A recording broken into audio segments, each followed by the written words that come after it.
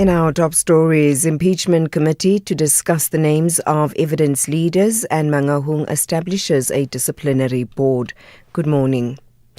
Parliament's impeachment committee will meet today to discuss the names of evidence leaders as well as its terms of reference. The committee was established following a constitutional court ruling in May directing that it should investigate whether President Cyril Ramaphosa should be removed from office in relation to the Phala matter.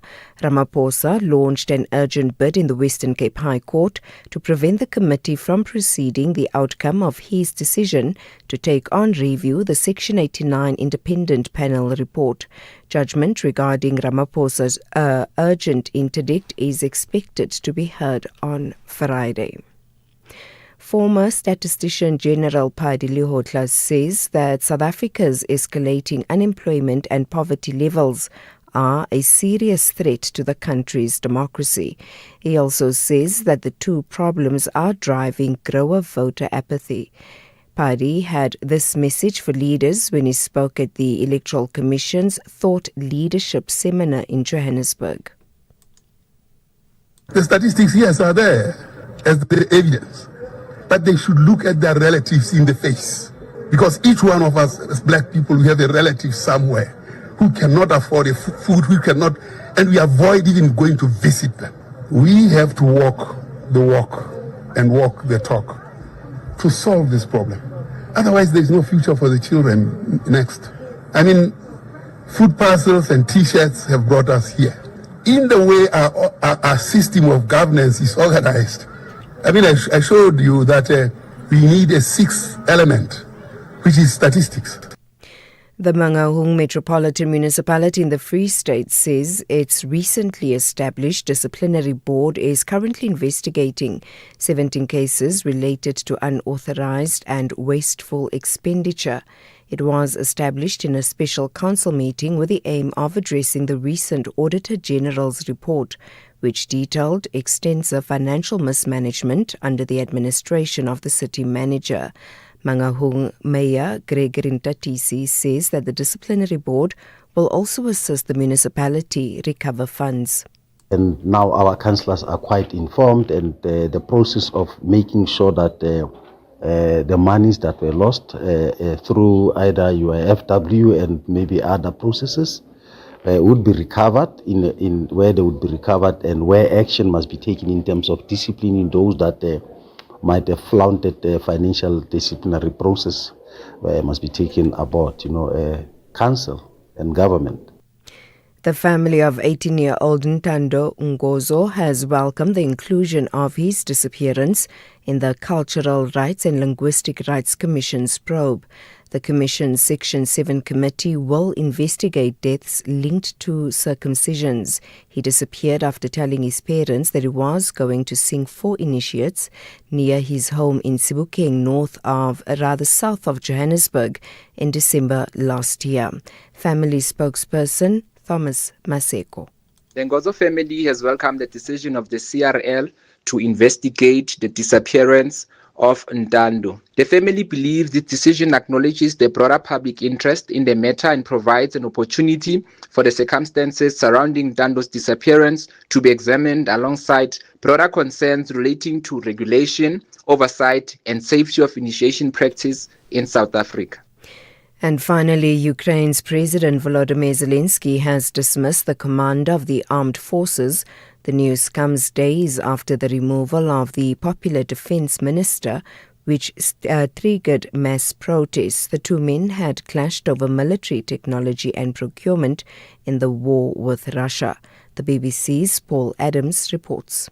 Making the announcement, the President thanked General Syrski and said a significant path had been travelled. His replacement is the much younger Mihailo Drapati, a man with a distinguished record of his own and, crucially, a friend of the ousted Defence Minister Mikhailo Fedorov. Mr. Fedorov called his appointment a breath of fresh air and a renewed source of hope. That will go some way towards reassuring thousands of protesting Ukrainians that their voices have been heard.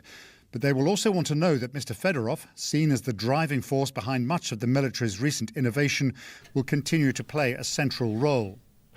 Recapping the top story, Parliament's Impeachment Committee will meet today to discuss the names of evidence leaders as well as its terms of reference. For SAfm News, I am Anne Musa. It's a very good morning to you in your SAfm sports headlines. Soccer, Banyana have arrived in Morocco as the countdown to the Women's Africa Cup of Nations enters its final day. And we also bring you Tour de France news as Remco Evenepoel goes on to win the state. All the details around 6:30. SAfm, guiding you through the rush hour traffic. Very good morning. We'll start with a check on Joburg's highways and byways. Looking pretty good at this hour. The usual sort of queues building, including the N3 from Germiston up through the roadworks at Heldmace. N1 coming out of Pretoria looking all clear at this stage. No major obstructions. The route flowing reasonably well down from Pretoria down through Midrand. And the R21 for those early morning flight connections clear from Pretoria heading down towards OR Tambo International. Durban, a crash on the N2 southbound at the M7. Traffic is starting to just slow down approaching that scene. Also going north is a breakdown between the M7 and Spaghetti Junction, so we'll keep an eye on that one. That could cut in and cause some problems shortly. Cape Town, bit of early traffic pressure on the N2 inbound from Khayelitsha through towards the airport. Stellenbosch Arterial Road queuing up, leading Kales River towards Nooiensfontein, and still no traffic lights. Marine Drive at Dolphin Beach Hotel. Expect another busy morning coming out of Bloberg, Sunningdale, Parklands and Tableview. With your traffic updates, I'm Rob Byrne. The National Briefing on SAfm. Clarity, context, and conversation. This is where the day begins with Kathy Mutlatlana on the National Briefing.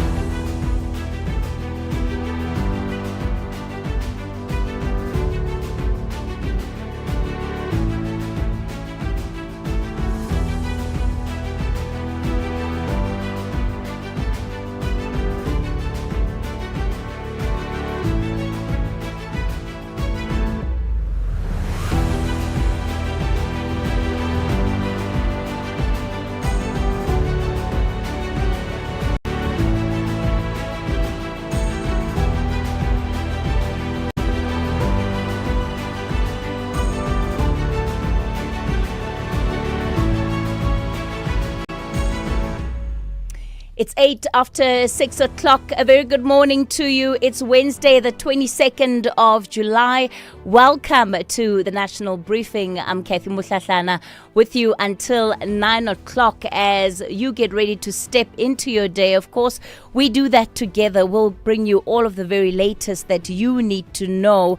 Starting off with this, for the very first time, 3 of South Africa's constitutional watchdogs, that is the Commission for Gender Equality, the Human Rights Commission and the CRL Rights Commission, have joined forces to investigate how the criminal justice system treats survivors of gender-based violence and femicide.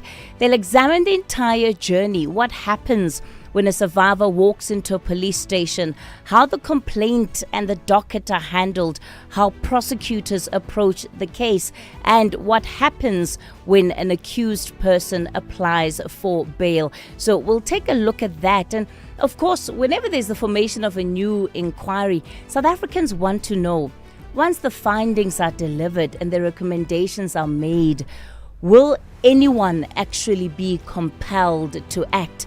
But before we get to that, I have no knowledge of the existence of a Khan-IDEC cabal in SAPS. I also have no knowledge of a Khan-IDEC cabal within the IDEC. It follows that if such a cabal exists, I am not party to it. I have not authorized, encouraged, or facilitated its existence. Advocate Andrea Johnson, the head of the country's top anti-corruption unit, finally took the stand at the Madlanga Commission yesterday.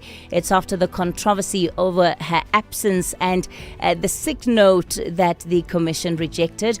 She was there to answer serious allegations, among them that she leaked a confidential docket to the very man that her investigators were examining. But her evidence has raised further questions. It's as she invoked her constitutional right against self-incrimination. So we'll unpack what exactly was behind that. And then, of course, after 7 o'clock, it's going to be one of our big stories for the morning. 43 young people died during this winter's initiation season. The CRL Rights Commission has now opened a formal investigation into those deaths, and it's amid concerns about illegal initiation schools and unqualified traditional surgeons who are performing these surgeries. As always, the conversation belongs to you. The numbers to use this morning, 086 000 2032.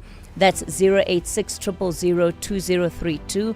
On the WhatsApp voice note line, 0614 104 107. Rob will have your traffic updates. Zai has your sport. And Ntaoleng, your latest market updates.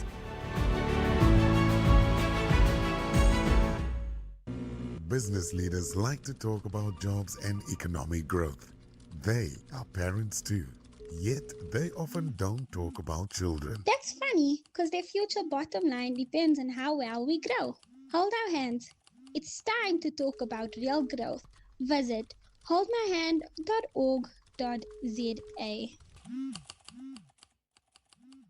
Durban, the promenade is calling and the purple wave is taking over the East Coast. It's time for the Hollywood Bets Durban 10-kilometer road race on Sunday, 30th of August. Whether you're chasing a personal best or walking for the vibe, let's turn the city purple along our beautiful coastline. Entries are filling fast. Visit hollywoodathleticsclub.co.za and secure your spot today. If you can't make it to the start line, catch all the action live on SABC2 and SABC Plus from 7 a.m. Brought to you by SABC Sports.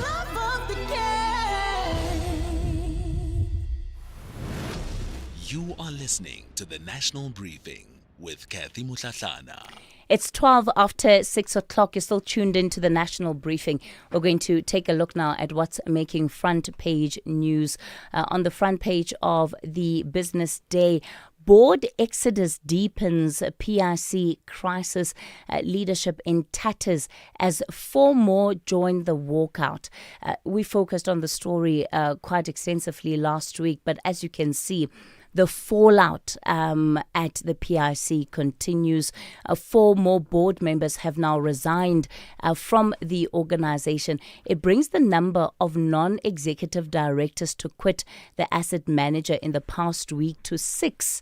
Right, and the exits are piling pressure on the finance minister, Enoch Godongwana, as the shareholder representative to intervene urgently and restore stability at the PIC. It's amid a deepening leadership crisis, and the resignations basically leaving the organization without a permanent CEO and chief investment officer, and all of this coming in the wake of the suspension of its CEO, Patrick Dlamini, in the last couple of weeks. He was in the role for just over a year, and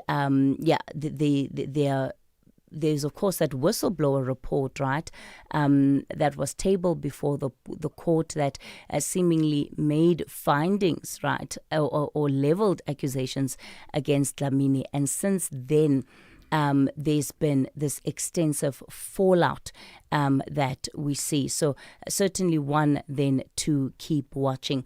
Also on the front page of the Business Day, financial stress chokes South Africans as living costs escalate. And that's about how South Africans are really under pressure. Consumers, at least 72% of them, report money-related anxiety. This is in the midst of those increasing costs, mounting debt repayments, and fears of running out of money before month end. And that's according to Debt Busters, and the Business Day just running with some of the findings from that report. On the front page of The Citizen this morning, the headline reads, fake sick notes cost 19 billion rand. Can you believe that? 19 billion rand?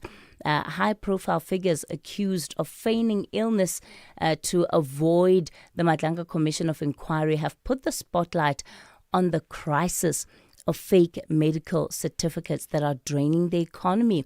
Now, Labour experts are also warning that absenteeism linked to fraudulent sick notes costs business millions and exposes employers to widespread fraud and abuse. And it was the Health Professions Council earlier on this week that said at least 2% of doctors are being investigated now for issuing fraudulent sick notes.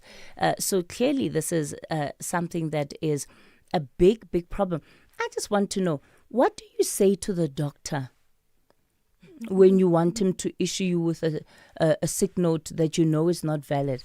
I think about it. I'm like, I don't know if I could ever get away with this with my doctors, but maybe have you tried that before, where you feigned illness, including going to the doctor knowing that there's nothing wrong with you, but you still went and you still insisted? How do people get doctors to issue them with fraudulent sick notes? I wonder how that happens. Unless, of course, people are just friends with, they have friends who are doctors, and so maybe the friends are a bit more understanding to the cause. We can have that conversation too. The front page of the Sowetan, how Joe Ferrari cheated death.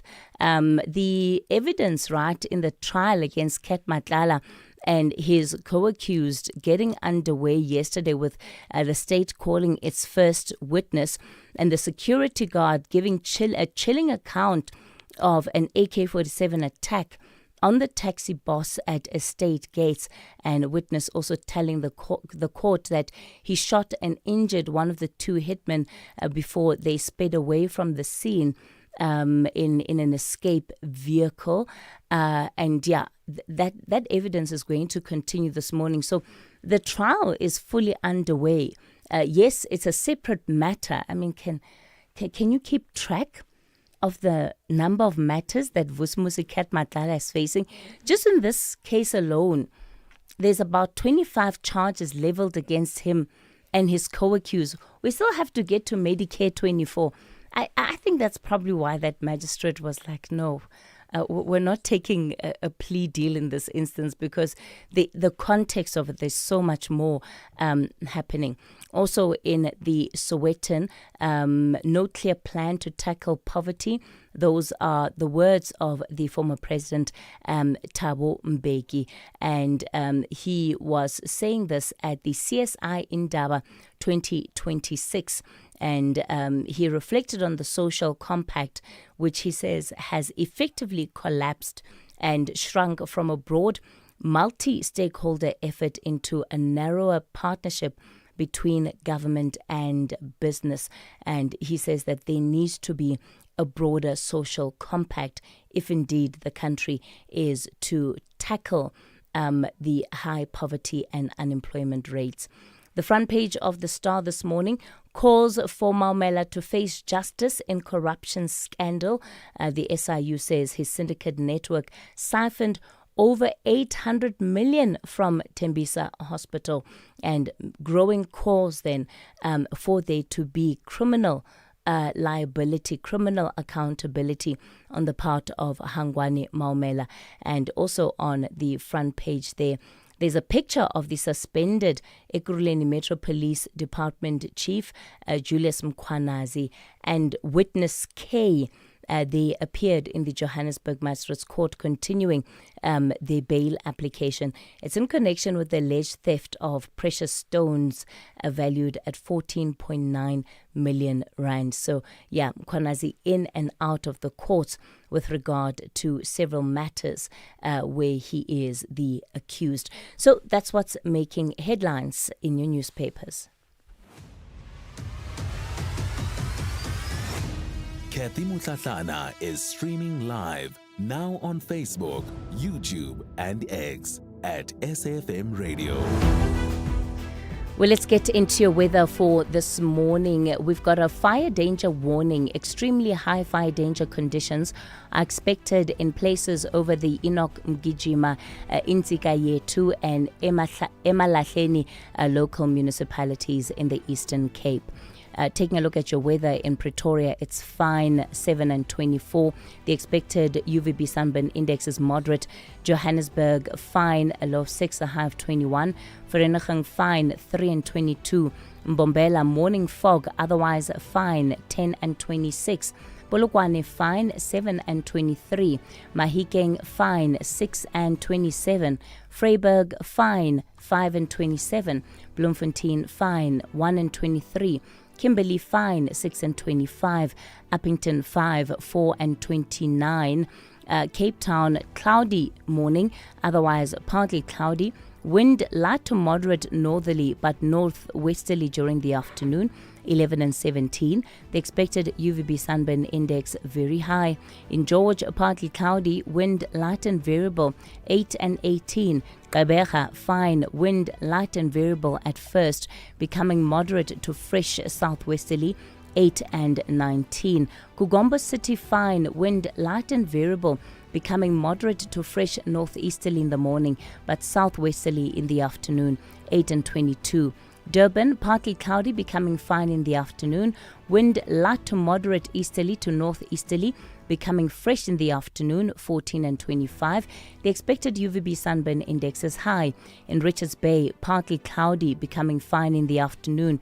Wind light to moderate easterly to northeasterly, becoming fresh in the afternoon, 14 and 28. And in Pietermaritzburg, partly cloudy with morning fog, becoming fine in the afternoon, 5 and 27.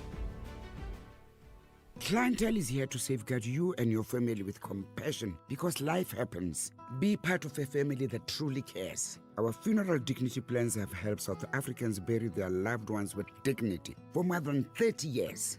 Let us help you create a meaningful tribute that honors your life and those of your loved ones. We pay out within 24 hours and you will get double accident cover with a clientele funeral plan. Our plans are affordable. Pick the option that suits your needs. Easy to apply, no medical examinations and no paperwork. SMS SAFM to 48031. That's 48031. Clientele Life is an authorized FSP and licensed life insurer. T's and C's online. Standard rates apply. Imagine if you could save time like you save money.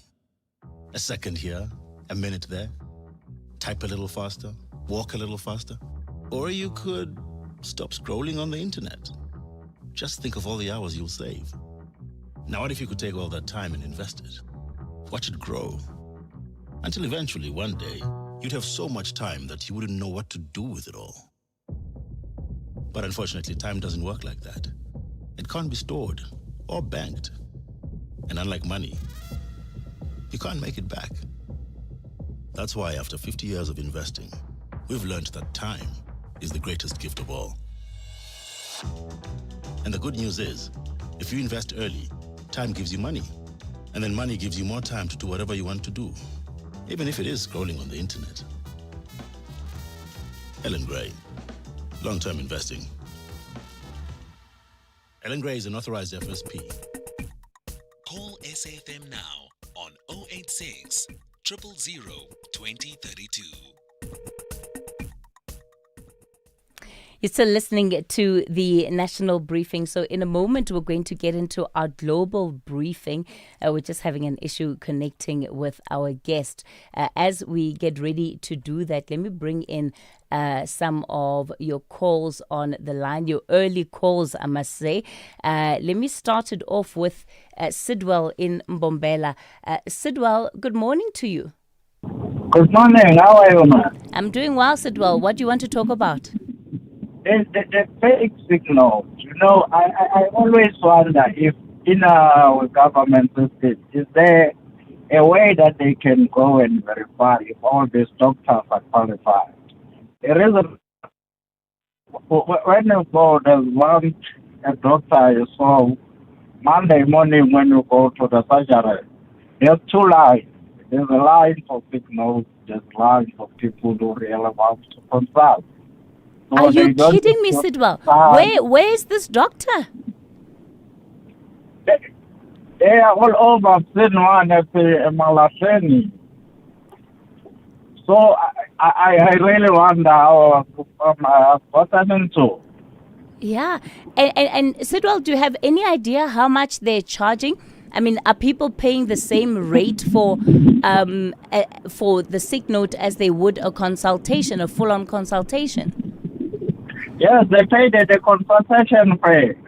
Most of the people, the workers, they have medical aid, so it does not become a problem for them. So you just go there with your medical aid, they charge to the consultation fee, and then you get your 3 weeks off. Sure, 3 weeks off. Oh my gosh. And I'm saying, I wonder how our system to verify this thing if you are a real doctor or is this doctor. And if you have noticed rightly, there's lots of doctors in every corner of the town. There's a doctor. Yeah. Okay. All right, Sidwell. Thanks for raising that with us. Imagine now you're getting a sick note for 3 weeks. 3 weeks just because you've claimed to be sick. And are the doctors also not scared of being found out? Like, what is the situation there? How do they plan on actually dealing with that? Let me move on then to Khotso. Khotso, you're calling from Malutapofong. Good morning. Good, Khotso. Good to hear you in such high spirits so early in the morning. Yes. Thank you, Kate. Kathy, I was not thinking one of the day the taxi industry, it will be like the politics. Here in Joburg, there was a smear campaign for the 2 years back to try for the taxi operator here in Joburg. They want to remove the MEC Kidiboni Diale because Kidiboni Diale, she is a qualified woman. She understands the position that she occupied. Now they coming out. They talking about the protocol. Kathy, there is no whereby the MEC will follow the protocol of the taxi association. The protocol of the taxi association must be followed by their members. The MEC must follow the oath of his office. The MEC must follow what he's supposed to do on the office. What is happening here, as you hear, Abu Mali, they come out, they talking a nonsense, so they saying the MEC, she don't follow the protocol. Here, Kathy, is a protection of the JMPD officers who have the taxis and the subs who have the taxi in the taxi industry here in Joburg. That is why they don't want the MEC to go straight to issuing the permit to the taxi operator. Okay. Why the MEC is doing that, Katie? It's because of the recommendation. The MEC is implementing the recommendation of the taxi operators that are oppressed by their money together with his groups. Okay. Here, Katie, we are dealing with the rifle of the king. The MEC must not listen this nonsense so-called money together with his group. Because what is happening, Katie, now? They saying that they threatening to shut down the taxi industry. Let them shut down it because they educate the people to get the alternative way. The taxi industry is not the only a way that the people they can get to the job. Okay, Khotso, quite a mouthful. Khotso, very frustrated, right? And it's a story that we covered yesterday. But he says the MEC should just not budge. Let me go to Cape Town. Shata, good morning. Good morning, Katie. How are you? Good. Go for it, sir. I stayed in George. Katie, I stayed in George for quite some time. Go to 69 Mid Street on a Monday and see how many people we have there going to go and purchase doctor's note. The very established clinic of group of doctors, a very established one. It's well known in George that if you don't want to go to work on a Monday or Tuesday, you go to, I don't want to, can I mention the name? Please do, because I feel like we need to follow up with them as well and find out what is happening at their practice. Go to Easy Care 69 Main Street on a Monday morning. It's an established place of group of doctors. Mm. It is well known in George that if you don't want to go to work, that's where you get the cheap doctor's note. And how much is cheap?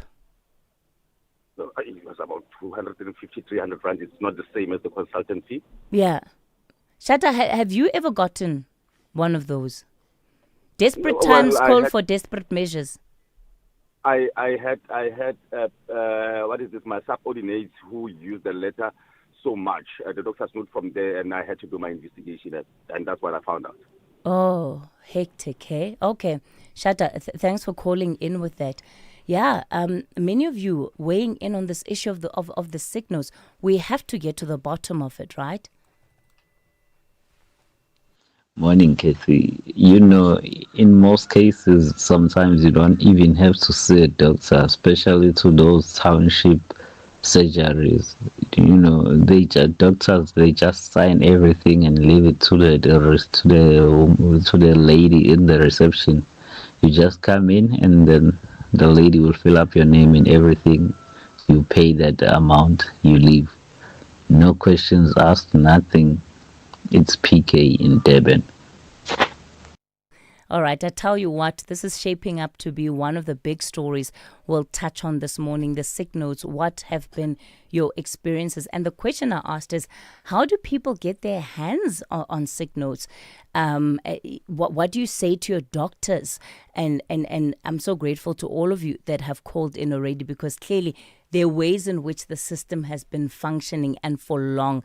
It's just after 6:30, and Musa has your first headlines for the national briefing. Good morning, Anne. Good morning. Thanks, Kathy. In the headlines, suspended SAPS Organised Crime Unit member Fani Nkosi is expected to appear in the High Court in Pretoria this morning. Parliament's impeachment committee will meet today to discuss the names of evidence leaders as well as its terms of reference. The committee was established following a constitutional court ruling in May directing that it should investigate whether President Cyril Ramaphosa should be removed from office in relation to the Phala matter.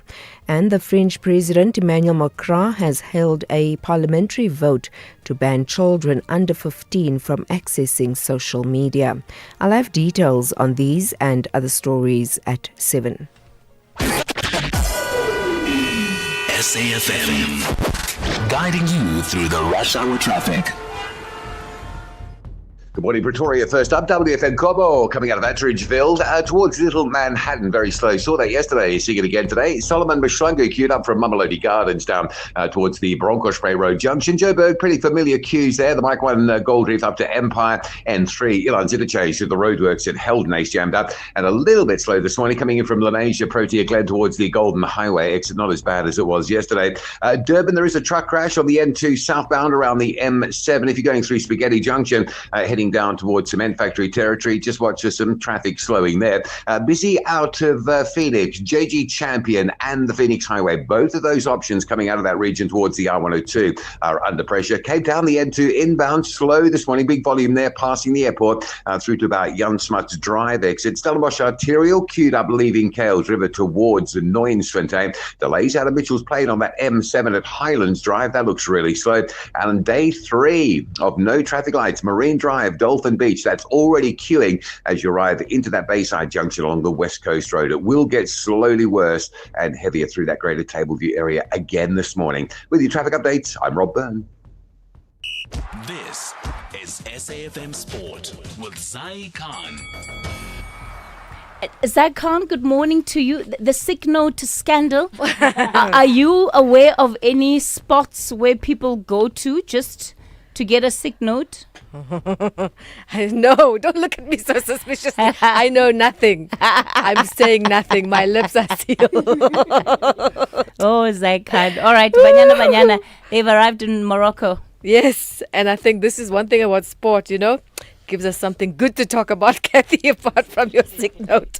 Coach Desiree Ellis has given her staff, no leave, no sick leave, because they're in Morocco. It's the Women's Africa Cup of Nations.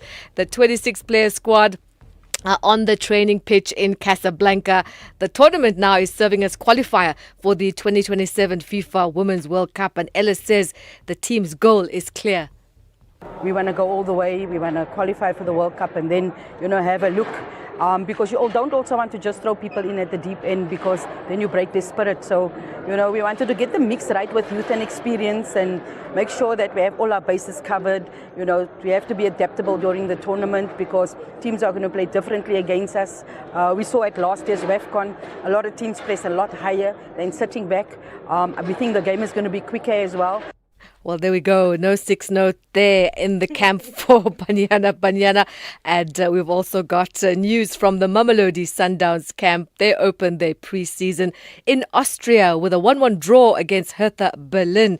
Elsewhere, Ipswich Town, they've signed the Ghana winger Abdul Fatawa from Leicester City, and that's a deal worth 440 million rand, with the 22-year-old agreeing to a 5-year contract as the newly promoted club prepares for the Premier League season. And former Manchester United manager Alex Ferguson has hailed Kevin Keegan for building Newcastle's greatest team following the former England striker's death at the age of 75. Keegan passed away this week after battling cancer. He famously led Newcastle from the brink of relegation to the Premier League in 1993. And cycling, we've got Tadej Pogačar, the reigning Tour de France champion, determined to prove himself after back-to-back defeats to Remco Evenepoel. The Slovenian, he lost the time trial to the world and Olympic champion Evenepoel following the stage 16 mountaintop defeat. With 3 alpine stages left, including 2 finishes, Pogačar is aiming to restore the Tour's hierarchy. He's already claimed 3 stage wins this year, but now turns his focus, and that's to the decisive days which will happen in the Alps.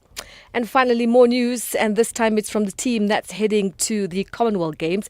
It's South Africa's netball captain, Kanisa Twane, says the squad is united and excited ahead of the Games in Glasgow. The 30-year-old is preparing for her 3rd Games appearance and says a productive long week has brought the players closer together. Yeah, everyone is very excited. We have a very good team, and I mean the trainings, you can tell how everyone has been pushing each other, but in all of that everyone is having fun, and I think that's what it's all about. So yeah, camp has been great and everyone has been in a good mood, and I'm happy to see everyone being excited for what's coming. Well, clearly all the South African teams have passed the fitness test. We'll be back with more sport at the top of the hour. I'm Zaikan. This FNB Market Brief is brought to you by FNB Business, empowering South African entrepreneurs with the relevant insights they need to grow and succeed every day. The Market Brief with Ndauleng Lechela on SAfm. Ndauleng, good morning to you. So 9 billion rand is what fake sick notes cost the economy. What do you know about the sick note scandal, sick note gate, Ndauleng? Yo, I don't know anything about the sick note gate, Kathy, but 9 billion is crazy money. Yeah, this morning everybody's like, Kathy, why are you intimidating us? Don't ask us these questions. You threw a spanner in the works. All right, let's talk about Japan. Exports are growing at the fastest pace we've seen in nearly 4 years. That's right, Kathy. Now, to what I actually do know, right? Japan's export sector continues to underpin the country's economic recovery, with overseas shipments rising 19.3% in June. That was the fastest pace since November 2022. The gain was driven by strong demand for semiconductor equipment, fueled by the global AI boom, as well as a weaker yen, which made Japanese goods more competitive abroad. Now, exports to Asia, China, and the US all posted double-digit growth. However, export volumes increased by just 0.2%, suggesting much of the growth came from higher prices and currency effects rather than stronger demand. Even so, resilient exports remain crucial in supporting growth as one of Asia's biggest economies grapples with rising energy input costs. Now, in other news, the financial cost of the U.S. war in Iran continues to climb, with the Pentagon estimating the conflict has already cost $37.5 billion. The Trump administration is now seeking nearly $90 billion in additional funding, arguing the war is placing significant strain on the defense budget and could force cuts to military training and maintenance without fresh support. Now, the escalating price tag is becoming both a fiscal and political issue ahead of November's midterm elections, with growing scrutiny over government spending. Now, tracking equity markets, some bargain hunting on Wall Street saw stocks close in positive territory, with chip makers leading the gains. That positive sentiment spilling over to Asia this morning, where most stocks are trading higher. Back home, trade was choppy, but a recovery in precious metals, including gold, helped the JSE finish slightly firmer, with the all-share index up 0.04%. On the currency front, the rand continued to strengthen ahead of today's inflation print, trading at 16.45 to the dollar, 22 to the pound, and 18.76 to the euro. And that's your market brief. Catch you back just after 7:30 with more. The FNB Market Brief was brought to you by FNB Business, your dedicated partner with decades of expertise building and growing South African businesses. FNB, help changes everything. FNB Business is proud to partner with SAFM's The National Briefing. We stand shoulder to shoulder with South African entrepreneurs and businesses because we know building a business is a 24/7 commitment. Whether you're managing cash flow, planning for growth, or navigating challenges, we deliver the sharp insights and practical solutions you need to move forward with confidence. From smart funding options to expert business advice, FNB Business is right there with you. Visit fnb.co.za/business. FNB, help changes everything. Africa in Focus with Advocate Sipho Mantula on SAFM. Refreshing morning to you, Advocate Mantula. So you won't be off the hook either, because the reactions we're getting to this are just incredible. What do you know about Sick Note Gate, Advocate Mantula? Are you aware of corners where people go just to be able to get sick notes? Refreshing morning, Sister in Jammu Africa. I don't have any clue or any sign or any signal or data to share that knowledge. Unless when we maybe may ask, abuse of the sick notice, Katie, happens in many levels. I'm a person who believes in indigenous healers, Katie, and I don't know whether their sick note, are they valid when you go to HR? Yeah, I remember there was a fight for that, in fact, a few years ago. But you see, everybody is pleading the fifth. Everybody is saying what Andrea Johnson did yesterday, the Matlanga Commission. Don't want to incriminate myself. Advocate Mantula, let's talk about West Africa. We've seen leaders back the $25 billion Nigeria-Morocco gas pipeline. That is quite true, Katie. We are still harvesting the ECOWAS summit that came out over the weekend in terms of how they support Nigeria to Morocco now via 13 West African countries that will benefit out of that 25 billion mega project on transporting the natural gas. You will recall that in Southern Africa, we always rely in Mozambique, this case, Cabo Delgado, where there is gas. But West Africa, this has been a long-standing project. Morocco actually has been engaging on it for a decade now. Since 2016, they've been engaging with Europe in terms of engaging with ECOWAS on this issue of energy routes that have to be between West Africa and North Africa. A serious commitment that came from the ECOWAS summit. And then moving on, Advocate Mantula, to the food security report, where Africa has overtaken Asia as the world's hunger hotspot. That is quite true, Katie. A damning report that gives us that projection is that by 2030 we'll have 500 million people who suffer from what we call chronic hunger. And this report coming very clear to say Africa is having challenges that are coming from what we call the geopolitical tensions, energy supply, agricultural inputs, the cost of food also that are rising with the different conflicts. But when you look also at this report, highlighting that actually many African countries each year, they are importing nearly 100 billion worth of food it means that Africa has to feed itself, Casey, because once you are relying from outside, hence we are finding ourselves having overtaken Asia when it is coming to the hunger index. Now, this is a serious challenge that came from the UN Agricultural Agency. eThekwini also getting some much needed business. It's going to be very busy in the next month. That is quite true. Actually, the end of the month, Casey, there's a SADC industrialization week between the 27th of July to the 31st.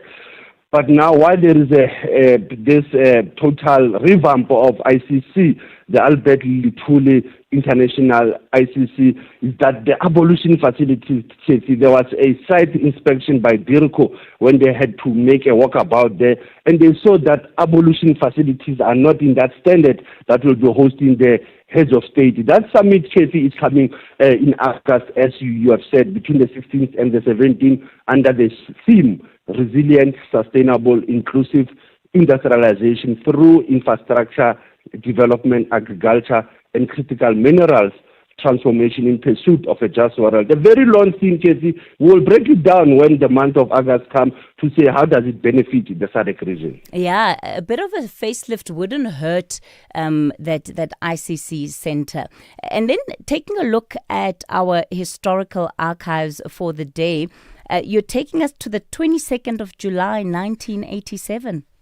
It's almost 89 years ago. I'm going to Telbecha or Gompo in the Eastern Cape, where two activists from the African National Congress were arrested by the apartheid forces. And these are great leaders that we know, Casey. They are still alive. It's the former Minister Vali Musa and Ntate Masi Morobe. They were part of the UDF leadership that were arrested they've been for a run for almost a year from the state, and they were arrested on this day, on the 22nd of July, 1987. Asante sana, Casey, as was leading the True Conversation, SAFM observing the International Mandela Month and the Africa Union Month.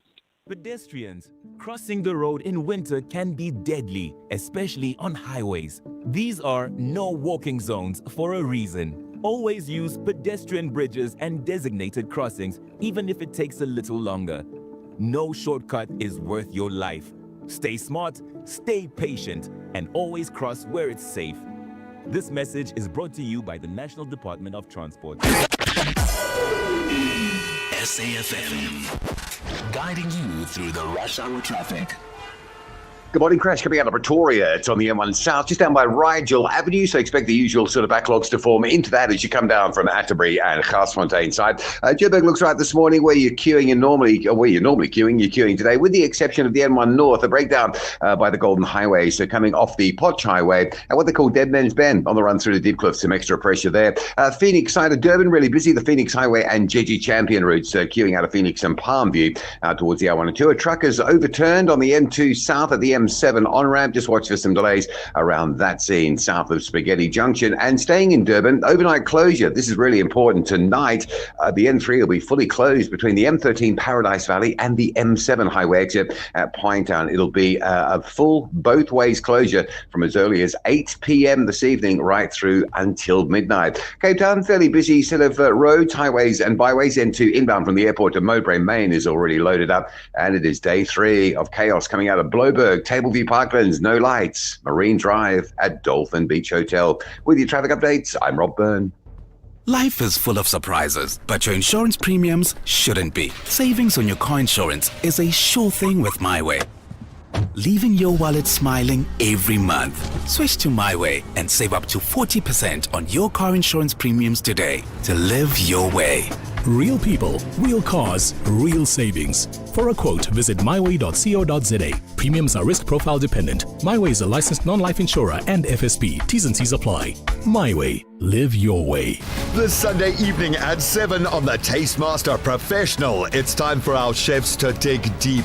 Tasked with creating a dish inspired by their own journey, they'll need to balance emotion with exceptional cooking. Featuring guest judge Chef Peter Duncan from the renowned La Petite Colombe, who will tell a story worth remembering. Find out on the Tastemaster Professional. Sunday at 7, repeat Saturday at 4:30 and Sunday at 3:30 only on SABC 2.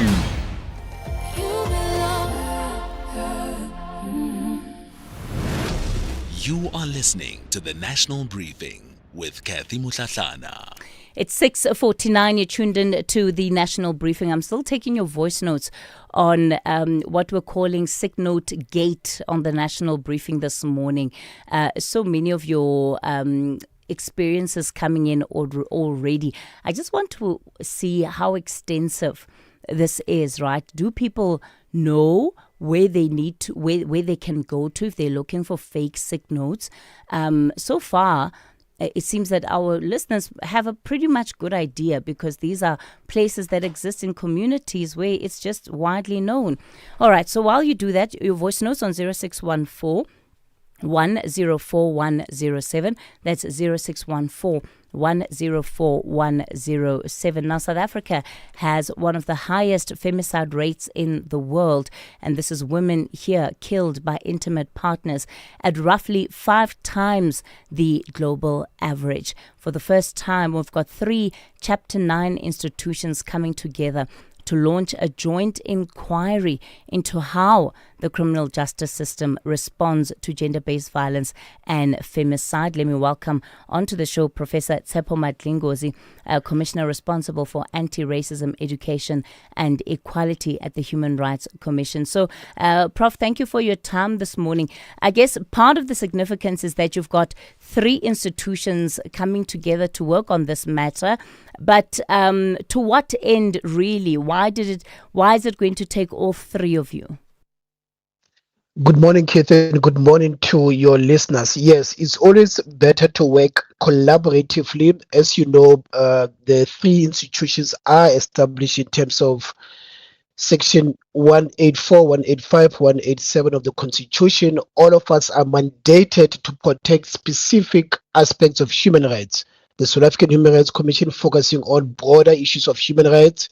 The Commission for Gender Equality focusing on promotion and protection of gender equality, and then the CRL Commission, the Commission for the Promotion and Protection of the Rights of Cultural, Religious and Linguistic Communities, really focusing on the rights of those communities, but also how those communities also uphold their rights. So the aim here is that instead of working in silos, the scale of the problem is such that we need to harness our powers, our mandates, and our resources. So when you then talk about how this investigation is going to be run on a practical basis, what is it going to entail? I mean, we've seen how inquiries of the CRL look like. We've seen how inquiries of the HRC look like. But, I mean, I don't foresee a situation where you've got a panel of, commissioners and representatives from all 3 institutions. Absolutely. There will be representative from all 3 institutions. We will have 8 commissioners, 6 commissioners, 2 from each institution. We'll have about 6 evidence leaders drawn from the 3 institutions. The research, the legal, as well as the protection units will be coming together from all 3 units. Because, as I said, the severity of the problem is that we need to tackle this issue in multiple phases using various methodologies. So from now on, we are undertaking site visits to police stations, to court, to Zella centers. Then there will be interviews with judges, with prosecutors, with police officials, with civil society. The third aspect would then be, looking at the national policies and the frameworks that are there, which will then culminate in indeed the hearing. So we really want to do this in several phases. We want to do it properly, and therefore we are bringing all our resources and expertise together. Sure. I hear you, Prof, but I'm just thinking, what are you going to uncover that we don't already know? The research has been extensive on how the criminal justice system treats victims of violence. So I'm just curious, is this not yet another duplication to find out what we already know while victims continue to have the same experience? all three institutions continue to receive complaints from members of the public, from victims and survivors, but also from civil society. Now, instead of all of us investigating all these complaints in an individual basis, we are undertaking a systemic and a deep dive into the issues. While there are other commissions that are looking at other aspects of the criminal justice system, we are looking at why, despite all these national policies, despite all these institutional efforts, we continue to have backlogs, we continue to have improper servicing of protection orders, we continue to have discrimination within the system, and therefore what we'll be doing is to provide very systemic recommendations at all levels, the stages of initial reporting, the stages of case flow to see that there are no delays in the system. We look at the Tutuzela centers, which are good ideas, but they're not integrated properly. All right. We look at prosecutors and the myths, the rape myths, and attitude of prosecutors sometimes up to the level of judges and the post-trial period. Professor Tsepo Madlingozi is with the South African Human Rights Commission. This is where the day begins with Kathy Mutlatlana on the National Briefing. Well, let's get into this story now. Yesterday, Advocate Andrea Johnson, the head of IDAC, finally appearing before the Madlanga Commission of Inquiry. Our reporter, Svatle Mota, is covering those hearings. Svatle, we saw a very different Andrea Johnson before the Madlanga Commission than what we did at that ad hoc committee before Parliament. Let's just talk about her time in that witness box, especially the fact that she would have been aware of just how offended the Commission was at her non-appearance last week. Good morning to you, Kathy, and good morning to the listeners. Yes, I mean, we saw a very, very calm Andrea Johnson present herself before the Madlanga Commission, and often even just sipping on some water on her table. As you know, she was rushed to hospital last week before her appearance, or her scheduled appearance before the Madlanga Commission, which then she was unable to appear. But, I mean, she's facing very, very serious allegations, and some of the allegations are that she may have, handed Feroz Khan a very confidential report or complaint pertaining to an alleged assault and intimidation case against a crime intelligence brigadier. And towards the end of her testimony yesterday, this was somehow brought up, and she made it clear to the Madlanga Commission to say, she respects its fact-finding mission, but she doesn't, believe that it overrides her constitutional rights against self-incrimination. And we expect that the Commission, will continue from that point on, because the allegations that have been made against her regarding that matter, or that matter rather, are very, very serious. It's quite interesting because in that evidence, she also acknowledged a personal relationship with Khan, but presented a timeline, and I'm sure we're still going to see more interrogation of that, presented a timeline of their relationship, which at some point Advocate Silo was quite curious about, to say, why did she choose to list dates of when they were close and then when they were subsequently not close, as that very much also coincided with some of these developments that we're seeing today since that press briefing by Nhlanhla Mkhwanazi? No, definitely.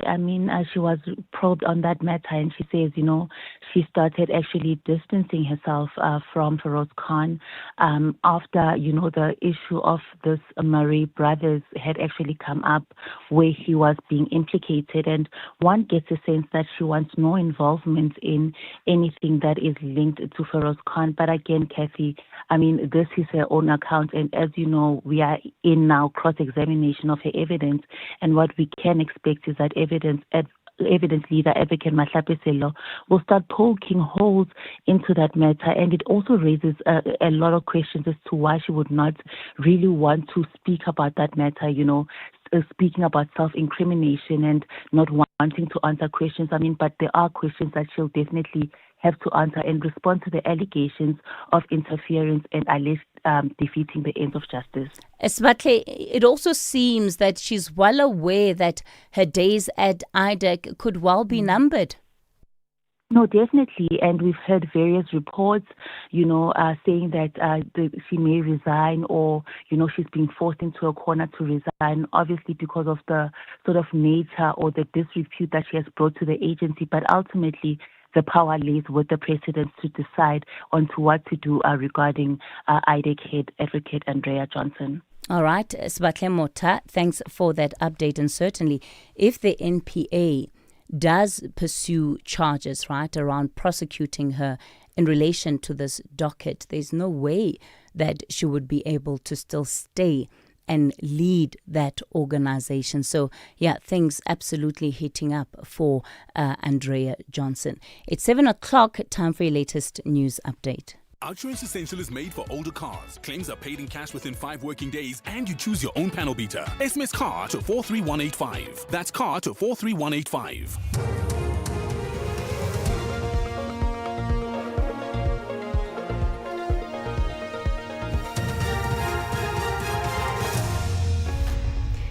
In our top stories, Sergeant Nkosi to appear in the Pretoria High Court and Parliament's impeachment committee set to meet.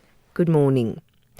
Suspended SAPS Organised Crime Unit member Fanny Nkosi is expected to appear in the High Court in Pretoria this morning.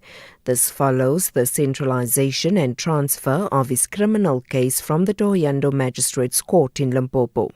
Nkosi is facing charges including theft of dockets as well as unlawful possession of ammunition and explosives. Lerato Makola reports.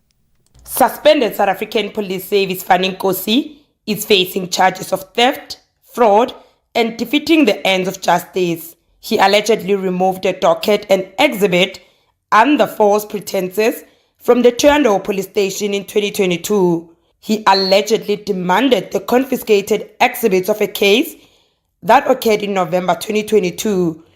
The exhibit bag was later returned to the police station and it was found to have been tampered with.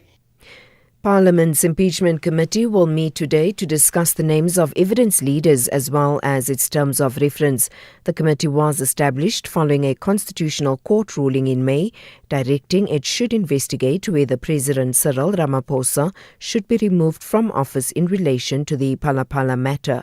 Ramaphosa launched an urgent bid in the Western Cape High Court to prevent the committee from proceeding with the outcome of his decision to take on review the Section 89 independent panel report.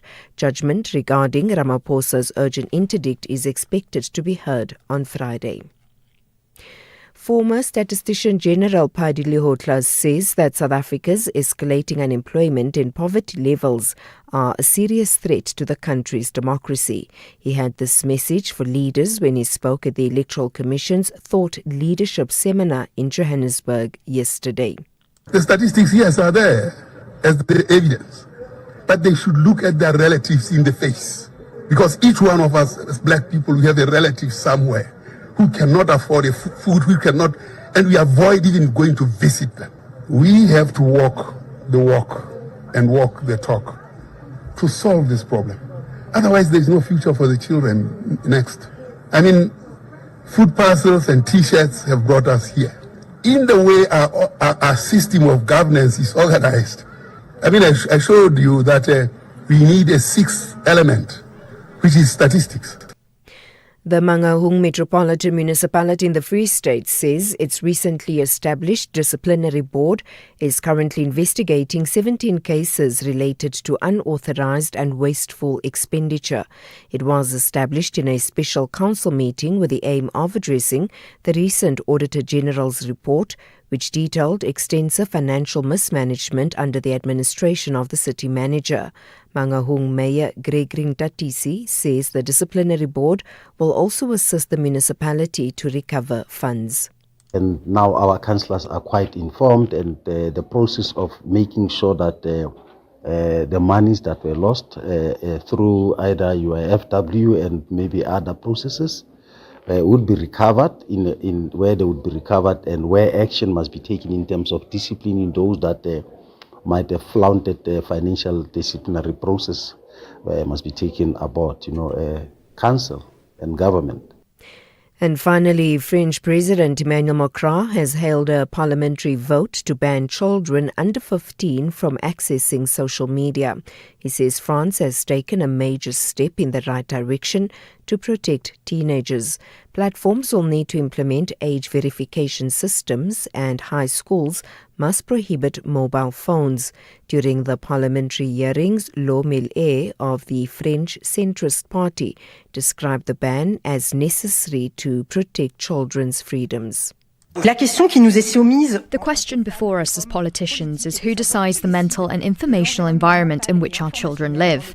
It seems to me that the condition for freedom is having available attention time, having reliable information, and deciding what we see. These conditions no longer exist when we have platforms that use our cognitive vulnerabilities as objects of commercial optimization. Recapping the top stories, suspended SAPS Organised Crime Unit member Fanny Nkosi is expected to appear in the High Court in Pretoria this morning. For SAFM News, I am Anne Musa. Theft, accident and 1 million rand third-party cover for your older car. Outsurance Essential has it all. Get a quote. SMS car to 43185. That's car to 43185.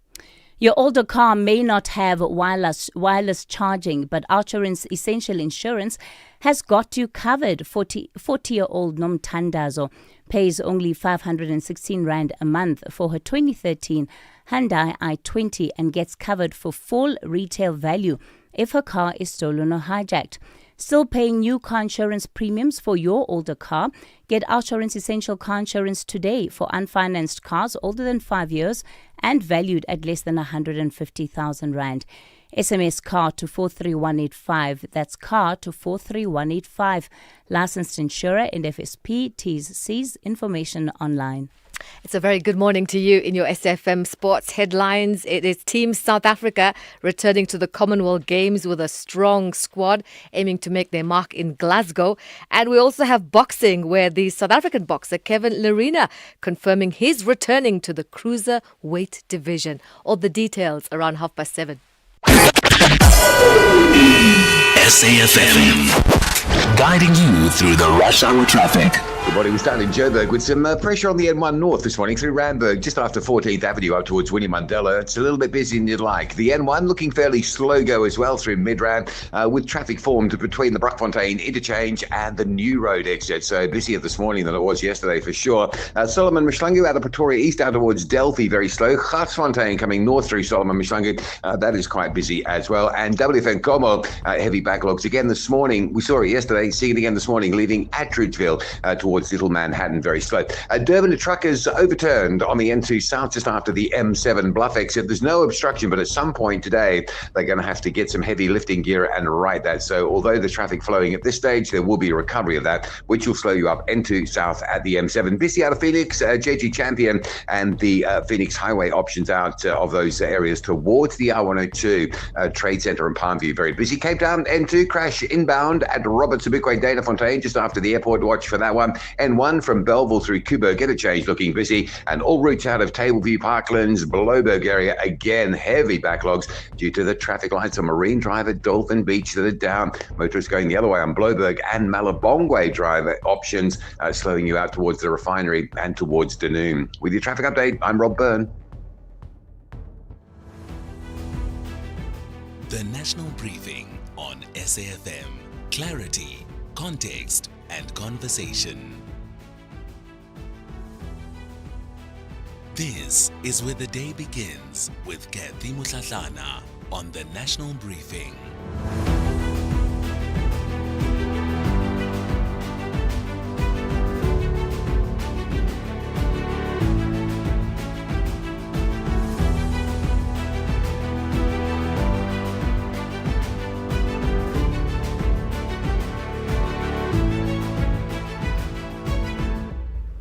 It's 7:09. A warm welcome if you've just tuned in. You're listening to the National Briefing.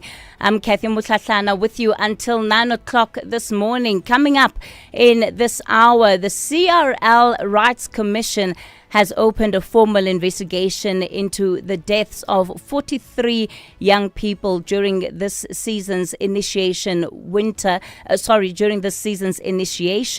and will get to the bottom of what they believe needs to be done to save lives.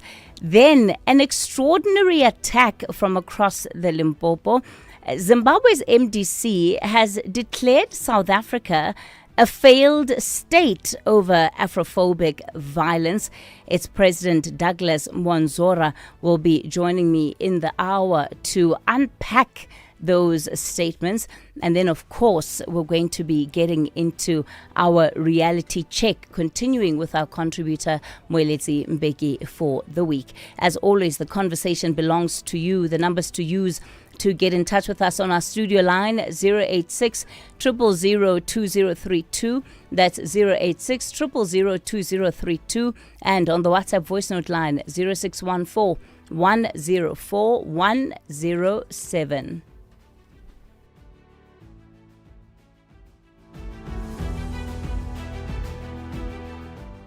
This is what progress sounds like. At South African Airways, we've added more aircraft to the runway, increased our flights from just over 1,000 in 2021 to over 24,000 last year. And we continue to add more destinations and routes. It's steady progress over time. We know there's still work to do, but every day we're building something stronger. An airline that shares the resilience of the country it carries. South African Airways. Book your next flight at flysaa.com today. Babe, I'm getting extra cash from my insurance. I was thinking romantic getaway or a treat for the kids. You're getting money from your insurer? Yes, my cash back from my way. I'll get back 10% of my monthly premiums for staying claim-free for 2 years. I'm getting 5,680 Rand. No, that's real cash. Mm-hmm. Real people, real cars, real rewards. For a quote, visit myway.co.za. My Cashback is a feature on qualifying products paid after 2 claim-free years and all premiums paid. Premiums are risk profile dependent. MyWay is a licensed non-life insurer and FSP. T's and C's apply. MyWay. Live your way. The National Briefing on SAfm. It's 11 after 7 o'clock. Let's get then into our big story for this morning, at least the first one within this hour. The winter initiation season this year claiming 43 lives, while dozens of initiates have also suffered injuries and in some instances even amputations. In response, the CRL Rights Commission has now launched an investigative mechanism to determine the root causes of these tragedies.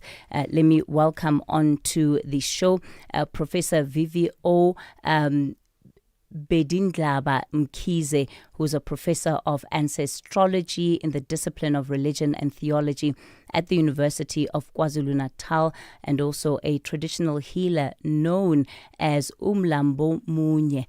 Professor, good morning to you. Thank you for your time this morning. Look, the numbers paint a very grim picture. It's a worrying situation that we are sitting with. Your own analysis of how we have ended up here. Good morning, Kathy. Good morning to the listeners and to everyone in our country.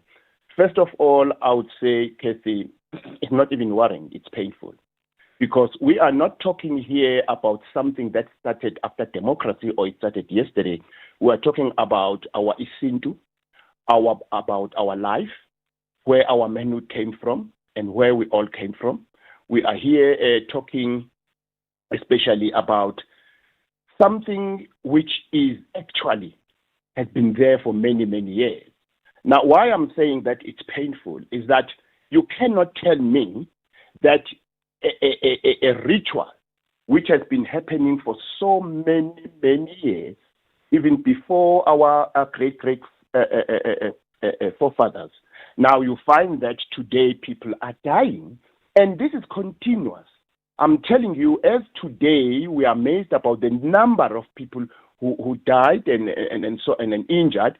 Next year we'll be talking about the extra number. Now, who is actually being careless here? There are two things here, Katie, that you must understand. Is that I'm actually fully blaming our government for not supporting and not taking seriously our own cultures, our own Isintuism, and our own tradition. In what manner?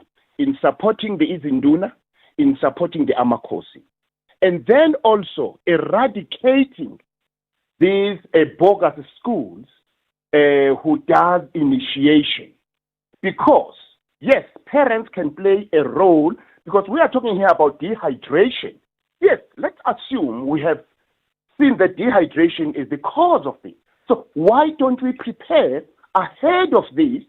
Because we know what actually happened. We knew about 10 years back, 20 years back, 5 years back, closer to today, where today we are mourning about 34 initiates who have actually passed away.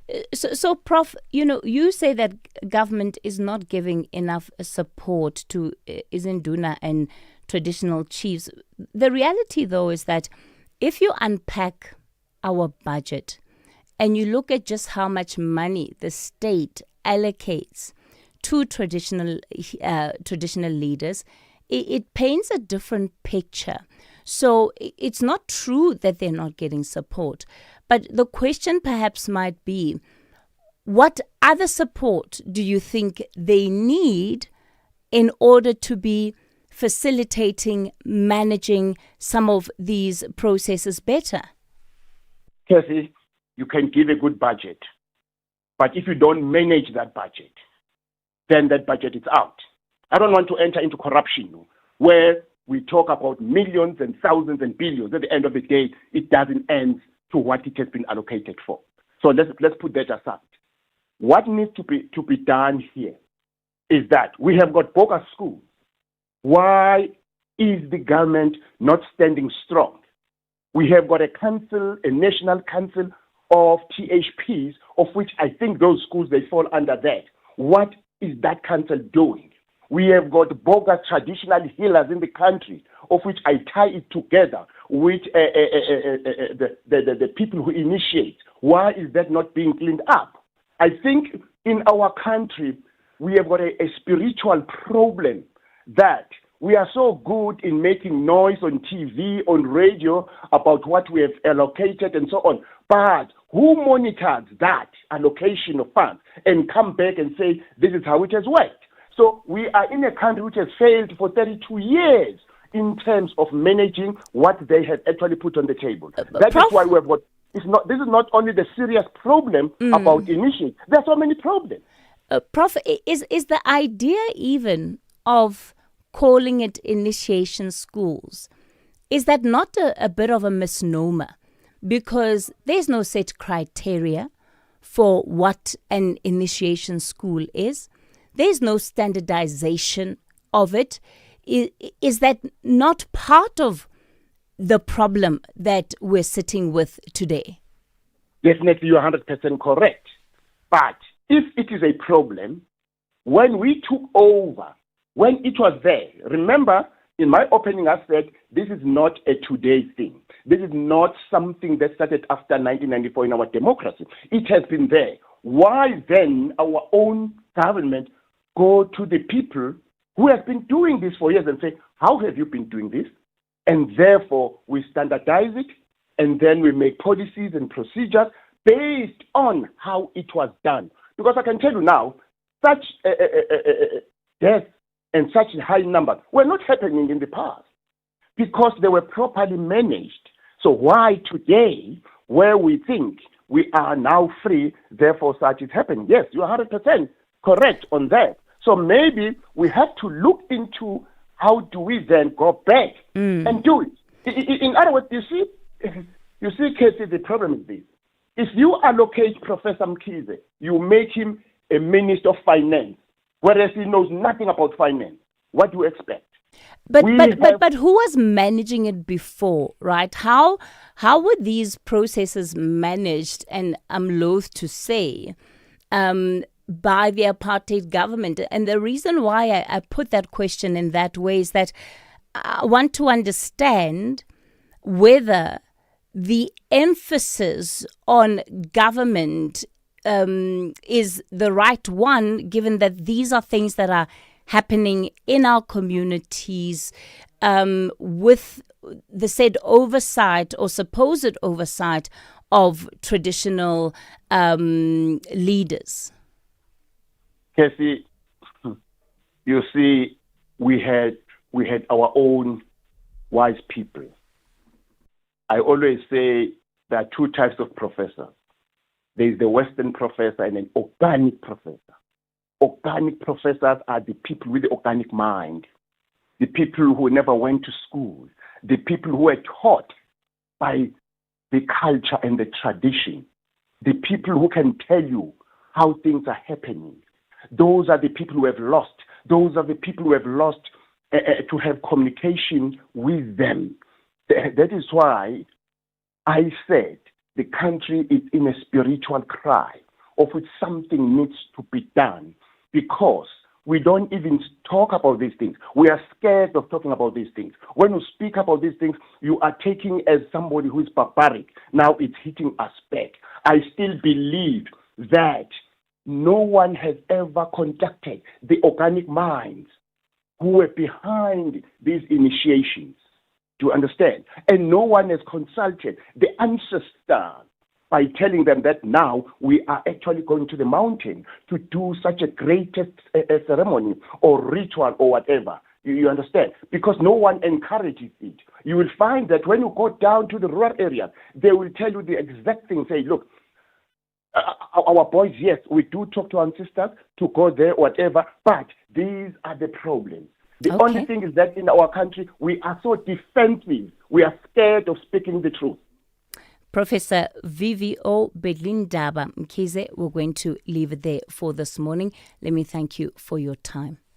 This Sunday evening at 7 on the Tastemaster Professional, it's time for our chefs to dig deep.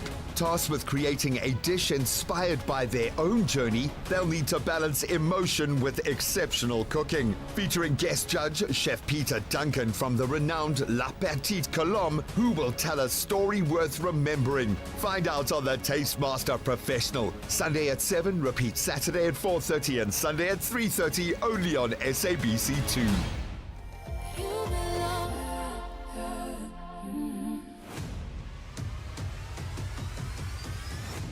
Kathy Mutlatlana is streaming live now on Facebook, YouTube, and X at SAfmRadio.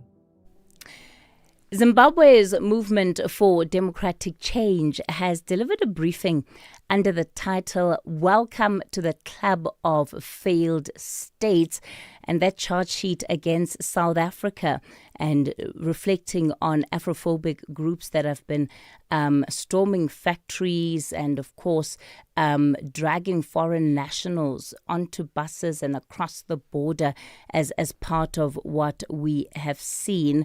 Douglas Monzora is the president of the MDC. Douglas, good morning to you. Thanks for your time this morning. So you've come out then to label South Africa as a failed state. It's a very serious label you've put on it. What definition are you using for this? Well, first of all, what is happening in South Africa, the issue of trying to chase out to chase away foreigners, did not start with the black South Africans. It started during the time of apartheid, when the poor Afrikaners were competing with labor which was coming from the South African states under the Wenela, the Witwatersrand native labor. These were laborers who were coming from Zimbabwe, Botswana, Mozambique, and Zambia, Malawi, etc. But where we are coming to is that there is a group of people that are harassing people, that is murderous, closing people's shops. These are people who have invested in South Africa, who are creating jobs in South Africa. They harass black people. They don't harass white people who are foreigners in South Africa. So this behavior by a group of a smaller group of people. And we know that the xenophobic people don't represent the people of South Africa. The generality of the people of South Africa are welcoming and friendly, and they are good people. But we have a group of people that is being led to ravage throughout the country unchecked. Don't we have law enforcement? Douglas, I still don't see clearly or hear clearly then the aspects that would lead you to characterize South Africa as a failed state. A state that does not control violence, meted by a section of its people, is ipso facto a failed state. In what ways is the violence not being controlled? Because it is going on unabated. People are being harassed, shops are being closed, some people are being killed, and these groups must be kept. We know, of course, and we do appreciate that they do not represent the people of South Africa. They represent a murderous group of people who are targeting fellow Africans. You see, the problem with this, madam, is that you have seen retaliatory behavior from some African communities outside South Africa. That is tragic. We must be brothers. We must be sisters. We must have camaraderie. Okay. And you know what can be happening is that maybe one day the economic situation in South Africa may change. It is not beyond the ordinary experience of human life Douglas, that things like that happen. Douglas, amongst the allegations that you make is that there is a coordination between the South African state and vigilante groups. No. We do not say that. We do not say that. We do not have evidence that the South African state is complicit. Our charge against the South African state is that it is not doing enough to stop these people. But as to whether there is evidence of coordination, no, we do not make that charge. And if that impression was created, then it is unfortunate. And to the extent then that much of what is happening is due to what many see as a failure on the part of the Zimbabwean government, right? In providing a good ecosystem environment for its citizens, so much so that many of them then end up coming to South Africa. How much of that do you bring into your analysis, Douglas? Definitely, the Zimbabwean government is complicit because it created the situation where its citizens had to leave the country in big numbers, bigger numbers than normally what was happening. And most of the people who ran to South Africa, to the UK, to Australia, and so on, were economic refugees. That's number one. Because the economic system had been destroyed by the Zimbabwean state and by ZANU-PF in particular. And the second group were political refugees running away from the gross human rights violations that happened, especially around 2008, where we saw over 300 people who were butchered in cold blood by the ZANU-PF regime. Yes, the South Africans, we are grateful. They tried to help us by making Zimbabweans appreciate one another and work together in the government of national unity. But the damage had been done. People had been displaced and they had gone to other countries. So yes, the Zimbabwean state does not escape blame at all. Are you having any of these conversations with the South African government? I mean, have you sent something to the government officially telling them that you believe that they're a failed state? Not yet, madam, not yet. We have not been able to do that. But of course, we are going to write to them regarding our concerns about how we think that they should curb this violence that is happening because of its effect, not only on the African communities, non-South African communities in South Africa, but on South African citizens in other countries. An ugly scenario is unfolding. There is no need for that in Africa. We must complement each other as brothers and sisters on this continent, especially we in Southern Africa. So it is necessary that the South African government critically looks at how it is dealing with the issue of violence. How is this group of people so powerful that they can do as they please against other people? You know, we are laughing stock of the world. Douglas Monzora, he is the MDC president. And yeah, you've heard then those reflections for yourself and why the MDC is now saying that South Africa is a so-called failed state. It's 7:30, time for your latest news headlines. Good morning, I'm Anne Musa. In the headlines, the British Zimbabwean man arrested in connection with the deaths of his wife and 2 daughters is expected back in the Johannesburg Magistrates Court today. Ndodana Chuma's case was postponed a week ago for the verification of his legal status and address.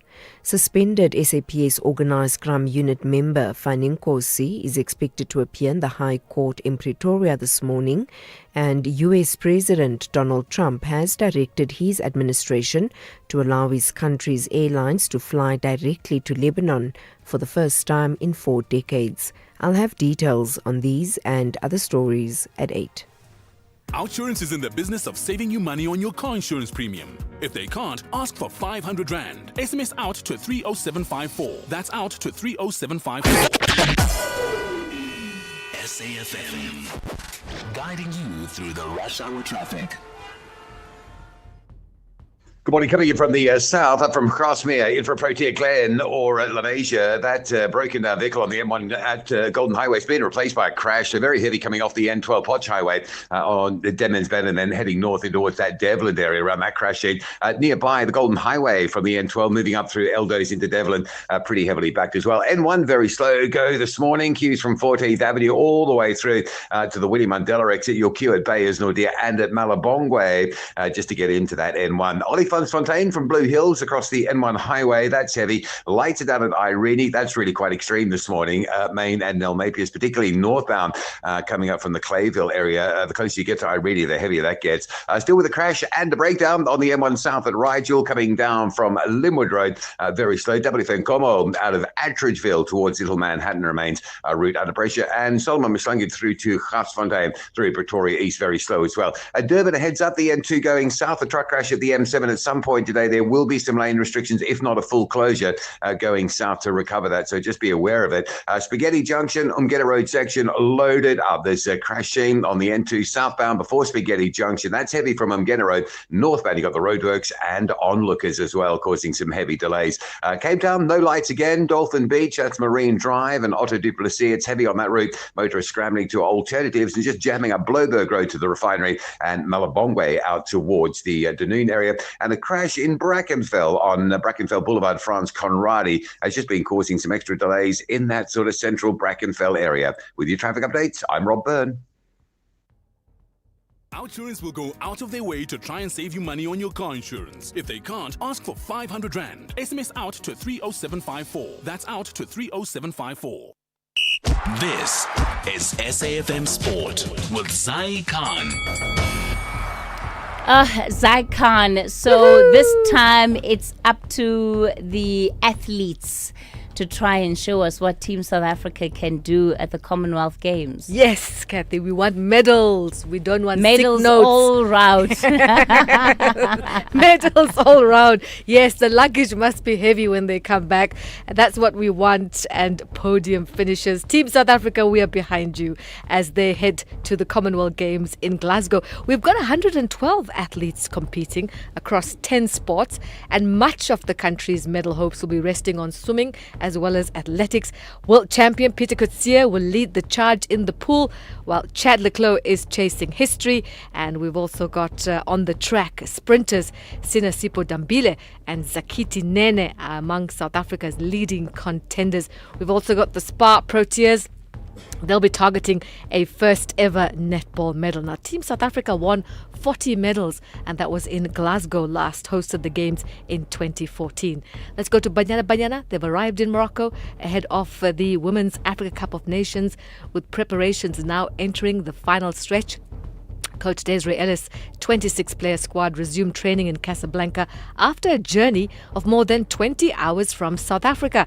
The tournament, which starts on Sunday, also serves as a qualifier for the 2027 FIFA Women's World Cup, with South Africa opening their Group B campaign against Tanzania on Monday. Let's go to the Bafana Bafana squad now. Hugo Broos, he could be staying in the Bafana dugout for another year.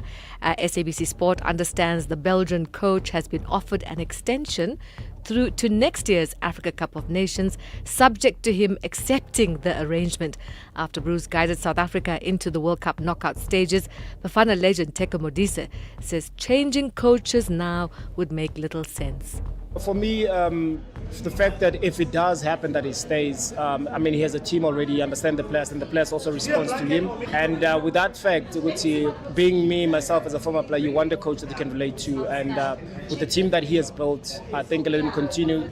Hopefully this time around, being the coach that actually, took us to a promised land. Let's support him. Let's support the guys, and also maybe from a player's point of view, the guys that were not selected. This should be a motivation to find yourself in the national team, to present the country at the highest level, and I just hope Coach Hugo Broos will take us to better positions. As Bafana legend Teko Modise here on the National Briefing. Cycling now, Remco Evenepoel has claimed his second consecutive Tour de France stage victory after dominating the individual time trial. Speaking afterwards, the Belgian described the win as a special one. It's amazing. It was a very nice TT, a lot of people on the side of the road. My whole family from both sides being here. My parents came just today. My wife is here with her parents and the siblings as well. And also on the Belgian National Day is pretty special. I read this morning it's been a while since Belgium won on National Day, so I'm proud to be the one. And finally, boxing. Kevin Lerena is heading back to familiar territory, the former world champion, confirming he's returning to the cruiserweight division. That's your sport for now. Stay in our corner. We'll go another round at the top of the hour. I'm Zai Khan. The Market Brief with Ndauleng Lechela on SAFM.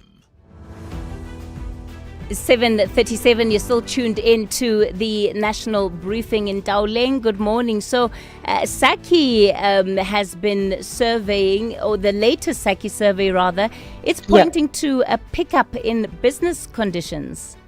That's right, Kathy. The survey by the South African Chamber of Commerce and Industry shows business confidence improved in June as lower oil prices eased cost pressures and boosted expectations for trade over the next 6 months. Businesses reported improving input costs and stronger hiring intentions, although sales volumes and new orders remained weak. Now, the improvement matters because stronger trade conditions typically support economic growth and job creation. However, the outlook has become less certain as oil prices have climbed yet again in recent weeks, and renewed Middle East tensions raise the risk of higher fuel costs, stickier inflation, and renewed pressure on businesses as well as household spending. Now, over in company news, Aspen has taken a strategic step into one of the world's fastest growing pharmaceutical markets after securing approval to sell a generic version of Ozempic in Canada. While the approval does not translate into immediate sales because the company is still waiting for supplies of the active ingredient, it does position Aspen to compete in the lucrative GLP-1 market once production begins. The approval also supports Aspen's strategy to expand its manufacturing footprint, with multi-dose injection pens set to be produced here at home in South Africa. More broadly, the entry of generic manufacturers is expected to increase competition, improve access to treatment, and gradually reduce prices as key patents expire in more markets. Tracking equity markets, sentiment is cautiously positive this morning, with Asian stocks mostly in the green. However, US futures are pointing to a softer open as investors continue to weigh elevated oil prices and ongoing geopolitical tensions. Now, that mixed picture could see the JSE open with modest gains, although investors are likely to remain on the sidelines ahead of the June inflation print, which is expected to provide further direction on the interest rate outlook. Meanwhile, the rand has extended recent gains ahead of the data release, trading at 16.45 to the dollar, 22 to the pound, and 18.76 to the euro. I'll leave it there. More business coming up around 8:30 with Kathy. She'll be honing in on digital payment solutions and how accessible banking services are helping South African businesses, that is, grow. 10 chefs, one title, and a life-changing opportunity. This is the Taste Master Professional. Weekly cooking challenges test their skills, teamwork, and ability to run a professional kitchen, all under the critical eye of renowned chef Bertus Besson. With over 800,000 Rand in prizes, including a brand new car to the value of 440,000 Rand, and the chance to lead the new Taste Master Deli and Restaurant in Paarl, who will rise up and claim this exciting new career opportunity. Find out on the Taste Master Professional. Sundays at 7, repeat Saturdays at 4:30 and Sundays at 3:30 only on SABC2.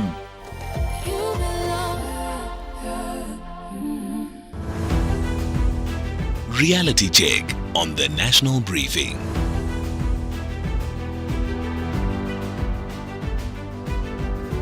All right, it's 7:41. You're still tuned into the National Briefing. Our contributor for the reality check this week is Mwelezi Mbeki, the chairperson of the South African Institute of International Affairs. The theme he's been tackling is around the perennial unemployment and poverty levels in the country. What must be done to overcome these? And today, Mr. Mbeki, you want to reflect on how South Africa's social structure impedes investment in the economy. Good morning. Morning, Kathy. Yes, today I want to explain our social structure to South Africans. South Africa has 5 social classes, and it's very important to remember this and to understand how these 5 social classes interact with one another. We have the business elite and its middle class managers.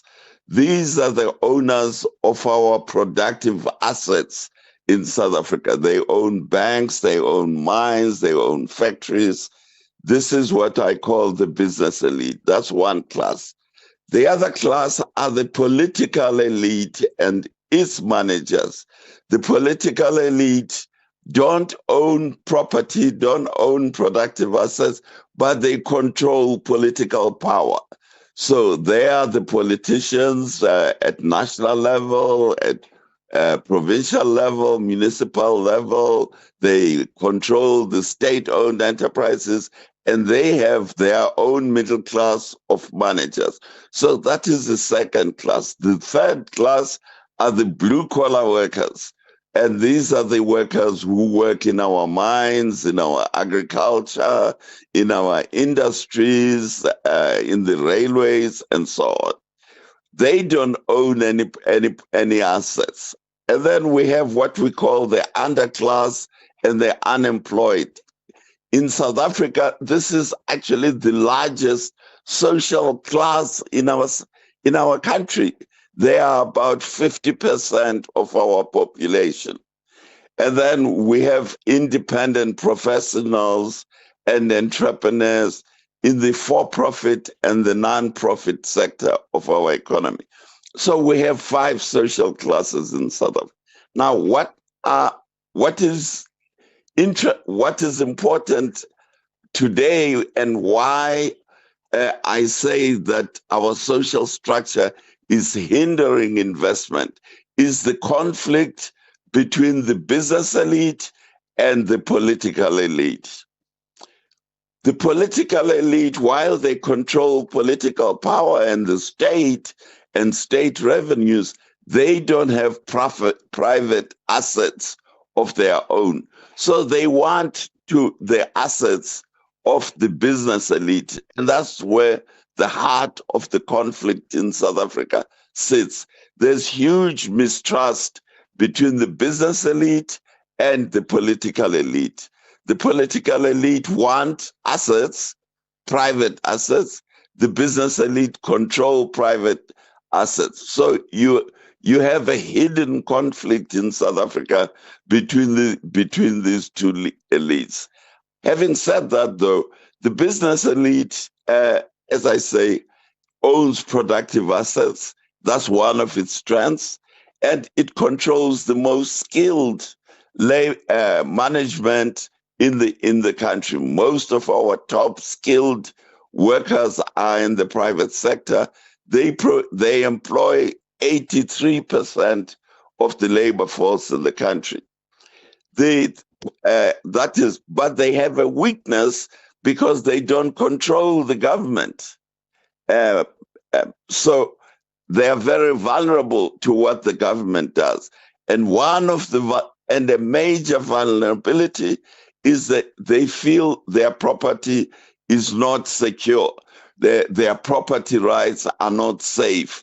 Their property can be nationalized anytime. That is the vulnerability. And because this group controls our productive assets, it controls investment, what is called gross domestic product, which is investment in the economy that then grows the economy, which then leads to employing more people.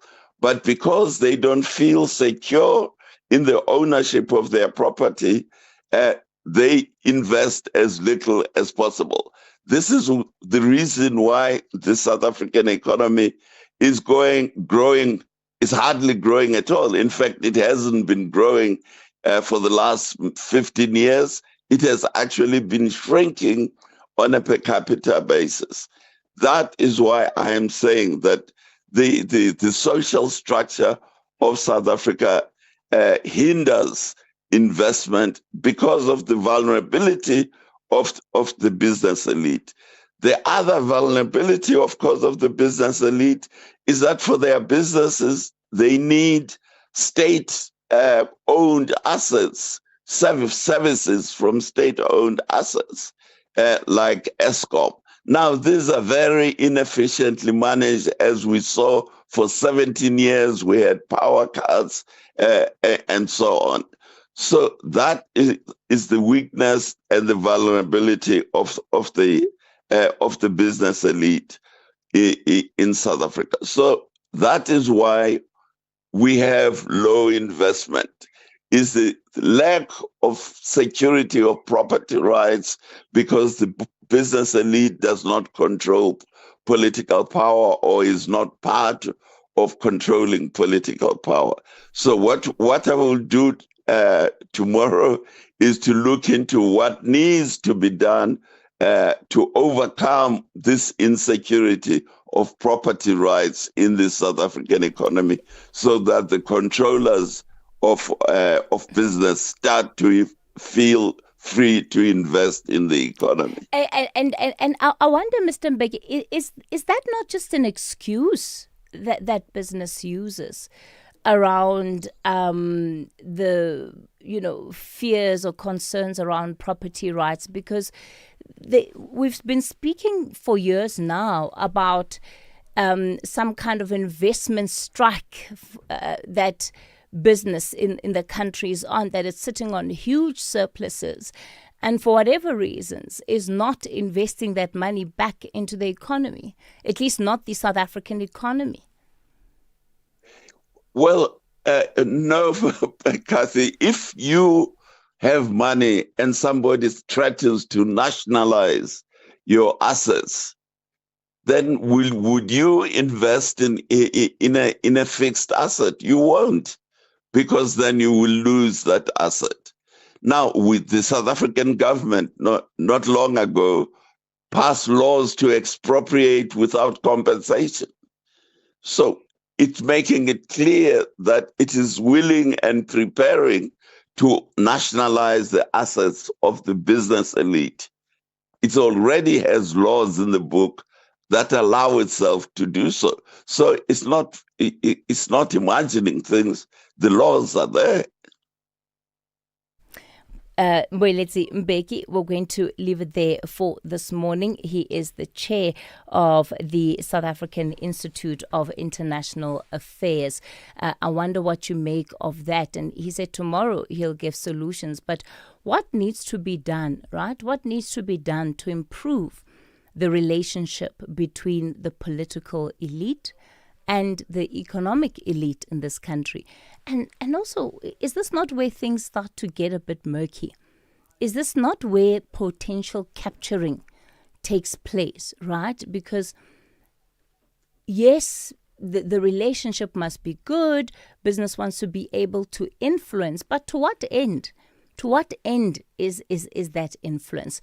It's part of the conversation that we can have. It's 7:50. Let me take you to Rob. Take a look at the latest traffic. Rob, good morning.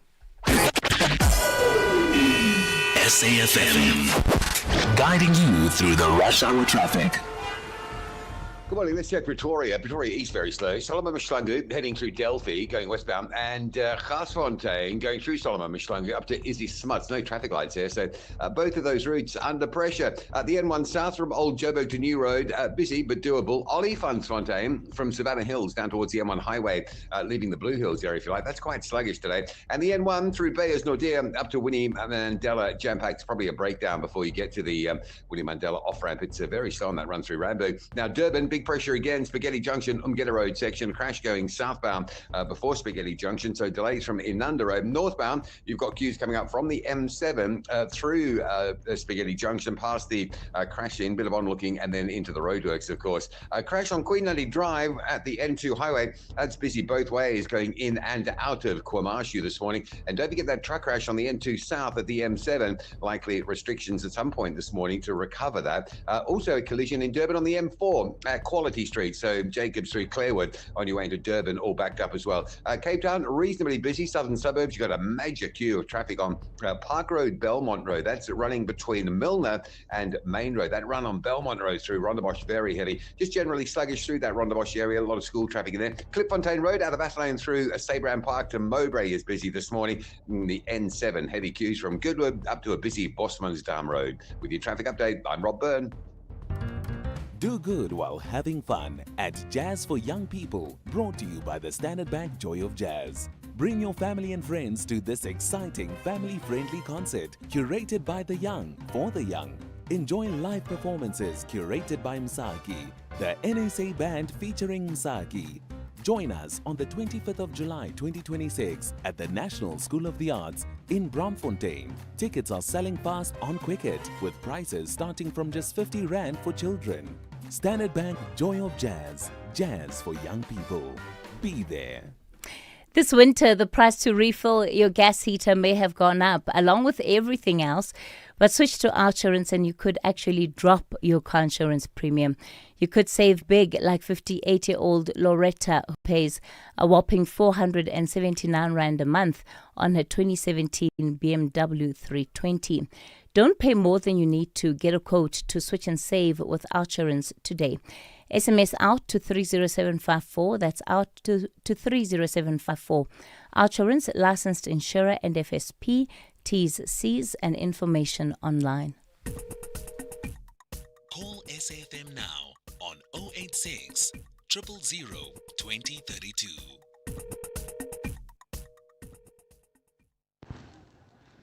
Kediam Takatayo in Mangwevini, Tofimvava, from Douglas Monzora, wherever he's listening at. I just want to ask this question, and this is very serious question, and he must be honest. He's talking about the people who are harassing the foreign nationals who are running shops in our country. Why they don't run these shops in their own country, and why? What is his put to the people who are having rifles in those illegally mining in Northwest from their own countries? Thanks, Tagata. Good morning, Kathy and your listeners. Better a failed state, but at least the people of that failed state are still in their country, than a successful state that their people are wandering everywhere like lost and found. Lucy Gauteng. Morning, Kathy. This is Moses here. Kathy, with respect to this Zimbabwean MTC leader, all I can say is that we are living in very interesting times. For a Zimbabwean leader to refer to South Africa as a failed state because of uncontrolled violence meted against what? I mean, Kathy, a leader from Zimbabwe saying that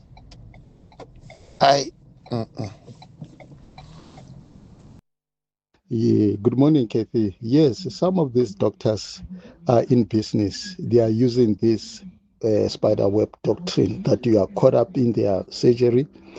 You don't live there without money, even though they see that you are not sick. They can just ask you how many days do you want. They won't even tell you what's your problem. They just ask you how many days do you want. Then you left the money. They can even prescribe simple medicines for you, like antibiotics, pain pills, things like that, because you have left something. So they have to give you something. Thanks, Mlatin Bloemfontein. Call SAFM now on 086 000 2032. Yeah, very concerning when it comes to this issue of the sick notes or sick note gate, as we're calling it, on the national briefing. The number of people who are getting in touch just to say how freely, well, maybe not so much freely, but how readily available sick notes are, at least in the places where they live and what they see, is very, very concerning. Let me go to the Eastern Cape. Is it Tole? Good morning. Good morning, Kathy. Kathy, Douglas is incorrect. Douglas has no right to term our country as a failed state. Kathy, a failed state is the country that is not serving its people correctly. There are people, they're running out of their country, they come to South Africa. And now he says, we did not even chase them. We told them to leave, because they are undocumented. That is why they say the country is now a failed state, because we're chasing them. We did not even. We told them. The what you call it, the violence came out of the way they treat themselves. So Tole, you don't agree with his characterization? Totally disagree, Kathy. Those people, he says, you remember, he says, the people, they come into South Africa, they must be our brothers and sisters. They are, but they go to Soweto, they come to Tanzania, they don't go to Beacon Bay, they don't go to Sankin. They're finishing our resources here as poor people. It's totally incorrect. Okay. They must keep their people in their countries. All right, they must Tole. come in South Africa. They tell us that our country is a failed state. Tole in East London. We're going to leave it there, responding to that interview with the MDC president. Albert, you're in Mthatha. Good morning. Good morning, Albert.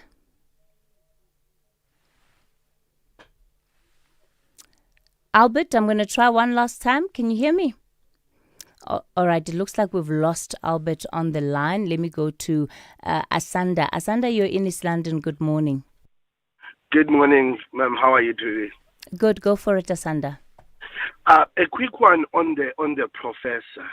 I feel like the professor is not correct to lay the bulk of the blame on government. You asked a pertinent question, as in what happened earlier, what did we do, or how was the process done earlier. It was a community thing. The community now has led this custom run its riot. What we did in the earlier days, the whole community was involved. The parents now are not doing their part. They are sending kids to bogus schools, whereas they know very well how it was done to them. So I feel like we place too much blame on the government. I feel like the community must take the blame that it's supposed to take on this, because this was our thing and this continues to be our thing. When we leave it to the government, it will continue to produce these dismal things as the deaths of these initiatives. All right, Asanda, thanks for Thank that you. contribution. Good morning, Kathy. It's George in KZN. Kathy, I have a doctor friend, a very young man. He always carries those doctor's notes in his car. You can even get them after hours. You can even get them on Sunday. You don't have to wait for Monday to go to the surgery. You can get them anywhere. You can meet him at the mall and he'll just sign and fill up your name and give him his cash. So this thing is so widespread. It's everywhere. Thank you. Morning, Kathy, and your team. Mina, Kathy, I have two doctors. One is working for a provincial hospital. Every time when he knock off, you go to his home and work at home. He refused to give you a signals of a past days. Can't the other one, you can come and say, on 20 June, I was sick. He will give you a sick note. The other one is 160. The other one is 230. Thank you, Kate. Yeah, more details emerging around this sick note issue. I'll certainly take more of your contributions within the final hour of the show. It's 8 o'clock now, and has your latest news update. And good morning. Outsurance is in the business of saving you money on your car insurance premium. If they can't, ask for 500 Rand. SMS out to 30754. That's out to 30754.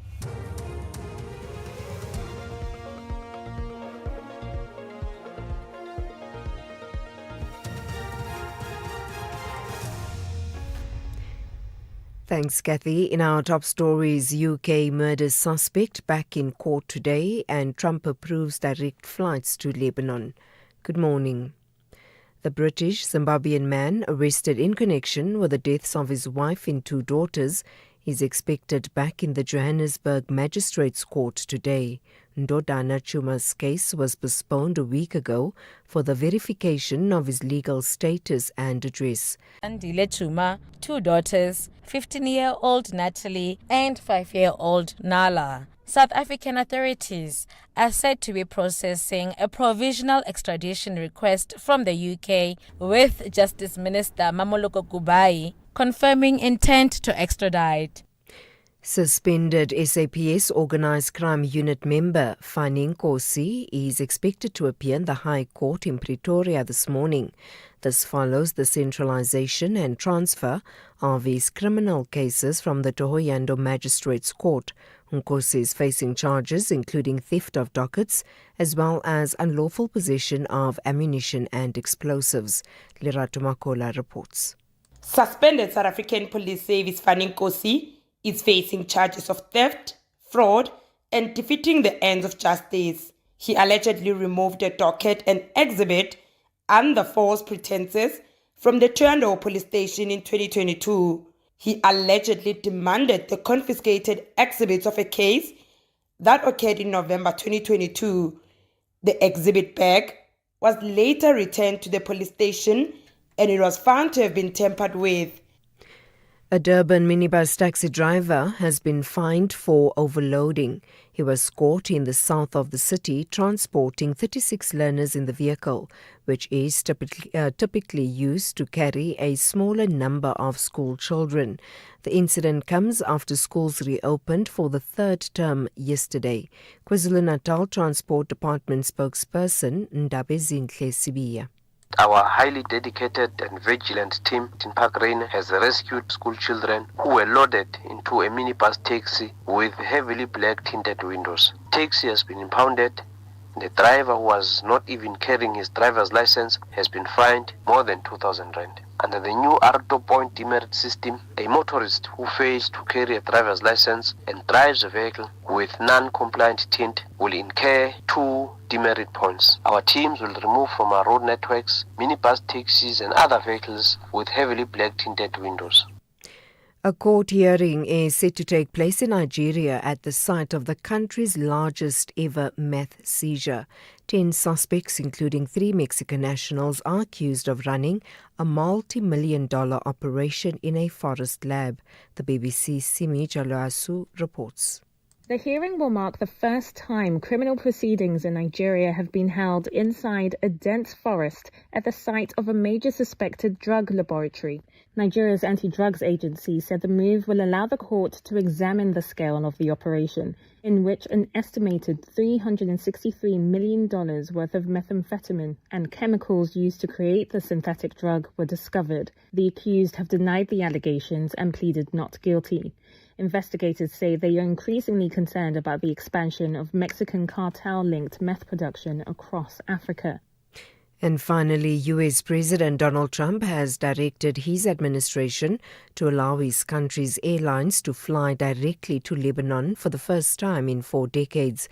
The move comes after a landmark meeting between Trump and his Lebanese counterpart, Joseph Aoun, at the White House. Aoun is seeking US support to disarm militant group Hezbollah. Trump promised to help Lebanon, calling it a mistreated country. We are going to solve a lot of problems. We've already solved some of them for Lebanon. As you know, there's a Hezbollah problem, but we've done some things that I think the world will take notice. Again, it's been a very badly treated place and country, and we're going to have it properly treated and treated with respect that it deserves. Recapping the top story, the British Zimbabwean man arrested in connection with the deaths of his wife and 2 daughters is expected back in the Johannesburg Magistrates Court today. For SAFM News, I am Anne Musa.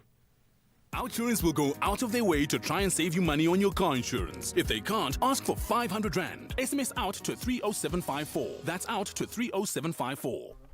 You may not be able to drop the price of your child's school fees, but switch to Outsurance and you could drop your car insurance premium. You could save big, like 36-year-old Jill, who saves a jaw-dropping 471 Rand a month on her 2025 Hyundai i20. Don't pay more than you need to. Get a quote from Outsurance and switch and save today. SMS out to 30754. That's out to 30754. Outsurance is a licensed insurer and FSP, T's, C's, and information online. It's a very good morning to you in your SFM Sports Headlines Soccer News. Just 10 days to go until the Betway Premiership returns. Pirates, Chiefs, Sundowns discover their opening day opponents. And we also bring you news from rugby, where the junior Springboks doctor helps saves a passenger's life mid-flight. The details around 8:30. SAFM, guiding you through the rush hour traffic. Well, you're heading north on Joburg's N1, fairly heavy this morning. Bay is Nordia, Malabong way up to 4 ways. Looks like an issue just before the William Mandela off-ramp. Mike 1 fairly heavy as well today. Boyston through to Sandton. And they've got some queues. It's Freyview on the N3 north to Heidelberg Road and the N3 Elan through to Van Buren. Busy into the Roadwork section there. The N14, the Krugersdorp Highway, heaviest traffic there between the R55, Pretoria West exit and Barakfontein interchange. The M1 north and south around Pretoria, busy but moving. No traffic lights this morning. Grasfontein at Izzy Smut Street. So coming along Gatsfontein through Solomon Mshlungu and into that faulty light. Very slow going traffic there. Durban, an earlier crash on the N2 southbound at Spaghetti Junction, still there. Traffic running down that N2 south, backed up heavily from Inanda Road, Umgeda Road side. Very slow. Northbound, you've got queues coming up from the M7 through Spaghetti Junction towards Westwood Mall. It's the combination of the roadworks and having a look at that crash on the southbound side. Don't forget the collision involving a truck overturning N2 south at the M7. That's going to be recovered at some point today, and that may well see the N2 south being closed around the M7 or maybe even at Spaghetti Junction. Durban's M4 Southern Freeway crash near Quality Street, so coming in from the Clarewood, Jacobs area towards Clarewood, very slow. And the N3, Ashburton, Pietermaritzburg checks fine, no major problems there. Cape Town, Stellenbosch is heavy. R310, Adam Tusk going in off the Baden-Powell Drive option, and the R44 arriving from Somerset West, very slow. N1 into town, Plattekloof to Kuba, Interchange is busy, and the N7, Jake Skirvale Drive, heavy queues there from Goodwoods for Trekker Road up to Bosmansdown. With your traffic update, I'm Rob Byrne. The National Briefing on SAFM. Clarity, context, and conversation. This is where the day begins with Kathy Mutlatlana on the National Briefing.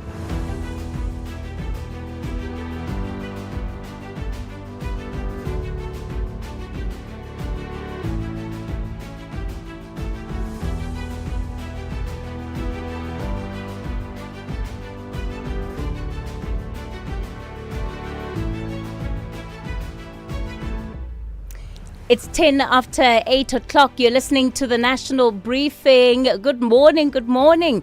Welcome to the show, especially if you've just tuned in.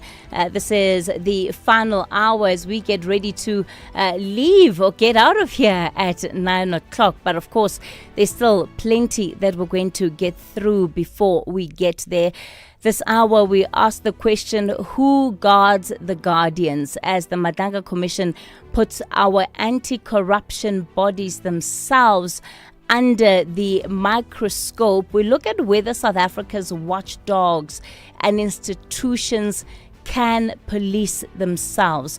And as always, we also bring in your reflections, your views. I'll be taking your calls, your WhatsApp voice notes to send in this hour.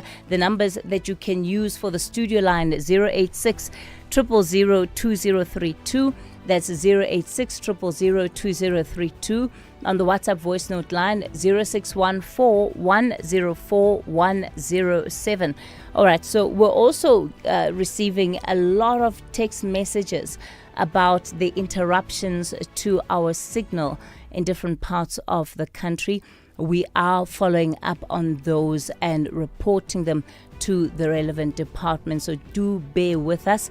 Or you can just stream. You can stream SAFM in the meantime while we try to sort out those challenges that we are experiencing. But plenty more conversation coming up in the next hour. Attention all shoppers. Our supermarket shelves are full of unhealthy food. It's often hard for me to know which foods are good for my family. The information on packaged food is complicated and hard to understand. I wish we had easy-to-understand warning labels on foods high in salt, sugar, and saturated fat. We have the right to know what's in our food. Support front-of-package warning labels on unhealthy packaged foods. Sign the petition on healer.org. That's HEALA.org. Leading up to our 75th birthday in August, VW is giving you the chance to drive away in a new Polo Vivo. If you buy any new Volkswagen vehicle this month, you will automatically be entered into the competition, and South Africa's best-selling hatch could be yours. One car, one winner, one unforgettable moment. Will it be you? It's our birthday, but you get all the gifts. Visit your nearest dealer today. T's and C's apply. Drivers, this winter, South Africa's roads can change in seconds. One moment it's clear, next, dense fog blinds your view. Don't drive on memory, drive on visibility. If you can't see clearly beyond 50 meters, pull over safely at the nearest truck stop. Stay alert, stay alive, check your surroundings and inform others. See and be seen. Let's navigate winter roads together.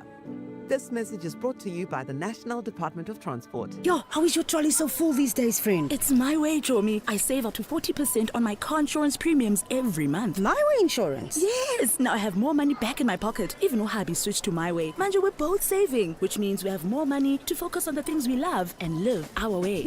Savings after savings. Real people, real cars, real savings. For a quote, visit myway.co.za. Premiums are risk profile dependent. My Way is a licensed non-life insurer and FSP. T's and C's apply. My Way. Live your way. It's beginning to look a lot like holiday. SAFmRadio's Christmas in July sale is here. And whether you've been naughty or nice, we're giving you the ultimate gift. 30% off all domestic flights until midnight for travel until 30 November 2026. Now you can have a merry little vacation at any of our 10 local destinations. It's time to slay the day. Book now at flysaffair.co.za before midnight. SAFmRadio, for the love of flying. T's and C's apply. Kathy Mutlatlana is streaming live now on Facebook, YouTube, and X at SAFM Radio. 14 after 8 o'clock. Let's get into our focus then for this morning. Who guards the guardians? Let me welcome the Executive Secretary of the Council for the Advancement of the South African Constitution, Lawson Naidoo. Lawson, good morning. Good morning, Lawson. Good morning, Kathy. And Lebohang Ramofoko, also Executive Director at Corruption Watch. Lebohang, good morning. Hi, good morning.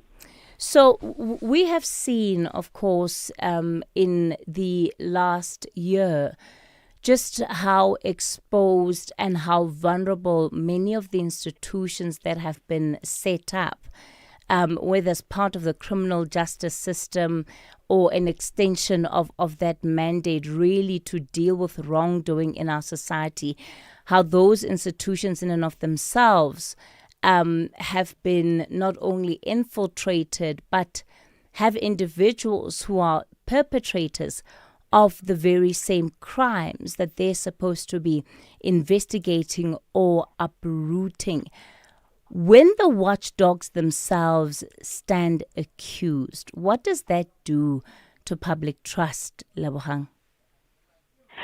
Yeah, of course, Casey, what it does to public trust is that, especially in this era where we see a continuation of state capture with what has happened to SAPS, the criminal justice system, it sends a message that, corruption is far gone and actually everybody is corrupt, which, of course, is not what we would like to have. We would like to have a situation where there is trust by the public, in particular, around that any wrongdoing, particularly with those that are tasked with upholding the law, with upholding justice, are going to be able to act. So it does have a damaging impact on, how the public view and trust the institutions that are there, that we pay a lot of money to have and to uphold, as we have seen with the many officials who hold high office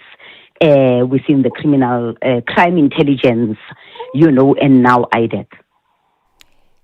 The question here is whether these institutions are capable of policing themselves. And when we look at the makeup, right, of how our law is set up, there are checks and balances that are there in the system. But Lebohang, it seems that those have not worked. Well, I don't know if we can say they have not worked because in themselves they don't work, or whether we need to take a historical view. I mean, IDEC, was a temporary structure in 2019, made permanent in May 2024. And in fact, we are a coalition in a project called the Prosecutions Project, looking at the NPA, looking at the establishment of IDEC and others, the Act. And one of the things that is coming up very clearly and has been advocated for, Lawson being part of this body, is the fact that there are structural issues that we ought to deal with. Firstly, the legislation was rushed. We would like to relook at that legislation in 2024 that was passed just before elections. We also have also seen how the lack of financial independence by the NPA, where everything it needs, appointments, offices, has to go through the Department of Justice, in many instances creating some delays, that it would need to have greater independence and ability to control its own budget. And the ombuds, when this legislation was passed in 2024, was also part of that law, but we are only seeing the ombuds being appointed right now. And so it is really, I wouldn't want to give a sense that says we've done all the best that we could, including with having bigger and greater oversight on appointments of who lead. These are not the first complaints against Andrea Johnson, by the way. But appointments, and Corruption Watch has been very consistent, whether it is with the CGE or others, about who are you appointing to these positions. Even right now, the ombuds, part of what we are saying in the prosecutions project is, transparency in some of the, not in some, but in the complaints that they are investigating, because as a public, we ought to know. But lastly, Kathy, we are also in a country where largely, even politically, look at what the ad hoc committee have said about, this whole case with the police. They have found no wrong, So oversight and consequence management is not our strong point. But with regards to the IDEC matter, there is a lot from how the legislation was rushed, how it can be strengthened, how you can make an NPA that is independent, that is able to manage its own affairs, and how you can oversee who gets appointed, and how do you deal with the complaints that come out of these bodies. Lawson, there is quite a great deal of disappointment among South Africans, right? Because those that were supposed to be above reproach now, it seems, may not necessarily be, based on the allegations that we're sitting with. When it comes to accountability, if we go back, if we look at Shamila Batoy and how she handled herself at the Chagwe inquiry, we look now at the IDEC head, Advocate Andrea Johnson, the argument that she's now raised at the Madlanga Commission of Inquiry. All of these are painting a picture that has left South Africans disappointed, because these are the individuals that were really supposed to be beyond reproach due to their high office. Do you share that concern of South Africans? Are you also disappointed with some of what we have seen? Thanks, Kathy. Indeed, one needs to be concerned.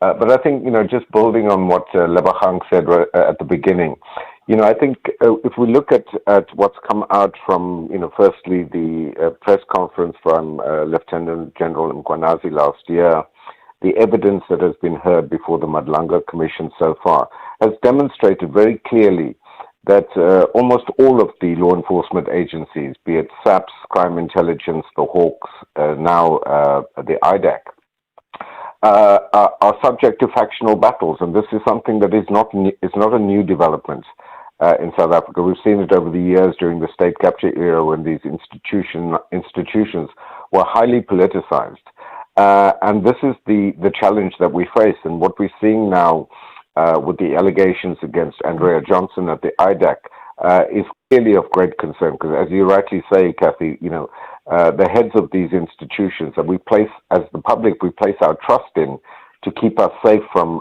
criminal activities, from corrupt activities, need to be beyond reproach. And the allegations suggest that is not the case. And I think, to build again on what Lebahang said, is how do we now, with the knowledge that we have, strengthen this institution, strengthen the checks and balances to ensure that these institutions can do the job that we expect of them, which is to prosecute corrupt activities when we're talking of IDAC specifically. Of course, we were in many ways expecting that we would be over some of these factional battles as you described them, Lawson. And also just the idea of accountability, right? Not just being about learning mistakes in the present, but being able to go back and having people take accountability and responsibility for their actions. Do you think that we have seen that at the scale or even at the level that we need? And I'll go back to the matter of Shamila Batoy here, because I think it's a really good example, right? Where she did not subject herself to a process that her own office initiated, that she started. And to date, there's still question marks over whether or not she has been held accountable, at least in the way that you would have wrongdoers held accountable. There almost seems to be a veil of protection around in individuals simply because they're part of this institution or part of the NPA or part of IDAC. Is that just a perception?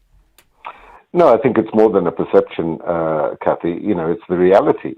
But in the specific case that you raised of Shamila Batoy, she had gone to the commission, terminated the evidence and said that she needed independent legal representation in order to continue.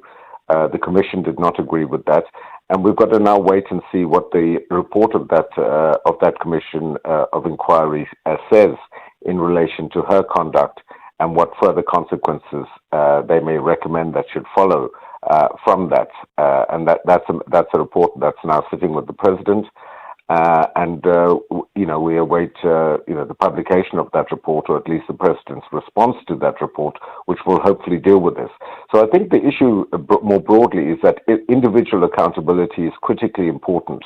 And those that have done wrong, whether it be Shamila Batoy, Andrea Johnson, or others within IDAC, crime intelligence, and all of the other law enforcement agencies, need to be held to account. And I think we're beginning to see some of that through the processes at the Madlanga Commission, which with various senior SAPs and crime intelligence officials being either suspended or arrested. But it shows how deep the rot goes.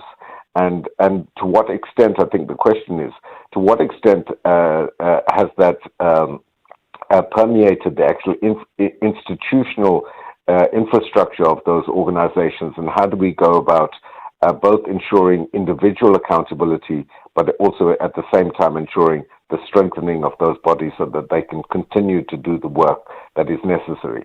And, in that regard, I'd point to, for example, Kathy, the what I would call the opportunistic calls that have emanated in recent days for the disbanding of IDAC because, there are serious allegations against some of its senior officials.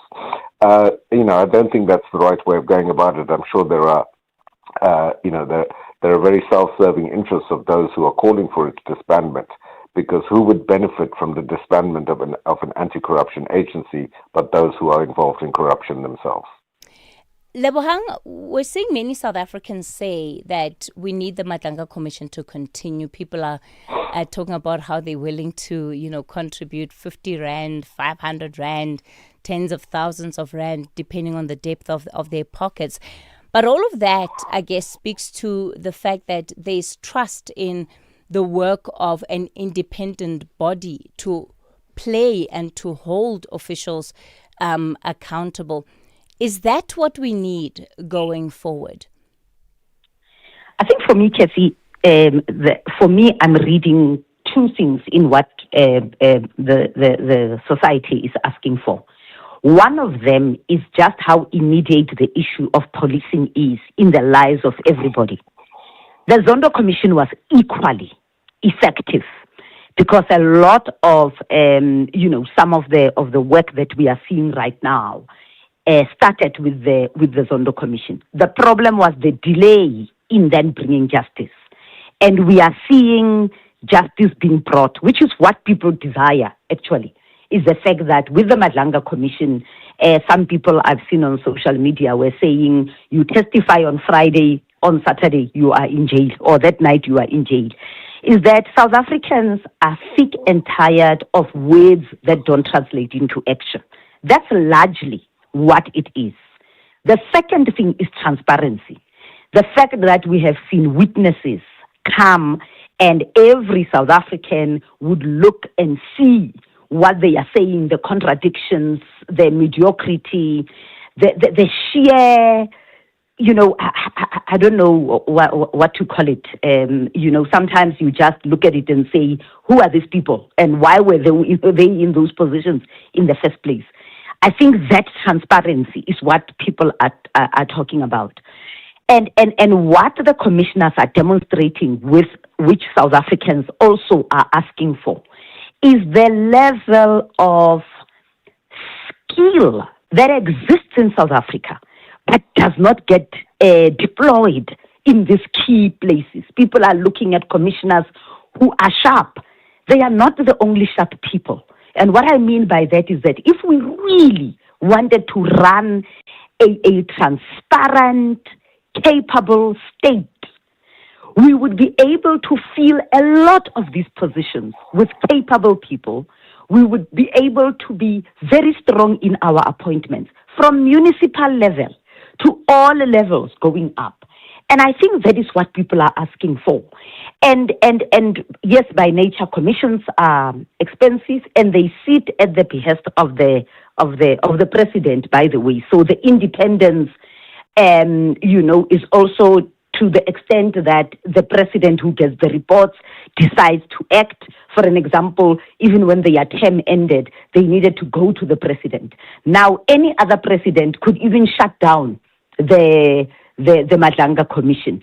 So that is why I'm saying South Africans, it's not only about, the Commission of Inquiry is independent. I think they are asking for a government and governance that is equipped with the right skills, the right budgets. I mean, we are spending money on a commission which is a result of wrongdoing. But if we had an NPA that was resourced adequately, that was independent, it would be the Madlanga Commission, because it would sit with the right skills, it would have data analysts, forensic analysts, it would be very transparent in the way that it does things. Right. Look at the asset forfeiture that is already happening, which is now public. If we build institutions like that and they had the skill, the transparency, and the independence, then we do have a permanent Madlanga Commission, rather than have institutions that are involved in sectional battles, appointments that are dodgy, and then wait that once the damage has been done. Remember, now, all right, the commission is talking about that. Yeah. We're going to have to leave it there. Lebohang Ramafoko, she's with Corruption Watch. Lawson Naidu with KESEC. Good morning, I'm Anne Musa. In the headlines, the High Court in Johannesburg will this morning continue to hear the cross-examination of the first witness in the trial of alleged criminal kingpin Fuzumuzi Matlala and 4 co-accused. The British Zimbabwean man, arrested in connection with the deaths of his wife and 2 daughters, is expected back in the Johannesburg Magistrates Court. Ndodana Chuma's case was postponed a week ago for the verification of his legal status and address. And the U.S. military says it's carried out strikes against Iran for an 11th consecutive night. I'll have details on these and other stories at 9. SAfm, guiding you through the rush hour traffic. Good morning. We start in Joburg with an update on the M1 North. It's been fairly sluggish this morning, just stuck still between sort of Randburg and Fourways. There is a crash. In fact, there are two crashes on that route, one at Malabongwe Drive and one up by the Willie Mandela exit. So coming up through Bayers Nordia, you've got those two crashes to deal with, and that's why it's slow. The bike one from Houghton to Santon is busy. M3 still queuing. Elon's interchange up to Health Nation to the roadworks there. M1 south through Midrand, a little bit sluggish, still to completely ease. There's just a slowdown as you come through SAmRadio down towards the New Road exit. M1 Pretoria looking okay. N14, Ben Scuman just queuing as you approach Eupheus Road this morning. Don't forget Durban, there's a truck crash on the N2 southbound just after the M7. That road has been closed. We thought this might happen. The road is closed. N2 south closed at the M7 for truck crash recovery. Motorists diverting off and going down the M7, I guess, to Wakesley Road and then south from there. So that's going to cut in and cause some problems for a little while around the Durban area. The rest of the region has eased up quite nicely. Cape Town M3 from Bishop's Court up through to UCT is heavy. A lot of congestion around Rondebosch, routes like Belmont Road, Campground Road, Palmyra. They're all very slow. M5 north is slow up to the N2 from Rondebosch, and the N1 inbound, the crash at Marine Drive, very slow this morning on Route 1 with queues back to Platterkloof. With your traffic update, I'm Rob Byrne. This is SAFM Sport with Zai Khan. Zaikan, good morning again. So in the soccer, we're seeing now the countdown to the new PSL season is officially on. I think coming out of the World Cup, it's going to be something else, right? One can feel that the pressure is on and we are producing these really solid players. Solid players, Kathy. I can tell you what, we've barely caught our breath after the World Cup. And there's the PSL knocking on our door. I hope your remote control has the batteries to last, because this is where we're heading. The countdown to the new Betway Premiership season officially on. Just under 10 days to go before kickoff on the 1st of August. Defending champions Orlando Pirates will begin their title defense at home against newly promoted Milford FC, while Kaizer Chiefs travel to Kruger United in Fernando de Cruz's first league match in charge. And former champions Mamelodi Sundowns open their campaign at home against Maruma Gallants as they look to reclaim that league title. Now, Bafana coach Hugo Bruges could be staying on until after next year's Africa Cup of Nations. SABC Sport understands the Belgian has been offered a one-year contract extension with continuity seen as key after guiding South Africa to the FIFA World Cup knockout stages. Former Bafana midfielder Teko Modise says the extension would also give Bruges the chance to build the future. He should refresh the team because our star players are over 29, 30, and also looking as to then the staff performance of the World Cup, they're less than 25. Mbogazi, you've got Muremis, you've got Mufukings, Apollos. Those are young players that we should actually build the team from. In the meantime, Commonwealth Games-bound weightlifter Annika Spiesberger says qualifying for Scotland 2026 has been more than just lifting medals. It's about balancing elite sport with motherhood. The 33-year-old will compete at her second Commonwealth Games and says chasing qualification while raising her one-year-old daughter has made the achievement more meaningful.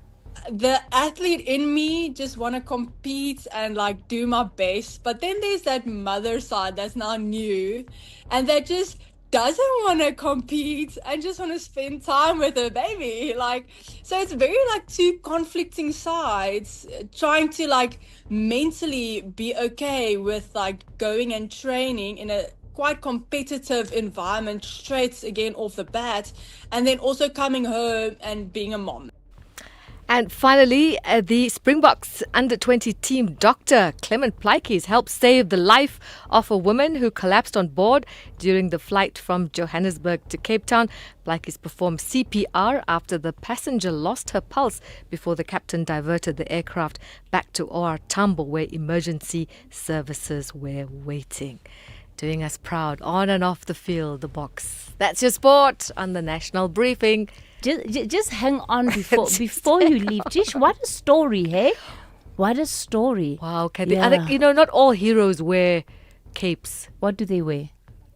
They wear a stethoscope around their necks. Good morning, Kathy. At least Zykan didn't bring a sick note today. No break for Zykan, that's for sure. Yeah, I am well. You don't know the spots where they're going for 150, 180, depending on the details you need included in your sick note, eh? Yo, at this rate, I'm going to need some sick notes. Where's this place again? Never mind. Anyway, listen, we work overtime here because we love what we do. Ha ha. Scholar transport drivers. Every winter morning, our children depend on you to get them to school safely. But overloaded vehicles and rushing against time puts lives at risk. Remember, our children are not cargo. Overloading reduces your ability to stop on wet or icy roads. Drive responsibly. Arrive safely. Protect every child, every trip. This message is brought to you by the National Department of Transport. This is what progress sounds like. At South African Airways, we've added more aircraft to the runway, increased our flights from just over 1,000 in 2021 to over 24,000 last year. And we continue to add more destinations and routes. It's steady progress over time. We know there's still work to do, but every day we're building something stronger. An airline that shares the resilience of the country it carries. South African Airways. Book your next flight at flysaa.com today. Cutting costs means more money for your business. Switch to Outsurance Business Insurance and you could get a massive 20% discount on your business insurance premium. Here's Marshall from Bow Electrical. I was with my other insurance for many years and then I switched to Outsurance Business Insurance. It was a one quick call. They give me a great cover and a great price. Give them a call. You have nothing to lose. I wish I have switched sooner. Get a quote to switch and save today. Visit outsurance.co.za or call 0800 60,000. Licensed insurer in FSP. TCs and information online. You are listening to the National Briefing with Kathy Mutlatlana. All right, let's get into our FNB business interview for this morning. For many small businesses, especially those operating in townships and community economies, getting paid is about much more than completing a sale. It's about keeping the business running, managing cash flow, and serving customers more effectively. Yet many entrepreneurs still operate in cash-heavy environments where limited access to banking services can create challenges and increase risk. Now, digital payment solutions and accessible banking services can help reduce the need to carry cash. Jose Gomez is Business Development Head at FNB Commercial, joins us this morning. Jose, good morning to you. Thanks for your time. So, community economies such as Alex are known for their high levels of business activity. Now, what makes managing money in these environments different from managing it in any other setting? Good morning, Kathy, and thanks for the opportunity. So I think it's important to just note that community economy businesses are not fundamentally different from other businesses, but operating environments like Alex can amplify certain challenges. Many of the businesses process high volumes of transactions every day, often with a significant cash portion. And they frequently rely on today's sales to buy stock, pay suppliers, and cover operating costs. That makes the timing and visibility of payments very important. A business can be profitable but still face cash flow pressure if it doesn't know where exactly which money has been received, when those funds will be available, what payments still need to be made. So with multiple transactions flowing through the business every day, keeping track of money coming in and going out and when this money is available becomes very important. Let's talk about the role of modern payment and cash management solutions, particularly when it comes to SMEs. Many people look at them and they think, maybe I don't want to get involved because it brings in extra charges. There's so many things that people don't understand. Yeah, so I guess it's important to also acknowledge that if these technologies that we come across create a lot more visibility and control over cash flow, for example. And cash flow is consistently ranked as one of the leading causes of small business failure. So a business could be profitable on paper, but still be running into trouble if the timing of money coming in doesn't align with money that needs to go out. So in practice, a cash flow gap can make it difficult to pay suppliers, which affects stock availability and impacts sales. And then it creates a cycle that becomes increasingly difficult to recover from.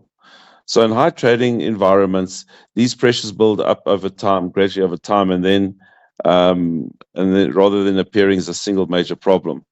That's why cash flow management and investing in understanding this starts with visibility. Business owners need to know that money when it has been received, when it's available, and when payments are still due. And tracking these transactions daily and understanding the settlement and reconciling these efficiently obviously makes for a more healthier business, and the likelihood of business owners running into trouble then is decreased. So if we're to look into the challenges, right, that cash for day-to-day transactions present, what would you say some of those challenges are?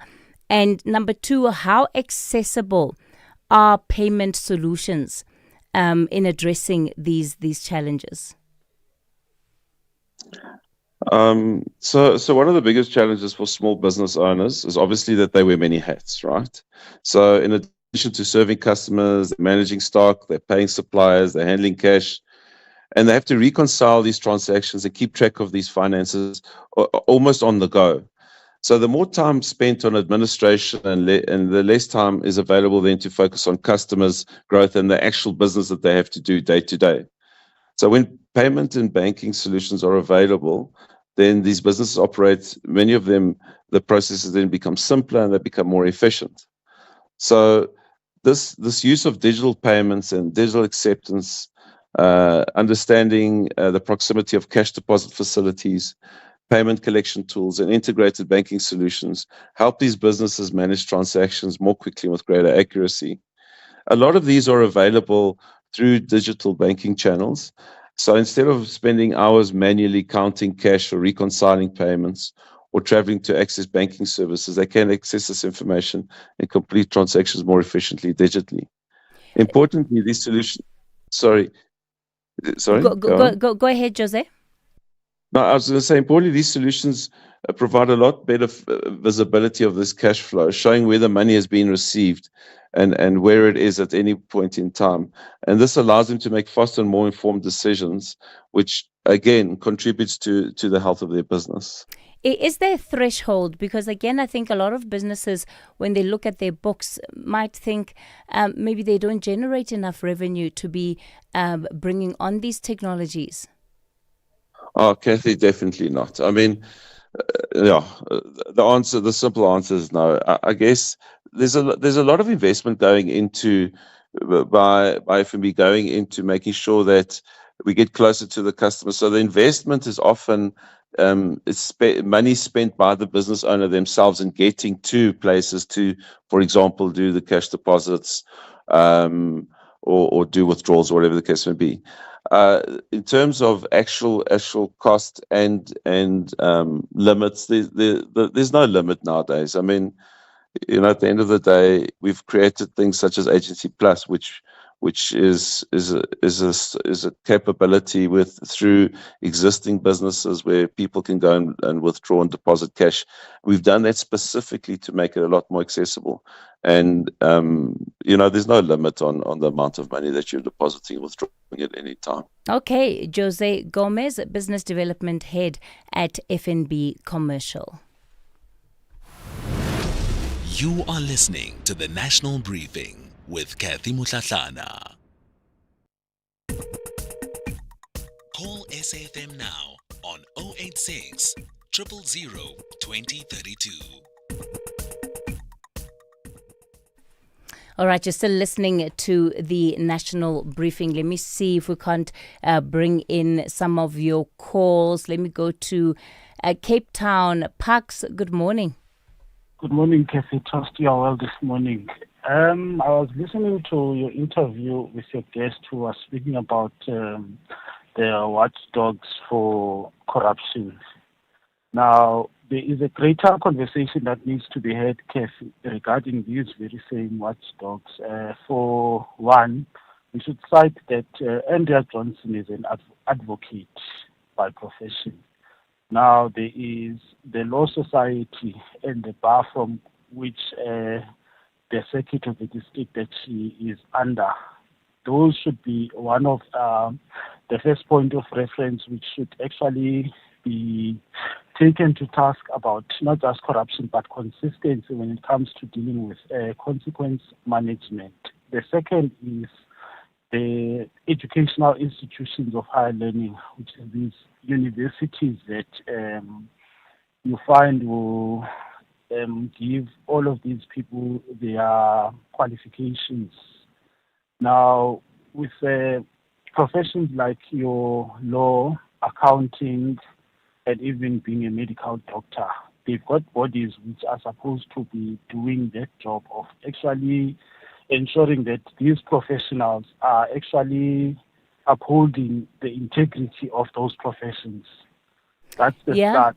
And you know, Pugs, I mean, the point that you're raising is quite an interesting one, and it's about saying what are the other levers of accountability in the ecosystem. And in fact, it takes me back to the former public protector's matter, Busisiwe Mkhwebane, because yes, she was impeached, but at the same time, there's now a case being brought before the Legal Professions Council around whether or not she should hold her status as an advocate given the outcome of that impeachment process. So you're saying that there isn't just one way. And are these other ways then also used to bring in accountability? Xolani, you in the Eastern Cape, good morning. This is Kathy. I hope you and your listeners are well.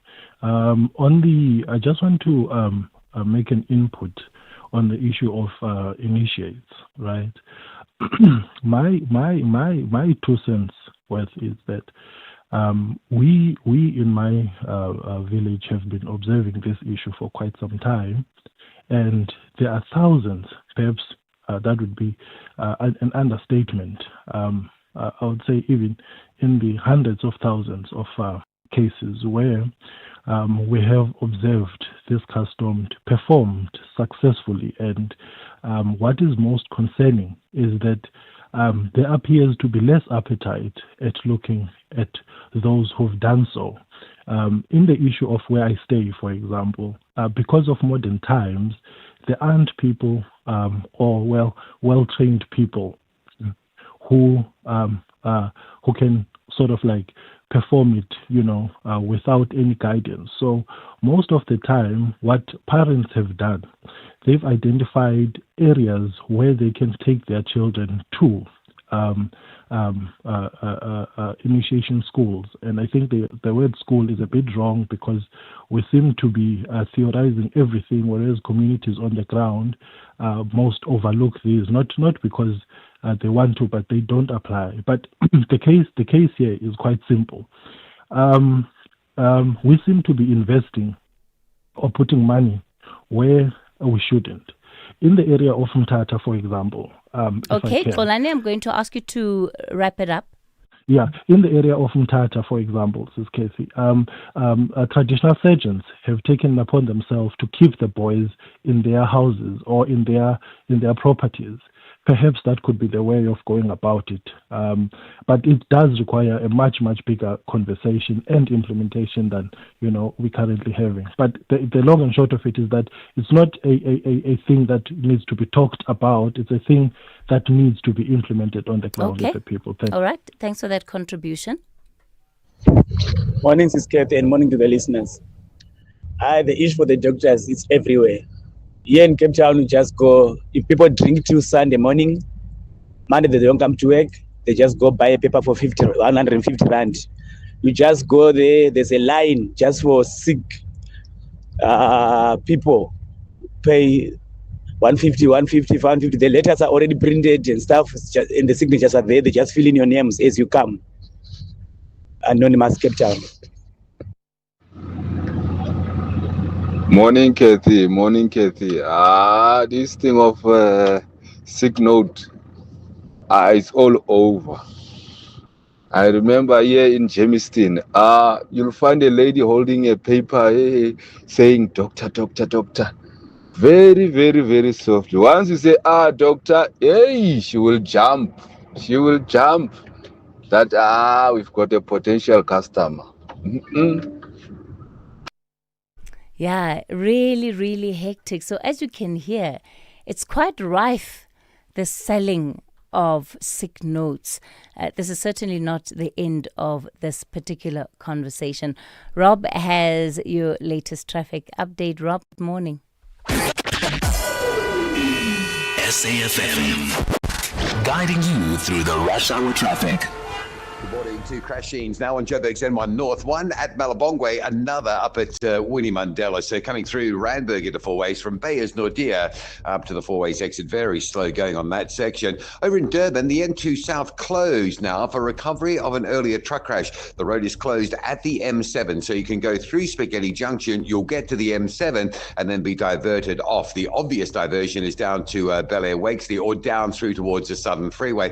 A lot of pressure on that road with diversion volumes along that M7, and then of course you've got a lot of truck congestion around the Rochborough area on that section of the M7, so that's all quite heavy. N2 South queuing into the closure, and then the M7 diverting volumes there, causing some delays as well. Eastern Cape, the N2 closed between Mount Frere and Mount Aleph. That's a reinstatement of some protesting that we saw on Monday. The protesters at it again, blocking that road. Good idea to travel Mount Frere area on the N2 a little bit later this morning or into the afternoon. Hopefully they'll have the road open by then. And Cape Town, heavy pressure going into town on the N1. There's a crash at Marine Drive, and that's got traffic backlogging from the Plattekloof area. With your traffic update, I'm Rob Byrne.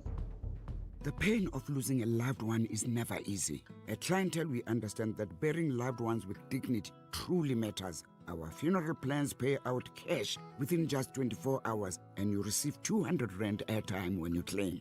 Plus, we cover up to 13 people on one plan. SMS SAFM to 48031. That's 48031. Clientele Life is an authorized FSP and licensed life insurer. T's and C's online. Standard rates apply. Head to Dis-Chem for your best winter buys. Look out for the yellow label to enjoy bulk savings on Better Rewards brands. Swipe your Better Rewards card and save 84 Rand on 2 Sanic 750ml shower gels. Now just 139 Rand 50. Plus save more when you buy 2 bottles of Savlon 750ml antiseptic liquid. Now only 149 Rand 98. Save 70 Rand. Valid until 9 August at Dis-Chem.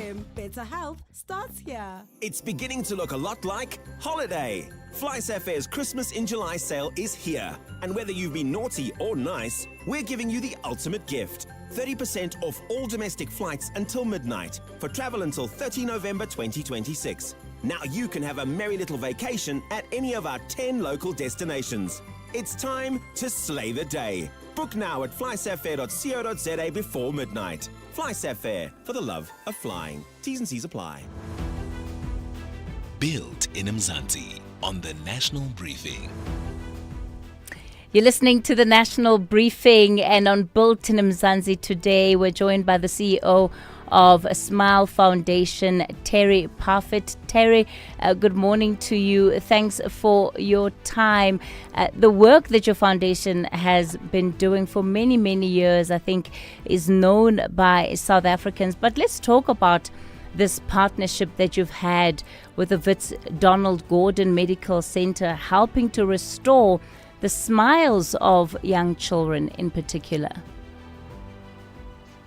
Absolutely. We are very lucky to have forged a relationship with Wits Donald Gordon. We found that there's so many children that are in need of access to surgery, and although we work with public academic hospitals, they often struggle to accommodate the kids in terms of ICU and the expertise that they need for very complex surgeries. So to have a hospital like Donald Gordon on board, we are just so grateful to be able to. All right, I'm not sure what's happening to that line with Terry, but Terry, I'm hoping that you can still hear me.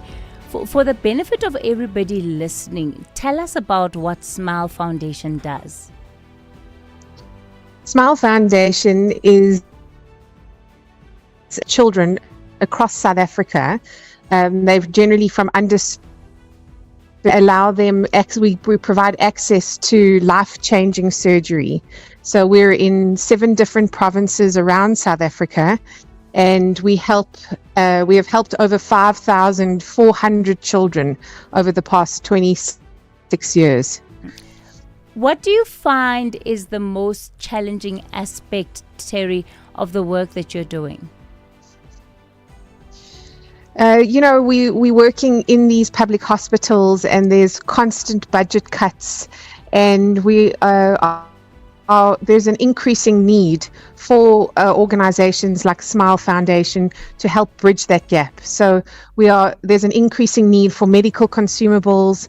We're also having to bring in anaesthetists from the private sector and nursing staff. And so we require a multidisciplinary team in order to do these complex surgeries. And so this need to bring in more and more specialized services is becoming increasingly costly. But we are happy, we're obliged, we really enjoy helping these kids, and we'll do anything that it takes to make these surgeries happen. And how are you able to fund these surgeries? It's a good question. We rely on the public and the corporate sector. We have campaigns like our Socks for Smiles campaign, which is going to take place from September to October. And we're encouraging South Africa to wear mismatched socks to celebrate difference, kids that look different, and to buy their 20 Rand sticker from Dis-Chem stores. I'm just thinking, Terry, about some of the children that have undergone the procedures that you do under Smile Foundation, the impact that you've seen in the individual lives of these young children. Tell us about that. It's profound. These children, if they do not receive this surgery, they with a cleft palate, they struggle to feed, so the milk comes out their nose, which is incredibly stressful for a young mom. And they also miss out on milestones because they don't develop as they should, because they don't get the nutrition that they need. They also develop speech impediments, which are very difficult to correct after they've learned to talk. So we being able to correct these facial differences early on, and these kids live an absolutely normal life like you and I, which is just incredible. Terry Parfit, CEO of Smile Foundation, let me thank you for your time, and certainly congratulations with all of the good work that you're doing. I do apologize for the quality of connection to Terry. It wasn't the best of lines, but I thought we could just soldier through. That's where we leave it for this morning on the National Briefing. Up next, the Daily Discourse with Joanne Joseph.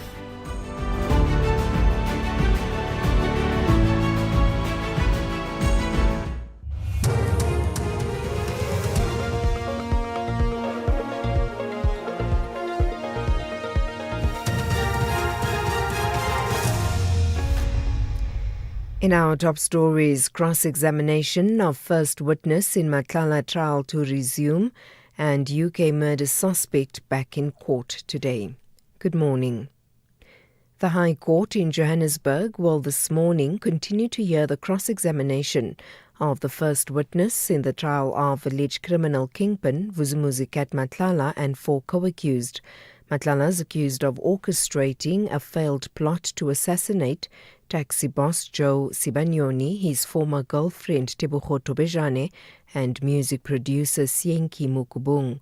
They face 25 charges in connection with the 3 failed hits between August of 2022 and January 2024. Sasha Naidu reports. The first witness in the highly anticipated trial took to the stand to testify on Tuesday morning, where he relayed his sequence of events that took place on the night of the attempted hit on Joe Sibanyoni.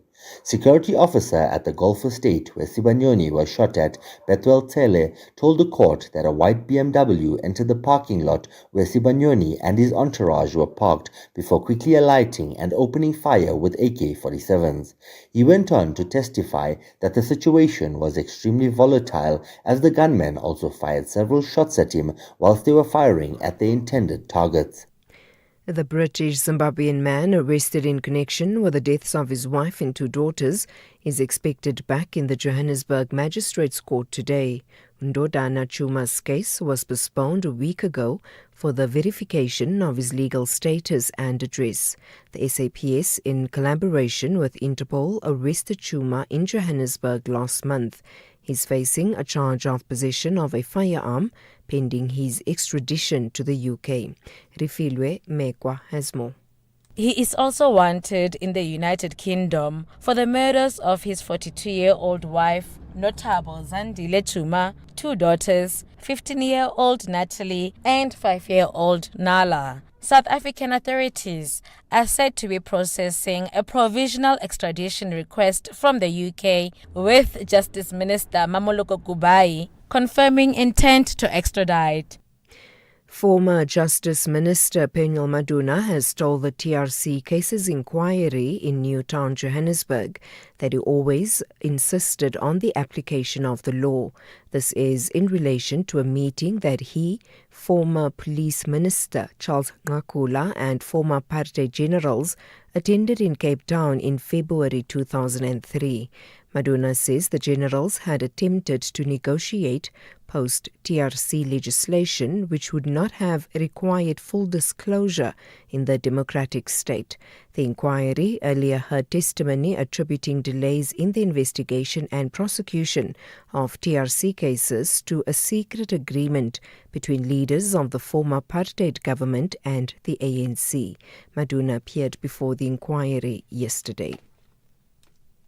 There has never been a decision made by me or in my presence to afford any amnesty outside the legal prescripts, regardless of whether such person fought for or against the apartheid regime. This is despite some contending that we intervened by providing blanket amnesty to our comrades without them making full disclosure of the crimes that they may have committed. The law simply did not provide for this. Gauteng taxi operators under Santaco and the GNTA are holding firm on the 7-day ultimatum for the provincial government. They've threatened a total transport shutdown across South Africa's economic hub if their demands are not met. The industry, which has accused Transport MEC Kidibone Diale-Tlabela of administrative issues and severe delays in issuing operating licenses, has demanded the Premier's office immediate intervention. The taxi leadership has warned that failure to grant them a formal meeting to discuss addressing their grievances within the deadline will trigger widespread protest marches. Santaco's chairperson, Midday Mali. Well, what I would say, our 7 days start counting, meaning that we're giving our government the office of the Premier to consider our grievances and call upon a meeting. But if that is not happening, we are left with no option as an industry, is to move to a third plan, that how do we plan our strike in the province.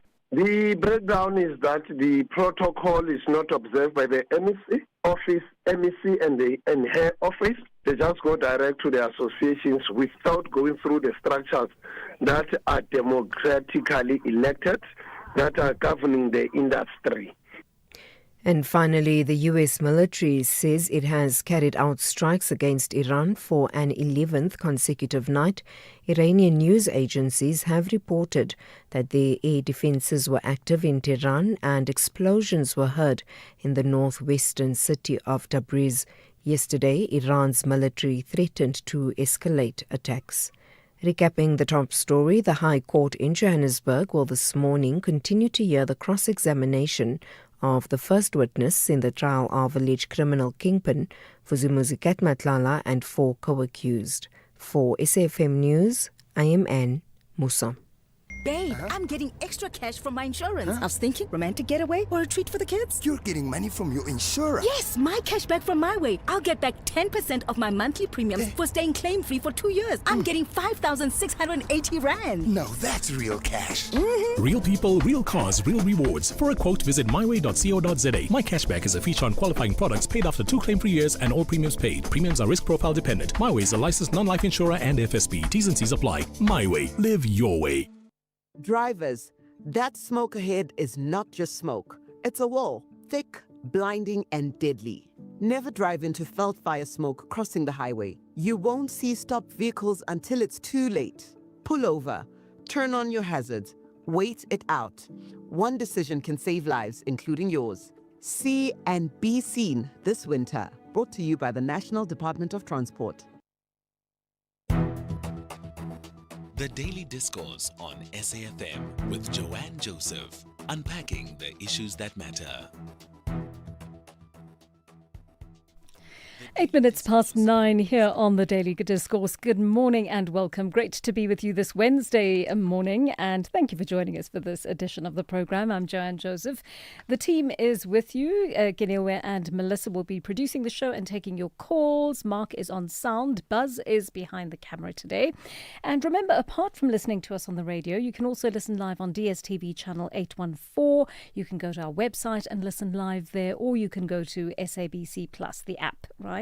Very popular app indeed, and a very good way of listening to us while you're on the move.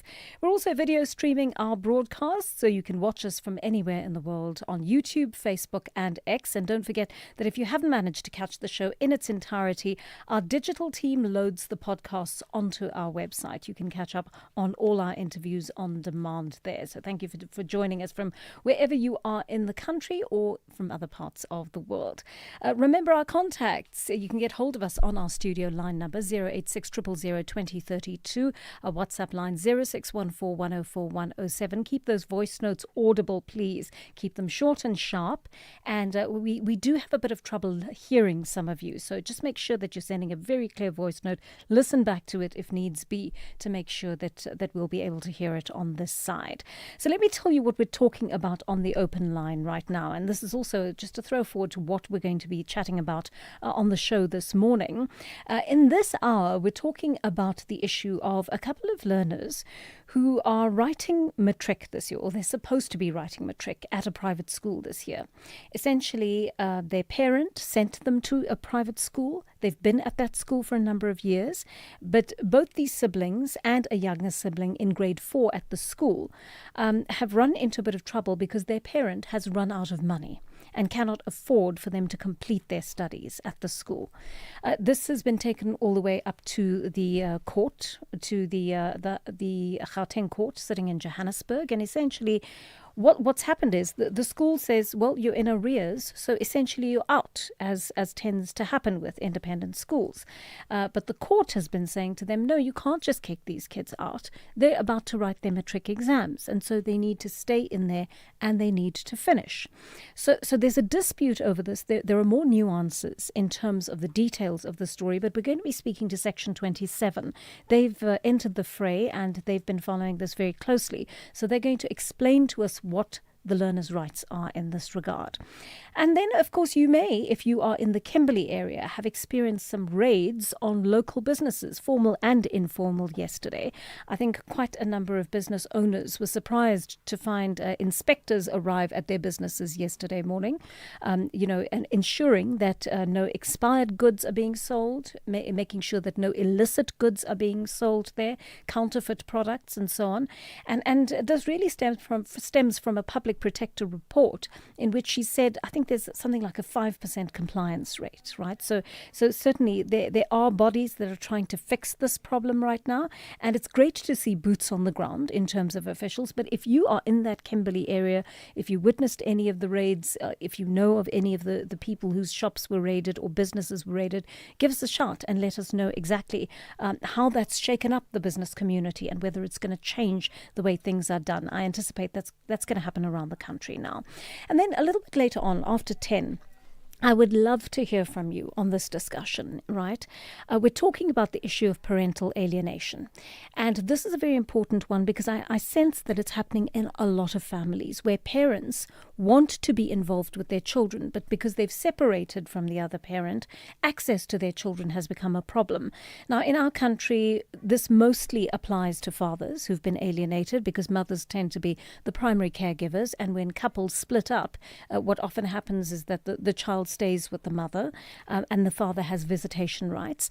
But are you one of those fathers who's been parentally alienated, who's been told, you can't see your child when you ought to have access to your child, you can't be part of their lives, you can't participate in all sorts of things, school activities or events, things that the child should have access to you for. Just the very fact of seeing your child often enough and participating in their life and being a support system for them, even though you don't live in the same house as them. I would like to hear about that. Certainly, I'm quite close to someone that has happened to, and it has ruined the child's life in many ways, and it's led to the father never having a relationship that he ought to have with that child because the mother simply decided she was going to weaponize this relationship against him. So I'd be very keen to hear from you on that. We're also talking about this issue of teenagers consuming high caffeine energy drinks. I don't know if you have a teenager in the household who's doing this, but I'm really taken aback at how many young people are doing this. Back in our day, it used to be BioPlus. That's what we used to take before we had to pull an all-nighter before an exam. But it seems more and more young people, and I've seen among university students in particular and tertiary students, all the rage. They all consume energy drinks, especially before exams. And many of them have studied through the night. They get up in the morning. They are about to write an exam. They're exhausted, and so they down an energy drink before an exam. But the caffeine levels, the sugar levels, and other ingredients in those drinks can be so dangerous for young bodies and young minds. We're going to talk to an expert about that, and then. This is something that may actually be related because I have a sense that young people have got caught up in this as well as adults. But there's real concern about people consulting AI for psychological help. So they find themselves in a situation where, something has caused them mental distress. They're suffering from a mental health condition, potentially. And instead of going to a psychologist or going to a doctor, trying to get some kind of medical help, they ask AI. They ask an AI chatbot for answers. How should I navigate this? How should I navigate that? And of course, AI is not set up for that purpose. It's a very unreliable source of any kind of information, more especially information that may govern your response to particular situations in your life or crises in your life that may require expert intervention. And so we're going to have a discussion with that about a member of the South African Society, with a member of the South African Society of Psychiatrists to tell us about the dangers of doing that. And then, of course, at 11 o'clock, Brian Hirsch is back to talk us through the issue of tax. And you know that it's that time of the year when we start preparing our tax returns. We're going to talk about provisional tax, what happens if you're a conventional taxpayer, how you get a rebate, how you go about approaching this if you have not submitted a tax return before. We'll chat to Brian about all of that after 11 o'clock, so you can start sending your questions in as early as you like. 9:15 on the Daily Discourse. Let's take a call from Meje in Bloem. Meje, good morning to you. Good morning, Johan. And your listeners, I will be listening. Johan, issue of relationship of Malema. Khan and Mahoney discussing. If allegation is true, the future of Malema and his party are in the balance. You see? Yes. You hear me, Len? Yes, I can hear you quite clearly. Just go. Yeah. I see a children X situation. Yeah. Expulsion. Remember, Malema is always commented that UNCC is corrupt, but he didn't see the speck into his eye. You see, I ask myself this question in terms of rules and rules and discipline. How ESS police converse if its members are corrupt or behave in a disgraceful way. Yes. That Brenda, the organization disrepute. Yeah. No, it is a very worrying thing, Major. I agree with you on that, and I, the connections that are being made right now are, I think we've sort of had a suspicion for a long time about connections between people, but they've only been suspicions, and now these stories are starting to emerge with a little bit of evidence behind them for the first time, and these networks are becoming clearer to us. But yes, I mean it is a source of disgrace if indeed people have actually committed these. Committed this misconduct, and the fact that political players may have had access to the police at such senior levels is a very worrying thing indeed. Thank you for that, Major. All right, Kathy started this conversation, in fact, this morning about sick notes, and she and I were chatting just before the show, and she was saying to me, Joe, this is unbelievable, that people actually know where to go for sick notes, and they know that on a Monday morning they can queue for a sick note at a doctor's surgery. There's one queue for sick notes, and there's one queue for people who are actually ill and need to see the doctor. It's totally absurd.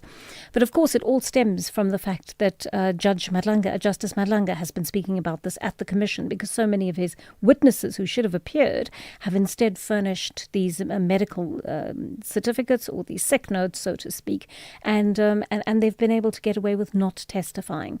We saw Andrea Johnson actually make it to the Commission yesterday, the IDAC head, but you'll remember last week Justice Madlanga was clearly irritated by the sick note that he received when she couldn't make it to testify last week. So let's listen to your voice note on that.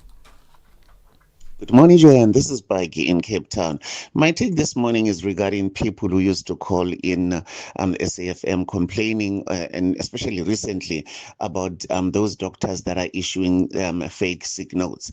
Now, my question really is, the very same people that are complaining, my question to them is, have you really taken charge or taken care to report these matters to the police? Or have we really now converted our SAFM to a platform where we keep complaining, whilst as easiest thing to do is to just report the matter to the police? Is the question. This is Baki in Cape Town.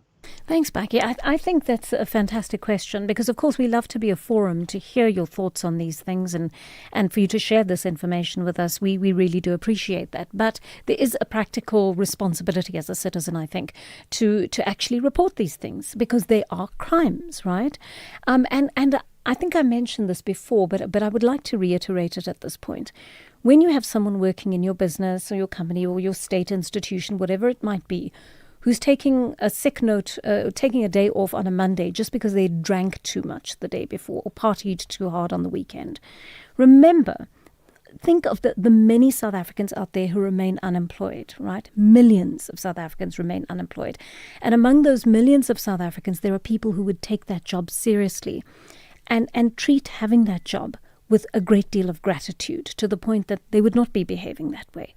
They would be at work on a Monday morning because they are grateful to have that job and grateful to have a way to feed their families. And when we've got people in positions who have disregard for the jobs that they've got or don't have a work ethic, they are robbing honest people of making a living. And I often think of that. When I see someone not doing their job to the best of their ability, I often think to myself, you are taking the place of someone. You feel entitled to be in the place of someone who is prepared to work hard, and you actually don't deserve this job. And they deserve to be reported, to my mind. Have you ever reported anyone based on these grounds, based on the information that you've been able to receive? I'd love to hear from you. Give us a call on 086 000 2032. Leading up to our 75th birthday in August, VW is giving you the chance to drive away in a new Polo Vivo. If you buy any new Volkswagen vehicle this month, you will automatically be entered into the competition, and South Africa's best-selling hatch could be yours. One car, one winner, one unforgettable moment. Will it be you? It's our birthday, but you get all the gifts. Visit your nearest dealer today. T's and C's apply. The pain of losing a loved one is never easy. At Clientele, we understand that burying loved ones with dignity truly matters. Our funeral plans pay out cash within just 24 hours, and you receive 200 Rand airtime when you claim.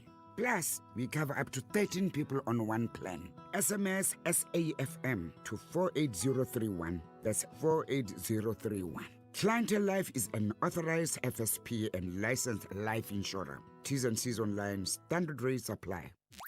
Mandela believed that listening was the beginning of understanding. We are therefore prepared to work with them to arrive at a just and lasting negotiated solution. This Mandela month, SAfm continues the tradition through meaningful conversations that challenge, inspire, and unite South Africans from every walk of life.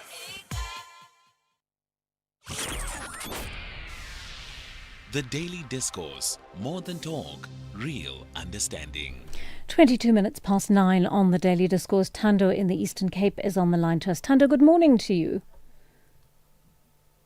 When I was in employment, I actually did go to a doctor and get a certificate. I am so ashamed of myself. I did it several times. Did you, Tando? But that's the thing about South Africa. We think soft crime is actually no crime at all. And then it builds up but that's not what I called. I called to amplify what the former statistician, what's his name, Dr. Paddy Lehotla. Yes. He is so spot on. It might sound like he's hopping on the same string, definitely doesn't sound like a broken record because it needs to be said. I mean, how a country cannot build its economy and the unemployment and the thing is, it is so lauded that it's the most unequal, country in the world. Yet some people are super rich and they are super. They are making no sacrifices. You look at people like Dr. Barat at Rhodes and his successor, Zile. Those guys, as part of their salaries, it goes to students who are being hard done by. But these politicians, no. They're earning 4 million per annum. I mean, that guy in parliament, he earns 4 million. He was earning 2 million, and then exponentially his salary is 4-point-something million. I mean, these people have no clue. They don't sacrifice, they don't give, they don't care. Instead, they want to go around the world lauding and benefiting from all the packs and everything. It is unheard of what these people are doing. Yeah, I don't know. It is totally unheard of because I mean, there are kids who are doctors who are qualified, but they are not employed. There are kids who are engineers. There are kids. I mean, it is preposterous. It's unbelievable. No, because these people, they just only care for themselves and for their families and for their girlfriends and their side chicks and everything. Tando, I don't know when we became this society. I don't know if we were always the society. I don't think so, because people gave up their lives for freedom in this country, right? People made sacrifices. I tell you that I know my brother gave up his life. He was killed kidnapped in Lesotho, and their court said they bent him up. They killed him. But when did I we quit. become? I quit. How have we become I was the also in society? the thingy. I quit because I knew that I'm going to die. I quit. I'm a 1976 student. Yeah. I think you're raising an important question. I don't know how we became the society, Tando. I don't. And We're so cannibalistic. It's cannibalistic society. It's so cannibalistic. We shouldn't be marching against immigrants. We should be marching against this government that is destroying everything. That has destroyed everything, these people. They're paying themselves so much money, they're doing nothing. The only thing they do is going around the world attending meetings and attending conferences. What else do they do? to the deputy ministers who don't know what they are for. Yet they earn millions. I can hear how angry you are, Thando, and thank you for expressing that to us, your passion for the subject. I don't know, perhaps you can share some of your ideas with me on in regard to what Thando is saying. When did we become a society that cared so little about people? When did we become such an ostentatious society that would advertise material wealth in a context where people are so poor? When did we become a society where our politicians would arrive in Louboutin shoes with a Gucci bag or a Louis Vuitton T-shirt to go and campaign in some of the poorest areas in our country where people don't have proper shelter, running water, education for their children, electricity? When did we become that country? How did that happen? How did we undergo that? I'm not going to call it an evolution and devolution, perhaps.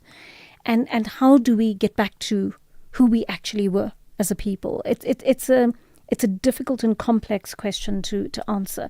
But certainly something has changed in our society that has made us into people with an insatiable appetite for material wealth. And also the habit of flaunting it in front of people who are very poor, which actually galls me when I think about it. Thando, Charlie in Koffiefontein is on the line to us. Charlie, good morning. Good morning, Joanne. Yes, what's on your mind? Yesterday, yes, the defense, the deputy minister of not Home Affairs, of Defense, Bantu Holomisa, yes, now wants to bring in the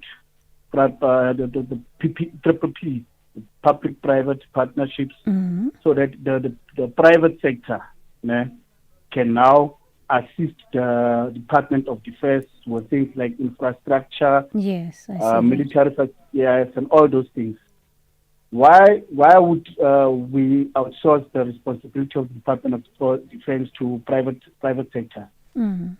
Yes, because it's now, a good question. Private sectors are not doing things. They are not philanthropists. They are not doing things out of the goodness of their heart. They want private. They want profit. You see. Yes. Yes. So I've got a big issue of this, that the Bantu Olomisa now wants to bring in the private sector in our defense department. Those people are going to be responsible for a lot of things. Even the spirit of this country, we are putting into the hands of private sectors, of people we did not elect. They should be the ones determining our safety in our country. I agree with you. I think you've got a great point there, Charlie. I mean, we've already outsourced security to private security in this country. I did a show on it last week, actually, and I was astonished at the numbers. There are over 17,000 companies, private security companies, operating in the country right now. Exactly. And they outnumber the actual security guards working for those companies. Outnumber our actual police on the streets. Exactly, that is my point. Well, yes. What is the role of our government going to outsource everything to the private sector? Why are we voting for these people anyway? Yeah, no, it's a great question, Charlie, and I think it's something that we need to give some thought to. But look at how much we actually outsource to the private sector: education, security, healthcare.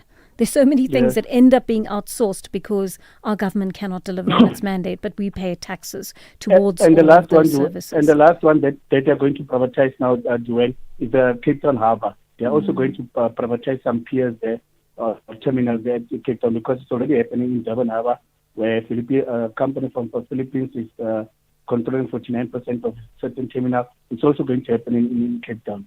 Our company is being privatized under Cyril Ramaphosa as we speak now. Yeah, I see that, Charlie. Thank you very much for flagging that Thank with us. you. I think it's a very interesting discussion indeed. 9:31 on the Daily Discourse. And Musa, sorry, we're slightly late for your headlines, but we're ready for you now.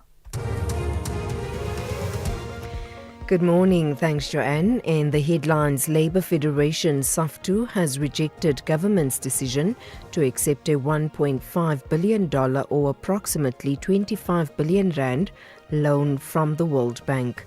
The High Court in Johannesburg will this morning continue to hear the cross-examination of the first witness in the trial of alleged criminal kingpin Vuzimuzi Cat Matlala and 4 co-accused. And researchers studying chimpanzees in African sanctuaries have found that they use touch to build trust before feeding time. I'll have details on these and other stories at 10. The Daily Discourse, more than talk, real understanding. 9:32 on the Daily Discourse, listening to some of your voice notes and reading out your texts at this hour. Hi, Joanne. One of you says, we lost when the ANC so-called freedom fighters sold out their people to rather than genuine change. Deals were done in Botswana, and once our comrades saw the money shown to them by our oppressors, the masses were forgotten and left to suffer in a free country with the same economic shackles as apartheid. Very sad, says Naveen in Durban. Agreed, Naveen. I think the lure of filthy lucre is always going to be a problem. One of you speaking about the issue of SAFA keeping on Hugo Broos as our coach. Good morning, Joanne. Hope you're well, my dear sister. Only one thing that boggles my mind this morning. SAFA. You know, SAFA is really, I don't know, these guys are like, I don't even have words to say, because these guys are really out of their, minds or something. I don't know. They have extended a year for Hugo Broos. I mean, the guy told them that he wants to go on leave. So the only thing that SAFA has to do is just to pay the guy off. That's all. And then they can start to take a willing coach who's willing to coach Bafana and take Bafana to the greater heights. I don't care who, but they must do that. I don't know how to feel about this. I don't know whether the problem is Hugo Broos. I don't know if the problem is with the input that the players get so that they cannot be the best version of themselves. An organization that doesn't give them the support to become the best version of themselves is doing the national team a huge disservice. I mean, I was reading about the baby box the other day, and my husband and I were chatting about that. The box at all levels are winning, right? They just won the baby box just won their latest tournament, and I'm just wondering, how do we manage to make some sectors of sport work in this country while others just can never reach their peak? If you compare what's happening in rugby and football, explain to me what the difference is. And this is a genuine question because I haven't done the comparison myself. But it seems to me there's so much more structure in certain sports than there is in other sports. What makes that possible? Is it the administration that makes it work? Is it the structures? Is it the opportunities that are created for young people? Is it the funding? What is it? Is it the expertise? What makes some of our sports people successful and some of our sports people not so successful? And one of you says on the voice note line, we don't have police in South Africa, only police uniforms. And that was in response to the conversation that I had with Charlie a moment ago about the issue of private security taking over the functions of police in many situations in the country. And then one of you is commenting on the issue of sick notes. Good morning, Joanne. To answer your listener there, we were actually not complaining. We were making people aware that that is something that is happening. I myself, I won't even report that kind of thing because I'm a beneficiary of it. I might be called an irresponsible citizen or whatever. I don't have any problem with it, but I'm a beneficiary of it. I won't report it. Straight and forward. Talk. Joanne Muladin Bloemfontein. Thanks. Well, Lati, but I have a very genuine question for you, which is, why would you do something so dishonest? I mean, Thando came on and he also shared with us that he had done that as well, but he also shared his feeling of shame as a result of having participated in that.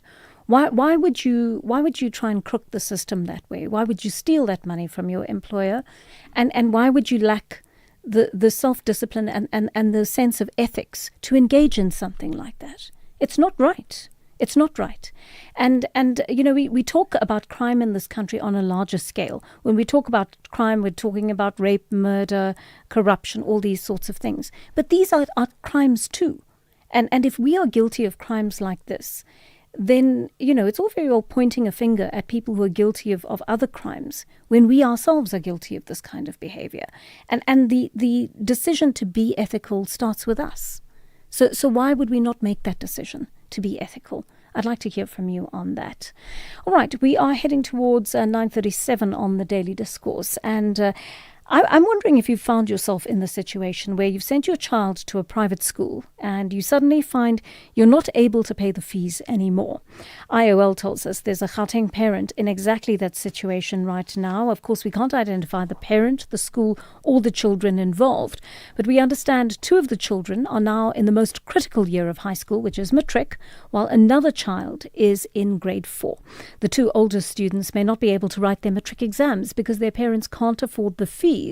This issue has ended up in court, with the parent trying to keep their children in school. Section 27 has also joined the fray. Let's speak to the organization's head of education rights, Zinat Suji. Ms. Suji, good morning to you. Thanks very much for your time on the Daily Discourse. Please fill us in on how this matter ended up in court. Good morning, Joanne, and thank you for having me. Sure. I think that this case came to us in May, where our client received a notice of termination of the contract because she was unable to pay school fees. We then approached the school and said that in terms of the law, because there is case law to this effect, where children cannot be excluded because of a parent's failure to pay the school fees. And when we look at termination of contract, the school should have taken the various steps before terminating a contract. And this is all in line with the jurisprudential developments through our high courts and constitutional courts. So based on that, the school failed to budge in May. We then had to approach the High Court in June on an urgent basis for the re-enrollment of the 2 learners who are in matric. They are twin girls, and both of these girls have now been deregistered by the school to write the IEB exam. And because this is such a critical year, we've had to ask for immediate re-enrollment of the learners. And we asked for that they be re-registered with the IEB so that they can finalize so they can write their final exam. In June, we were in urgent court, and Acting Judge Vele granted an order for re-enrollment and for these learners to be re-registered with the IEB. Even though our client had paid the IEB registration fees on the judge's order, because he said that the registration fees should be paid, and in order for them to be re-registered. Despite this, the school has failed to instruct the IEB to register these learners. So are sorry to come in there, Ms. Suji, but are the learners now in the situation where they may not be able to write their final exams consequently? Yes. And this is why we're back in court this week on a contempt of court application for this, because the school has failed to comply with that aspect of the court order. And we're going to be heard now at 10 o'clock to hear the contempt of court application. And it is, what we are asking is for them to be re-registered so that they can complete the final year. And, the Constitutional Court in a further judgment has been really emphasized the importance of a matric year. And this is what we've been trying to say to the school, is that you can't, at this juncture of any learner's life, knowing that matric is so critical, to actually remove them from or disallow them from completing their year when their lives need to continue. And because they've been in the IEB system, they should be able to complete the IEB exam. All right. So we're going to continue our conversation in just a moment, Ms. Suji. Please stay with us. Zina Tsuji, Head of Education Rights at Section 27. I'd love to take your calls or your messages on this issue about these two learners being excluded potentially from writing their matric exams because their mother or father could not pay their fees. 9:41 on the Daily Discourse. Do you know what our problem is? We have a problem? You're a little clingy. Clingy? Every time I start getting somewhere, you want me. But I need you. You can't have all of me. I need a little room to grow. So what are you saying? Put me in a Nedbank 32-day notice account. Give me some time. I'll come back better. Open a Nedbank 32-day notice account on the Money app and bank your money this July savings month. Go to nedbank.co.za. See money differently. Nedbank. We're a licensed FSP and registered credit provider. T's and C's apply. SAfm. After 132 years of colonial rule, Algeria fought a brutal war for freedom. Independence came at a cost: lives, land, and legacy. But from that struggle came strength. Today, Algeria stands sovereign, steady, and self-defined. I was with Hector Peterson when he was shot. The boy was in that picture where a boy was carrying. He was the first student I saw going down. I saw him being shot on the head and he fell down. This is what we are becoming. SAfm, leading the conversations that move us. Looking for exclusive content, live events, and special broadcasts like the Madlanga Commission? Then connect to the all-new SAfm Connect stream.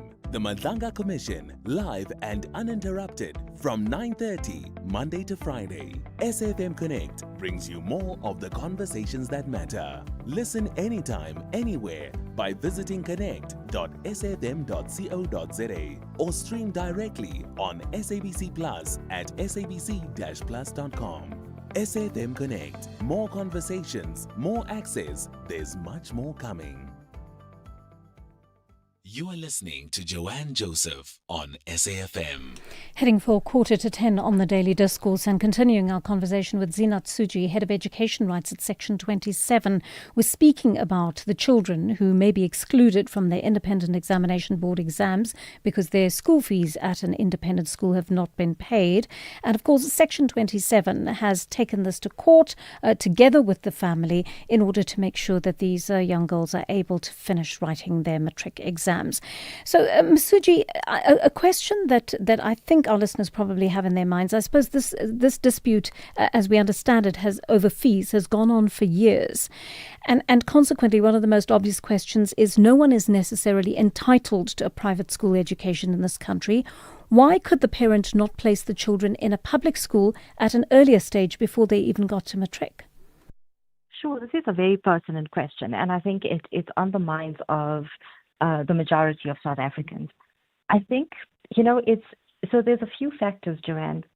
When you are in the grade 11 year, the public school sector has its own challenges, right, and systemic challenges around overcrowding and curriculum.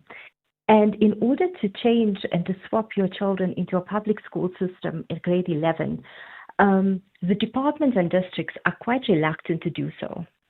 And to get your children enrolled in grade 11 is quite difficult. The other issue that we have is that there's huge overcrowding issues in Gauteng, and we need to factor in that it doesn't take away a parent's inability. I think that, you have to be proactive. You can reach agreements with a school, with a private school to settle your debt. There are other means for private schools to also recover the costs. And what we are saying is that you can't use the children and make them, let them suffer because of their parents' inability. And this is where courts have come to the aid of learners to say that, the right to basic education is a critical one. It's an important one. But use other means of recovering those costs instead of exclusion. And I think that's where the argument comes in. So we need to look at it also from a broader education system and where we at, looking at, even when the mother tried to consider this of removing these learners at the end of last year, it was difficult to do so. So I think that there's other challenges that we face, and I think that this is what parents do encounter on a daily basis. Yeah, this context is really important. But a last question that's related to the previous one. Do you believe this ruling could potentially open the floodgates to parents who are unable to afford expensive private school education, but they go ahead and sign their children up anyway for private schools? They later default on the payments because a legal precedent of this nature has been set. So I think it's important, again, to look at context. It works on a case-by-case basis. I don't think it's fair to put a burden on a private school. What we are saying is that the processes that also should be followed by a private school are important. So if you are terminating a contract, what are the steps that a school should have taken in order to terminate? Can you just terminate without notice? Can you just terminate without hearing the side of the learners before you do so? And in terms of law, it was in the case of Pridwin, which was decided by the Constitutional Court in 2020, which was important, where it said that when a private school terminates a contract, you need to hear the side of the learners. You can't just expel them and terminate without taking those steps. So what we are saying here is that by all means, you need to do what you need to do as a private school, but follow process.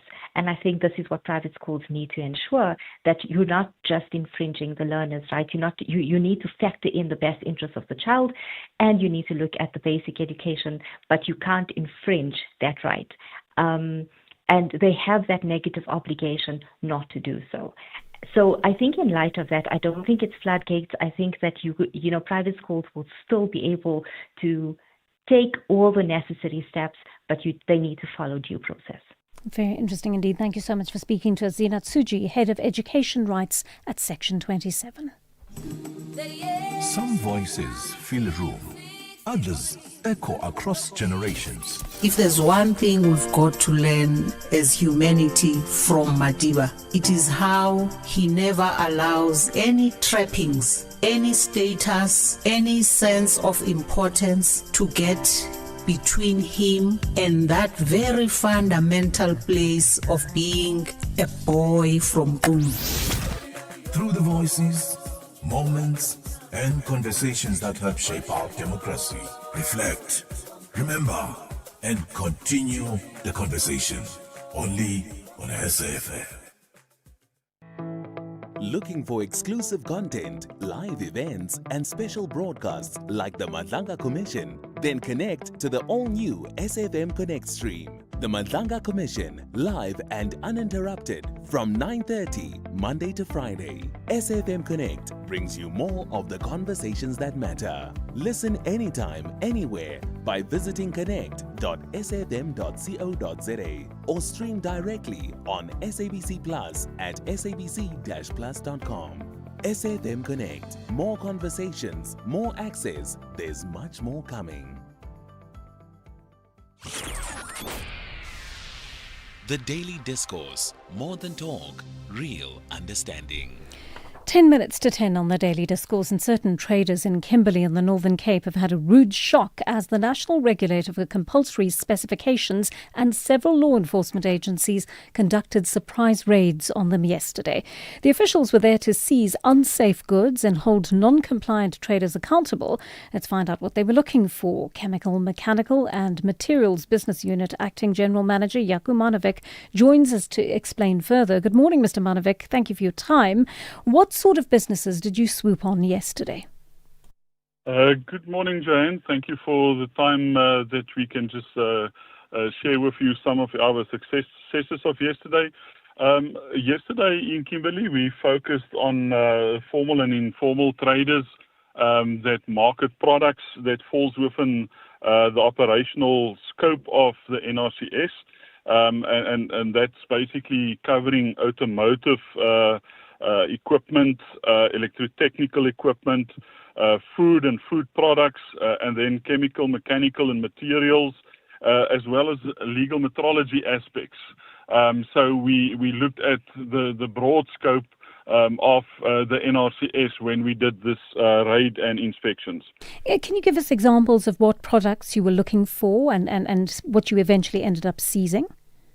Joanne, we landed up with quite a haul of products that we seized.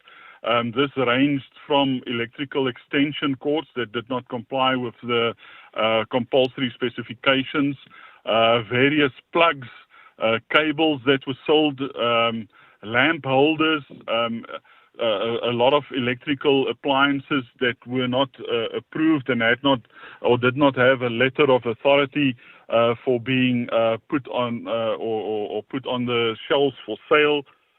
We found disinfectants that did not meet the compulsory specifications, even life jackets. Then we had successes with vehicle replacement lamps that did not meet the requirements. There was a lot of unmarked and incorrectly marked goods found on the shelves, even unapproved scales that was found for sale, even carrier plastic bags that should have been regulated. We found non-regulated bags, and then a very interesting case where we found fish that is actually stored at ambient temperatures. So that, of course, raises quite a concern. I mean, that is really astonishing. What happens to the goods you've confiscated, Mr. Manovic? Joanne, these goods that we confiscate has already now been inspected by our inspectorate, and they were found non-complying to our specifications. The NRCS Technical Committee will now decide either to possibly send these products back to the country of origin or to destroy these products as they are non-compliant. So that is the two options now for us to consider. Most probably all of these goods will be destroyed. And what happens to the non-compliant businesses? Do you issue them with a warning or do you take immediate legal action against them? In this case, we issue them with an order of confiscation, and they are given a time period to react.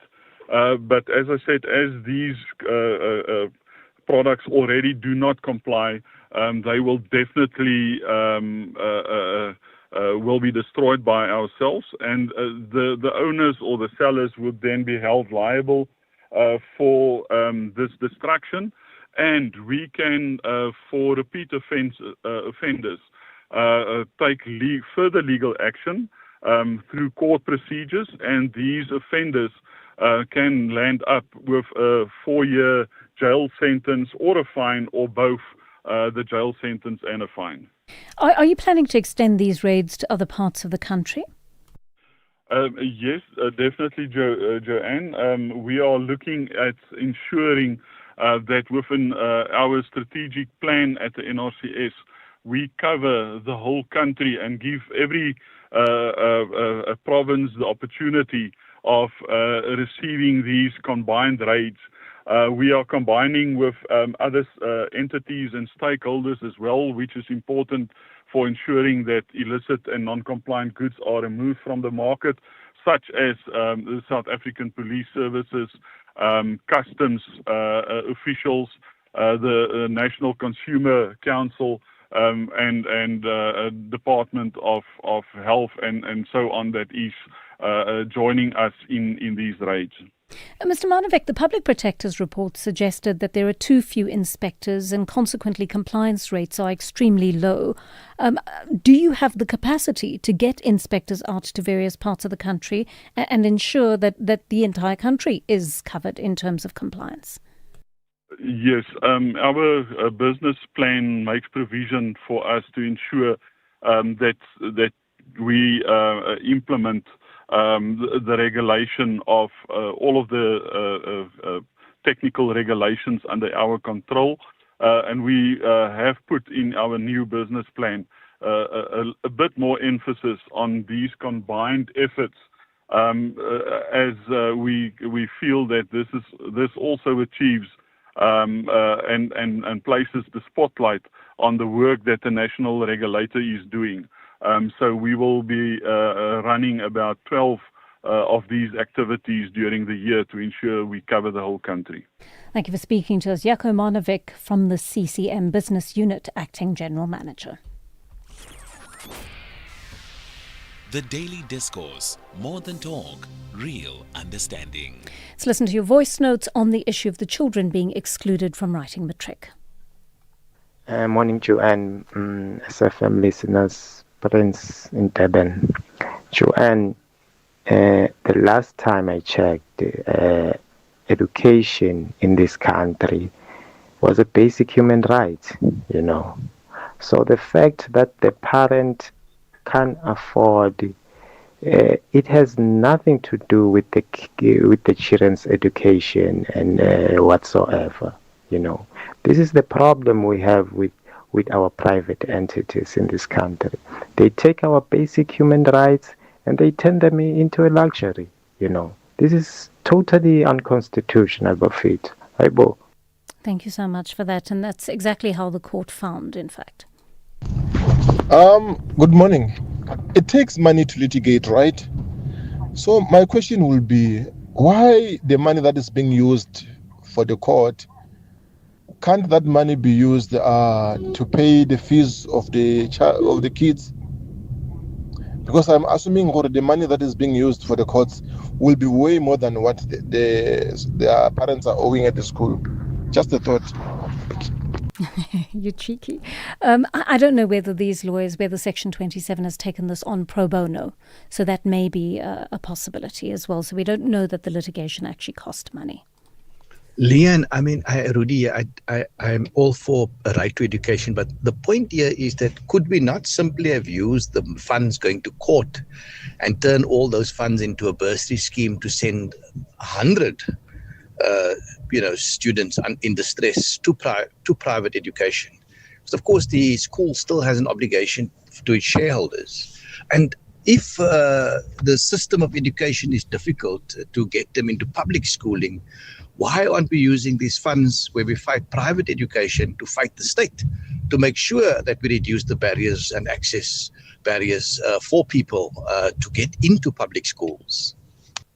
Thanks very much for that. I think it's an interesting suggestion there that you've shared at the end. I suppose for these parents, all they want to do is just get their children through matric. They don't want to turn it into a national issue necessarily that will, cover the entire country or set a legal precedent. They're probably just trying to get their girls through matric at this point. But I agree that there are other legal questions that arise as to where the litigation should be and whether someone should be able to fluidly remove their children from a private school and put them into a public school if they can no longer manage those fees.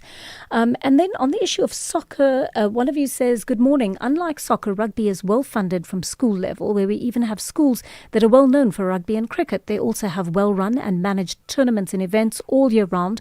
Most importantly, all levels from school to the box can account to their sponsors about every cent. As far as soccer is concerned, it's the total opposite. Thanks. And that's a very, very informative and informed comment, I think, on why the difference has occurred there in the different sectors.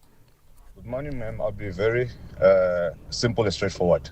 The difference between Bafana Bafana and Springbok, it's simple. Springbok players start playing rugby in primary, professional rugby in primary. They will have a professional coach and professional material. And with Bafana Bafana player start playing professional football at APC Motsepe. That is too different. And you can't expect the same results. Thank you. Interesting about structures and how we start early with our kids and what a difference that makes in the long run. Thank you for that. 10 o'clock on the Daily Discourse right now. Let's connect with Anne Musso for your latest news bulletin.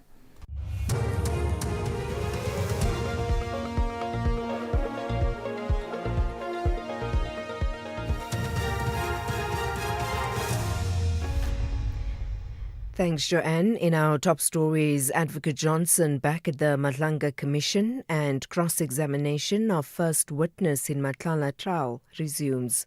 Good morning.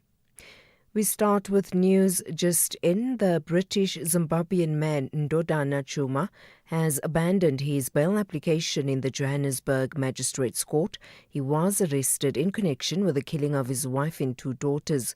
Chuma's address has also been verified. He appeared in court this morning on a charge of illegal possession of a firearm. South African authorities are processing a provisional extradition request from the United Kingdom. Investigative Directorate Against Corruption head Andrea Johnson is back at the Madlanga Commission of Inquiry this morning. Yesterday, she distanced herself from suspended Deputy Crime Intelligence Deputy Head Feroz Khan. This after allegations linked Khan to the killers of an accountant and his 28-year-old son in a targeted shooting in March of 2023. Kluto was also a prominent insolvency practitioner. The High Court in Johannesburg will this morning continue to hear the cross-examination of the first witness in the trial of alleged criminal kingpin Vusimuzi Matlala and 4 co-accused. Matlala is accused of orchestrating a failed plot to assassinate taxi boss Joe Sibanyoni, his former girlfriend Tebogo Tobejane, and music producer Sienki Mokobong. They face 25 charges in connection with the 3 failed hits between August 2022 and January of 2024. Sasha Naidu reports. The first witness in the highly anticipated trial took to the stand to testify on Tuesday morning, where he relayed his sequence of events that took place on the night of the attempted hit on Joe Sibanyoni. Security officer at the Gulf estate where Sibanyoni was shot at, Bethwel Tele, told the court that a white BMW entered the parking lot where Sibanyoni and his entourage were parked before quickly alighting and opening fire with AK-47s. He went on to testify that the situation was extremely volatile as the gunmen also fired several shots at him whilst they were firing at the intended targets. Labour Federation SAFTU has rejected government's decision to accept a $1.5 billion or approximately 25 billion rand loan from the World Bank. It has warned that the development policy loan could open the door to more privatization and austerity.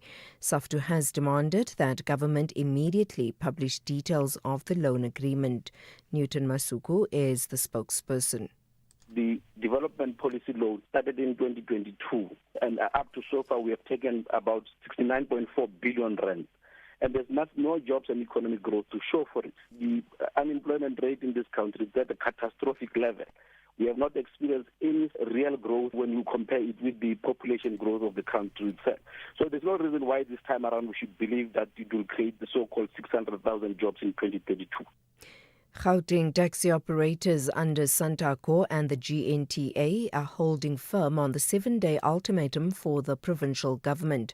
They've threatened a total transport shutdown across South Africa's economic hub if their demands are not met.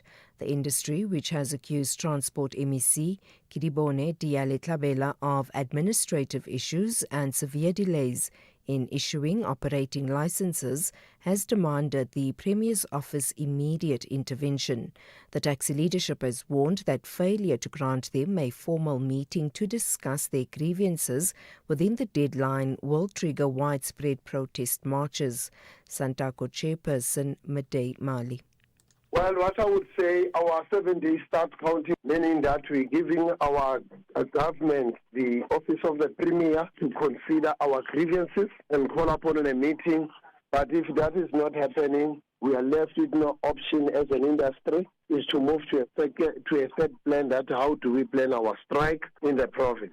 The breakdown is that the protocol is not observed by the MEC office, MEC and her office. They just go direct to the associations without going through the structures that are democratically elected, that are governing the industry.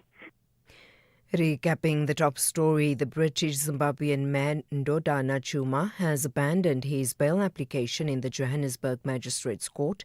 He was arrested in connection with the killing of his wife and 2 daughters. For SAfm News, I am Anne Musa.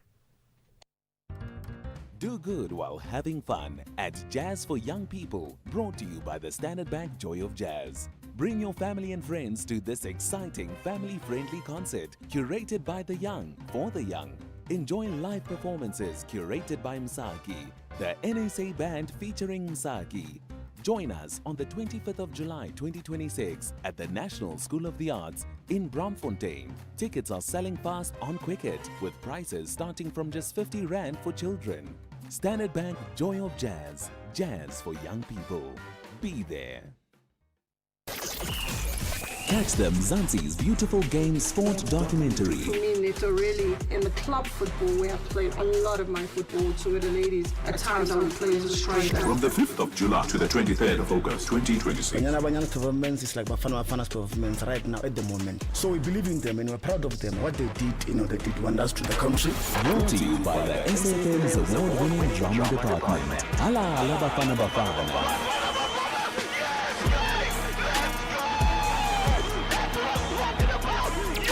This is what we are becoming. SAfm, leading the conversations that move us.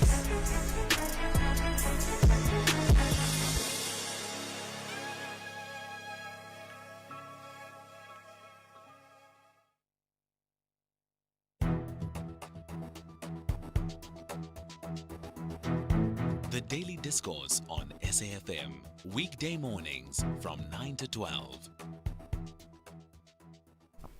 7 minutes past 10 on the Daily Discourse. We're into the second hour of our program. Welcome if you've just joined us. We're taking your calls and your WhatsApp voice notes and texts. Our studio line 086 000 2032. Our WhatsApp line 0614 104 107. So it's going to be a packed hour, and so I've got to take a deep breath before we launch into all of this. We're starting off with the issue of parental alienation, and of course the African Transformation Movement has said in Parliament they've already written a letter to the Portfolio Committee on Social Development, and they're essentially saying, what are we doing about parental alienation in this country? It's an issue that is not being taken seriously enough, and here we're speaking mostly because that is just the reality of the country, situations where fathers have been alienated from their children because mothers often end up being the primary caregivers, and so when couples split up, fathers are separated from the mothers and they often don't get access to the rights they ought to. Now, let me be clear on this. We're not talking about fathers who've been abusive to the mothers or fathers who've been abusive to the children. These are just ordinary law-abiding fathers who want to play a role in their children's lives but haven't had a chance to. And there will be cases where in a custodial agreement, fathers have had access to the children and the children are living with them and mothers have not been able to access them. So there are some exceptions to that rule. But I'd love to hear from you because we're going to be speaking to the ATM in just a moment to find out what their stance is on this. I'll take a quick call from Temba in Bombela about the question I raised earlier about the difference between rugby and football development in the country. Why does rugby work? Why does soccer not work in the same way? Temba, good morning. What's your take on this? A quick one from you, please. I must apologize. I hope my line is clear enough. I'm on the road. Okay, yes it is. It's a busy area. I'm on the N4 and I must just attest to the development of this country. I've worked here for almost 30 years now. I'm from Soweto by birth, but I'm working around this area. Okay, great. I think the football is a very touching subject for me because coming from Soweto where I grew up and my kids have gone through private schools and I could see the change, the difference, how rugby and cricket were actually treated by the parents. So it's actually a reflection of the economic dynamics of the country where in the private environment you've got parents getting involved, sponsoring kids, getting professional trainers at primary school, right, as another caller mentioned. And when it comes to football, unfortunately, which attracts, the majority of people who come from the underprivileged area, there's no such environment intense. And I think that's unfortunately one of the failures of our government, because they've lost opportunity in terms of developing training facilities in townships and investing heavily. And getting the schools sports, which I grew up experiencing. I mean, I used to watch Jomo Sono, we have great players that are produced from the townships. Yes. But you can't rely on this isolated area. You have got to have a concerted effort by people like Gaten Mackenzie now that is involved in that. There used to be Freedom Balula, but I think there's that lack of vision to say, which I was encouraged when they said they develop school sports, competitive sports. That's where you get the talent. Before we just focus on the Bafana at the end, but it's right at the beginning from the primary. It's a reflection of the social dynamics that we have. It's the inequality in economy and power. But the rich parents in the white environment can develop their kids, and that's what you see at the end. But it's not that there's a lack of talent. It's excellent talent. Yes, I agree with you. Are deprived of it. Yeah. Lovely call, Temba. Thank you so much for that. And I think that's a lovely call that reflects the experience of a parent who's actually seen this in practice on the ground.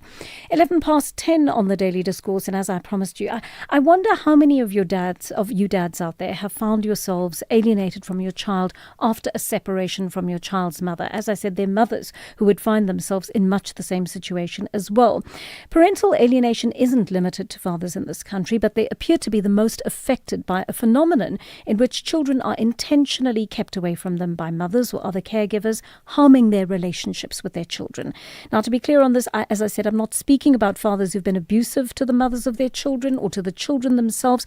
No, these are dads who haven't committed any offence but who long to have contact with their children because they usually don't live with them. Recently, the African Transformation Movement raised this as a matter they want to draw attention to in Parliament. ATM spokesperson Zaman Shona is with us in studio this morning. Mr. Shona, thank you for making the time to come in to speak to us. I mean, I understand your Chief Whip, Tandiswa Marawu, has written to the Chair of the Social Development Portfolio Committee, Bridget Masango, to look into this. What exactly would you like the committee to investigate? Thank you so much. Good morning to you and the listeners. Maybe just for context, we already have a challenge when it comes to absenteeism of fathers in the lives of children. And this has caused the country so much pain. When listening to one of the press conferences of I remember right now,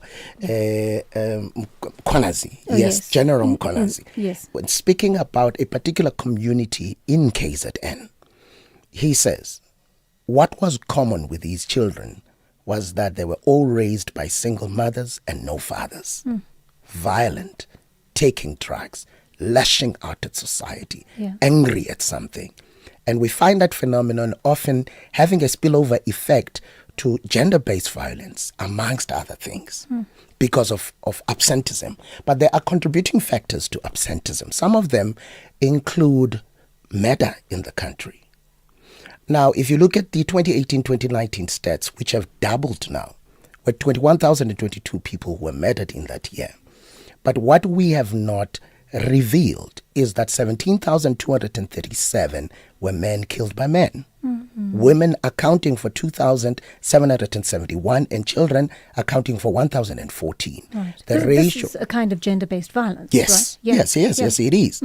But the diagnosis of the problem does not speak to the extension of the definition of what gender-based violence is, because right now it is the stronger sex that is preying on the weaker sex, whereas the strong sex preys on the same kind 4 times more than it does here.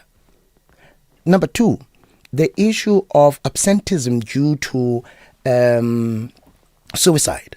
83% of all suicides in the country, which range around 8,000, are men killing themselves, which also leads to absenteeism. The third issue, criminality, go to prisons. Vast majority of offenders are fathers, and this leaves the children without a father figure in their lives. And I could go on and on. Men, generally, we are reckless. We are a common denominator in the destruction of society. Now, if society is not diagnosing that as a problem. And in our attempts to try and protect women and children from this phenomenon, but we don't characterize this as an important issue to look into, we're not going to get. Now, over and above that problem that already exists, there are fathers who are paying maintenance. There are fathers who want to be available. Yes. There are fathers who want to change the narrative so that their offspring does not look like the ones who have been deserted by those who have taken a conscious decision to look away. This is when as the African Transformation Movement would say, as a monitoring body, as a lawmaking body, as a law enforcing body, or not necessarily enforcing, but you can, through monitoring, say to the directorates of enforcement, they must actually enforce. Look into this matter, because it is a pandemic that is going to cause an imbalance in society moving forward. So it moves from that background to where we are. How do you believe children alienated from their parents are affected by that alienation? Thank you so much.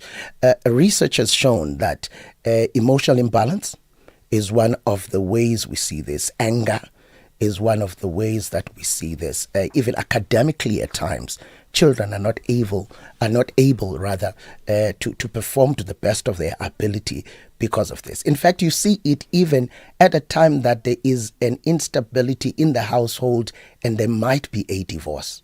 Mm-hmm.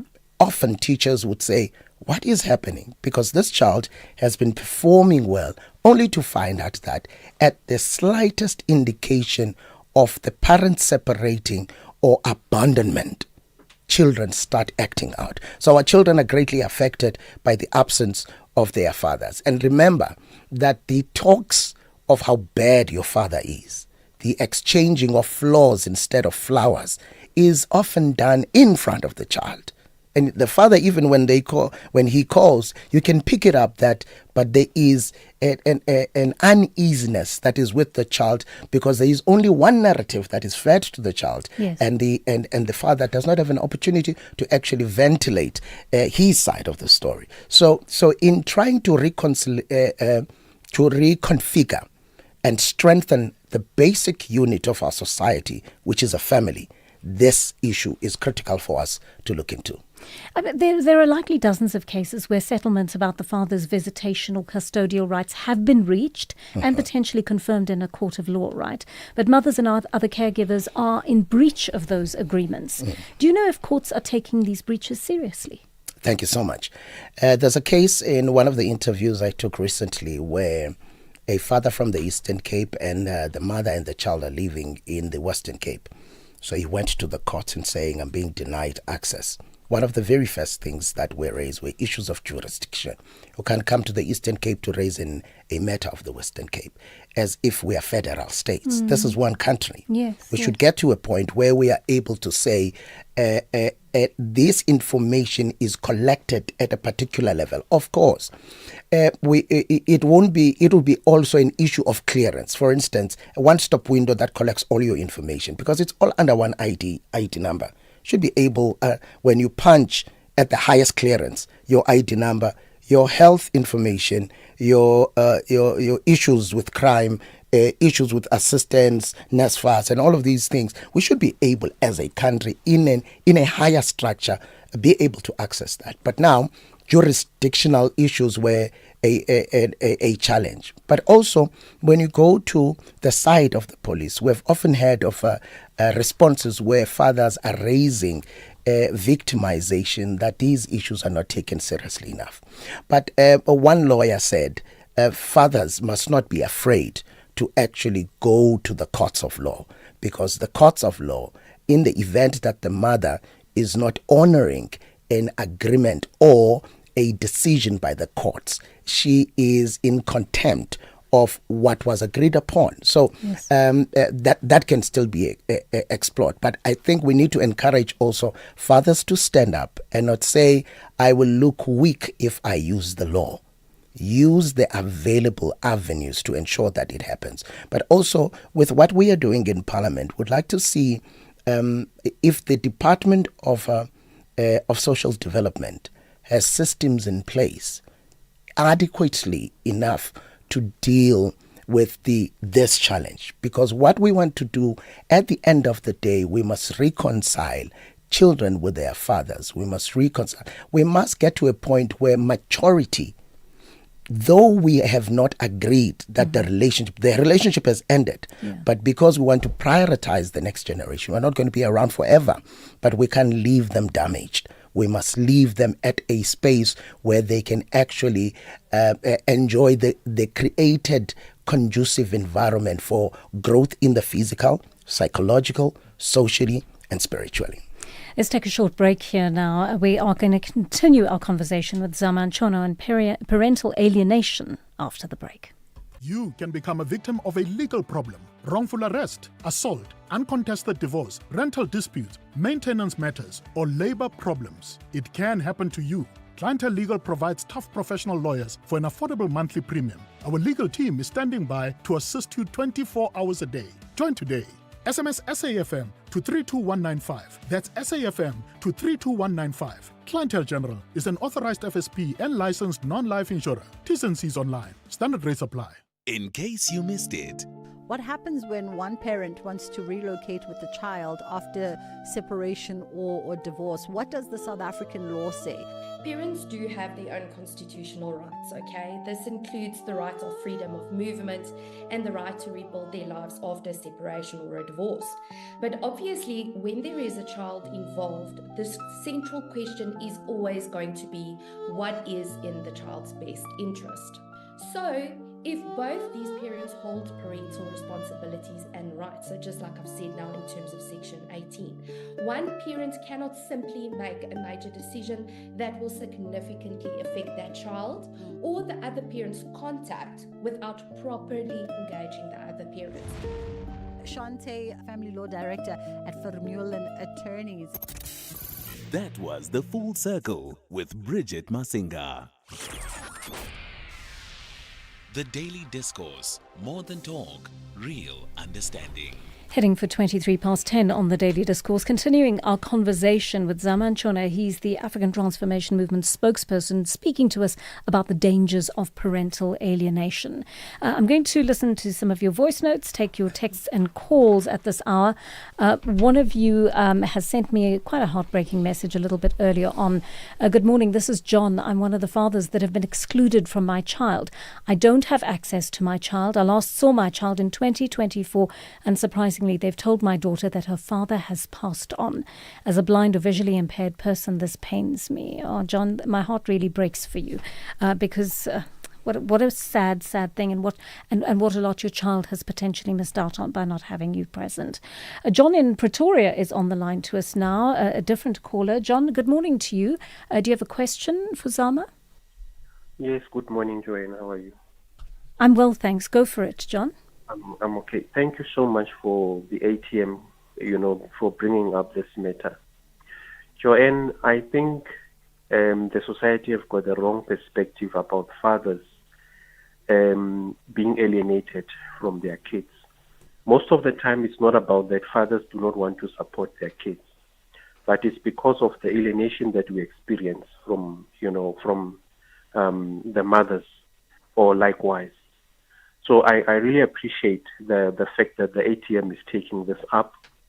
And most of the time when we go to the courts of law, oftenly the courts would find against the fathers as if we are not being responsible, we don't want to be responsible.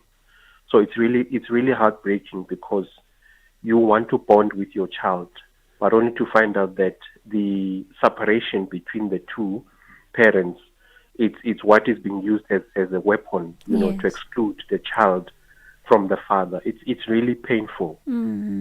Lovely call, John. And again, sorry for what you're going through here, but I think John's making an important point here, Mr. Nchono, about the issue I know, for example, a few years ago, in these parental alienation cases, just going to court and saying, I'm not able to see my child, actually was perceived as putting forward a very weak case, right?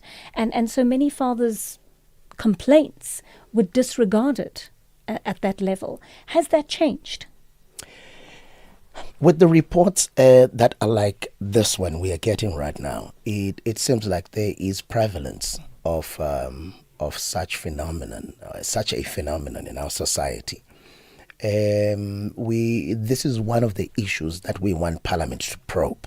Yes. To which end do we have a prevalence of that? And also, some mothers would argue that maybe the father was not available during pregnancy, or maybe at the time that the relationship went south, the father wanted nothing to do. The mother had to deal with the issue of picking up the pieces alone and all of that. And we understand and we're very sympathetic to that. We can't act as if that does not destroy an individual. Now time has gone. This individual maybe has rehabilitated. This individual is coming back and saying, I'm sorry, I recognize that I had wronged you. But we also have a life that we need to raise. Can we continue to raise this individual in a broken environment, a toxic environment, in an environment that does not recognize anything that was right about our past, but only feeds the child of the worst things that happened? Yes, we're not saying that alter history, but also it is important for us to look at the protection of this young mind that may not be able to comprehend some of the challenges and the nitty-gritties that we find, the dynamics of relationships. But now, because we are angry as parents, whether I'm a father or a mother, I want to ensure that I drive a wedge. And sometimes it's not intentional. Mothers must understand. It's out of pain. But even though you are not intending to drive a wedge, but the output itself, it makes it difficult not to create what you do not intend to do. The issue of parenting abantwana also comes with the type of maturity that at times we feel it is humanly impossible. But because we are the parents in this instance, we must, as Martin has taught us, we take responsibility and be able to actually create that conducive environment. So we want Parliament to actually probe the extent of this, and we see how we can find remedies. I'm coming up for the news, Mr. Njuna, so running out of time here, but let's listen to this voice note and maybe you want to respond quickly to it. Hi there. So I love the topic because my ex-wife actually disappeared with my son for 10 years. When he was 6 years old, I didn't get a call from him when he was 16.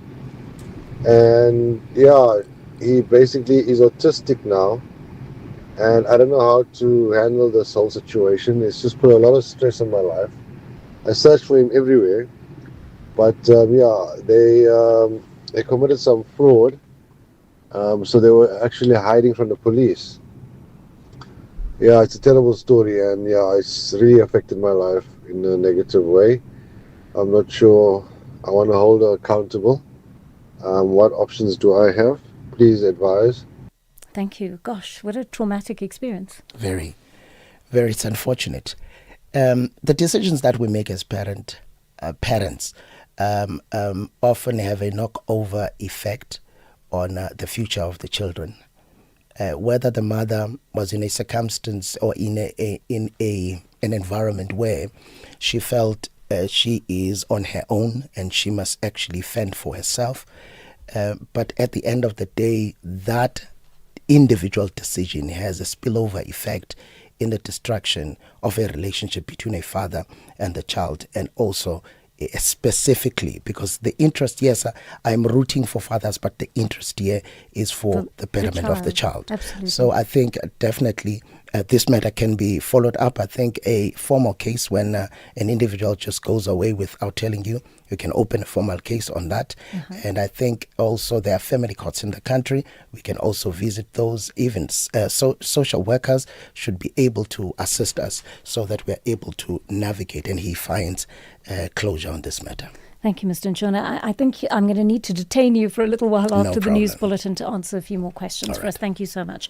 10:30 on the Daily Discourse. Ondela Mpana standing by with your latest news headlines.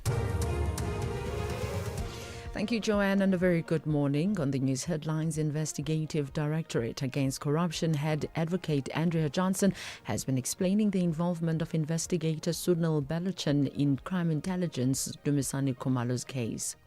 A British Zimbabwean man, Dodana Chuma, has abandoned his bail application in the Johannesburg Magistrates Court. He was arrested in connection with the killing of his wife and 2 daughters. Chuma's address has also been verified, and OpenAI has disclosed that it advanced artificial intelligence models independently hacked another tech company to steal information they needed to pass an internal evaluation. A full update follows at the top of the hour.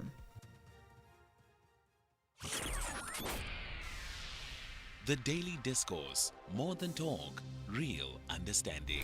We're continuing our conversation with Zaman Chona, ATM spokesperson on the issue of parental alienation, listening to one of your voice notes on this. Good morning, Joanna. Bongani. Look, Joanna, as a father, we are facing a big problem here. You know, myself, I've separated with the mother of my kids. When she left, she just took everything. Birth certificate, clinic card, even when I have to take my kids to the clinic. Just to make my life difficult, you know. Now as the schools were closed for June, my kids said they want to visit their mother's place, and then, I take her there. And then when they have to come back, myself, I was told that they don't have money. And in that home, everybody's working a good job. But I have to, get somebody who's going to fetch that kids again. I send them to visit. I have to give them money to come back again. It's just to make my life difficult and my life complicated. You know, it's a very difficult situation. And I'll play this one back to back. This actually happens to be from a child. I grew up with a very loving mother who did not allow me to see my father. And when he passed away, probably he was around age 21, 22.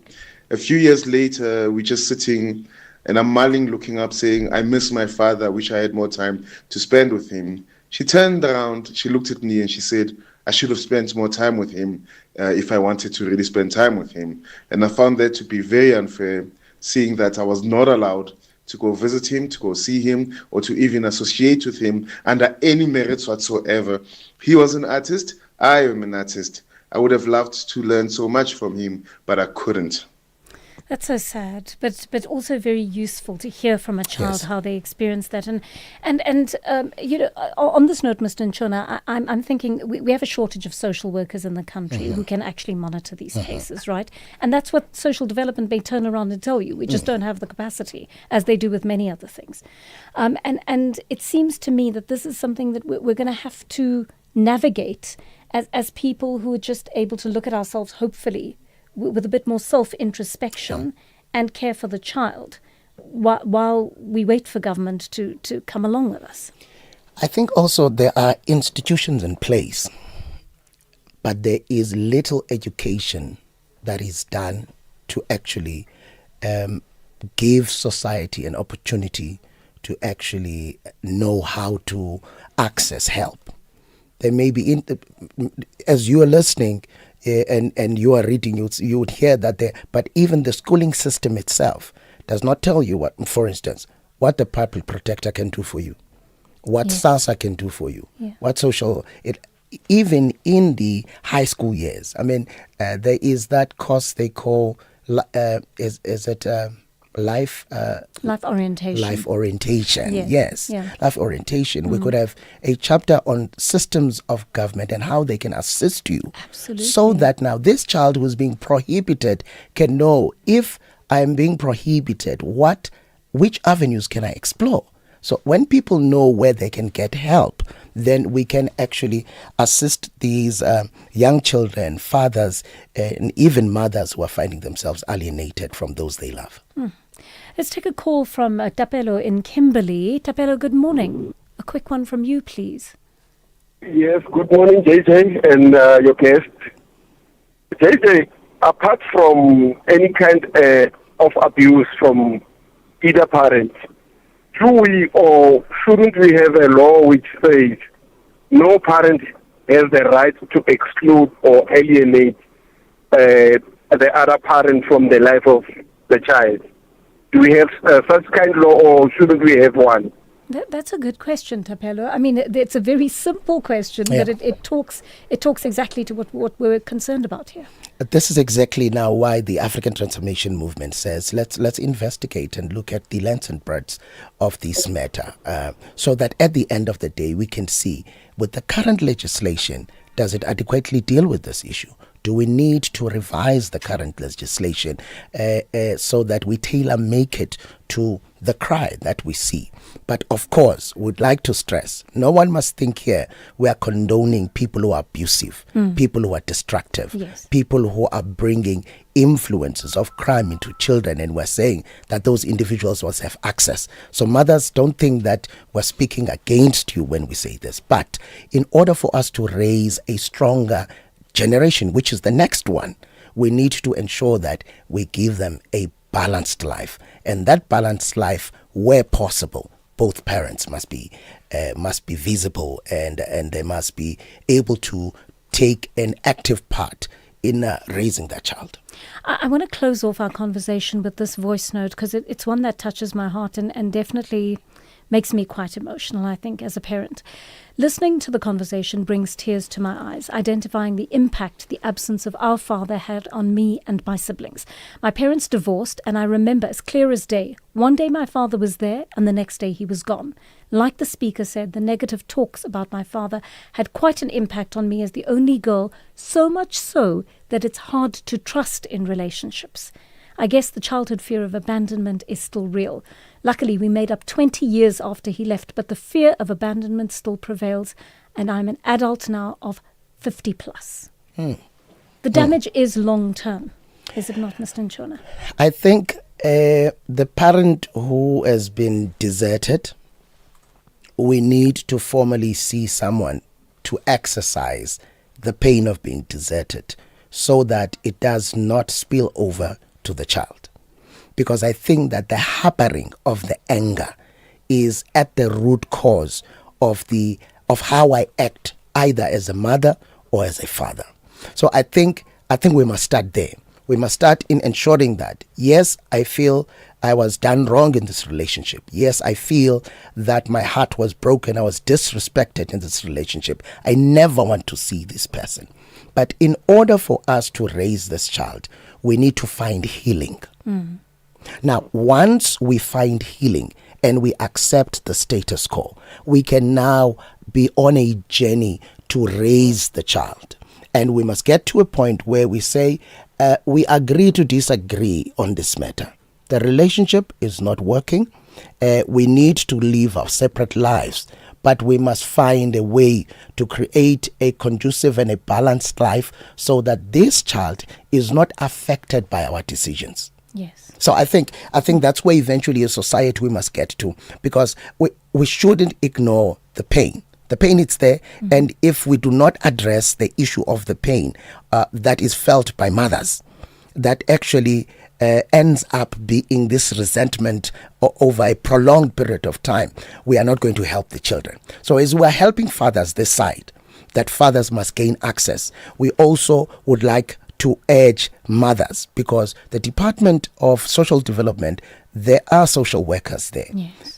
And if we need to see individuals who we can talk to so that we can relieve ourselves of the burden of that pain, it would assist us to go a long way into building a healthy society, so that way past the times when we were in love and we were seeing a future together, at the end of that future of us as parents must not be the end of the child's future. This is a really strong and important point on which to end. I'm going to be tracking this, Mr. Nchona. I'm very interested to see what progress you make with this in Parliament. Thank you so much for coming in to speak to us.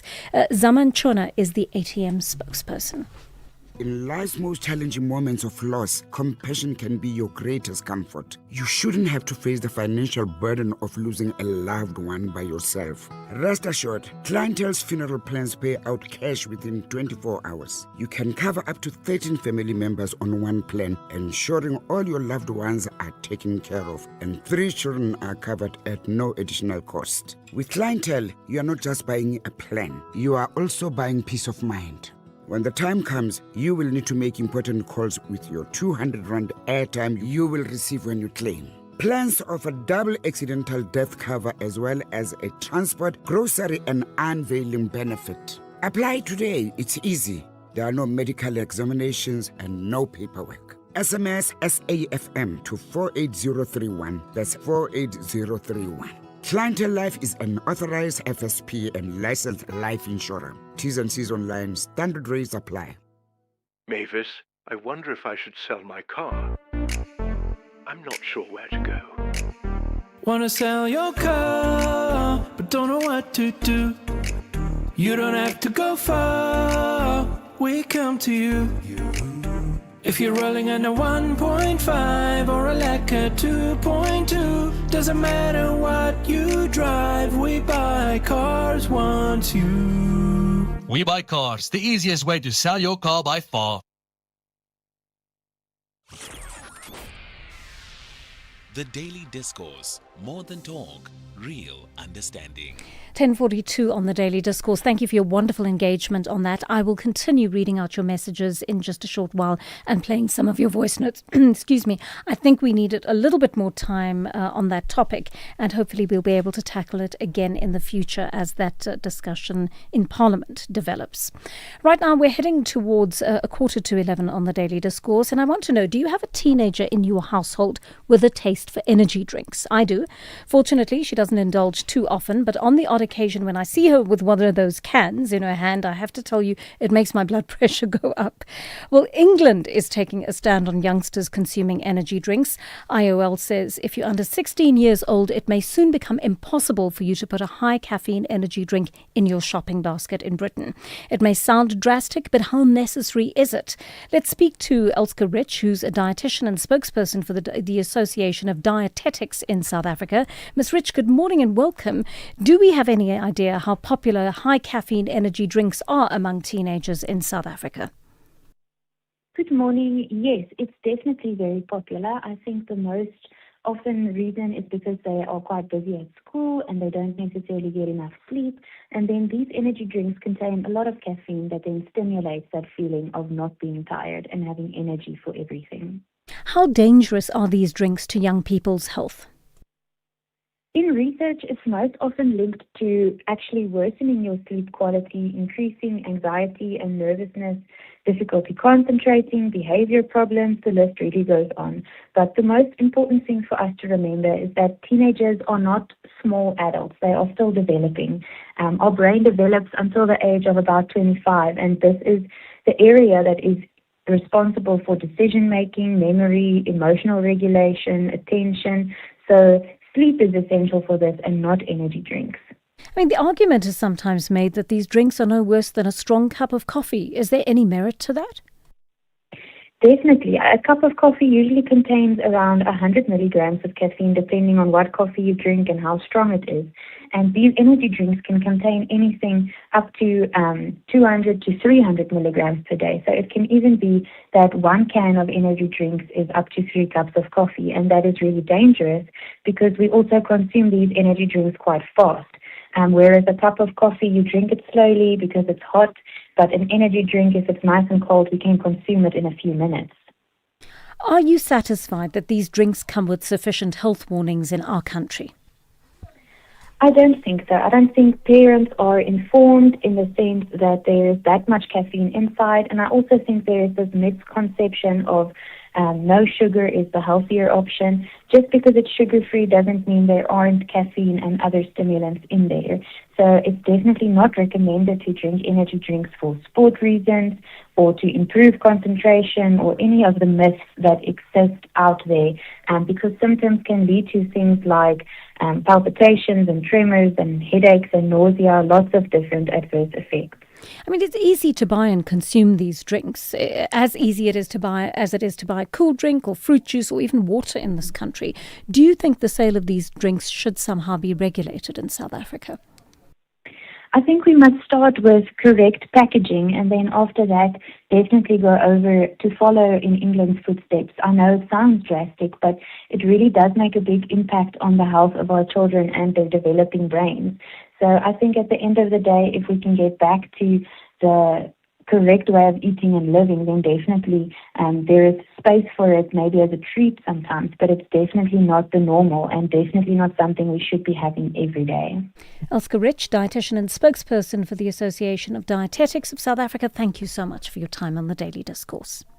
You all know that image, Hector Peterson being carried in, that other man's arms. And I'd like to say that I'm personally very grateful, to see such bravery, such courage in the face of danger. From Algiers to the desert sands, culture lives. Rai music, Amazigh heritage, tradition and identity, standing tall. Algeria does not bend, it stands. In every grain of sand, in every voice, there is resilience. Algeria, the giant of the Sahara. This is what we are becoming. SAfm, leading the conversations that move us.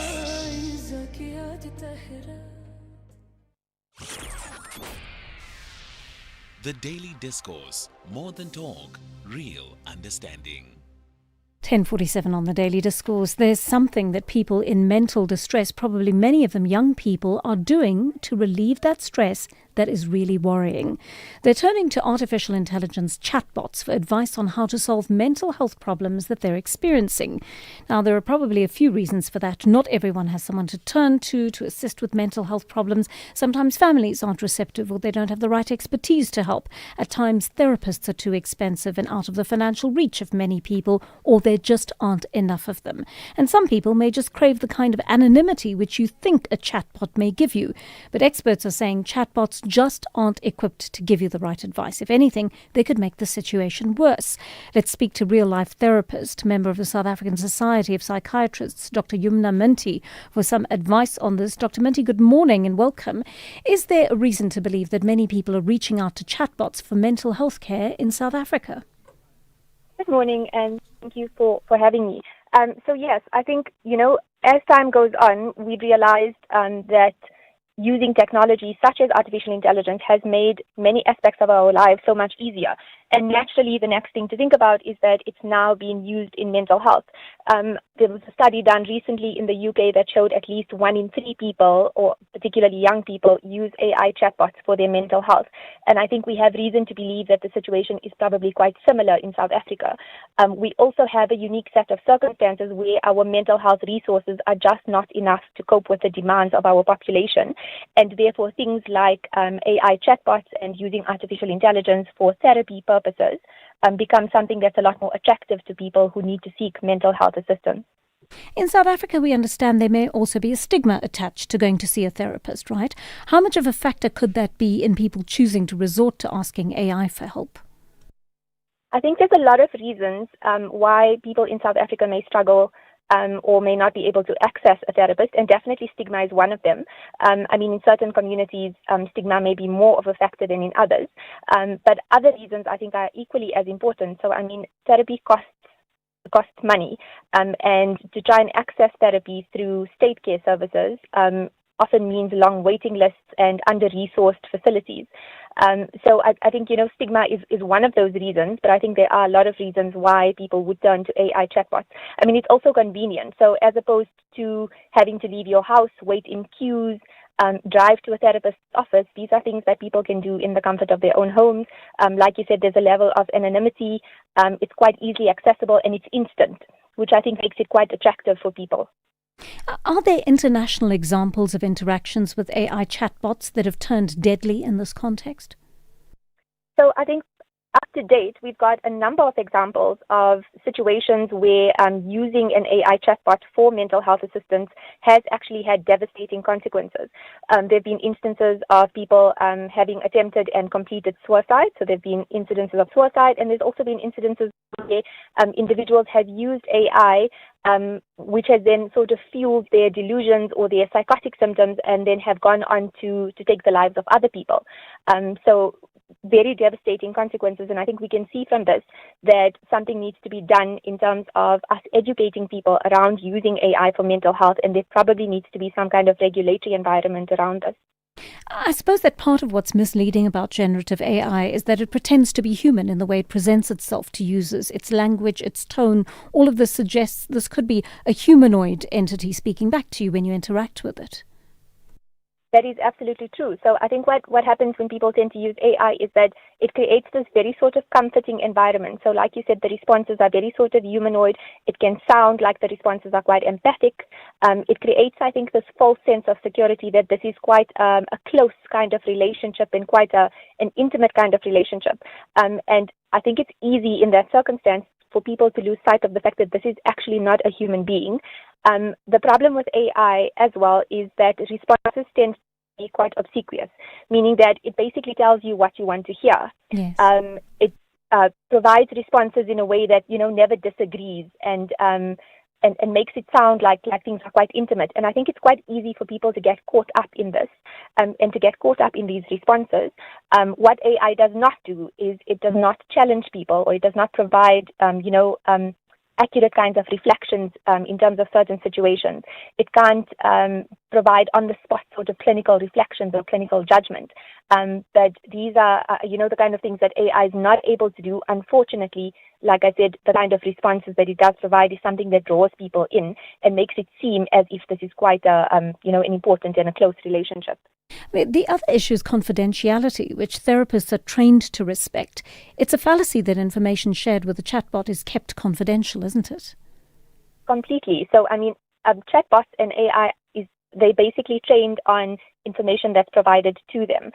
So these large language models are trained on information that they are fed over time, and there's definitely no kind of oversight in terms of privacy information that you're providing to AI machines. I think there was a case recently as well that's been in the news about somebody who's used AI, and then that information's then been provided to her employer in her workplace.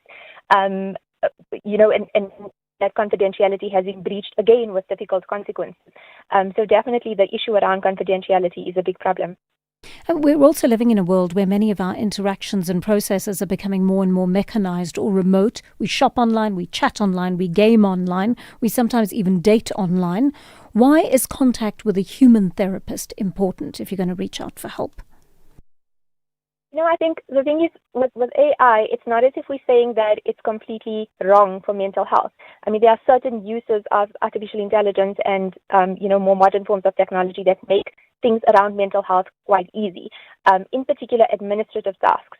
But at the same time, a machine cannot replace the kind of human contact that you would get from seeing a real-life therapist. It doesn't replace that kind of empathy or the intuitive kind of relationship. It doesn't replace somebody else being able to read eye contact or body language or personal cues. And it certainly doesn't provide that level of comfort that you would get out of a real-life relationship. Thank you Thank you so much for putting us in the picture there. That is Dr. Yumna Minty, member of the South African Society of Psychiatrists, rather. And at this point, I also want to just remind you that there are places that you can go for help, right? The first place that I'm going to mention, and there's a whole list of them, there's Lifeline and a whole lot of other organizations that deal with this. If you need help, there is someone out there to talk to, and it doesn't have to cost a fortune. SADAG, the South African Anxiety and Depression Group, does a great job of talking you through the issues, often on the phone. And let me give you their number. It's 0800 567 567. It is 0800 567 567. That is the South African Anxiety and Depression Group number. It operates 24/7 and it's toll free, meaning you don't have to pay for that call, right? And you can call them at any time of the day or night, but you can speak to a human being there and get some actual advice from an expert as to how to proceed with your situation. So AI has its advantages. I mean, there are all these interesting apps that talk to keeping you on track with positive thinking and that kind of thing. And I think those certainly do have some use in our society. But when you are in the situation where you might consider taking your life, where you're struggling with anxiety, depression, other mental health disorders, you want to speak to a qualified human being who can assist you with that. All right, it is 5 minutes to 11 on the Daily Discourse. And to get back to this issue of parental alienation, about which we've had much contact from you, I want to take a call from Muzi in the Free State. Muzi, good morning. Good morning, Joanne. Tell me what your thoughts are on this. Can you hear me, Joanne? Yes, I can. I can go for it, Muzi. Thank you. Okay, the issue that you discussed, Mr. Jonah, is very important.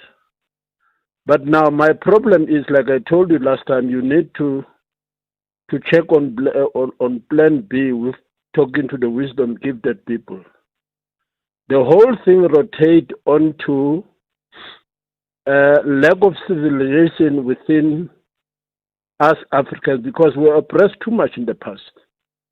As a result of that, our fathers have immigrated to labor job in Johannesburg from various provinces and so on. Families are being brought up by mothers in the household. Those are the contributing factors. ANC has promised from Tokyo Sukhwale, while he was still a premier, that they're going to convert the hostels in Joburg into family units. Up to this today, it hasn't happened. Those are really contributing factors. We cannot continue talking about symptoms of issues. We need to uproot the problems, rectify the problem, civilize the society. That is the issue. If you keep talking about the symptoms, even your daughter, your great-granddaughter become a journalist, we'll be talking about this thing, Joanne. Right, we're not uprooting problems, but we're talking from symptoms point of view. We'll never get rid of them. All right. Thank you. Thank you so much for that call. I mean, we did speak about that a little bit earlier on in our interview with Zaman Shona. He spoke about the other factors that feed into this. But this occurs across races in our country and across religious groups and across, economic groups as well. And that's why it's not just migrant labor that's playing a part here. It's people in many different types of situations where their children are being alienated from their fathers. And so we're trying to speak about this in a broader manner. I want to listen to one of your voice notes on this, and this is about fathers contributing financially. Hello, Jan. Grant again. 98% of all these cases will be that the fathers don't contribute financially to this baby or child. That is what it is in this country, and I'm thinking most, but definitely in this country, because that's exactly what happens. Grant, I think that really is a factor. But whether from a legal point of view, after there's a custodial agreement of some kind, whether from a legal point of view, a child can be kept away from their father because the father's not paying maintenance is a different issue altogether legally, I think. And then the caregiver, or the mother in this case, as the case may be, would need to then challenge the father from a legal point of view over non-payment. One of you speaking about what happens if one partner cheats. Hi, I would like to remain anonymous, but I want to know about the situation. So what happens if the woman cheated on the guy, But this was before the pregnancy. They tried to work things out and it didn't work out. And basically, now the guy threatens to take the child because of what she's done. Is that possible? And also, he has, we understand heartbreak and all that stuff, but he has threatened her. But she basically video calls him to see the child and all that stuff. Thank you for that question. And I think it's similar to another question we received saying, what if the woman did wrong in the relationship? Does that stand in for her losing her daughter? So these are different issues, right? Cheating on someone does not make you as a person unfit to be a parent. It does cause heartbreak in your partner, no doubt. And there would be residual anger and that kind of thing about it. But to my understanding, and the lawyers in our audience can call in to confirm this or not, my understanding is that your responsibility to your child will be treated as something separate. If you are unfit to be a parent for some reason, if some sort of a neglect has occurred, abuse has occurred, then those are the factors that prevent you from having access to that child. If you have been a good parent to that child, regardless of what happened with your husband or your partner, my understanding is that that does not have a bearing on your rights to access the child. We're going to speak to someone, I'm hoping a little bit later, who actually called in from an NGO to advise us on this, and maybe we can get some help from there. 11 o'clock on the Daily Discourse. Ondela Mbana has your latest news.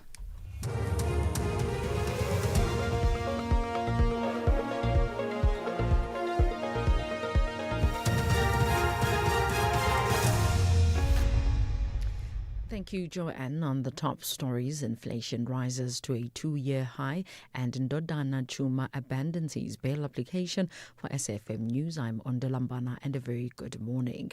We'll start with news just in. Statistics South Africa's new data shows that consumer price inflation jumped to its highest level since June 2024 from 4.5% in May to 5% in June 2026. Factors that have contributed to inflation in the period range from transport, household and utilities, as well as insurance and financial services. Stats SA has noted that higher oil prices mainly drove prices.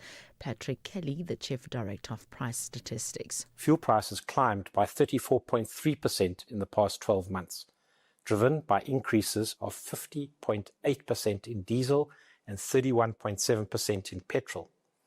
Higher fuel prices have had a knock-on effect on passenger transport inflation, which registered a monthly rise of 8.1% in June. This took the annual rate for the category to 12.5% from 4% in May. Sharp monthly increases were recorded for minibus taxi fares, which raised by 11.5%, e-hailing services higher by 8.7%, long-distance bus fares with an increase of 8.4%. Investigative Directorate Against Corruption head advocate Andrea Johnson has been explaining the involvement of investigator Sunil Balachan in crime intelligence to Misani Kumalo's case. Witness N, who had appeared before the Madlanga Commission of Inquiry, alleged that Balachan had been involved in extorting money from Eastern Cape shopkeepers since the early 2000s. During her testimony before the commission in Pretoria, Johnson confirmed that Balachan and Ayanda Mbalo executed the warrant of arrest of Kumalo at the OR Tambo International Airport. Johnson was responding to Commissioner Sandile Kumalo's question. But why do you call them investigators if all they are doing is execute the warrant? Because that is their designation, Chair. But their role is that of investigators, yes. Their normal role. Yes, investigators executing a warrant of arrest. Okay. A British Zimbabwean man, Ndodana Chuma, has abandoned his bail application in the Johannesburg Magistrates Court. He was arrested in connection with the killing of his wife and 2 daughters. Chuma's address has also been verified. He appeared in court this morning on a charge of illegal possession of a firearm. South African authorities are processing a provisional extradition request from the United Kingdom. The Western Cape Police Oversight and Community Safety Minister Andrew Murray has applauded police for their recent drug bust in Bottasach, Cape Town. The drugs valued at 10 million rand. Officers pounded on a flat which had an area that had been used as a storage facility for an assortment of drugs, firearms and ammunition earlier this week. A 29-year-old man was arrested. Murray says that the bust has dealt a major blow to local gang syndicates operating in Cape Town. OpenAI has disclosed that its advanced artificial intelligence models independently hacked another tech company to steal information they needed to pass an internal evaluation. The AI agents managed to break out of a restricted sandbox testing environment to carry out the cyber attack. OpenAI described it as an unprecedented security incident involving state-of-the-art cyber capabilities. The BBC's James Reid reports. OpenAI says the incident happened during an internal test of the cyber capabilities of its latest artificial intelligence models. The AIs exploited vulnerabilities to escape isolation. They then hacked another company, Hugging Face, to obtain the test solutions from its database. OpenAI said it was now implementing strict controls and working with Hugging Face to investigate and patch vulnerabilities. The incident will fuel global anxieties about the cyber attack capabilities of frontier AI models. Recapping the top story statistics, South Africa's new data shows that consumer price inflation jumped to its highest level since June 2024, from 4.5% in May to 5% in June 2026. I'm Wanda Lambara for SAfm News Headlines at 11:30. Every South African has a Mandela memory. A moment. You're such an inspiration to all human beings, not just South Africans, but to the rest of the world.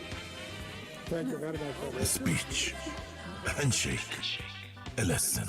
He just stood there and he said, good luck, boys, and then he turned around. And my number was on his back, and I was just so proud to be a South African that. This Mandela Month, SAfm invites the nation to remember together as we celebrate a life that continues to inspire the world.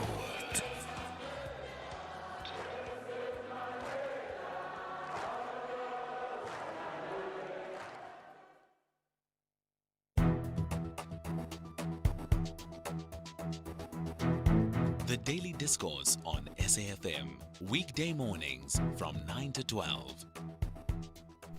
6 minutes past 11 on the Daily Discourse. We enter the final hour of our show. Thank you for joining us. I'm Joanne Joseph.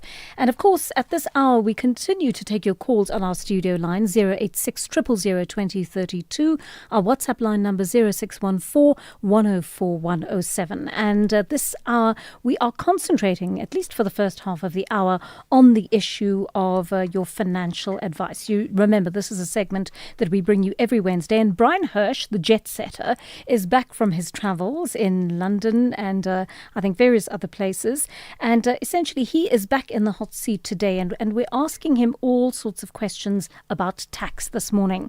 We had a session where we spoke about tax last week. There was an overflow of questions. We didn't get to all of them last week, so this is your opportunity to put those questions to Brian in the next half hour, and I urge you to do that as we bring him on shortly.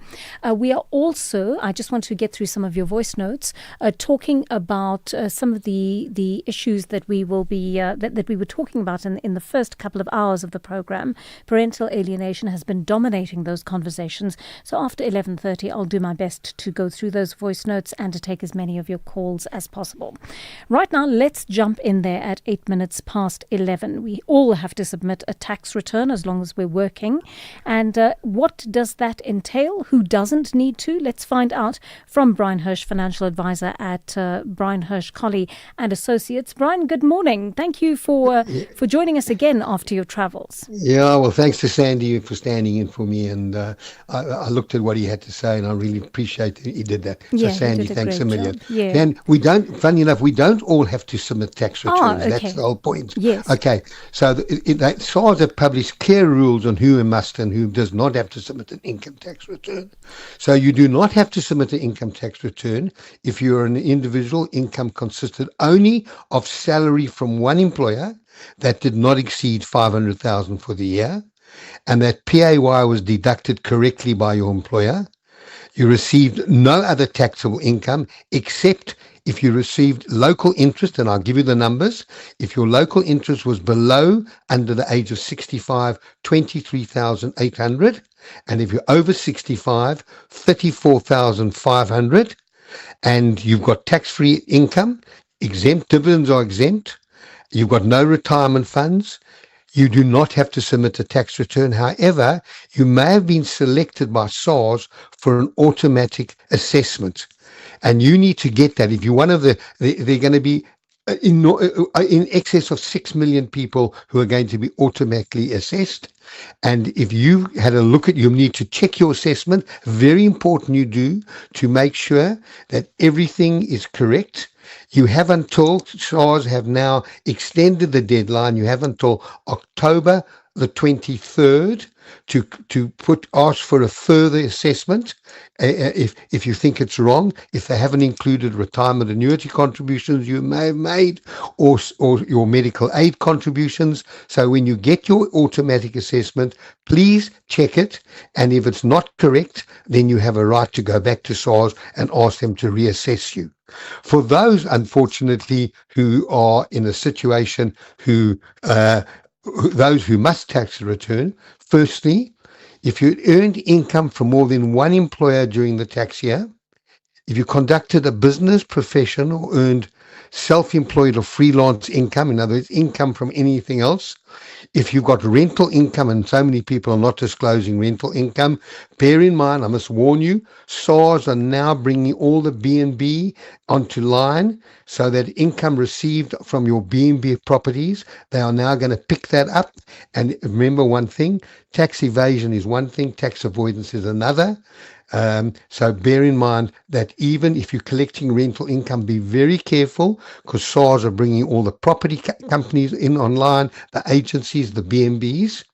If you receive from your firm a travel allowance, a subsistence allowance, if you earned any foreign income, if you owned assets or foreign income exceeding 250,000, I can let everyone have everything they want. I'll put some little notes together. If you made a capital gain or capital losses that excludes the annual exclusion, we all get 50,000 Rand a year in capital gains. If you made any capital gains above that, you need to make sure that that is included. If you received any income from controlled foreign assets, if you were specifically requested by SARS to submit a return, and you wish to claim any deduction, because remember, from your taxable income, you can deduct retirement funds, you've got qualifying medical expenses, you may be running a business from home, you have office expenses, you have travel, entertainment, but also understand, or you need to have all vouchers.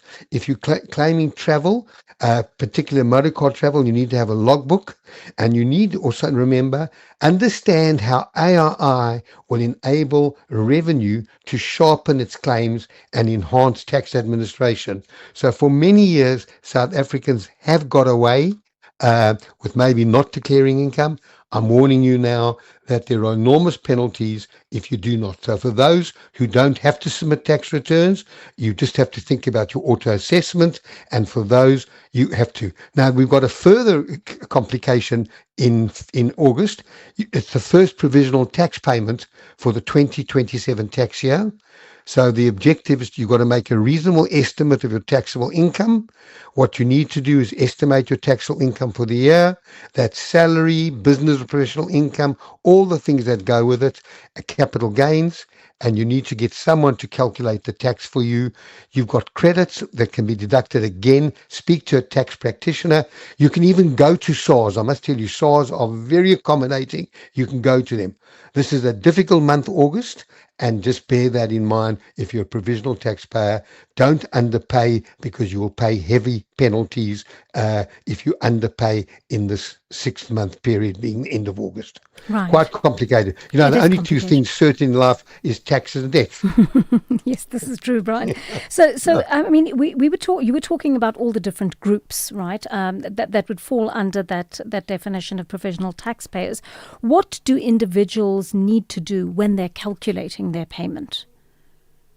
Well, obviously, as I said, if you're just getting one salary, then you can do that calculation. Yes. Have a look at what you're earning. You can go to the tax tables. You can get any tax practitioner. We can give you those numbers as well. We've also got that all online. You can just go and we'll work out whether you're paying the right amount in tax. That's if you're being auto assessed or you don't have to put a tax return in. Most people will hopefully have to put some tax return in because there may be interest earned, there may be all different things. Therefore, you've got to do that calculation. How much did you earn? How much extra income have you earned? What tax have you paid? And when you submit your tax return, make sure that you're up to date with any tax payments that are due. This is a bit of a left field question from one of our listeners, Brian, but I'm sure you do know the answer to it. Our listener says, "Good morning. I once heard churches do not pay tax at all. Please ask your guest if it's true or not, and what about the church bishops?" Uncle Bob in Polokwane has sent us that message. Uncle Bob, I can't give you an answer. I don't know the answer to that. I can tell you that I know a lot of religious institutions and charities don't pay tax. I can't comment on what the requirements are to make sure you do or don't have to pay tax. I don't know the question whether bishops pay tax. In my opinion, I've always thought that anyone who earns income is liable to pay tax. But I tell you what, I'll take that under advisement, and like before, I'll next Tuesday, I'll comment on if that's correct or not. Brian, on that note, I just want to ask about the tax bracket, right? There are some people who are in a fairly low tax bracket. From what point onwards do you start paying tax? What do you have to be earning to qualify to start paying tax in the first place? Well, there's three different bands. There's the up to 91,000, 135 and 180,000. That you don't stop paying tax. You do pay tax, but you get an abatement. Everyone under the age of 65 gets an abatement. That means the amount deducted of any tax they've calculated, they will get a credit against that tax, and therefore 91,000 you pay no tax, 135,000 you pay a small amount of tax, but the abatement you get will expunge that tax. And at 185, and if you're over the age of 65, you get a further abatement, and if you're over the age of 75, a further abatement. So you could find that anything up to 240, 250,000, because bear in mind, pensioners over the age of 65 get a different medical tax deduction to the normal individual, and there's also a higher interest calculation that is deducted. So everyone's circumstances are slightly different based on the numbers of what you're earning, what interest you're earning, what you spent on medical expenses that come off. So somewhere between 91,000, and as a pensioner, anything up to 260,000, you won't pay tax, because if you do your calculations, the tax may come to 30,000 rand, but your abatement, which means the amount the receiver allows you free of tax, will be 30,000. So it will show a flat or negative rate of tax. All right. Brian, we've got a voice note from one of our listeners. Let's listen in. Good morning, Joanne and Brian. I've got a serious problem when it comes to SARS returns. So I have been doing my returns throughout these years, financial periods. However, last year, SARS has blocked my return, saying that I should submit a lump sum RP5.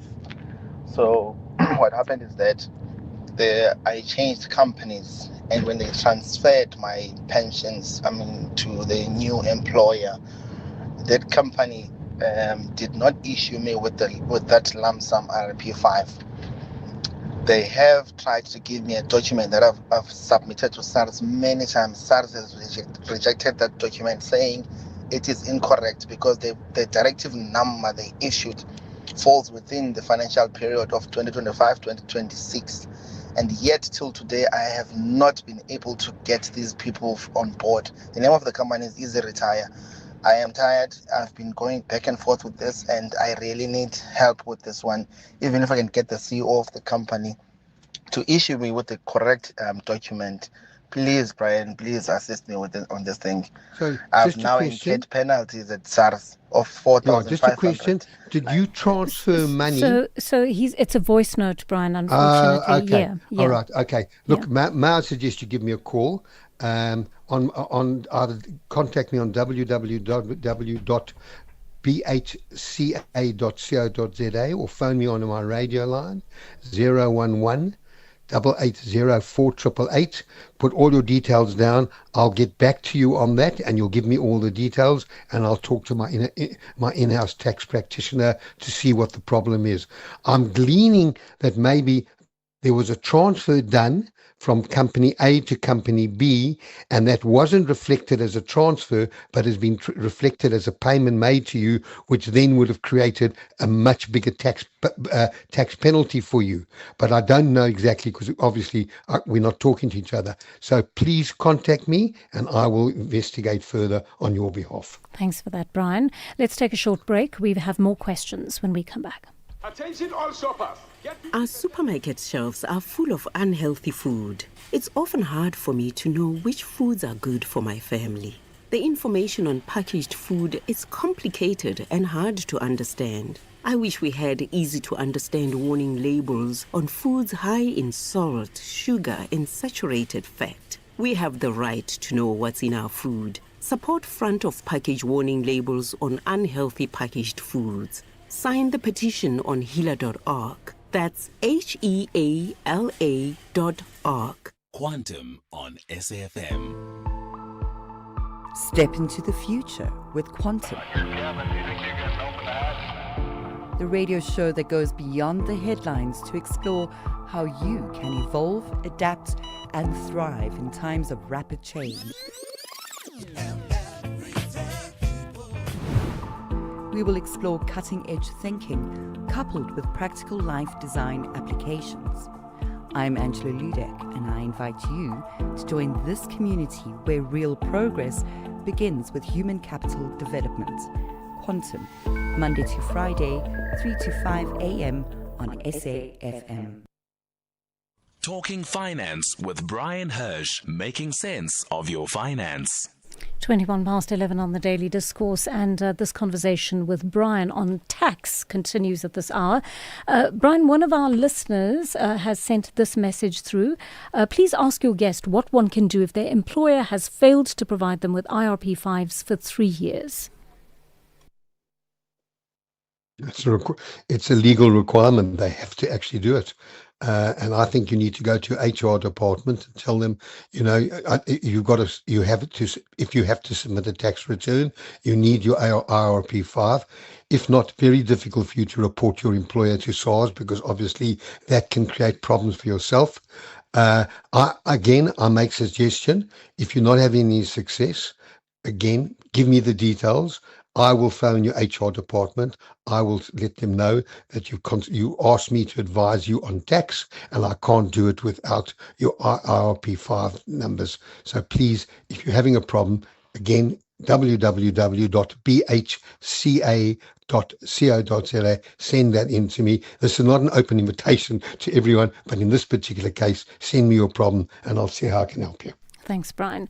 That's unbelievable. Unbelievable an employer it doesn't do that. I mean, it's a legal requirement. You have to actually provide your employee with an IRP5. Should a company...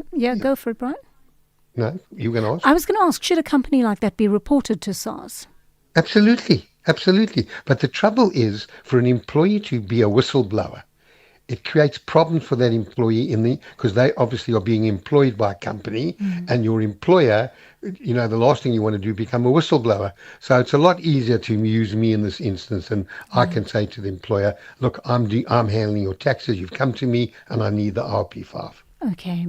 Matari in GP says, I'm a pensioner for 6 years. I have medical aid that milks me to bleeding point. On top of that, I pay a lot on co-payments, even more for using an all-time convenient pharmacy, Clicks.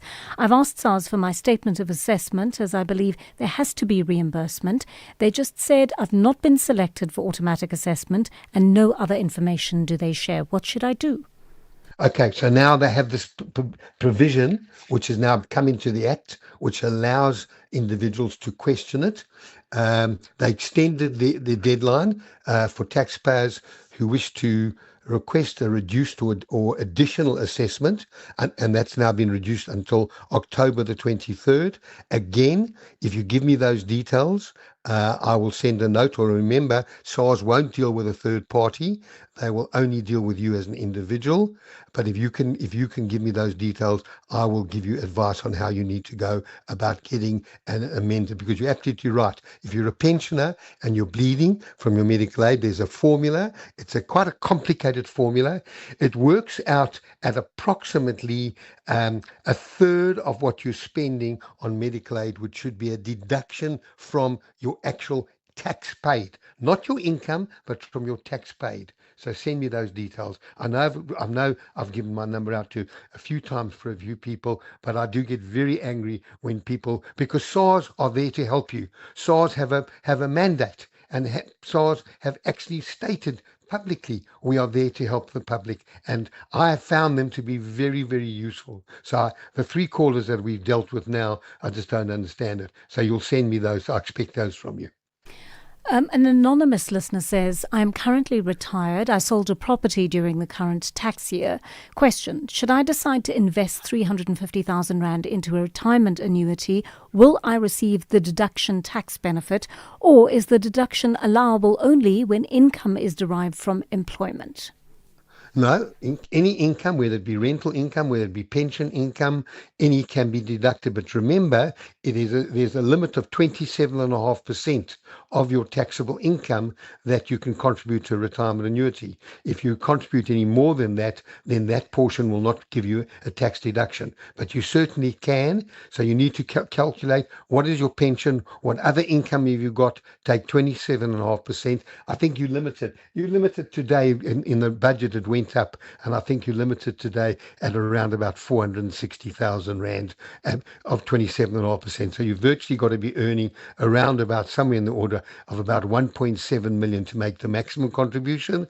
So I'm not sure where you get the 350, maybe that was last year's number, but you can definitely make a contribution to a retirement annuity. But you've got to be smart about that, because maybe you've got to use different companies that gives you a lot of options at retirement, because everyone is entitled to 550,000 Rand tax-free at retirement. So if you haven't made use of that 550, you want to make sure that maybe you split your contributions to different companies to a retirement annuity that gives you the ability to take the full amount in cash at retirement rather than a pension. Okay, Brian, I also, let me read out this text to you. Morning, I've been getting money back from SARS every year in the past, but since I'm working for this company, me or none of my co-workers received something. Instead, we owe SARS. The company have sent us some documents to give to SARS. What I saw is a lie. They are robbing us. This company is dodgy. What could this company be doing? Are they perhaps under-deducting tax or something like that, Brian? Well, the tax tables, companies that when they pay over your tax, got to be paid over by the 7th of the month. The tax tables they work to, and those tax tables reflect this is what you're earning, this is what tax you're going to pay.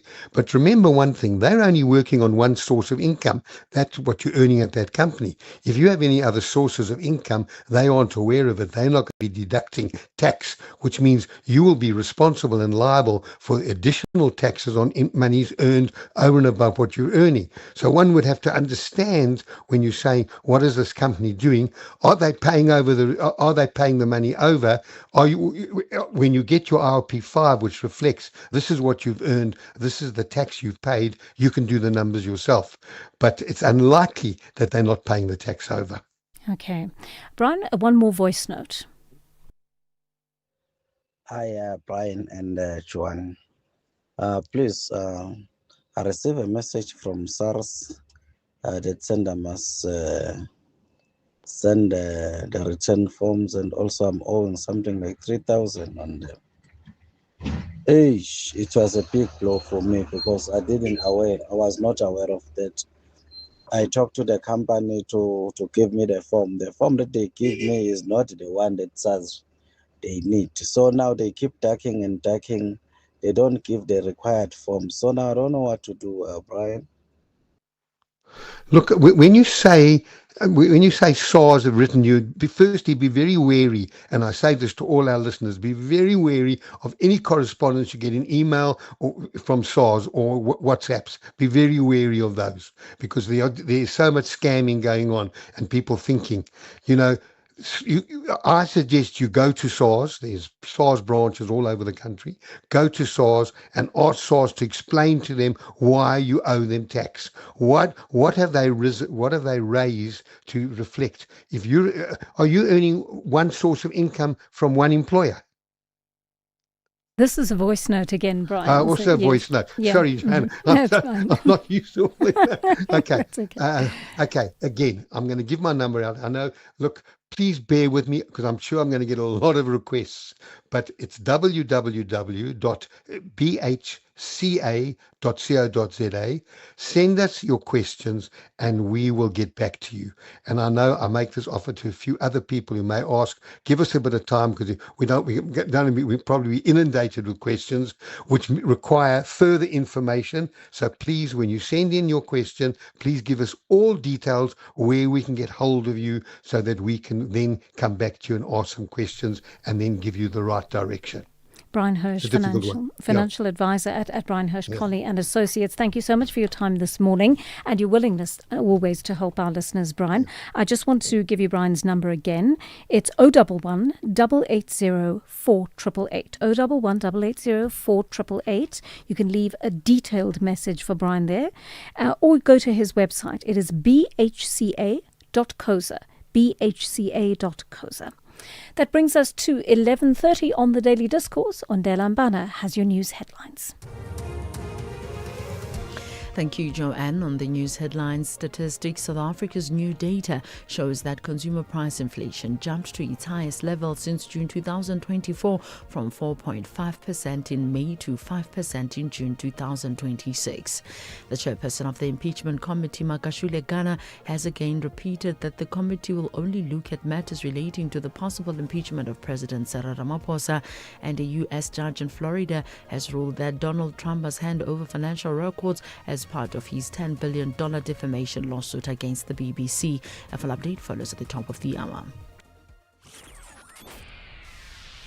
The Daily Discourse. More than talk, real understanding.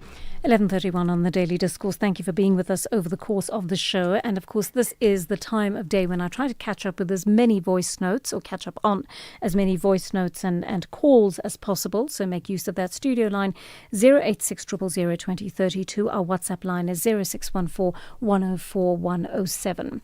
These were some messages that came in earlier on the issue of parental alienation. One of you said, thanks for this topic. It reminded me that my choice to stay at home for the sake of my kids, despite my wife cheating on me, was the right one. It was very hard staying in a home, still loving your wife, but refusing to confess due to deep heartbreak and fear of disappointment. I would not wish this on my enemies, says one of you. And thank you for these very personal stories that you are sharing with us. Let's listen to your voice notes. Yeah, interesting topic.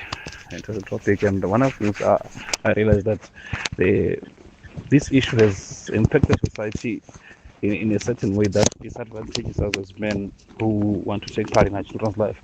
I found that a very simple thing as a WhatsApp group at school, the teachers wanted his mother's number, so that's not mine. And I had to insist that I'm the parent who have got the right to be part of my son's life and understand what's going in his education, because most of the time I'm the one that helps him with schoolwork and sport and all. So I found that society sometimes has created this wall. Maybe it's for protection, I don't know, but yeah, I think as a man you have to do extra work in order to take part in his past life. Thank you so much. Thank you so much for that. Here's one about well, let's have a listen and see what's said here. Hello, Joanne. I understand exactly what your guest is saying. Most men who do not have access to their children, it's because of the lies. You'll find that this man is married and he lives his marriage. He goes around and make babies all over the world. lying to the baby mamas, saying, I will marry you, I will do this and that, not telling the wife at home that they're already having affairs out there. And when they try to bring the babies at home, the wife wouldn't really accept the child because it's the side chick's child. It's the child of the person who was causing problems in the marriage. So I understand that. And big up girls. Big up girls. We can't recruit liars in our lives. John, the mother of my kids cheated on me, and we separated, and he went on to stay with another man. I was paying maintenance, but now he was abusing this money with his unemployed partner. I stopped, reason that I wanted her to take me to court. She never did. It was more than 10 years ago. Now my kids are in the belief that I neglected them, which is untrue. So fathers don't just abandon their children. There's something, and women are abusing the law. Thank you. Budingongi Bonafide, son of Indwe in the Eastern Cape. Thank you very much for that, Booty. One of you says, I guess I'm the luckiest guy. I'm raising my kids alone. I never alienated the mother from them, but she chose to disappear. It affected the kids during the first year but now I think they're okay. The mother used to live 10 kilometers away from us, but hardly had time to see the kids. Never asked for help from her, but if I was the one absent, it was going to be another story. And then this one came through on the issue of child-friendly energy drinks. We had that conversation earlier about the dangers of children and in particular teenagers whose brains are still forming, consuming high-caffeine energy drinks. Good day, Joanne. Here in SA, you already have age-restricted drinks. Alcohol. Go to any tavern on Saturday, you will see lots of teenagers, the underage kids. What makes you think they will adhere to age-restrictive energy drinks that you can buy at places where you don't even need a license to sell them? It's not going to happen. My solution is manufacture teenage-friendly energy drinks, decrease the amount of sugar, and make it look impressive to them. Focus on them, because they are just not going to adhere to just age restrictive on the cans. I'm Soviet. Soviet, I think that's actually quite a good idea, to actually give kids an alternative. Right now, everything is out there. And, I mean, we're not as much of an nanny state as some of the others that will probably ban this, but we have other ways of regulating, right? And maybe multiple ways of regulating around this need to be thought of. Jabu in Phalaborwa is on the line to us. Jabu, good morning. You want to talk about parental alienation? Morning, Joanne. How are you? I'm so well, thanks. I'm good. You're touching a very sensitive issue to me, so I'm going to try to make it as short as I can, my story. Okay. I part ways with the mother of my kids, and probably 10 to 15 years ago. And then in that process, she decided to drop the kids on me. I stayed with the kids, and suddenly she came and dragged them out. And from that moment, I went from one office to another social work, trying to have an access for them, which I understand the law doesn't really, on our favor in terms of raising the kids. We can be co-parenting, but we can't keep them as men. However, to fast forward, I tried moving from one office to another. I couldn't win, and she influenced the kids that, your father was starving you. And then when the social work tried to create that platform, the kids, seemingly, she influenced them to a point where they don't want to see me. And then my part is just to send money. I can't talk to them. They can only call me on month end if they're expecting money. So the recent one, which is very, very, very sensitive to me, is that I received a call from a psychiatrist. And then apparently she was looking for the mother. She couldn't get hold of it. I don't know, maybe she went through the medical because they're using my medical. and figure out that my details are there. She called me, and then she says, your daughter was supposed to be reporting for the session, so we just want to check what is going, why is she not coming? And I said, what it's all about. And when she realized that I don't know a thing about it, she says, look, I'm going to call you back maybe on Wednesday because it's our previous holiday that we had on Tuesday, if I'm not mistaken. And I waited for the call. She's not coming back. And then the next thing, I got a call from receptionist saying, you need to approve from your medical. When I went to my email only to find that my daughter is going through a severe depression.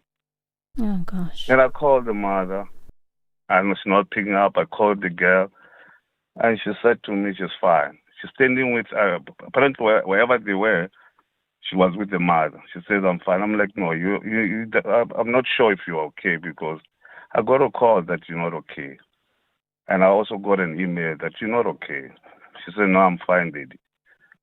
And I just don't know what to do with these things. I went as far as engaging lawyers, trying to see if I can get assistance from the unfortunate part of it, according to the lawyer, that she's 18, so they can't help me. She's at the age where she has all the rights, Yeah, she's so no longer I a can't do minor. much. Yeah, absolutely. Yeah. So, and Sure, the other part that is making me so worried is that I approved that thing so that she can take the keys to the psychiatrist for those sessions. She doesn't want to take the kid there. So I don't know what is behind the whole issue, what is depressing this kid. Jabu, Very, very this disturbing. is very tough, and thank you for sharing with us and for allowing yourself to be so vulnerable in this forum. So Jabu, I'm not in a position, because I'm not an expert. So I'm not in a position to really advise you as to what to do. What I think we should do is bring someone onto the program tomorrow who can just give a bit of advice on how you proceed, maybe from a legal point of view, but beyond that, if your child is no longer a minor, how you try to rebuild that relationship so you can have the conversations directly with them.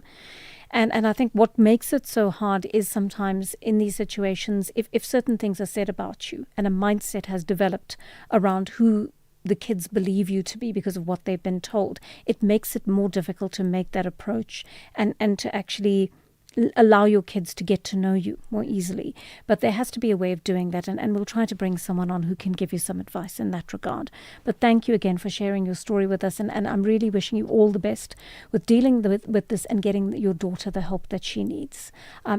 Just stay the course, Jabu, because your children need you, and they will never forget in the long term what you did and the lengths that you went to help them at times that were difficult during their lives.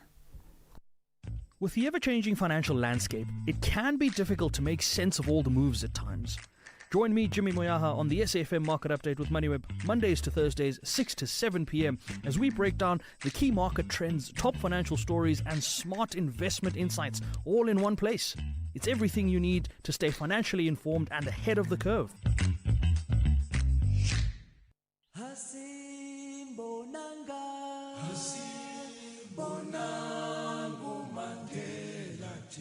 Hashtag Mandela Month on SAfm.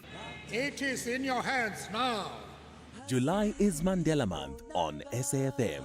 A month to ask the difficult questions. 30 years into our democracy, what have we built? What have we broken? And what remains unfinished?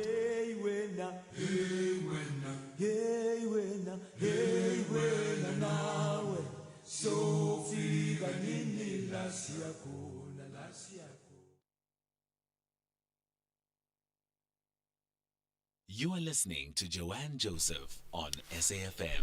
11:42. I'm taking your calls. Mlu in Durban is on the line to us. Hi, Mlu.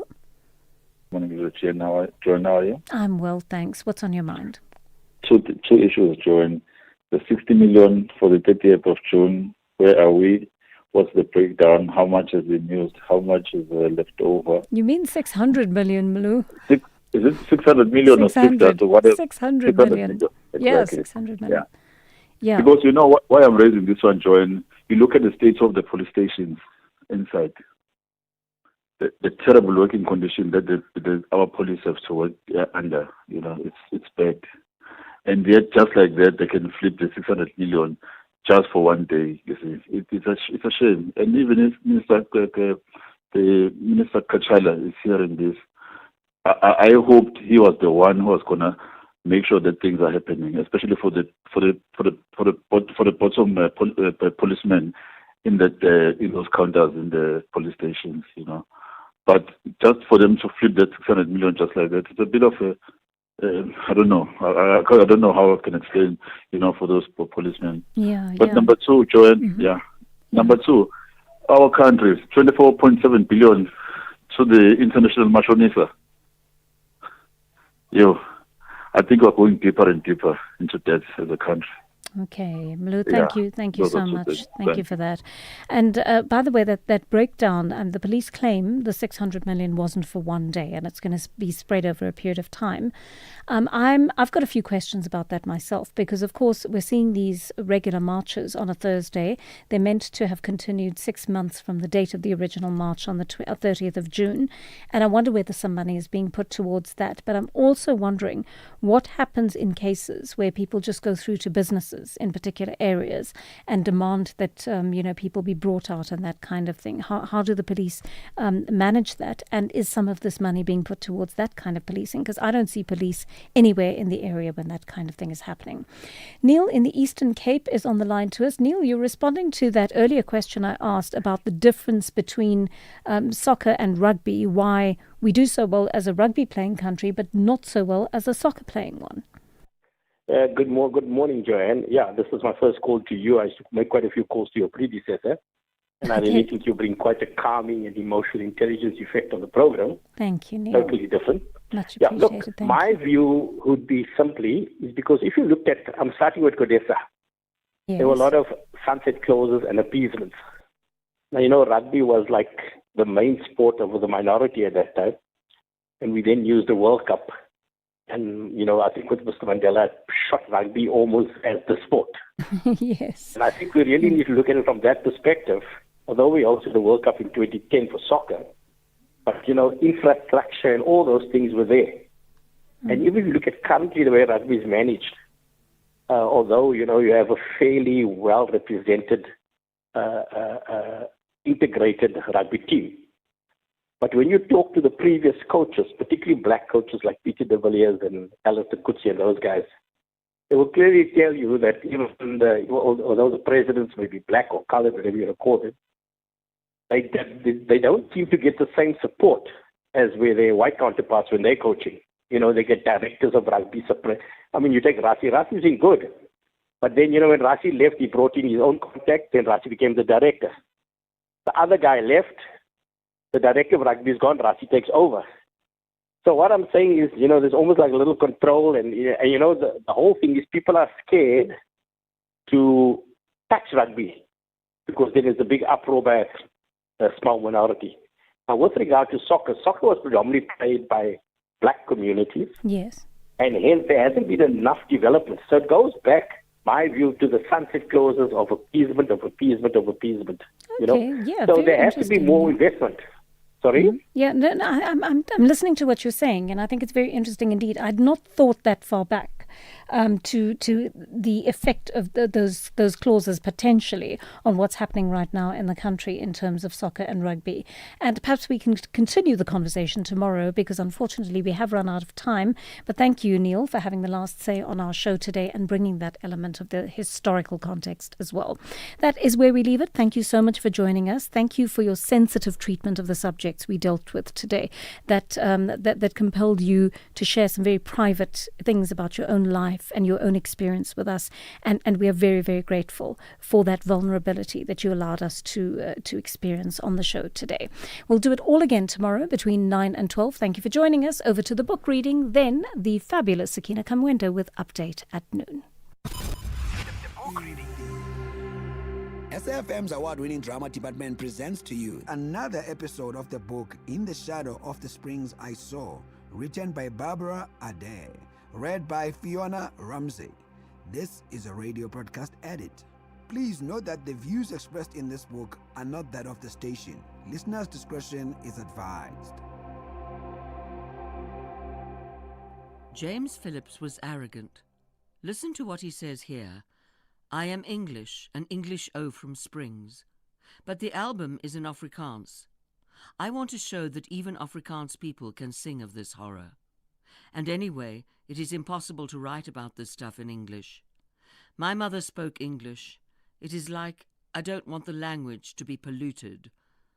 I don't want to stain it. He didn't want to stain his mother. How Freudian. And realness for Nadine. She didn't speak about her experiences much, even though she gave many interviews and wrote a great deal of non-fiction. I think she never really had them, as James did. Hers were imagined and then translated into her novels. But look, here, this article is all about her early years in Springs. They did come from different times. Nadine lived in Springs in the 1940s and 50s. Here she talks about what brought her parents to South Africa. Her maternal grandfather came out from England to the diamond mines in Kimberley in the 1890s. South Africa then was the land of opportunity for Europeans. But from what she says, he didn't make it as a diamond miner. Her mother was born here, and her father was a poor Jew from Zaga, now Lithuania. He had hardly any schooling. Here were the pogroms, and his family was very big. He had to get out, so he came to South Africa. Her father knew the brutality of Russia. Her mother, she did not know it in South Africa. No, I don't think that she knew the roughness of Springs. She was a colonial child. Nadine's experiences and those of her sister were those of a sheltered child. In Springs, her father became quite well known. He at first was a watchmaker. All the Jewish immigrants were watchmakers. Then he became the town's premier jeweler. I think she said he would get on his bicycle and go from house to house, asking if anyone wanted their watches fixed. Then he employed his brother, whom he brought from Russia, to do this, and stayed in his shop. It was in the centre of Springs. Maybe you passed it. Did you know that her father designed and made the mayor of Springs' mayoral chain? No. They were Jewish in Springs. Surprising. Yes. But you know then, while there may have been anti-Semitism in the sense that the Jews were thought to be, not like us, it was more the generalization, all Jews are entrepreneurial, or all Jews are artists. But there was anti-Semitism. Afrikaans people would call out to the Jews on the streets, "You bloody Jood," and they were thought of as not so much entrepreneurial, but mean moneylenders, Shylocks. I went to the synagogue. It's a beautiful building, surrounded now by barbed wire. I don't know if anyone uses it anymore. Someone said that it might have been an education centre now, but there didn't seem to be anyone there when I went past. I don't think that the Gordimer household was particularly religious. It seems, from what I know, and from what she wrote about in her essays, while the family did not reject Judaism, it was not something that made up their identity. Didn't Nadine and her sister go to the convent in Springs? Yes. Maybe it was because there were no Jewish schools in the area, and the convent was probably the best there was then. I don't think she stayed there a long time. At some point she was kept home. A lot, apparently. Her mother thought she had a weak heart. She didn't really get an opportunity to interact with other children. She was a dancer, wasn't she? So after she was kept out of school, she probably couldn't dance anymore. She often speaks about how she resented her mother for stopping her dancing. The idea of movement, dance, is a motif in some of her books.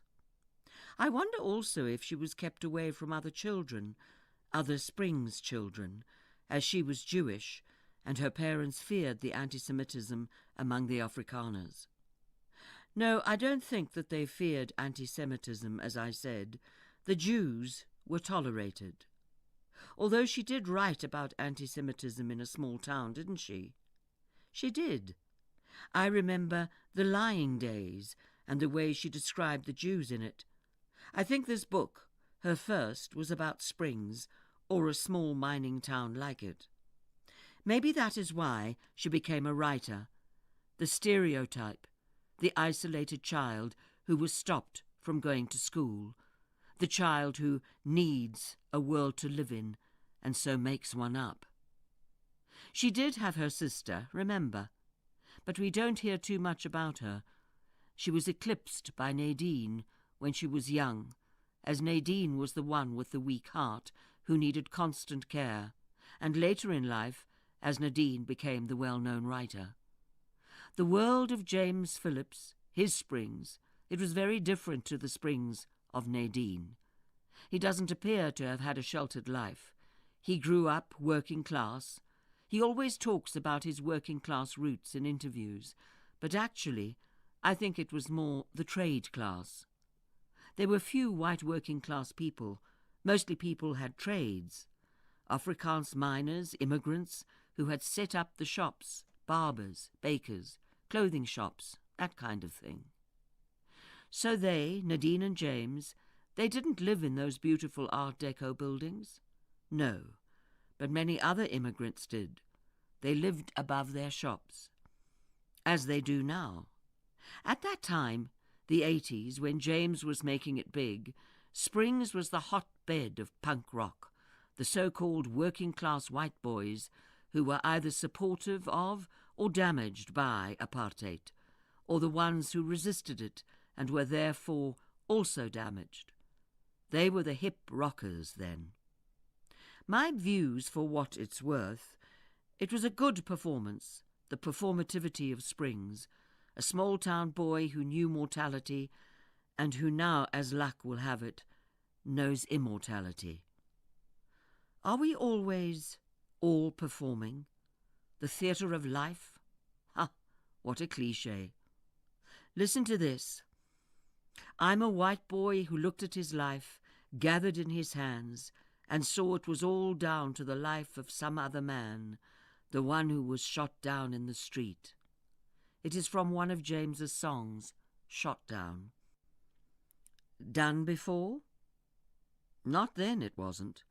Apparently, it was written after he had seen a photograph in the newspaper of a black man who had been shot in the streets in Springs.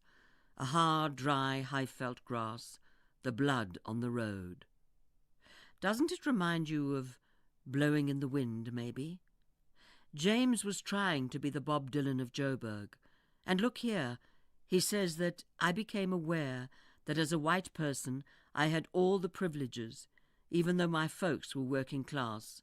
I had education and a house and music lessons, things, all at the expense of the black people who were just shot down in the streets. Just another body, could be an animal, a broken machine. Nice boy, but not Jewish. Wasn't Bob Dylan Jewish? And then the song was used in a movie made by Andrew Worsdale. It was also called Shot Down, made in 1986. I think James may even have been in the movie. James, the boy from Springs who was fortunate enough to live in apartheid times, and so he went to university, Wits University. That's called privilege. This must have been the first time that he really mixed with black people. Not like the time when Nadine was at Wits. She was there for a year. Back then, black people were not allowed to study there without special permission, so there were very few black students. Yes, she wrote about this in The Lying Days, a young black woman who was at the university and how she was one of the few black people there. Aren't first books always autobiographical? Or does it matter? I suppose it doesn't matter, really, whether it is autobiographical. Anyway, Nadine didn't need the university to meet black people, because after she dropped out, she began to meet people who were involved in the anti-apartheid struggle in Sophiatown, the photographers and the jazz musicians. She was part of those white South Africans who empathized with black people, but who never did give up any of their privileges. The only thing they may have done was to invite them, black people that is, illegally to their nice homes so they could sit in the garden under the trees. Well, I won't give up my privileges, and neither will you. The horror of the past has become a cliché. I'm not saying that the past is, or was, not sickening, but that this history has been recorded so often, in James's songs, in Nadine's books. I'm bored of it all. And yet we must speak of it. Perhaps the only way of finding any justice, if that is at all possible, is by telling stories over and over again, so that they come back always, these stories, to haunt and shame us. It's the stories that stay, not us. We die. Nadine's first book was The Lying Days. As we were saying, it is about Springs, isn't it? It's all about small-town life, the passionlessness of it. In her view, there was no mental food. She was amazed how people could live like this, in a world with no ideas. She describes the trivialities in the conversations, women and household issues, men, golf or business. She wanted to feel life, not just live it, and no one was there to share her ideas, so she wrote about them.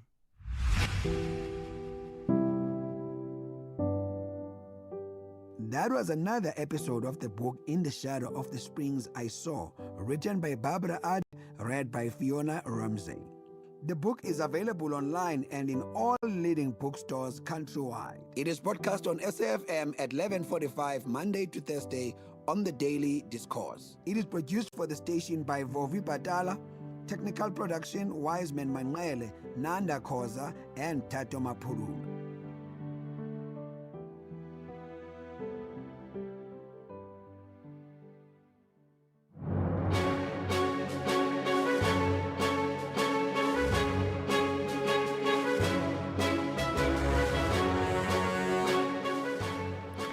O'clock on Wednesday, the 22nd of July, 2026. A very warm welcome to Update at Noon here on SAFM. Leading the conversation, I'm Sakina Kamwendo. Coming up in the next hour. You were not fearful of the minister, as you suggest, but you still went ahead regardless and gave the instruction that you gave to Mr. Perumal.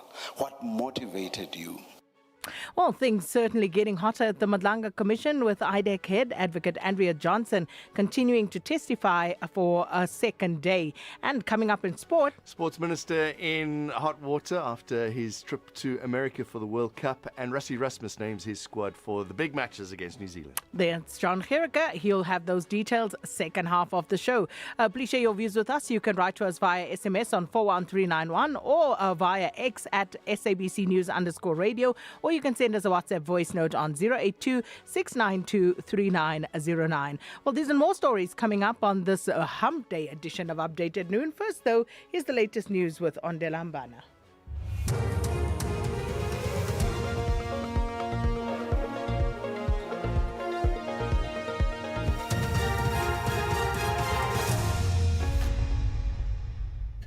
Thank you, Sakina. On the top stories, Mapisa Ngakula pleads not guilty to charges against her, and inflation rises to a 2-year high. For SAFM News, I am Ondelambana, and a very good day. Former National Assembly Speaker and Minister of Defence Nosiviwe Mapisa Ngakula has pleaded not guilty to the charges brought against her.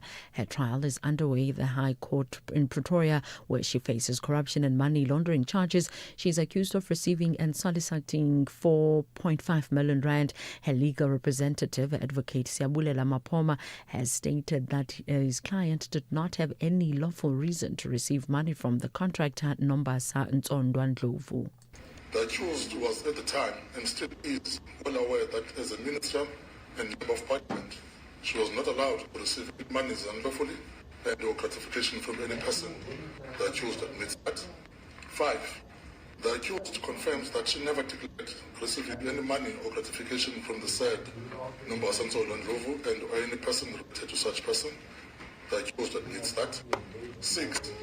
The accused confirms that during the period mentioned in the indictment, there were construction work and operating alterations and upgrades done to the residence. The accused admits that. The chairperson of the impeachment committee, Makashule Ghana, has again repeated that the committee will only look at matters relating to the possible impeachment of President Cyril Ramaphosa.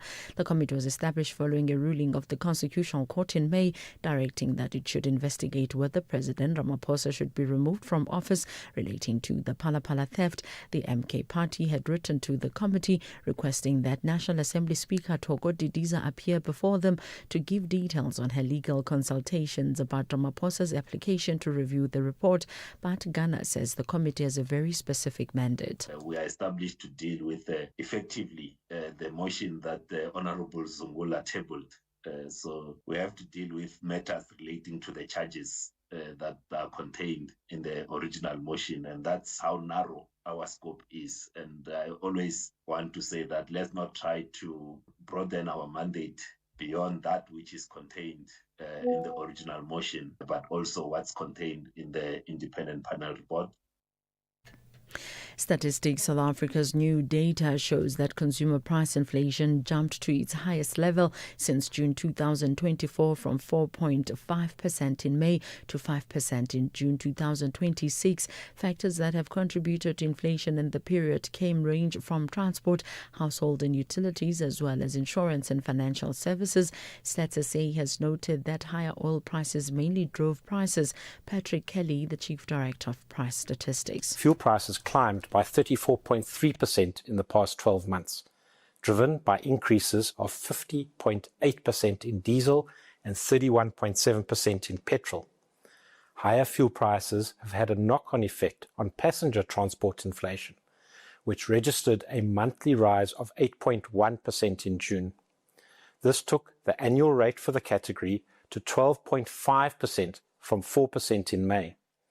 Sharp monthly increases were recorded for minibus taxi fares, which raised by 11.5%, e-hailing services higher by 8.7%, long-distance bus fares with an increase of 8.4%.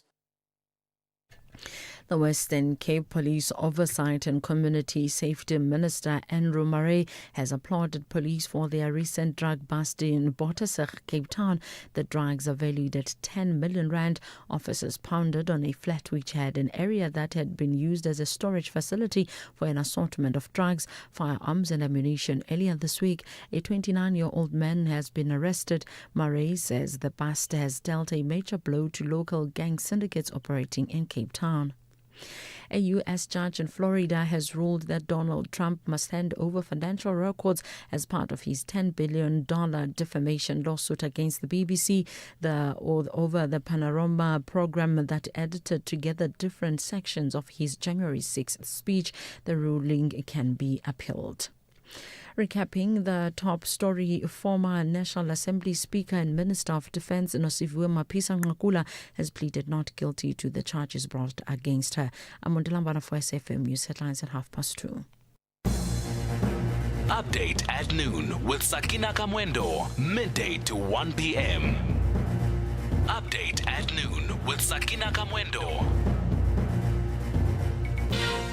Thanks so much, Anya Lambana. Good afternoon, everybody. It is 7 minutes after 12 on this Wednesday afternoon. Thanks so much for being with us here on Update at Noon. Well, it's a busy day in the courts once again.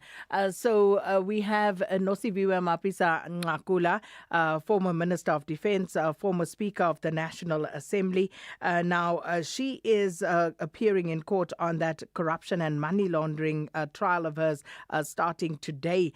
And this is, of course, in the High Court in Pretoria, where she stands accused of allegedly soliciting and receiving approximately 4.5 million rand in cash bribes from a South African National Defence Force service provider. And then there's another court case. This one got underway earlier this week, and it continues. You would have heard uninterrupted until the end of the week at least. That's the Kat Matlala and co-accused trial. That one is continuing as well. And then, of course, Fani Nkosi Masi, the suspended police organised crime unit officer. He's appearing in the Pretoria High Court following the centralisation and transfer of his criminal cases. Now, you'll remember that he was the last time that we tracked him in court was in Thohoyandou, where the charges against him have now been centralised, and he will remain in custody after multiple failed attempts to secure bail. And also in Parliament, the impeachment committee is today discussing the names of evidence leaders as well as terms of reference for this committee. And we will, of course, keep an eye on all of these developments. And then there's the Madlanga Commission, day 145, and the IDAC head, Advocate Andrea Johnson, she's back testifying, and today has been a lot more difficult than yesterday with the questions, especially arising from how the investigation actually came about, the ones that saw the arrest of, among others, the head of crime intelligence, General Kumalo, and others. So without much further ado, it's also Wednesday. We'll check in with the IEC in our regular feature, and John's got your sport. But for now, let's take you to the Madlanga Commission. Instances where an affidavit is lacking in the necessary detail. Chair, especially where just from a glance it would seem that they're just missing something and there's a likelihood it falls within the mandate. You ask them, and when they amplify and you say, okay, it still falls short. Okay, then so we don't. That's exactly what I wanted to find out. So reading it, you are of the view that it does fall within your mandate, but you just want a supplement on certain specific issues or on a specific issue. But at least it's already there within the realm, as it were. Correct, Chair. Meaning, if it's woefully hopeless, you just reject that, correct? That is correct. All right, thank you. Just follow up on that by way of an example or question. So we're looking at 27 and the requirements thereof. If you're given an affidavit that says, I suspect that money is being stolen, that's A. So they've told you the nature of the suspicion. And then they don't tell you the grounds on which the suspicion is based. And whatever else they say in C does not tell you the grounds on which the suspicion is based. There's been a non-compliance with B, right? What do you do? You would then check if they have a source of information. That so is, you would what still do you ask base them? It on? Sorry. So you would, even if they haven't set out grounds in their affidavit, they simply say, I suspect money is being stolen. You're saying you then ask them for a supplementary affidavit? No, if it's just, I suspect, and there's nothing more to it, then it does not fulfill. And so... Because, sorry, Commissioner. Yeah, no, Karen. You have to be mindful of the prodding. Yes. And trying to elicit something they know they should tell you. Because what does happen is, ordinarily, without saying what you want, we are able to engage a Section 27 referral and indicate these are the requirements. Your affidavit does not make out these requirements. And there and then, in almost most cases, people are able to say, well, I gave you what I have. And that just finishes that part of it. Thank you. And when people tell you, I gave you what I have, and there are clearly no grounds in that affidavit, what does IDEC do? It may be, Counsel, that it is insufficient for the purposes of IDEC. Where it has been insufficient for the purposes of IDEC, but we are aware that it could go to the detectives and or it could go to the DPCI, we write to the referral, or to the referee, I apologize, to indicate whilst this does not comply with IDEC's mandate, you are able to refer this matter to the detectives. We are writing to, so we do two things. We inform the complainant where they can go to, and then we also write to the agency that we are able to send it to, together with a copy of whatever information might have been received. We have also been able to do that where, for example, it is something that is civil in nature, but falls within the mandate of the SIU. And we would say to them, you might be able to find recourse here with the SIU. So we don't just leave them in the lurch if, in fact, it does make out allegations that are investigated by a different agency. We write to them, we write to the agency, and we send that material as well. So at least where we land, and I'm testing my understanding of Section 27, there are two main requirements. In that section, the affidavit must spell out the suspicion that the referee holds, and then to advance grounds to support every specific suspicion. IDEC has got the power to request maybe substantiation, clarification from the referee, where there are shortcomings with compliance with Section 27. In the event that the suspicions are not substantiated and grounds not advanced by way of example, then IDEC cannot investigate the matter. It would normally refer it to another appropriate law enforcement agency. Correct. Is that a fair summary? Let's look then at the Section 27 referral received from Mr. Adams. We will work through it in detail, but my summary of it I would like to share with you.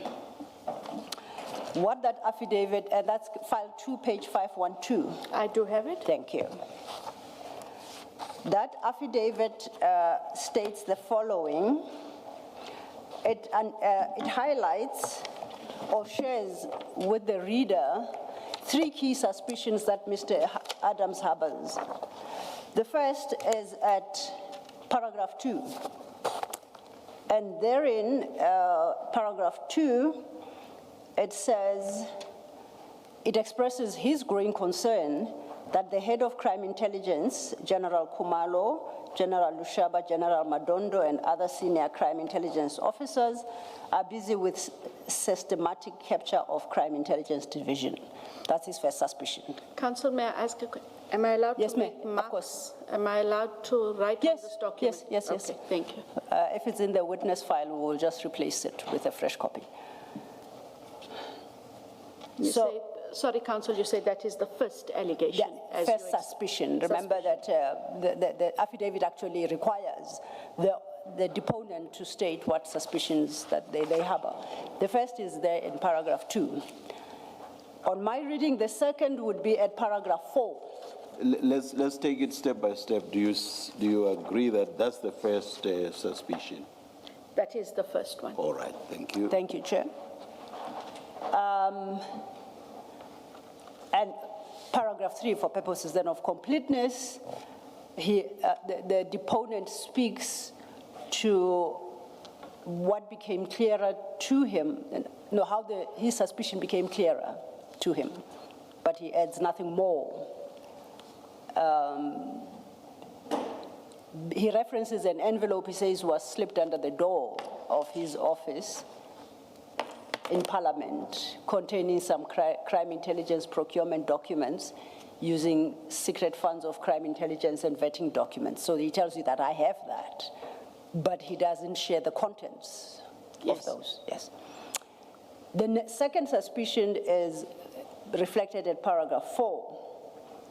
And on my reading,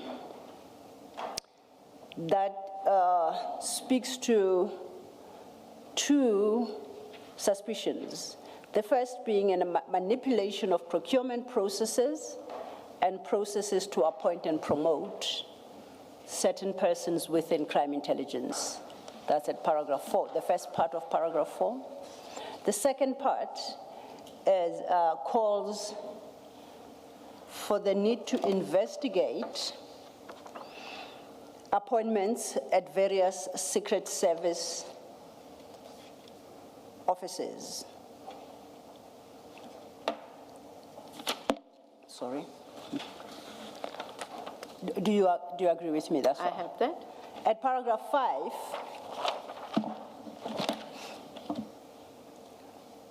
expresses a suspicion that some funds are being taken unlawfully from the secret funds account and given to Police Minister Becky Cele.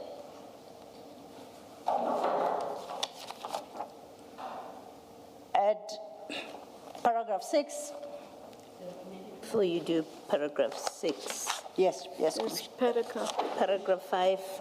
Yes. Did you consider it to contain two complaints? I mean, there's the first about money being suspected to be given to former Minister Cele, and then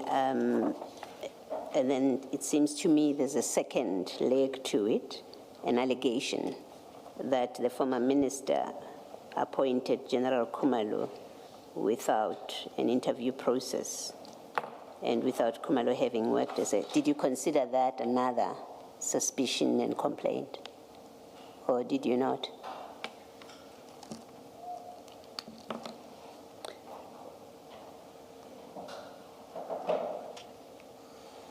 And I must say before you answer that considering how the Mukwele matter has gone, yes, I expect that would have been one of, it's a separate appointment issue. If you haven't, there has to be an explanation why this was not investigated. It is part of other appointments. Okay, so you will come back to us with the detail of it. Thank you. To you. And may I just pause just to indicate, Commissioners, at the bottom of paragraph 4, it is not separate, but there is reference in the last line, which we had to look at as we go through all of the matters, likely points to launder money. So the money laundering is an aspect to consider when you look at money flows that may run through the course of all of these. And they are not, it's not a standalone matter. Noted.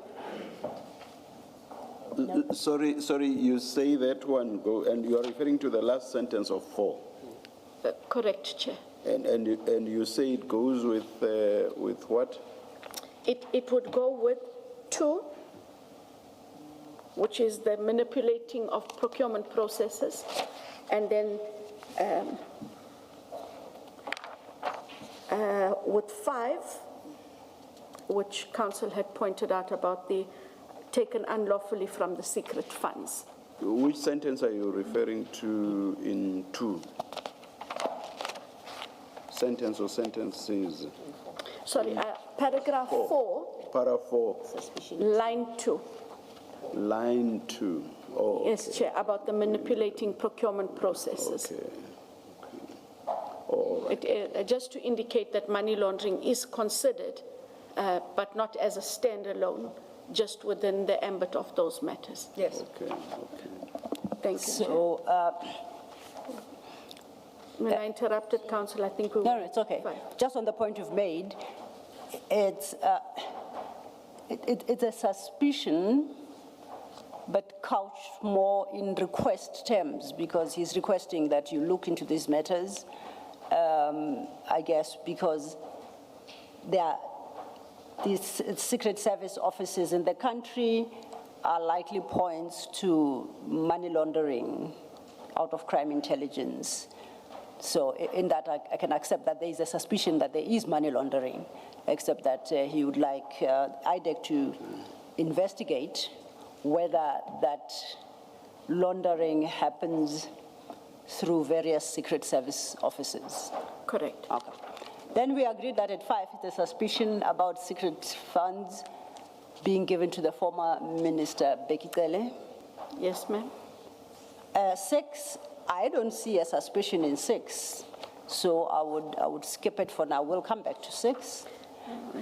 The last suspicion that he then highlights is at 7, at page 515. My suspicion is that General Khumalo Lushaba Madondo and many of those who they've appointed are actively siphoning money from the secret fund accounts in the country. I understand that there are about 10 secret fund points in the country where monies can be drawn from, and all of these extraction points need to be investigated. That's another suspicion.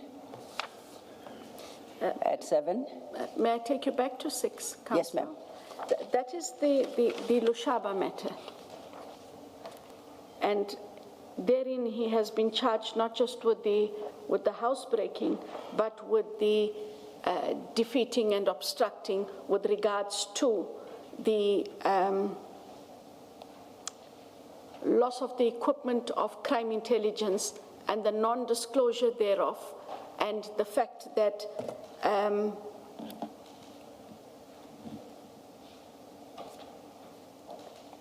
there's secret information contained therein. So what I'm saying is the 6 is the Lushaba matter that is currently in court. Yes, I'd ask that we skip that because we are trying, only to distill from the affidavit what the deponent suspects and what suspicions he has put forward to IDEC. So we have dealt with the suspicion at 7. Then 8 and 9 basically reverts to the dockets he had opened, the 3 cases in Cape Town, and the other 3 in Orlando Police Station. And it ends at 516. So if we at least roughly summarized his suspicions, I can see how he has complied with Section 27A, which is to set out the suspicions of a crime that he complains of. I am missing Part B of that, which requires him to set out the grounds on which the very suspicions that we have referenced are based. Do you find the grounds in this affidavit? Per suspicion. May I just raise an issue with you, which is a legal question with regard to, you are looking at ABC. Indeed, Chair. Okay, that's the nature of. I'm looking at the introductory part of the section itself. If any person has reasonable grounds on which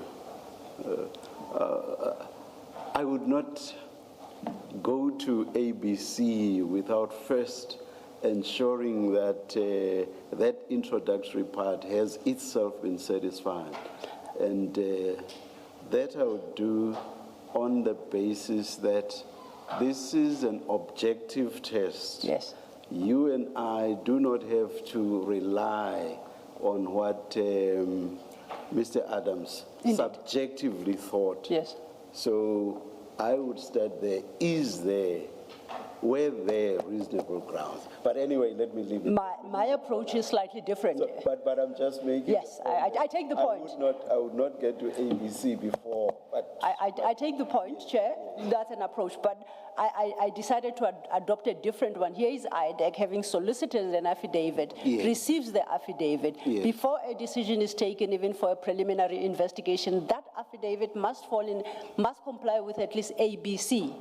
And I conclude that the grounds advanced in terms of B would lead to the conclusion at the start of that, whether they are reasonable grounds. So it's sort of a reverse. In the end, perhaps it works the same way. Because I'm trying to test at which point, insofar as IDEC is concerned, a Section 27 referral dies for non-compliance, if ever there is such a point. No, please go ahead, Ms. Thank you, Chair.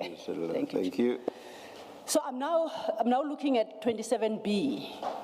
And my reading of this affidavit is that it's replete with suspicions, but absolutely no grounds to support any of the suspicions advanced.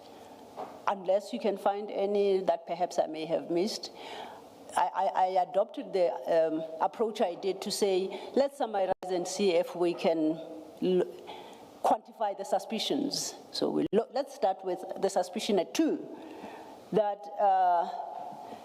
General Kumalo Lushaba Madondo and other senior crime intelligence officers were busy with the systematic capture of the crime intelligence division. Let's just sit with that one suspicion.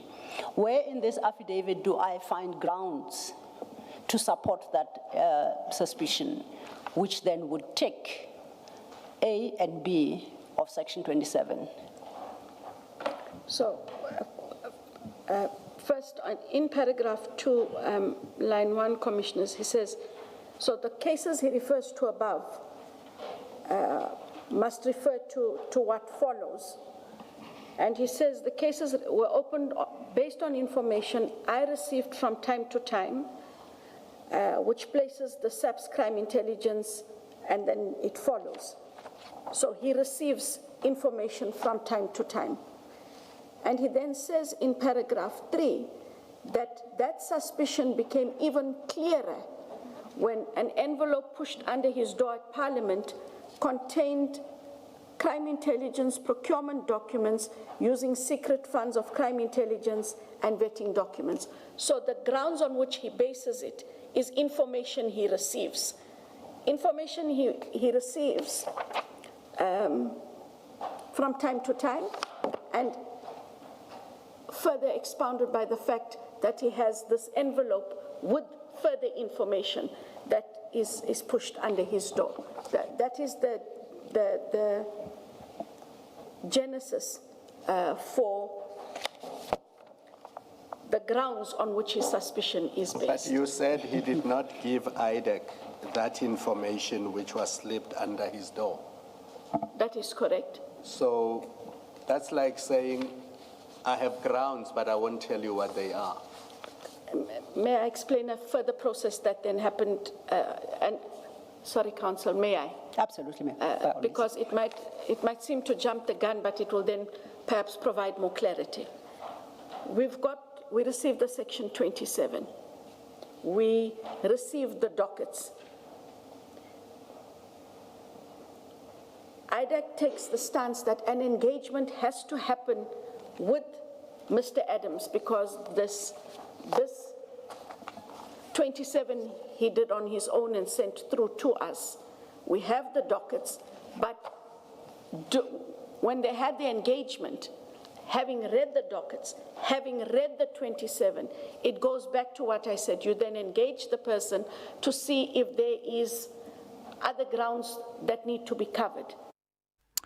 Well, it's 12:30, so we'll leave the Madlanga Commission for the time being. We'll try and go back later on. But for now, we are still continuing to listen to testimony there of the head of IDAC, Advocate Andrea Johnson. And you just heard her talking now about money laundering having to be considered as part of the other matters to investigate. The difficulty, however, and this is what the commissioners keep going back to, is how did IDEC come to investigate all of these matters that she's mentioning now when all they were meant to test and investigate in the beginning was, of course, the fact that Fadil Adams had complained to Minister Mkunu that he had opened cases and his cases were interfered with. The dockets were missing. That's all they were meant to investigate at first. But now it got to other stories that we are hearing now. Let's leave it there for the time being. It's 12:30. Here's Zonela Mbana with your latest headlines. Thank you, Sakina. On the news headlines, the United Kingdom has issued a warrant of arrest for a British Zimbabwean man when he's extradited from South Africa. Former National Assembly Speaker and Minister of Defence Nosiviwe Mapisa-Nqakula has pleaded not guilty to the charges brought against her. And after an 11th consecutive night of U.S. strikes on Iran, the Secretary of State Marco Rubio says Washington is still willing to engage in diplomacy with Tehran. A full update follows at the top of the hour. Attention all shoppers. Our supermarket shelves are full of unhealthy food. It's often hard for me to know which foods are good for my family. The information on packaged food is complicated and hard to understand. I wish we had easy-to-understand warning labels on foods high in salt, sugar, and saturated fat. We have the right to know what's in our food. Support front-of-package warning labels on unhealthy packaged foods. Sign the petition on heala.org. That's HEALA.org. Economic news on SAFM. Facts and figures you can count on.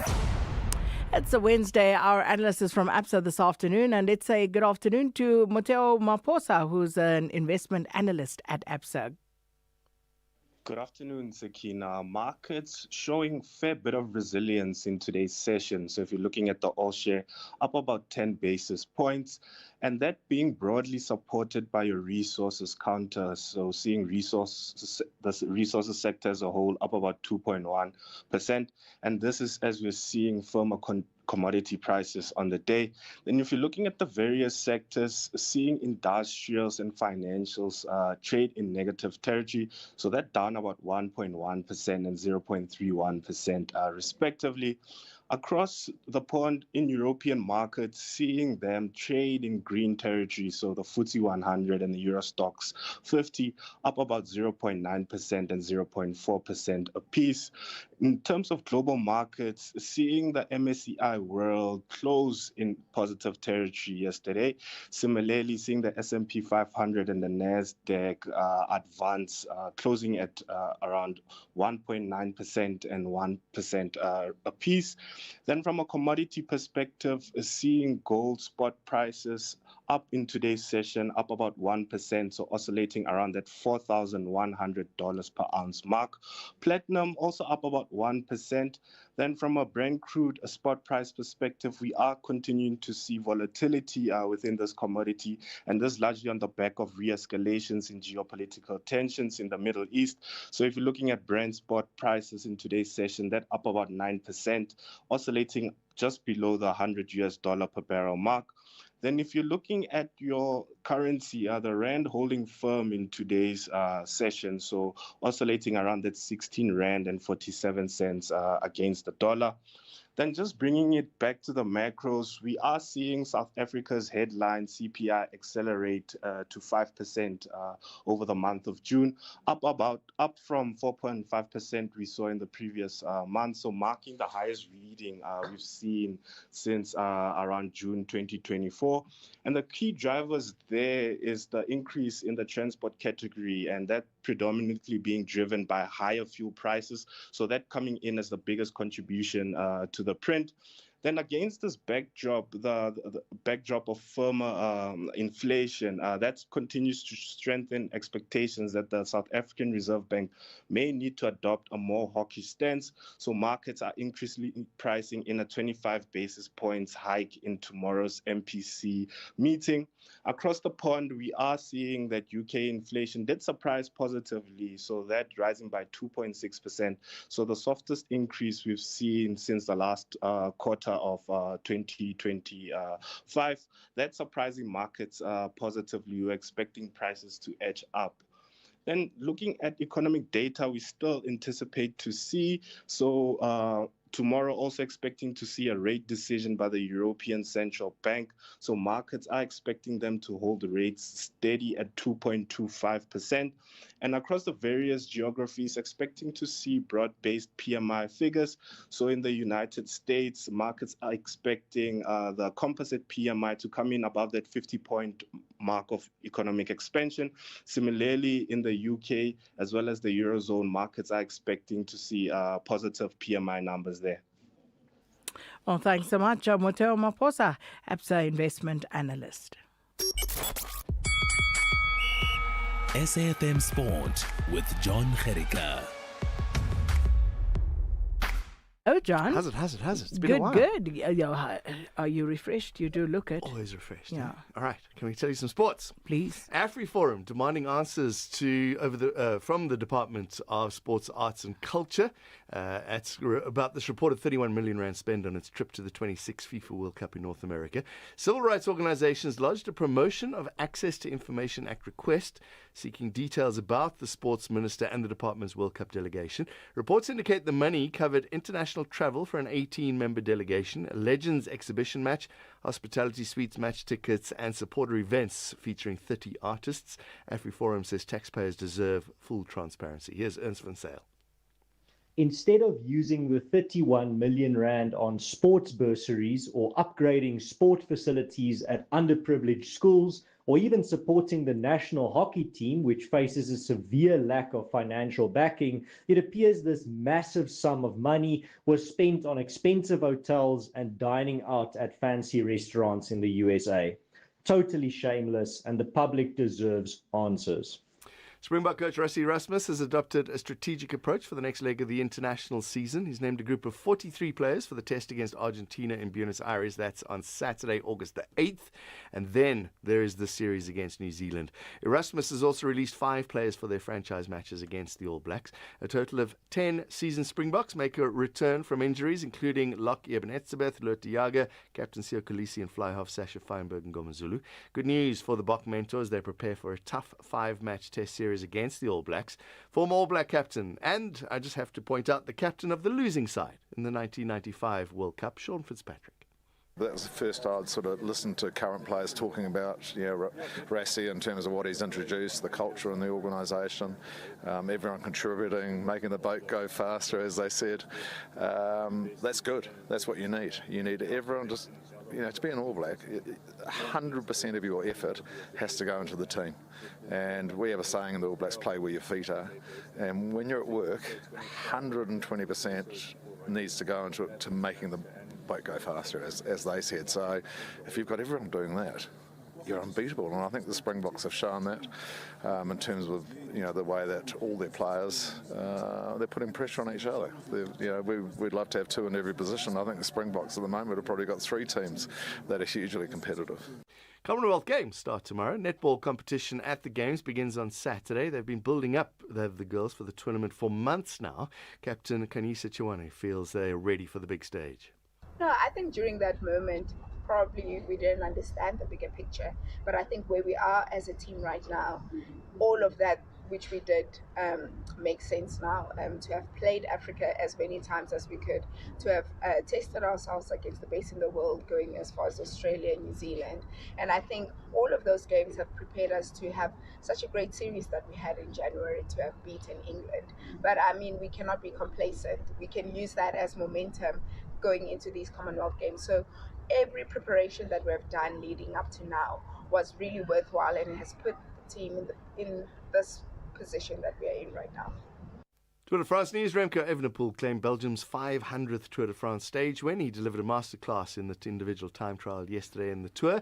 It's the 10th Belgium stage win on the national day as well. Evenepoel got the better of Tadej Pogacar to take a 3rd ITT stage win in as many editions of the Tour. In the battle for the podium, Paul Sextus gained a handful of seconds, but Isaac Del Toro remains in 3rd place. Today, the riders tackle one of the most unpredictable and therefore most exciting stages of the Tour. 4 categorized climbs, but they all finish with 115 kilometers from the finish. So will the sprinters be able to hold on over the climbs? Will there be a breakaway? I'm going with breakaway. How's Vingegaard? He's crashed out. Yeah, so he's not coming back. No, he broke his collarbone. Shame, man. I saw that. It looked painful. Yeah. It looked painful. It's those tight little corners, and there was a tight corner yesterday as well that claimed another rider as well. Kevin Lerena has announced his decision to return to the cruiserweight division. Lerena recently lost his WBC Bridgerweight title to Riyad Mehri in May. And at 34, he's made his firm decision. He's going to come back to a lighter weight class. He's hard at work in training to shed the necessary weight. He wants to compete at cruiserweight. His opponent hasn't been announced yet. And going back down to cruiserweight to become a 3-time world champion. They told me that I couldn't make cruiserweight ever again. Well, here we are. I'm only 6 kilograms off the limit. So I will become a 3-time cruiserweight world champion, but I need to have a win. So hopefully sometime in October or November, we get to Peter will go and look at some opponents for me and to see who we could fight. That's obviously someone in the top 50, top 100, because I'm rated in the WBC at number 5. So I can't just fight anybody. That's your sports. There's more through the afternoon.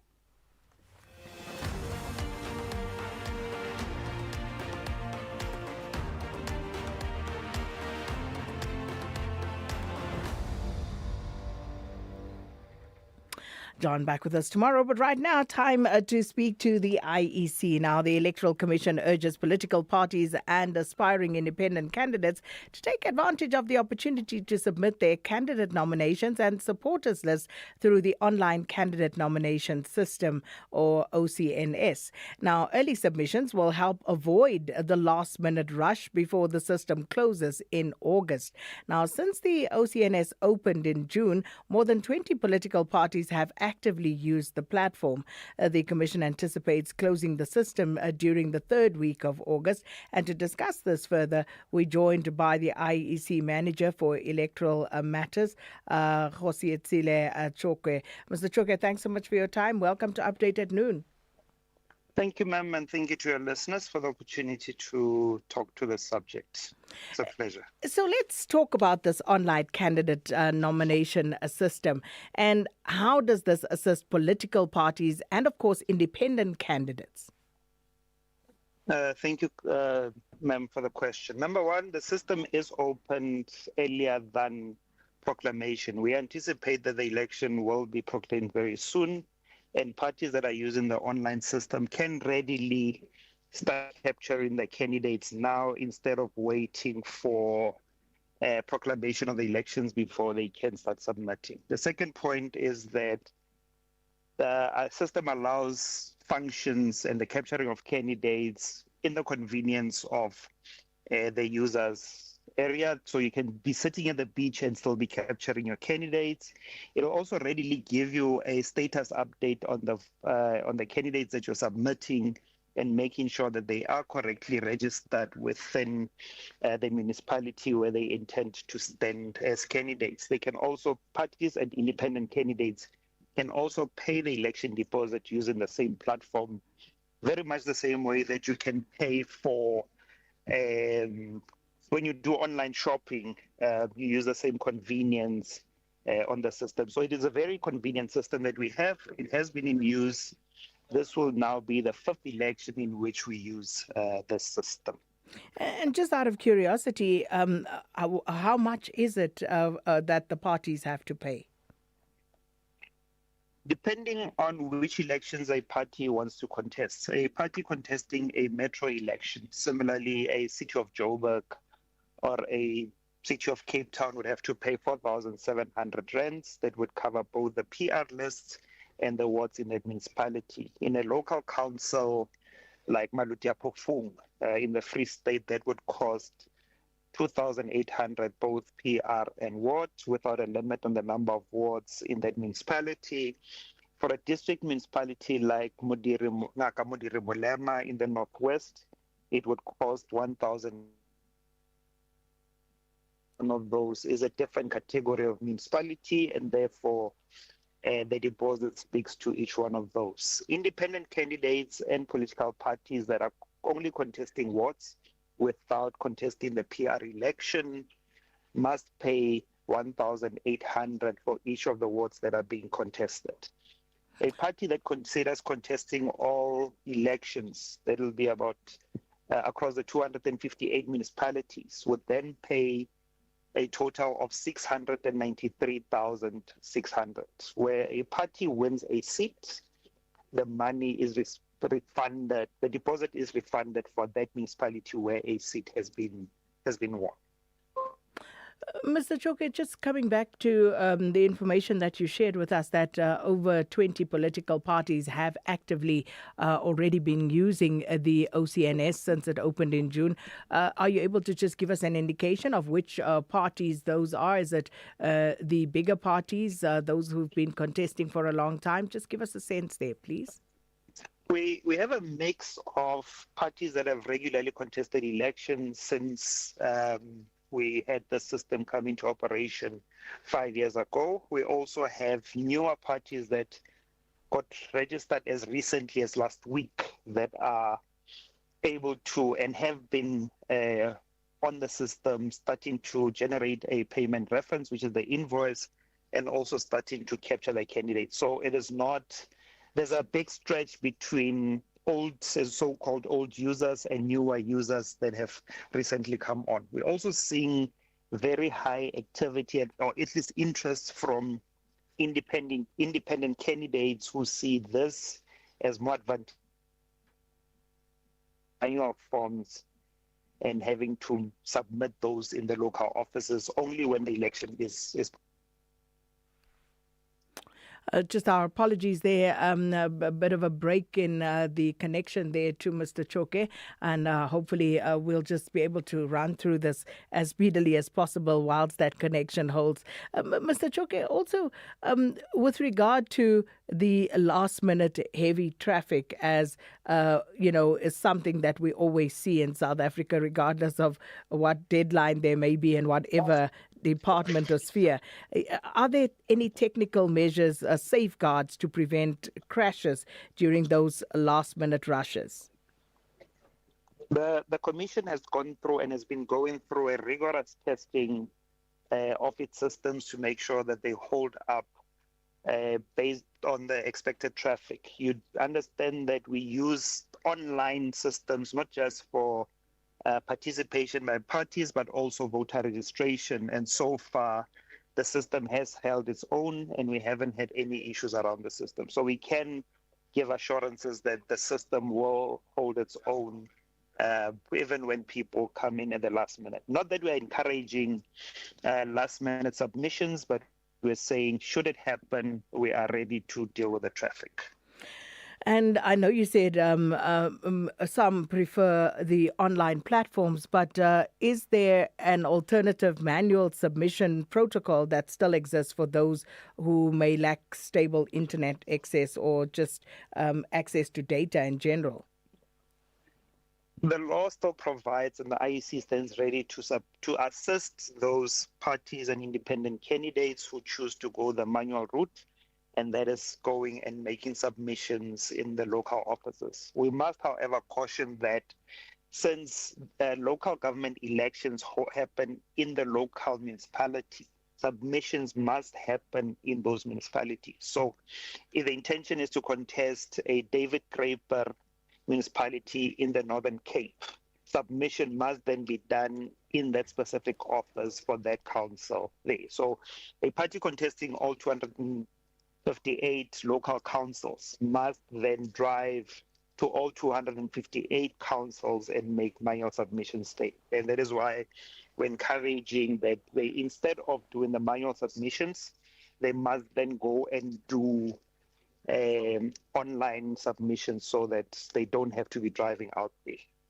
And just a final question, after the cutoff date, will there be a window, a period where parties could perhaps go back and rectify information where need be, where entries may have been rejected?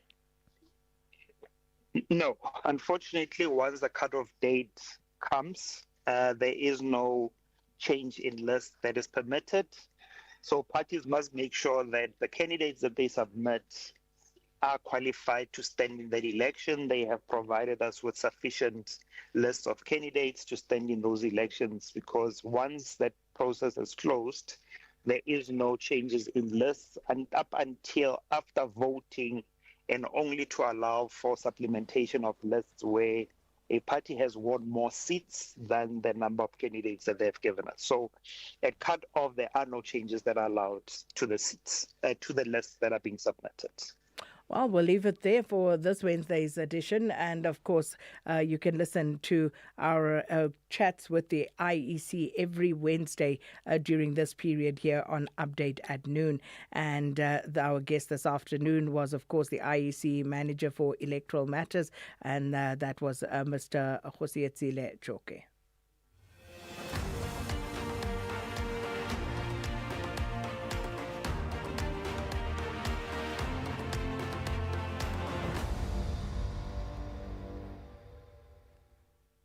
Right, we are taking you back. We certainly are taking you back. Unfortunately, there are other things that we have to do as well. But without much further ado, we'll return you to the Madlanga Commission. And Advocate Andrea Johnson, the head of IDAC, is having her second day as a witness and giving her testimony and speaking about how she applied the objective test when she believed it was subjective. Quite different. You'd also see, I think you requested from us the affidavit of a different witness. Yeah. When you read those as well, you can see the compliance with these sections.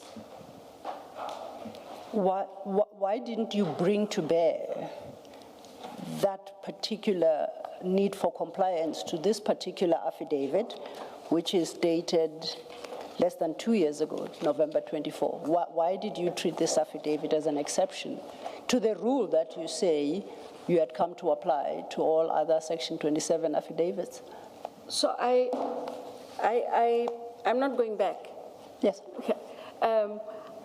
And I think that is where my fault line lay, is understanding what the reasonable person, and went back into subjective. That was my error. It is an error. It was an honest error. The test isn't subjective, the test is objective. Here I brought a subjective mind to bear on the information the person gave us. And Advocate Johnson, that is apparent from paragraph 4, because Mr. Adams says none of these people were suitable to be appointed to the post. That's his personal view, without grounds to support that. Correct. He doesn't even say they did not meet the minimum criteria, they did not have the qualifications. He just says, you appointed somebody from BMW as a brigadier, and then he says, not suitable, full stop. Why are they not suitable? Do they not meet the qualifications? He does not even identify the offense that he suspects is being committed there. Because appointment of somebody from BMW on its own does not tell you anything. Because my immediate question would be, what is wrong with appointing somebody, an engineer from BMW? If the position required an engineer, what would be wrong with that? Correct. That would be my immediate question. And I would need that to be addressed in the affidavit itself. Because the entry point, according to Section 27, is that the affidavit must specify 1, 2, 3. Not that it must set out the suspicion and then the grounds, IDEC will figure them out for itself. Understood. Just on an answer you gave in response to Ms. Sillo, yes, you said an error that you committed was not to apply to apply the subjective test. The test is in fact objective. In that response, based on the answers you gave to me, and repeating the same thing a good few times throughout until your engagement with me, the distinct impression I got was that you've always understood the test to be subjective. Correct? I understood the test to be the reasonable person test, which is an objective test. Okay, I will not go back. I engaged you on the subjective and so on, because you cannot marry subjective and objective. It simply can. Oh, let me ask you this question. So throughout, your understanding of Section 27 was in accordance with the responses you gave when I engaged you. As to what those were, the transcript will assist us. Throughout, that was your understanding. It is only now that you have clarity as to what exactly the test is. That is a test which is not subjective as you suggested it was, or a test which does not seek to mix a subjective and objective test. It is simply objective. So before now, you had, I feel bad to have to use this word, but your understanding was this muddled view of what the test was, which muddled view came out as I engaged you. So that was your understanding until now, until during this engagement. Is that a fair suggestion to you? It is fair. Thank you. Can I just say, Ms. Johnson, that even allowing for it was an error, you applied the subjective test because of your misunderstanding of the test that applies. Even on that, in this affidavit, insofar as 27B requires him to set out grounds, this affidavit doesn't set out any grounds. To say I received an envelope that has procurement matters, that's not a ground. It doesn't tell you anything about the contents of the envelope. For all I care, those procurement documents may well not demonstrate anything wrong. So it's not clear to me when you say, well, I accepted because he's a member of parliament who serves in the portfolio committee, that when he says he has an envelope that is sufficient, you surely must know and understand that for you to say this falls within our mandate, you need to satisfy yourself with whatever it is he's relying on. So I don't accept that what you say is an error on your part of applying the wrong test, that it explains what happened here. It doesn't. Even on that error, I would expect you, as you understand the section, it says he must set out grounds, and he doesn't. He doesn't. When he goes on to say 4 other colonels who qualified or who are employed in crime intelligence, none of them were suitable to be appointed in this post, it doesn't tell you anything about this candidate that was appointed. It doesn't. So it is clear in 27B that he does need to tell you facts. Subjectively, he thinks those facts meet the test, but you have to know those facts before you say, yes, our mandate is triggered. You must agree with me. I must be correct in what I'm saying. I'm not about to disagree. Okay, thank you.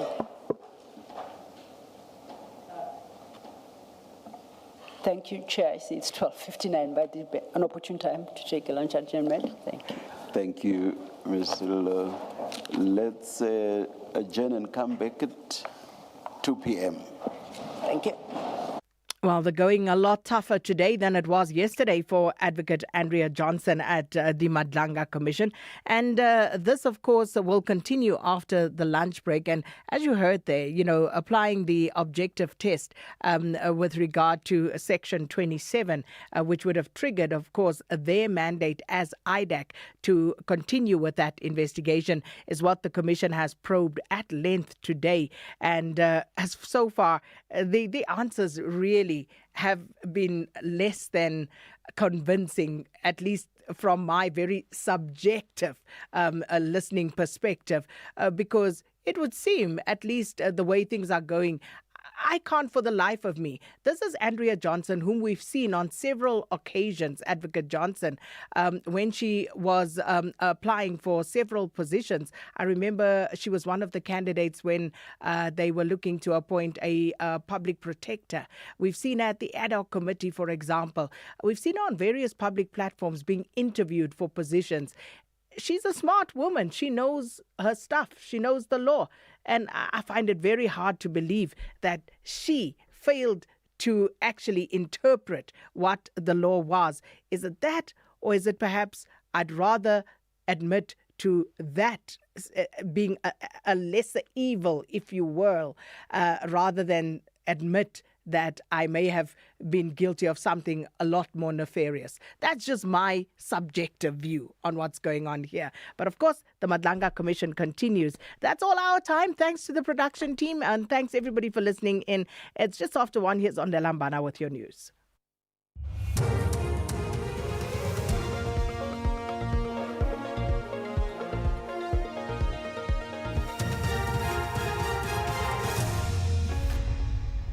Thank you, Sakina and the team. On the top stories, UK issues a warrant of arrest for Ndodana Chuma, and Mapisa Ngakula pleads not guilty to charges against her. For SAFM News, I am Ondelambana, and a very good day. The United Kingdom has issued a warrant of arrest for a British Zimbabwean man when he's extradited from South Africa. Ndodana Chuma is wanted for the killing of his wife and 2 daughters in the UK, which has already formally requested his extradition. He was arrested earlier this month in Johannesburg on charges of illegal possession of a firearm. Chuma appeared briefly in the Johannesburg Magistrates Court this morning, and the matter was postponed to the 27th of next month when the extradition case will be heard.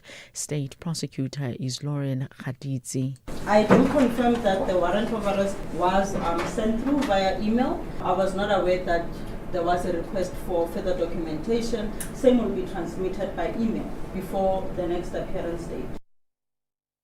Former National Assembly Speaker and Minister of Defence Nosiviwe Mapisa-Nqakula has not pleaded not guilty to charges brought against her. Her trial is underway at the High Court in Pretoria, where she faces corruption and money laundering charges. She is accused of receiving and soliciting 4.5 million rand.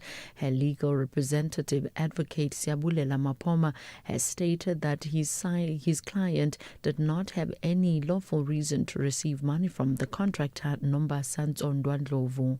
The accused was at the time and still is well aware that as a minister and member of parliament, she was not allowed to receive monies unlawfully and or gratification from any person.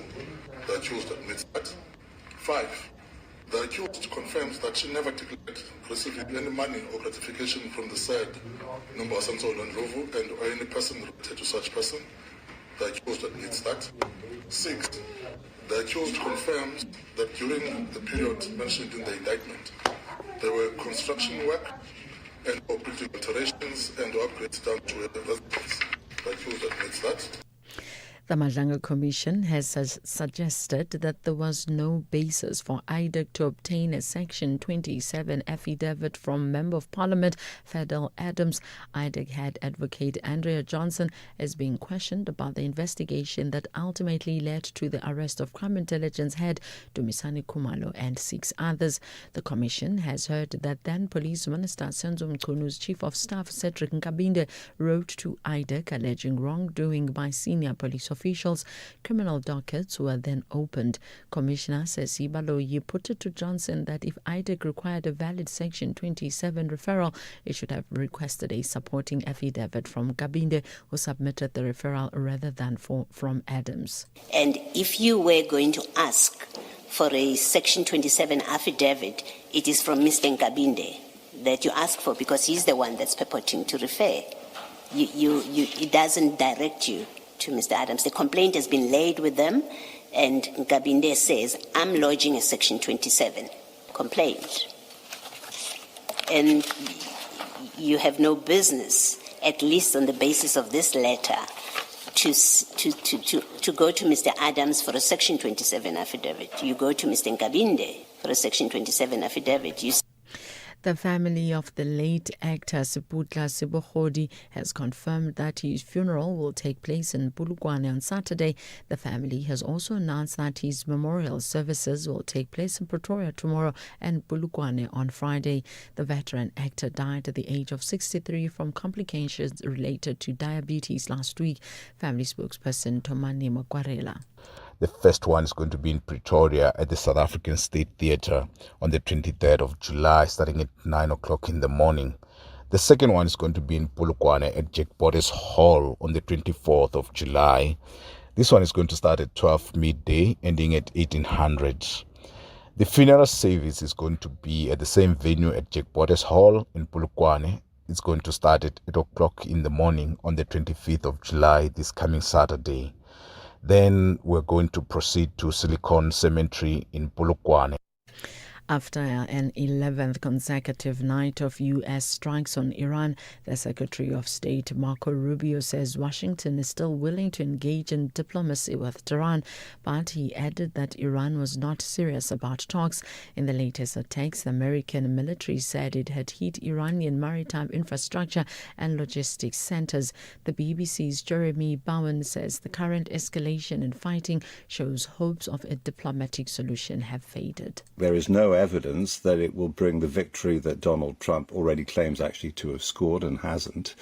If there are return to negotiations, which you could argue is the only sensible thing, that would require concessions to Iran that will show the costs of America's strategic defeat, which has been caused by this reckless decision to go to war. Recapping the top story, the United Kingdom has issued a warrant of arrest for a British Zimbabwean man when he's extradited from South Africa. Dodana Chuma is wanted for the killing of his wife and 2 daughters in the UK, which has already formally requested his extradition. I'm Mondelambana for SAfm News Headlines at 1:30. The soundtrack of your life with Ernest Pillay. Some songs take you back instantly. to your first love, a road trip, or just simpler times. The soundtrack of your life with me, Ernest Pillay, is where timeless hits and forgotten favorites come together to tell your story. It's not just music, it's memories, moments, and the meaning behind this jam.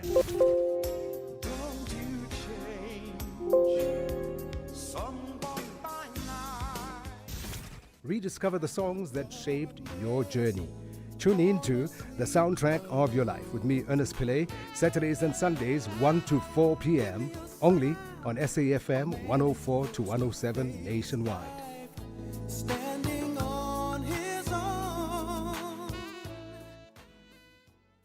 With the ever-changing financial landscape, it can be difficult to make sense of all the moves at times. Join me, Jimmy Moyaha, on the SAFM Market Update with MoneyWeb, Mondays to Thursdays, 6 to 7 p.m, as we break down the key market trends, top financial stories, and smart investment insights, all in one place. It's everything you need to stay financially informed and ahead of the curve.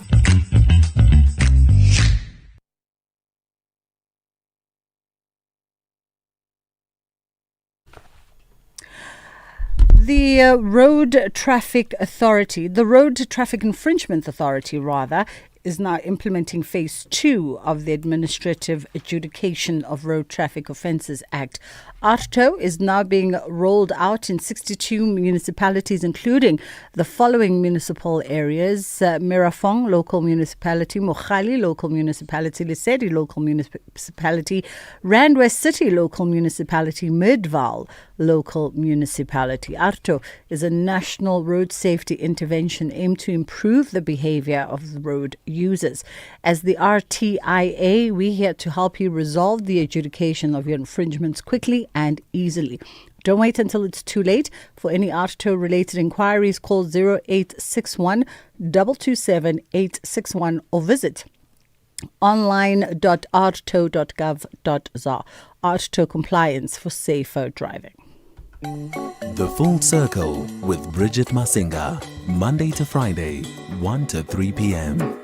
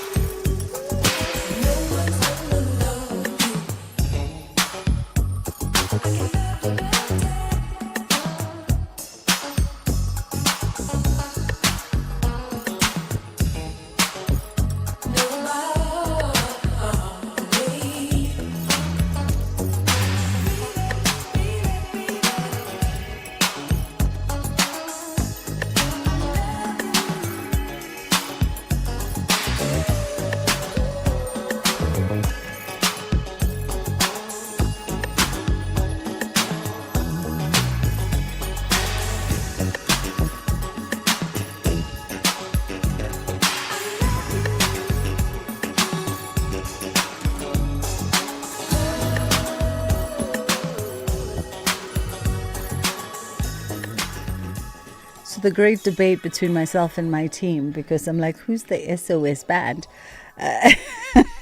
Which is shorthand for Sounds of Success. And they're an American R&B and electro funk band. And I think they formed like in the late 90s, 1977 or something, somewhere around there. So now, I mean, the listener would most likely, there's a generation that knows this SOS band, because I am vehemently saying that I don't know them. It's the first time I've come across them.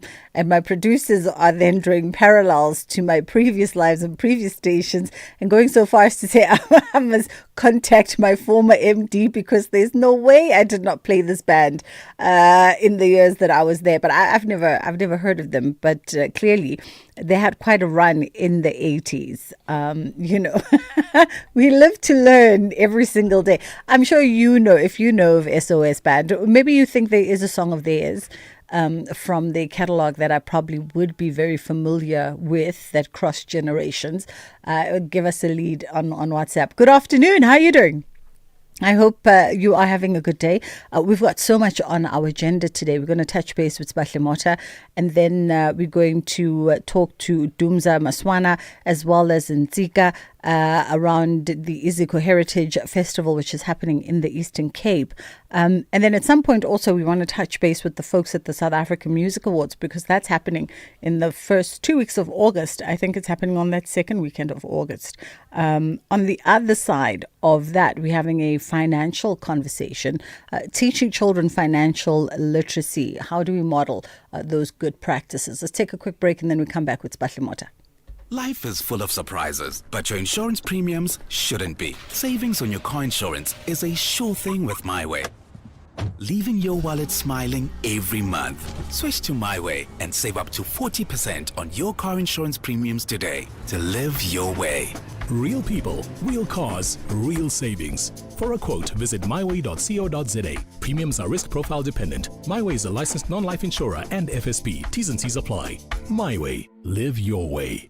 Durban, the promenade is calling and the purple wave is taking over the East Coast. It's time for the Hollywood Bets Durban 10-kilometer road race on Sunday, 30th of August. Whether you're chasing a personal best or walking for the vibe, let's turn the city purple along our beautiful coastline. Entries are filling fast. Visit hollywoodathleticsclub.co.za and secure your spot today. If you can't make it to the start line, catch all the action live on SABC2 and SABC Plus from 7 a.m. Brought to you by SABC Sports.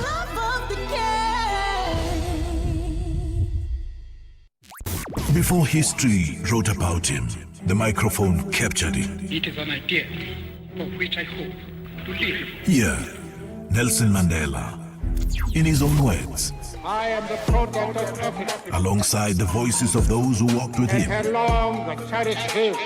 learn from him, and continue to be inspired by him. Mandela Man, only on SAfm.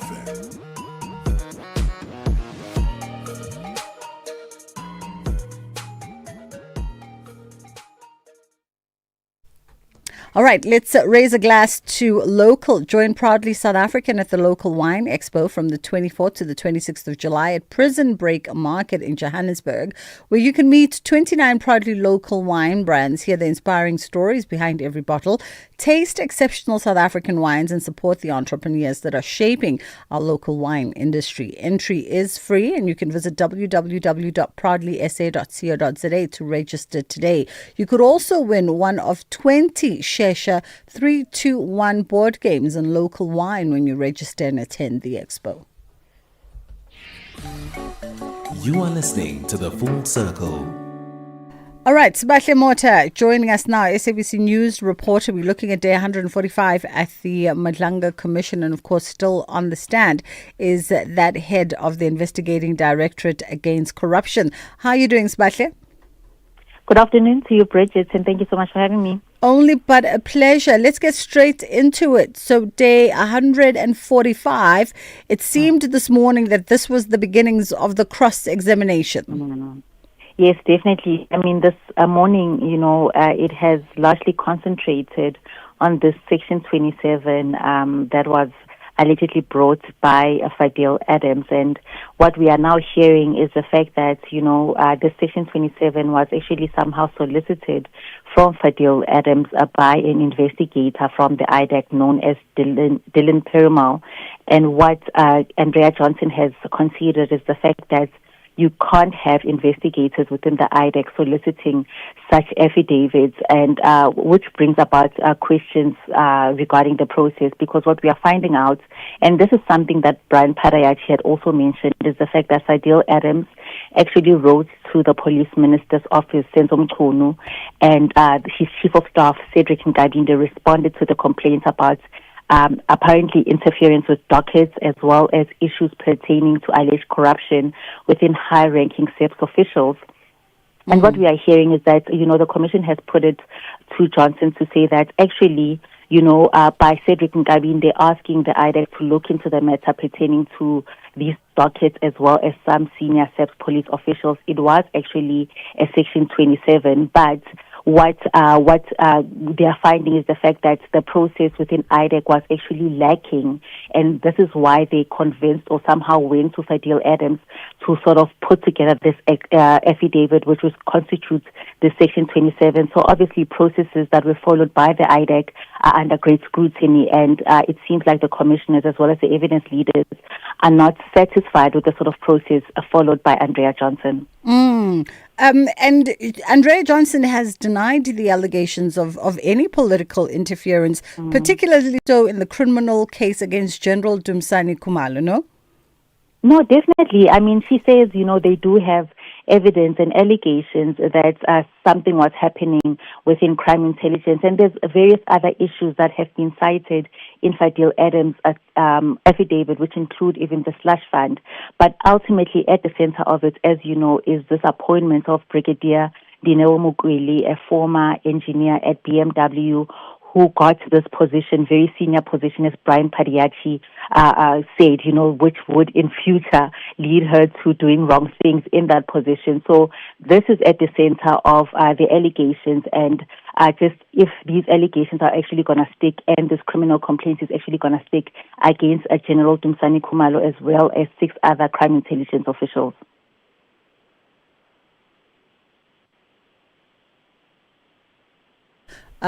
Apologies, my mic was off. There's been a sense, Bahle, from a lot of the offline conversation that Andrea Johnson is seemingly, at least from yesterday's testimony, is seemingly trying to distance herself from being the be-all and end-all at the Investigating Directorate Against Corruption, seemingly trying to say that she was not responsible, was not the final word and call for a lot of the decisions that led to a lot of the issues that are being interrogated.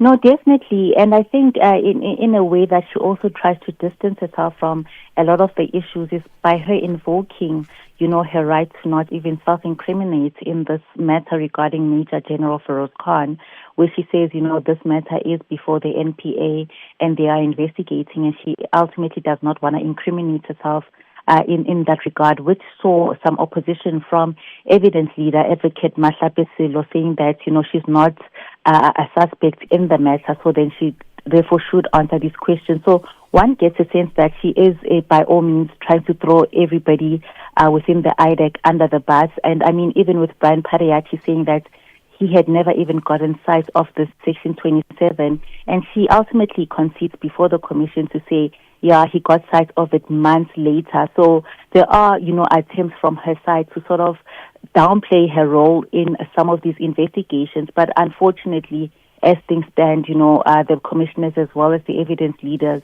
are poking holes in her testimony, and ultimately she will have to answer for her role in this Feroz Khan matter and her handing him over very sensitive information relating to that intimidation and assault case against Brigadier Pedle. All right, we'll have to leave it there for this afternoon. Spahle, thank you so much for the time. That was SABC News reporter Spahle Mota giving us a rundown of day 145 at the Madlanga Commission. And of course, you can follow those live proceedings via our SABC Plus app on SAFM Connect. Let's take a quick break and then we come back on the other side and we get into stages, pages, screens and more. SAFM supports a litter-free South Africa. Play your part in keeping our surroundings and environment clean. SAFM, leading the conversation. Stages, pages, screens and more on The Full Circle with Bridget Masinga.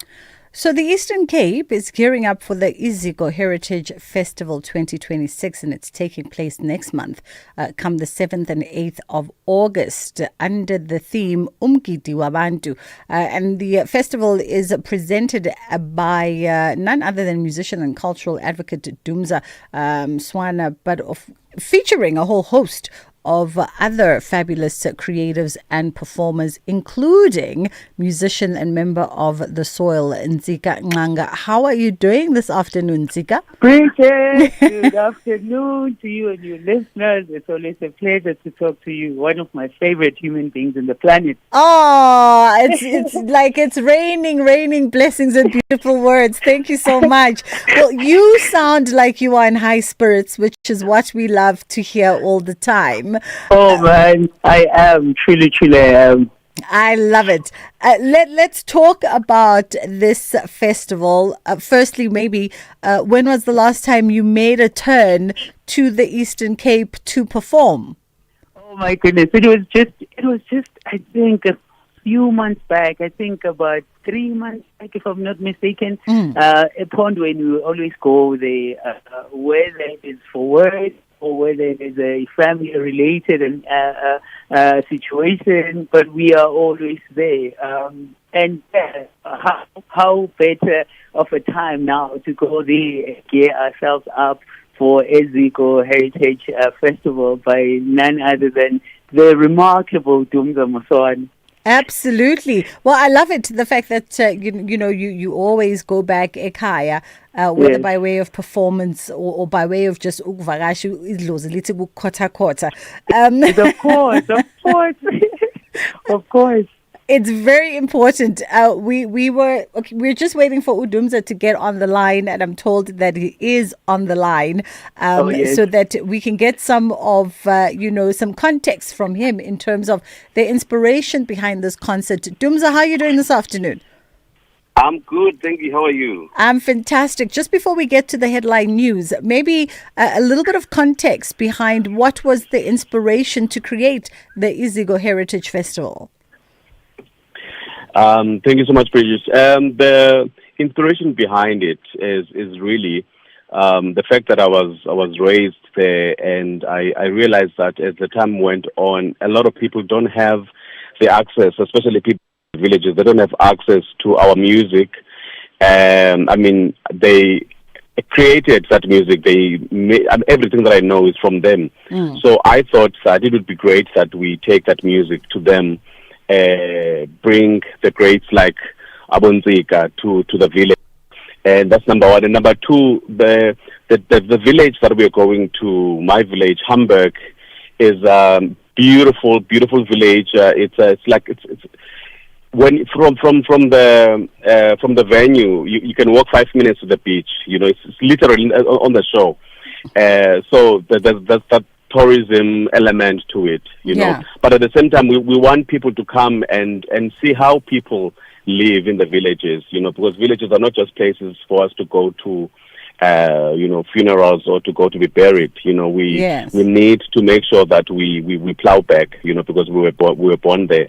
Absolutely. Dumza, let's take a quick pause here for Ndela to bring us the headline news. We'll come back on the other side and continue our conversation.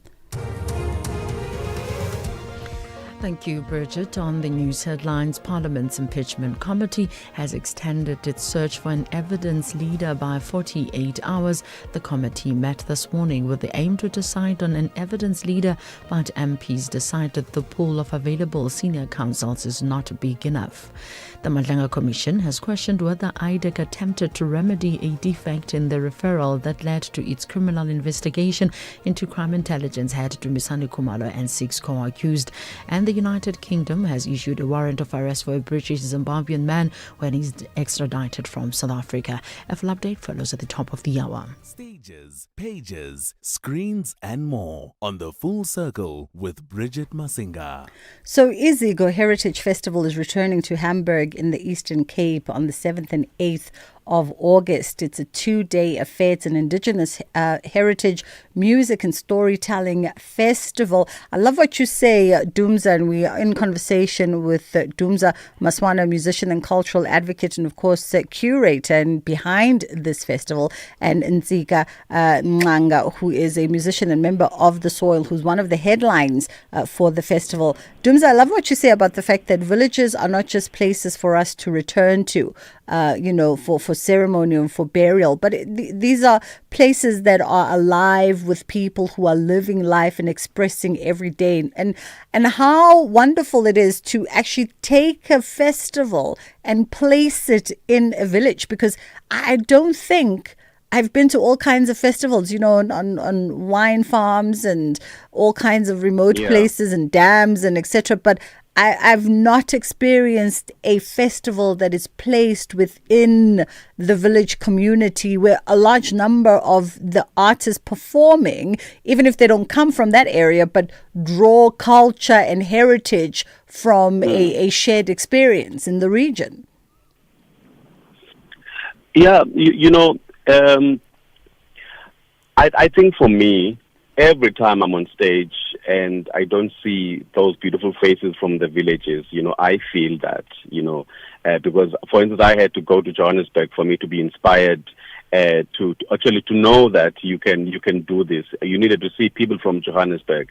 I think now that there's quite a lot of young people, or not just young people, but a lot of artists who have made it, who are from the Eastern Cape, and from those villages. I mean, if you listen to the music of Simpwe Dana, you can tell she's from the village. If you listen to Spogas, you can tell she's from a village. So how beautiful it is then that we go back and say to them, this is how you sound. This is how you look. This is how you speak. Because we need to go back and just be the mirrors of that life. Yes, as Lalini. So I think that is exactly what I'm trying to do, but also to inspire. Even not just music, not just arts. There are a lot of people who are selling things there in the villages. We need to include them as well. The beats that we see everywhere are made there in the villages, so, and they are copied everywhere else. The original ideas are from there and copied, everywhere else. In Ibato, all those things. If you go there, in Joburg, you can buy Ibato, for instance, for 5,000 rands. But if you go there, you get it for like 800 rands. So take people to that place. Yeah, absolutely. And Sika, for you, I mean, The Soil has always been a music act that has celebrated African identities, over the years. Performing in a space like this as part of the Iziko Heritage Festival, what does that mean to you personally, as well as a performer, as well as someone who shares a Xhosa culture?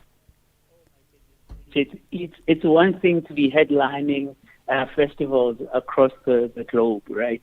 But even in those international stages, you then have to break down a song, take a pause, and just give people context of where the song comes from, who it was inspired by, and whatnot. But when you are at home, in a place and a setting in the village, and I like what Dunza is saying, that when we go back, we then show Makulu that this is how you made a sound like, and this is how we look when we're presenting these songs even abroad. But what I love about this setting is that now I won't have to break down each and every song because as Lalini, they know where Umkulua comes from. They know what that song talks about. When you say Utangwa Njimwena, they even know the nuance, the expression. They get the punchlines. They even get the subtext. So you don't have to be doing a lot of things to then drive the point home. But it's just people that are just close to you. I also like the intimacy, the barrier that then gets broken. You know, when people are so close to you, there's a fire next to you. I love the fact that Dunga is also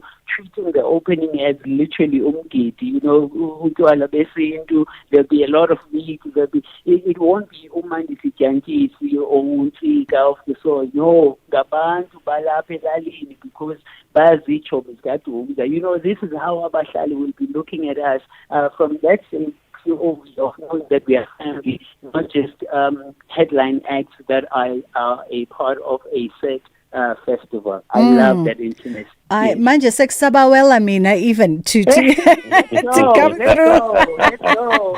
Because what you're talking about in Tika also, it speaks to the importance of preserving indigenous heritage, the importance of preserving a sense of community. No matter where and how far you go, you carry those spirits with y'all as performers in these international stages and performances. And so now here's an opportunity to honor them again in their spaces of rooting. Yes. And then have them say, no, Tika, when you sing this song, now you are making it a bit modern.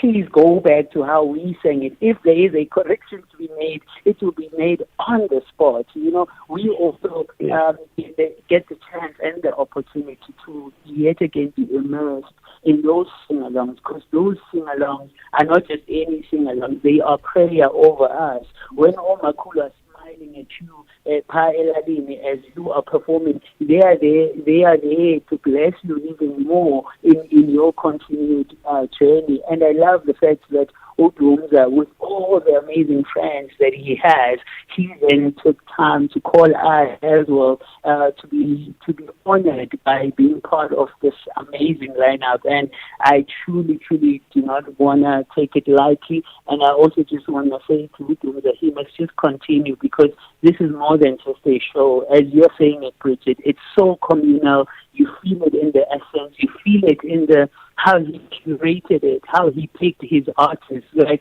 we are having bragging rights because we always say we did the flagship one, the inaugural one. We were there, you know. So, but he had started it as a tour. But for him to then think of it as a festival, a banner, and a legacy that should continue. And whoever is listening and they have deep pockets, doors as your car, you need to literally just go there and let's make this festival what it needs to be, not just on the 7th and the 8th of August, but even beyond, because even our kids, Bridget, you know, they go to all these amazing, and we are privileged, they go to all these amazing schools. But imagine if you were then to fly down with your kids, get them to experience that. These settings need to exist even in the next 10 years. So I am so grateful to be a part of it, but I'm also just equally as grateful for Dunga's existence. Absolutely. I want us to just take a quick break here. We'll come back on the other side and continue the conversation. Head to Dis-Chem for your best winter buys. Look out for the yellow label to enjoy bulk savings on Better Rewards brands. Swipe your Better Rewards card to get 3 Nivea 50ml antiperspirant roll-ons for 70 Rand 20. Save 31 Rand. Plus double up on your savings when you buy 2 Vaseline 400ml body lotions. Now only 94 Rand 50. Save 65 Rand. Valid until 9 August at Dis-Chem. Better health starts here. Pedestrians, crossing the road in winter can be deadly, especially on highways. These are no walking zones for a reason. Always use pedestrian bridges and designated crossings, even if it takes a little longer. No shortcut is worth your life. Stay smart, stay patient, and always cross where it's safe. This message is brought to you by the National Department of Transport. Catch the Mzansi's Beautiful Game Sport documentary. For me, Neto, really, in the club football, where I've played a lot of my football, so with the ladies, at times I would play as a striker. From the 5th of July to the 23rd of August 2026. Banyana performance is like Bafana's performance right now at the moment. So we believe in them and we're proud of them. What they did, they did wonders to the country. Brought to you by the SAfm's award-winning drama department. Ala Bafana Bafana.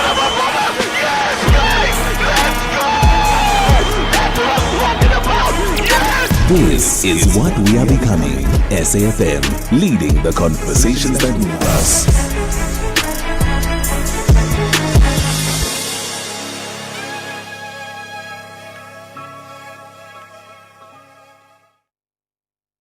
OUTsurance is in the business of saving you money on your car insurance premium. If they can't, ask for 500 Rand. SMS out to 30754. That's out to 30754. OUTsurance knows insurance isn't tested on promises. It's tested when it's time to claim. The Ombudsman, an independent body that rules on complaints, confirmed in their 2025 annual report that OUTsurance had the lowest overturned ratio of complaints received. The question is, are you with the insurer that treats their clients the fairest? OUTsurance delivers when it's time to claim, so why don't you switch for peace of mind? Call 08 600 60,000 or visit outsurance.co.za today. OUTsurance is a licensed insurer and FSP, and T's and C's do apply. OUTsurance will go out of their way to try and save you money on your car insurance. If they can't, ask for 500 Rand. SMS out to 30754. That's out to 30754. Bridget Masinga, weekdays on The Full Circle.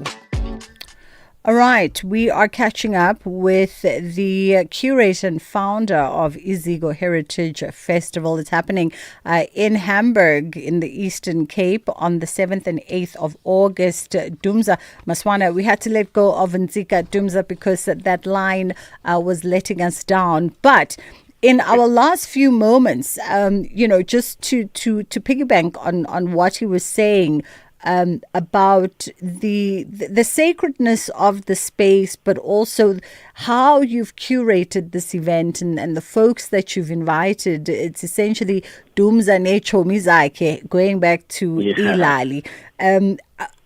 How does that speak, and the importance of that also in terms of preserving and showcasing African heritage, and more than anything, Sika was talking about bringing, your children along who might not necessarily be exposed to the lalis and culture and heritage in the way that you might have having grown up in the village. The importance of that intergenerational experience during Izigo and as Izigo moves forward. So our music, our stories, and everything that we do is Lalini. I think we need to show Abandas's Lalini that there's so much value in it. We need to show them that a lot of people they copy, as Lalini. And if we don't actively create spaces for as traditions, children, of tomorrow may never experience, what we experience. And we are happy that we are going to even bring kids. I always say to people, they must bring kids to our shows because they are family shows, and we carry something that is for the kids as well. So I hope that people will also, it's a family show. It's a family show. As long as parents are there, it's kids are always safe. But at the same time, this festival is it represents everything I am, not just me, a lot of people as well. I'm someone who likes to spend time with people, with my community. And the first day of the festival, for instance, it's on the 7th, there is what we call Umgidi Wabantu. We are going to see it as a community. We are going to show people, even visitors, how it's done, Elalini, the order, Kakukumkidi, what happens, Kakukumkidi. So we're going to have the elders of the community, or Mama, the children, and we're going to slaughter a cow. And we are going to be singing the songs that we sing, Elalini. We are going to eat meat and other things, and we're going to have a speaker as well, one of the most beautiful doctors, who have studied the Isixhosa culture or African culture. He will be talking there, as well. We're going to have mayors on the first day, the traditional leaders. and then the second day now it will be the main concert. And how I chose these guys is because these are my friends, most of them, and it's what I listen to when I'm just sitting alone. And I think at this time, if you speak of Internet Art, for instance, he's new, but the work that he's doing is amazing. If you speak of or the soil, a lot of people now who are aunties now, they watched when they were in high school or wherever, Onsiga, they were singing there as kids. And they grew with them. And when you say the soil, they're already excited. So Mandi Sujankis, I think he's done so much for the industry. He's done so much for jazz.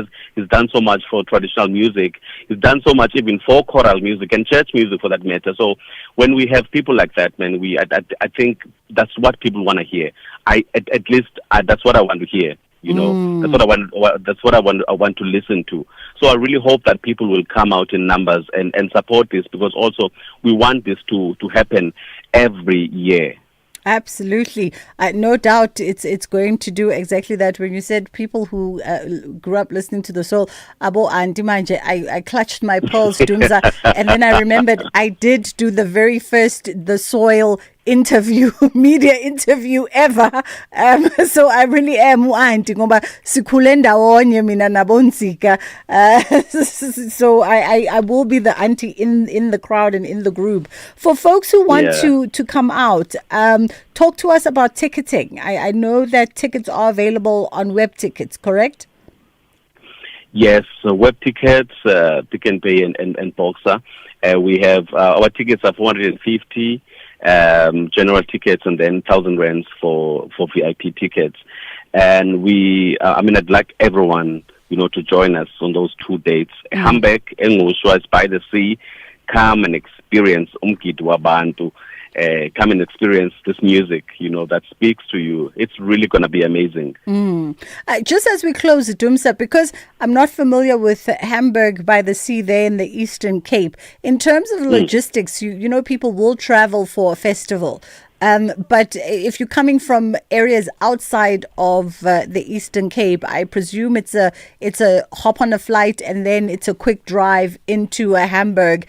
Which then there would be surrounds for you to find accommodation and. Yeah, so a lot of people that know that place, they quickly took, I think let me just put it this way: we are now working on homestays. Okay. Because the little that we have, a lot of people they're just a lot of accommodations have been booked out. Yes, and then we have camping as well that is available. We still have space for that.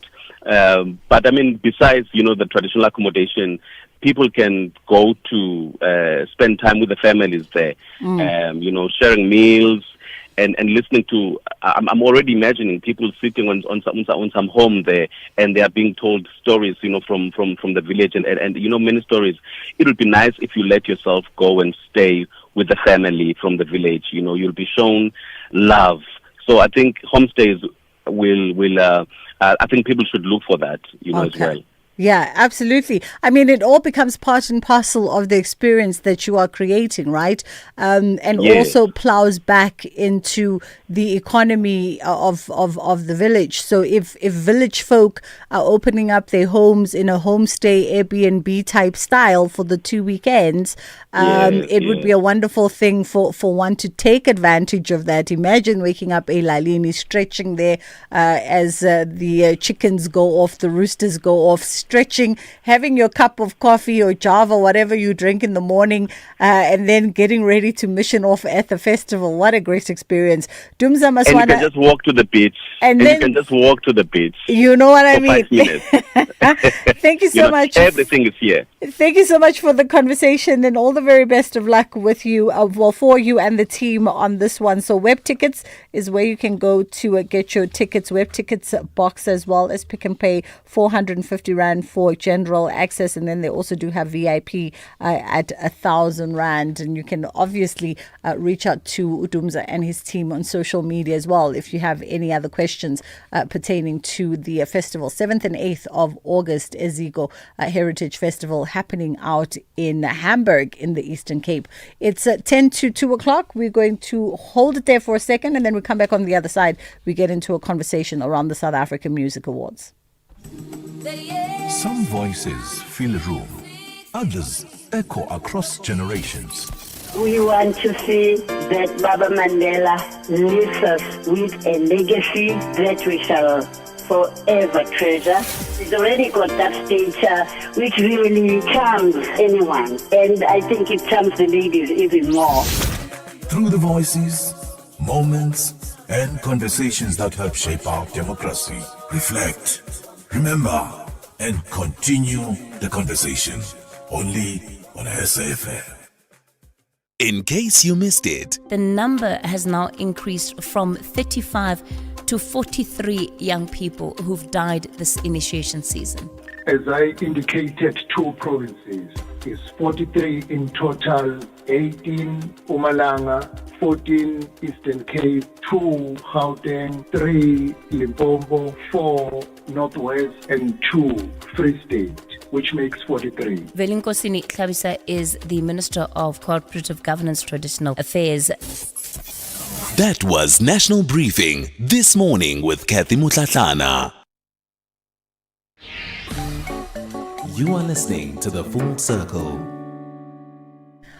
All right, let's catch up with Unathi Gwija, South African Music Awards spokesperson now, because the Summer 32 is returning to the Northwest Province, and it's going to be a wonderful, wonderful weekend come the 15th of August. How are you, Unathi? I'm good, and how are you, Bridget? I'm fantastic. I mean, let's talk about it. This year's awards are being called the Homecoming Edition. They are returning to their glory venue of Sun City in the Northwest. I think a lot of people are probably excited about that because the best years of the Summers were spent in Sun City. Yes, and I think you just literally taken the whole message and culminated into the beauty of what the Summers have always been at Sun City in the Northwest, hosted by the Northwest. So beautifully said. True it is indeed. We are heading back to home, Sun City, on the 15th of August. We're quite excited.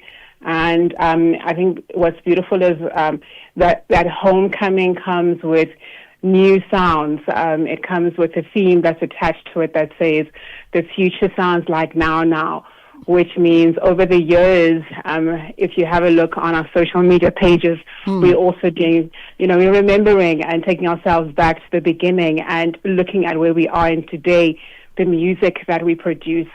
So it's a beautiful homecoming, and we're quite excited to head back to the Northwest at Sun City. Absolutely. And the future does sound like now because, I think music being one of those cultural exports that really evolves quite rapidly.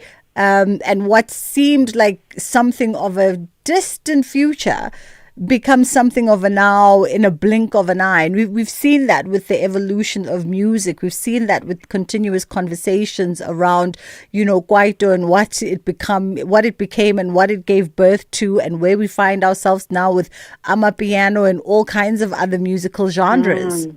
Absolutely. I think it's the creativity that just overflows from when we first had the awards, and when you even look at it, you look at the categories that were awarded then, and you blow it up to where we have so many categories, and the music that's been produced, the streaming that we've got in our midst, from amapiano, likombo, three-step, house dance, hip-hop, maskandi. It's a beautiful tapestry of how South African art, the music and the ecosystem has truly flourished over the years. Absolutely. The SAMA team feels and believes that South Africa is currently in a golden age of creativity. Talk to us a little bit about that. I think it's all how you look at how the music sounds. When you listen to our music, there's reference to the drums that still exists in today's music. There's the culture that is very rich in our music. You look at how many new artists are coming on board from an independent capacity, and they're saying, you know what, I can do this on my own. I can spend time doing and creating my own music. So we truly are in a golden age of creativity, because we then take this talent and it gets blown up even further into the international space. People are using our music for dance challenges and videos. We've got our artists going for national tours across from just your dance or your dance music or your house music. We've got artists selling out stadiums as well as arenas through all music platforms. So we truly are in a golden age of creativity as South Africans, looking at the categories that come up, looking at how the creativity of merging old school to the new school, and all of that just truly says we are in a space where our music as South Africans, holistically, from Afrikaans to Xhosa to English to Isipedi, Shivenda, we truly are in a space where we're saying we are really a rainbow nation, and this is how golden we are with what we are creating from the roots of South Africa. So, Unathi, you've unveiled the SAMA 32 nominees, but you've kept the top 5 categories under wraps. And a lot of folks are asking, well, why the element of suspense, So the element of suspense was released last week, and we definitely know who those nominees are. I think it's to build up and create that curiosity and interest in who are these 25 from the male artists are going to make the top 5. From the female artists, from an engineering, those who've got good ears to listen to albums and pick up the engineering aspects and the producing, as well as the duos and groups of the year. So I think the anticipation and excitement around that is always, who's it going to be? To definitely think... Bridget, I'm not going to be picking out names just to be safe. Yes, I'm going to say Bridget. Bridget is definitely going to be in the top 5 female artists of the year. So when we sort of release them later on, it's all to create that intensity of if people start thinking, but also just to make sure that from an aspect of making sure when we are doing our due diligence from vetting and also the auditors, we release what has definitely been submitted in accordance to the judges, what they have also presented to us. I think in our last minute and a half, let's just explore that, because every season there's all kinds of debate around nominees, winners, judging. How does the SAMA ensure that the judging process is fair, transparent, and of course credible more than all things? Our judges are selected within the ecosystem of the music space by a committee within still the same ecospace. So they range from radio hosts, DJs, to producers of music or producers of radio shows, to writers, to engineers, to artists as well themselves. So that playing field of having judges from different categories and different age groups as well allows the judging process to be quite open and also transparent and vivid within the time of today. So every category gets listened and fine-tuned by experts within the music ecosystem. And from them going through that music and vetting it is also where nominees submit their music as well. So be it your record label or your manager will submit your work from the previous year within that cycle, or you independent artist and you submit yourself. And also there's a process where we vet as well. So once submissions are done, there is a vetting process to confirm right. Definitely Bridget is a registered artist with the music ecosystems. your Reese's, your Sambros, Capassos, and Sampra. Definitely, she did release this album. Her bio does speak to this. There's a cover album.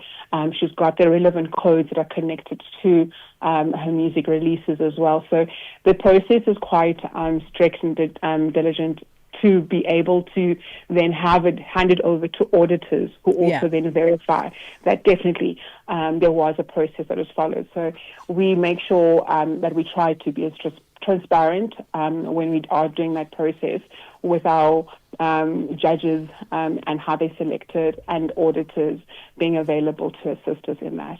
Absolutely. Unathi, we'll leave it there for this afternoon. All the best of luck as you edge closer and closer to that date, the 15th of August, where SAMA 32 makes its way back to their home in Sun City in the Northwest Province, hosted by the Northwest Province Government. 2 o'clock, time for Ondela Mbana to come through with the top of the hour news.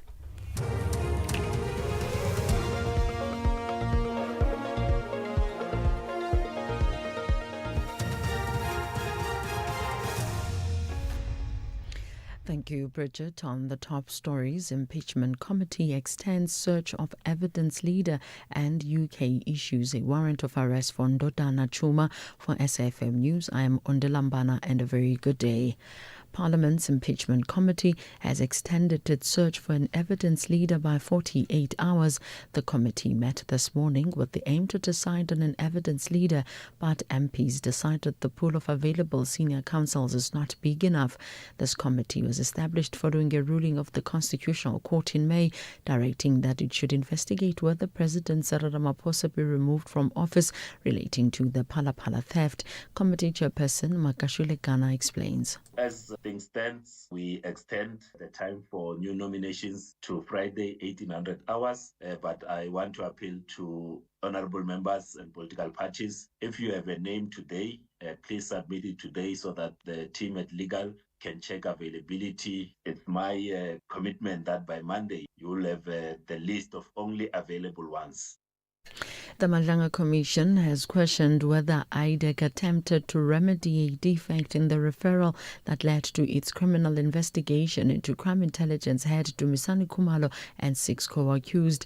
IDEC head advocate Andrea Johnson has conceded before the Commission that the letter from Police Minister Senzo Mchunu's office did not constitute a valid Section 27 referral. She further testified that IDEC investigator Dylan Perumal was instructed to obtain a Section 27 affidavit from Member of Parliament Fadil Adams. Evidence leader advocate Mahlape Silo put it to Johnson that the move was an attempt to cure the defect in the referral by securing a valid Section 27 affidavit after identifying shortcomings in the minister's letter. So because you read the minister's letter and you saw the difficulty that it would not trigger your power to investigate, you contact Mr. Adams through Mr. Perumal to cure that problem and to provide a Section 27 affidavit. Yes, as the Minister refers, referral and request for investigation in terms of Section 27. The state in the trial of alleged criminal kingpin Vusumuzi Ket Matlala and his 4 co-accused has objected to the defense entering into evidence pictures of the area where businessman Joe Sibanyoni was shot at in August 2022. This came out during day 3 of the trial at the High Court in Johannesburg. Lawyer for accused number 2 Musa Kekana wanted to enter the photos into evidence during cross-examination of the first witness, Pathuel Cele, a security guard at a Centurion Golf Estate where the incident happened. Matlala is accused of orchestrating the failed assassinations of Sibanyoni, Matlala's former girlfriend, Tebogo Tobejane, and music producer DJ Vetis. Judge Kasim Musa made the ruling. The court has carefully listened to the objection raised by the state, and the cornerstone of the objection is simply that this document has not been properly authenticated. The legal representative of accused number 2 has indicated that he's the author of the document, and having carefully applied one's mind to the rules of evidence, this court is of the view that the objection by Ms. Leroux is not so far-fetched. It's reasonable. In the circumstances, the objection by the state for the use of this particular photograph is sustained, and that is the order of this court. The United Kingdom has issued a warrant of arrest for a British Zimbabwean man when he's extradited from South Africa. Dodana Chuma is wanted for the killing of his wife and 2 daughters in the UK, which has already formally requested his extradition. He was arrested earlier this month in Johannesburg on charges of illegal possession of a firearm. Chuma appeared briefly in the Johannesburg Magistrate Court this morning, and the matter was postponed to the 27th of next month when the extradition case will be heard. State prosecutor is Lauren Khadidzi. I do confirm that the warrant of arrest was sent through via email. I was not aware that there was a request for further documentation. Same will be transmitted by email before the next appearance date. The eThekwini municipality has condemned the electricity theft uncovered at an illegally occupied building in the Durban CBD during a law enforcement raid earlier this week. Several people have been detained by the police for profiling. Authorities also confiscated alcohol that was being sold illegally at the building. The municipality spokesperson Lutando Ngubane says the raid is part of efforts to clean up the inner city. The city strongly condemns the brazen theft of electricity uncovered at an illegally occupied building on 44 Lancers Road during a joint law enforcement operation in the Durban CBD. Electricity theft is a serious criminal offence that endangers lives, threatens public safety, and damages critical municipal infrastructure. It also places a heavy financial burden on the city, which loses approximately 1.7 billion rand in revenue annually due to such illegal activities. Recapping the top story, Parliament's impeachment committee has extended its search for an evidence leader by 48 hours. The committee met this morning with the aim to decide on an evidence leader, but MPs decided the pool of available senior counsels is not big enough. I'm on Lambara for SAfm News Headlines at 2:30. Durban, the promenade is calling and the purple wave is taking over the East Coast. It's time for the Hollywood Bets Durban 10-kilometer road race on Sunday, 30th of August. Whether you're chasing a personal best or walking for the vibe, let's turn the city purple along our beautiful coastline. Entries are filling fast. Visit hollywoodathleticsclub.co.za and secure your spot today. If you can't make it to the start line, catch all the action live on SABC2 and SABC Plus from 7 a.m. Brought to you by SABC Sports. SAfm. Cape Verde gained independence in 1975. A small nation that built stability through resilience and connection. Tourism, services, and remittances power the economy, one of West Africa's strongest democracies. But challenges remain: drought, limited natural resources, and economic dependence on imports. Still, Cape Verde continues to shine through creativity. It was not a racial war at all. It was the black students against the system. This is what we are becoming. SAfm, leading the conversations that move us. Do good while having fun at Jazz for Young People, brought to you by the Standard Bank Joy of Jazz. Bring your family and friends to this exciting family-friendly concert curated by the young for the young. Enjoy live performances curated by Msaki, the NSA band featuring Msaki. Join us on the 25th of July 2026 at the National School of the Arts in Braamfontein. Tickets are selling fast on Quicket with prices starting from just 50 Rand for children. Standard Bank Joy of Jazz, jazz for young people. Be there.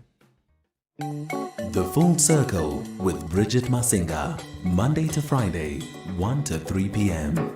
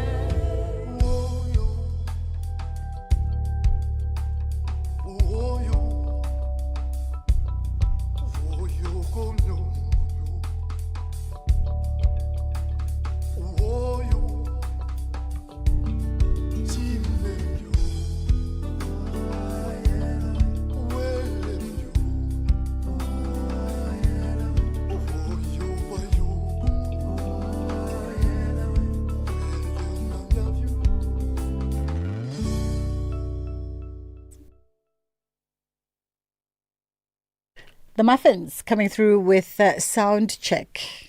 Now, this is a group I know. This is a group I know. You know, those who've been with me for a while here on SAfm, you know that there was a time when I used to go and hang out on the Jet Set breakfast quite a lot for Michelle. And the Muffins were a permanent fixture. Go Jet Set breakfast. Whether it was the Big Fat Juicies, whether it was the preloaded music, whether it was the producers being in a mood for something, 8 out of 10 times the Muffins. Yeah. And Mikasa, Jet Set is responsible for a lot of royalties for the Muffins, I tell you. Nona Kane Ture, Jet Set is very responsible. And Beatenberg, yes. All right, let's get into this conversation around finances with Candace Preston now, who's a financial literacy educator and coach at Money Savvy Humans. We oftentimes get into conversations around financial literacy on the show because it's an issue that we continue to say is very necessary for us to indulge in order to help us make better financial decisions.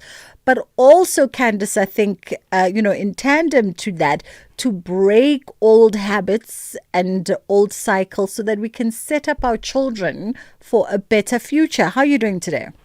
Hi, Bridget. I'm very well, thanks. And you? I'm fantastic. Let's talk about that. The importance of us to keep harping on this conversation, right? Especially in a society like ours as South Africans, the importance of revisiting this conversation so that as adults who are now parenting, we are parenting better habits to our kids and breaking generational cycles when it comes to our connection and conversation around money and finance. Yes, definitely. I think it's such an important thing. And like you said, it's a conversation we need to be having because for so long money was taboo, right? It wasn't something we spoke about. And we realized it's actually okay. We can talk about this. We can learn about it together. How do we go about having this conversation in a way that becomes resonant with the younger family members, in the way that the information becomes palatable and ultimately absorbed and retained? It's a very good question to ask because I think for a lot of us, we're grappling with our own relationship with money. So it becomes quite difficult. We're thinking, how do we teach our children? How do we teach people around us when we ourselves are still learning? And I think the big thing is that kids are so receptive and they are so much smarter than we sometimes give them credit for. When we look, money is a tool. And whenever we are exposed to it, we're taught how to use it. And yet for some reason, we've never taught each other, or we don't often get taught how to use money. And, research shows that most of our money beliefs are actually already formed by the age of 7, which is significant because we're thinking, how are our kids picking this up? And they're picking it up from us, from what we're saying, from how we are interacting and dealing with money. And it's definitely something that we can start talking about with them from as early as possible, within reason. Yeah.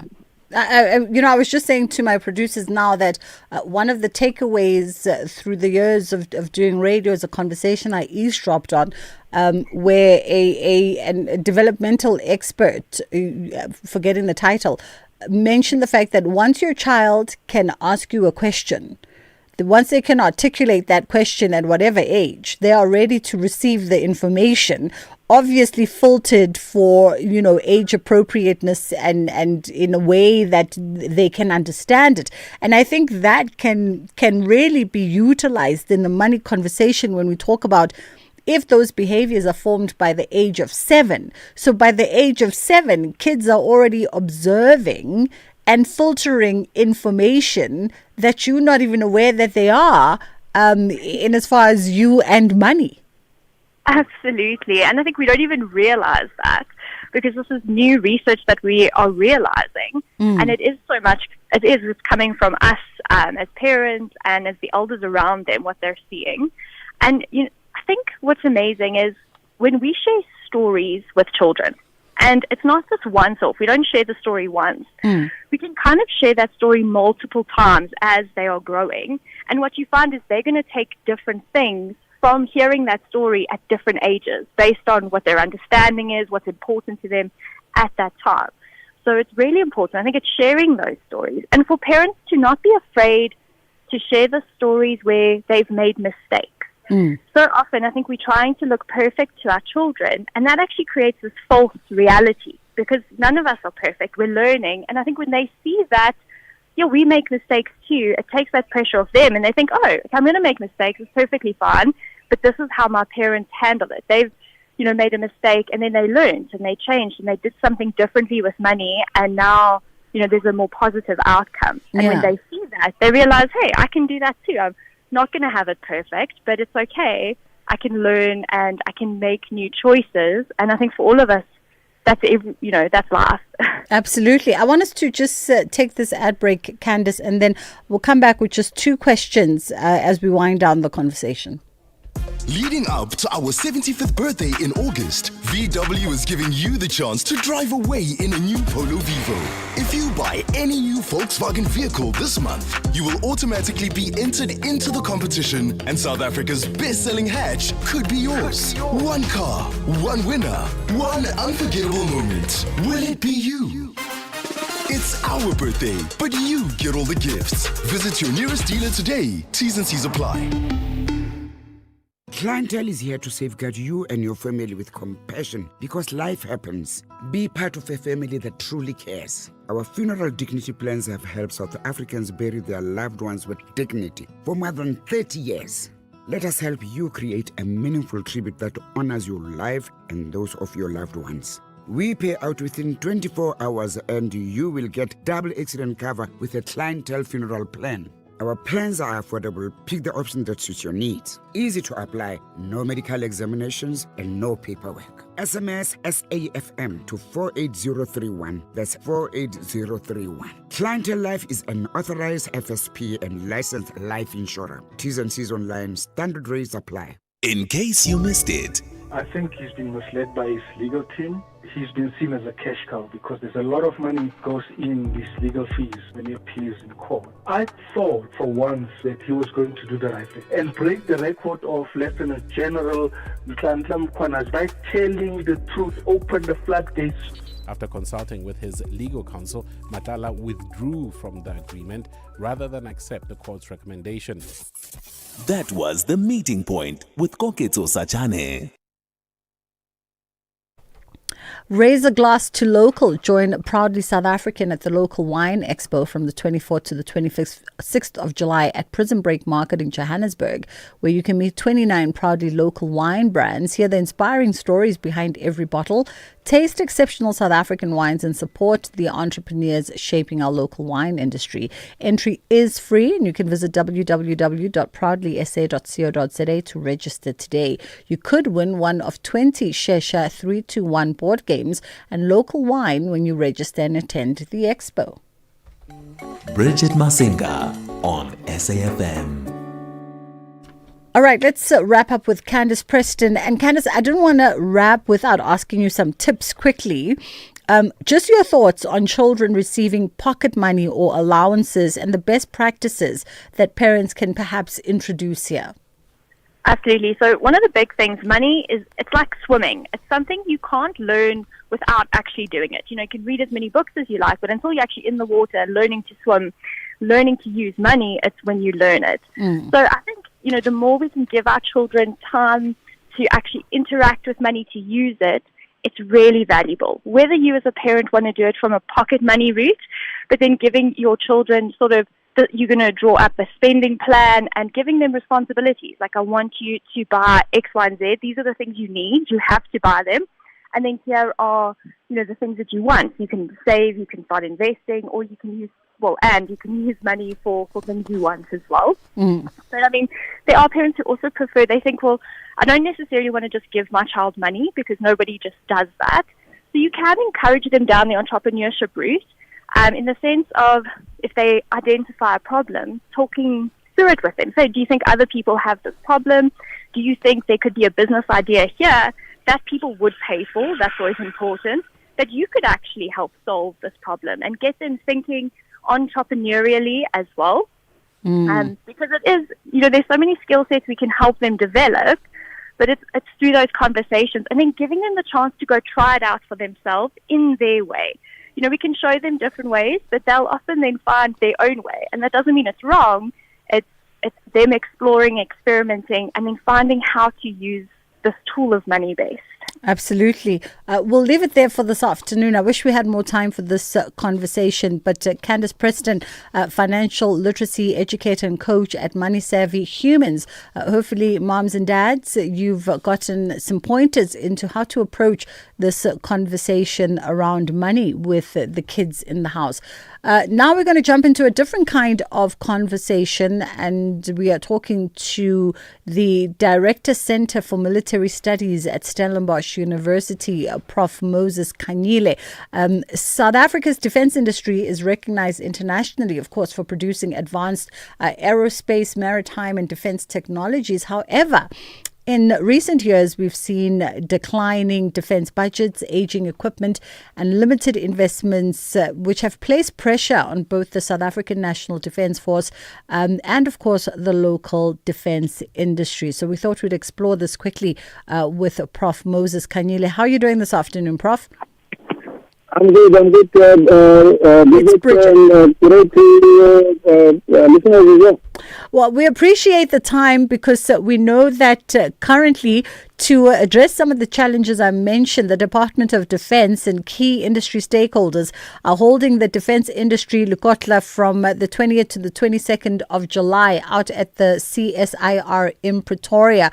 What is the main or long-term objective of the Lekotla? Yeah, thanks a lot, Vijay, for the opportunity. Look, the primary objective is to make sure that we show that South Africa's national security is in good hands. Now that means people are entrusted with the responsibility to ensure the national security, have the right equipment, they can develop right talent, and they can also engage with their international obligations without any fear of being exposed to danger. So it brings together the industry, defense industry, it brings together the National Defense Force and the whole of government, especially those involved in trade and industry, science and technology, digital technology, education, because the main thrust is about making sure that we have the right skills that will sustain the industry going forward. And let's talk about the expected outcomes as well of the defense industry, Lekotla. And I think maybe I'm going to throw in a bit of a curveball here, right? Because there's been a call by the Deputy Minister, and I'm seeing this circulating around social media, where he's called perhaps on a potential defense force and private sector partnership to address some of the issues that are facing the defense sector. Yeah, look, the defense industry happens to be operating in the high-end side of technological development. So what they do has got the potential to spin off into the civilian sector. Some of the advanced technologies that you and I use every day, whether it's internet, GPS, or whatever, those technologies started in defense. So that means if we invest a lot in the defense space from a technological perspective, it will ensure that we can have a sustainable industrial base, which will help spin up other things that we require in a civilian and commercial space. So that is what the Deputy Minister was talking about. So you know that some of the niche technologies that the defense produces are consumed in many parts of the globe.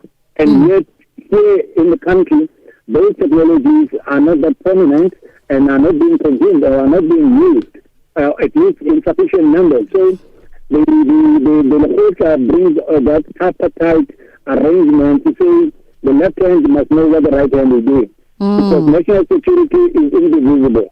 You can't say it is an exclusive responsibility of the defense force or the police and so on. But everybody has a responsibility. But now we need equipment, we need skills, and that's where the defense industry comes in, and they can make a partnership. Yeah. And also maybe let's just quickly touch on the key challenges, and I know you allude to some of them, the key challenges that are facing the South African defense industry, and maybe how do these challenges begin to be addressed if there's been some thinking and coming together of smarter minds in the Lekotla to put forward some solutions.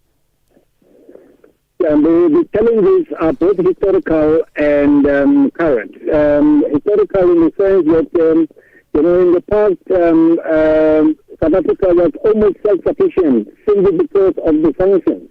So it was forced to develop its own technologies and be able to provide the requirements of the defense force from in-house capabilities.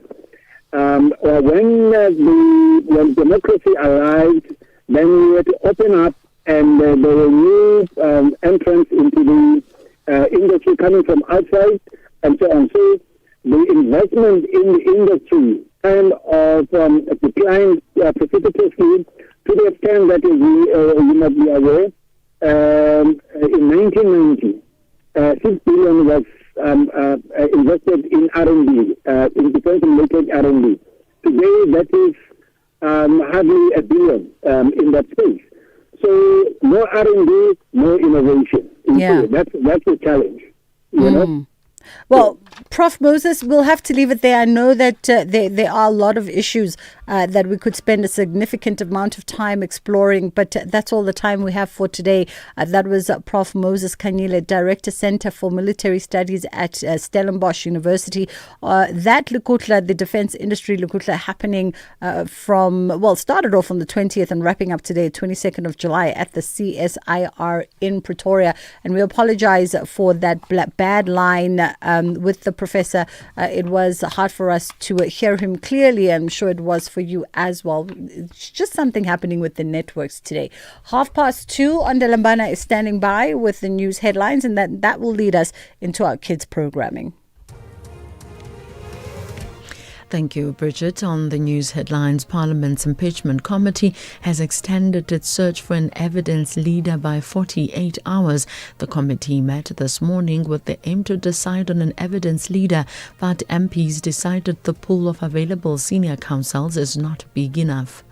UDM leader Bantu Olumisa is the first witness to take the stand in the alleged corruption and money laundering trial against former National Assembly Speaker and former Minister of Defence Nosiviwe Mapisa Ngqakula, and Water and Sanitation Minister Phemi Majodina has emphasized the importance of restoring tangible water supply and security for the country as well as the African continent. A full update follows at the top of the hour.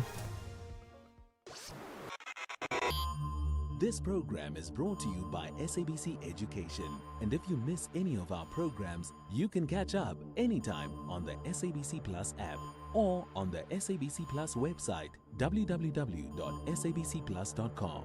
Brought to you by SABC Education. Enriching minds, enriching lives.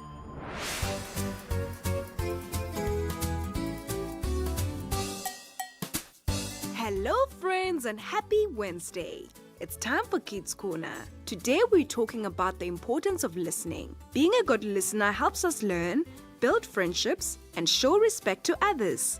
Would you say you're a good listener? Do you talk more or do you listen more? Why do you think it's important to listen carefully to your teacher in class? Do you also listen when your parents or guardians give you instructions at home? Why is listening an important skill for us as children? And what can happen if we don't listen carefully to what someone is saying? Alright friends, let's hear from some of our friends while you share your answers with the people next to you. My name is Danny Good. I would say that I'm not that good of a listener because sometimes I'll tend to zone out or get distracted and I won't really listen to everything that is said. I personally feel like I listen more than I talk, even though I may not listen fully. It is important to listen to your teachers in class because it helps you understand the work better and understand instructions. I do listen whenever my mother gives me an instruction at home. Listening is an important skill for children because it helps us learn and understand things better. If we don't listen carefully when someone speaks, we can misunderstand a lot of things and it can cause us to make many mistakes. We can show that we are listening by looking at the speaker, staying quiet while they speak, and responding appropriately. Thank you. Hello everyone, my name is Lorraine. Thank you so much for listening to the Kids Radio Show today. I think I'm a good listener because I try to pay attention when people are talking to me. I try to listen more than I talk because if I listen, I can learn a lot of new different things. It is very important to listen to your teacher in class so that you understand the word and get good grades. I also listen to my parents' instructions when I'm at home because it keeps me safe and shows that I have respect for them. If we do not listen carefully, we can make mistakes and hurt other people's feelings. Some ways you can show people that you're listening is by nodding your head and not interrupting them. Thank you so much for listening to me today, and I hope you have a wonderful rest of your day. Bye. Greetings to everyone. My name is Nesisa and my surname is Bebe. I am in grade 6B. I am 11 years old and I'm in Brixton Primary School. Yes, I would say that I am a good listener because I normally do things right and I do it immediately after I am told to. No matter how many things I am told to do at once, I do it immediately, and once I am done and my parents notice, they tell me how much they appreciate me. I am a person who likes to listen more, especially at home and at school. I think it is important to listen to your teacher in class because your future is in your books. In order to become what you want to become in your future is in you completing your homework and listening to the teacher in class instead of talking.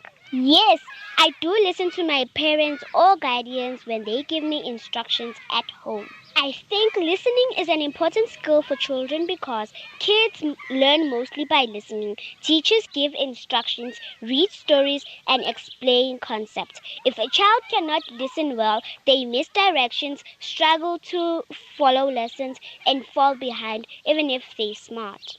I think that if we do not listen carefully to what someone is saying, we may miss some important information, people may feel hurt, mistakes and danger, and it may be hard to learn. I think that some ways we can show a person that we are listening to them is to look at them, which is called eye contact, nod, and smile. Thank you. Hope you enjoy the rest of your day. My name is Pigueta Ngamvu. I would say that I am a very good listener when it comes to engaging in conversations, especially with people I'm not the most comfortable around. I am both a good listener and a good talker with the people I am closest with, like my family and friends. However, I am also one to engage in conversation, especially if I can say something about the current topic.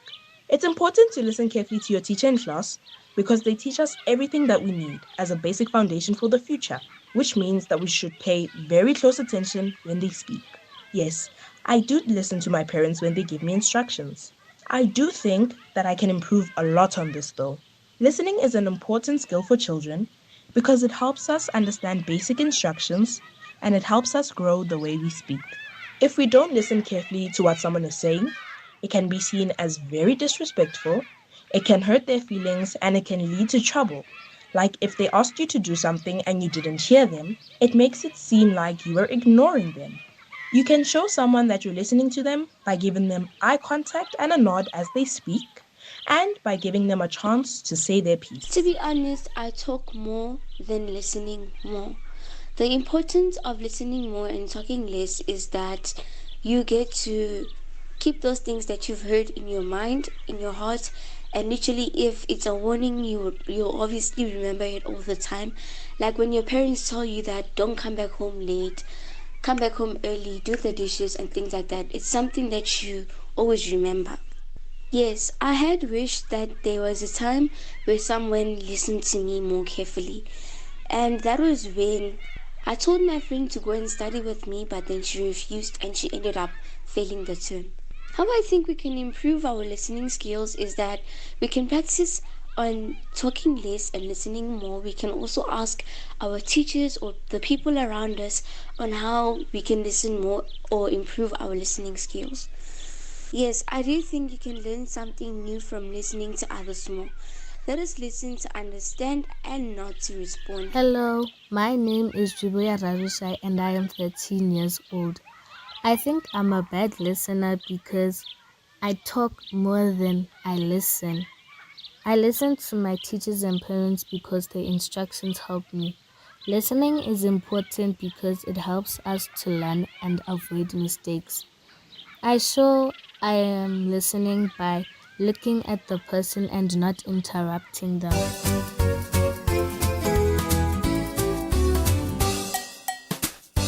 Thank you, friends. It's always great to hear from you. And to our friends listening, I hope you shared your answers with the people next to you. We all enjoy talking and sharing our ideas. But being a good listener is just as important. Learning means paying attention, thinking about what someone is saying, and showing them that their words matter. Good listeners don't just hear, they understand. Listening carefully to your teachers helps you learn new things, follow instructions correctly, and avoid making unnecessary mistakes. When we listen in class, we understand our lessons better, complete our work more easily, and show respect to our teachers and classmates. Listening is also important at home. When our parents or guardians ask us to do something, they are usually trying to keep us safe, teach us responsibility, or help us make good choices. By listening the first time, we show respect, build trust, and learn valuable life skills that will help us as we grow up. If we don't listen carefully, we might misunderstand instructions, make mistakes, miss important information, or even put ourselves or others in danger. Imagine not listening when someone tells you to look both ways before crossing the road, or when a teacher explains how to complete a task. Listening carefully helps keep us safe and helps us succeed. There are many ways to show someone you're listening. You can look at the person who's speaking, stop what you're doing, avoid interrupting, wait for your turn to speak, ask questions if you don't understand, and respond politely. These simple actions let people know that you value what they're saying. Being a good listener also helps us become better friends. When we listen to others, we understand how they feel, solve problems more peacefully, and show kindness and empathy. Friends, we should remember that we have 2 ears and 1 mouth, which reminds us that listening is just as important as speaking. The more we listen, the more we learn. So whether you're at school, at home, or playing with friends, take time to listen carefully. Great listeners become great learners, thoughtful friends, and responsible leaders. That's it for today, friends. See you next time.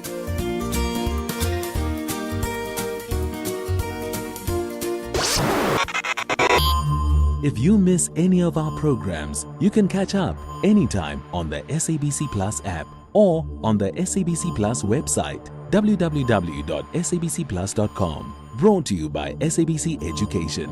Enriching minds, enriching lives. Bridget Masinga, weekdays on The Full Circle. All right, my next guest is Tsvia Herman, founder of the Laser Boutique. How are you doing, Tsvia? You good? Hi there. Yes, thank you so much for having me on air, Bridget. Very good. Only but a pleasure. Okay, entrepreneur in the beauty space, and you decided to segment your business and focus more on laser hair removal and skin speciality. Talk to us about how you find yourself in the space. So, Bridget, I found myself in this space because I struggled with unwanted, embarrassing hair ever since I was a little girl. I was one of those little girls who was teased for having like a little milk moustache. And, yeah, it made my life a misery. And my mother is a beautician, and she waxed me from tip to toe from the age of like 6. And you know, from the pain of struggling with unwanted hair, I researched and looked to find, you know, something like an alternative. And I did. And getting into the industry, I mean, one thing that we appreciate about the beauty industry is that it can be segmented. It can be bespoke, it can speak to something, a unique offering positioned in its own fabulous way. But seeing just sort of the wealth of offerings in the industry, I wonder, are there challenges also in sort of, finding your own special lane, setting up something that is a service people are familiar with, but perhaps offered and packaged a little bit more differently? What are some of those challenges that one faces when they're becoming a beauty entrepreneur? So, Bridget, when we started Laser Boutique, we started in 2009, so we're talking 17 years ago. And at the time, the only thing that was really available was waxing, threading, shaving, plucking, depilatory creams, and then very, very painful, very expensive lasers were around. So when we started, we were the very first people with pain-free permanent laser hair removal that was effective and safe for all skin types. At the time, laser was not safe for darker skin types. Yeah. So it was actually very dangerous for anybody with dark skin types to have laser hair removal, because laser works on the pigment in the hair, so it follows the pigment in the hair all the way down to the hair follicle. And the older type lasers could not differentiate between the pigment in the hair and the pigment in the skin. So anyone with darker skin type would get burnt and even scarred. So, I mean, when we started with laser, we were the very first people with this unbelievable technology. We were first to market. And so we didn't really have to carve a space out for ourselves, because we basically revolutionized the industry. It was an incredible time, and it solved so many pain points for people. Yeah. People that suffer from ingrown hair, people suffer from dark underarms or dark patches from a shadow of shaving all the time. So when we started, it was something that, now you see laser clinics all over the place, but unfortunately our industry isn't regulated. So like any industry, you get good service providers and you get not such good service providers. So absolutely. So yeah. And then I wonder, Sphere, in terms of, you guys have been around for 17 years, and as you say, you were at the forefront of bringing laser technologies. But now 17 years later, you're having to compete with well-recognized franchising who specialize solely in laser and waxing. You're having to compete with aesthetics practices which have set up different kinds of technologies that speak to what you're doing. How do you continue as a small business to sort of hold your ground and ensure that you remain at the front of innovation and evolution, and that you also continue to keep attracting new clientele, so that you can remain sustained for years to come? Very good question, because like in many industries, the competition is rife. There is a lot of competition out there, and I think that, like you said, being on top of what's new. So not only did we bring in the first pain-free permanent laser hair removal device, we also brought in the very first and only device in the world that can painlessly and permanently remove white hair. So laser does not work on light blonde, red, gray hair. Oh. Yes, and many people don't know that. And so we brought in this device from Canada, actually quite a few years ago. So we differentiate ourselves by making sure, number one, that we're the best in the industry. We've upgraded our technology, our training, and because we've been around the longest, we have the most experience, really. So we've also got our very own academy. So we train our own staff. Beauty schools in South Africa, although they're very good, they don't really offer assistance on advanced technology because they don't have the advanced technology. So because we were the very first people in the country, actually on the continent, and there were no schools on the continent training on lasers and these advanced skincare treatments, we started our very own boutique academy. So we actually do all of our training in-house. Our training is all completely free to all of our therapists and our franchisees, which means that, our staff is always, and our therapists are always on top of their game, and they know what they're doing. And we also offer treatments that other clinics don't offer. So from electrolysis, which is electrolysis, we've got that Apellis electrolysis device from Canada, which, like I said, treats a light hair. And also we bring other devices where it comes to skincare. So we've got this amazing device from Spain called Cool Lifting, which is incredible. It's anti-aging. It's got incredibly powerful hyaluronic acid ingredients, and it's an incredible device. And yeah, there's a lot of noise in the industry, but I guess a lot of the time what we do is we educate our clients, because there is a lot of noise and there's a lot of brands out there and a lot of competition out there that are full of empty promises, and it's all about actually offering a free consultation, a test patch, a free assessment, and educating our clients on treatments that actually work. Because there's so much out there that doesn't work. Absolutely. Just as we wrap up, Sphere, in terms of advice for women entrepreneurs who want to get into the beauty space, what words can you leave them with in a minute and a half?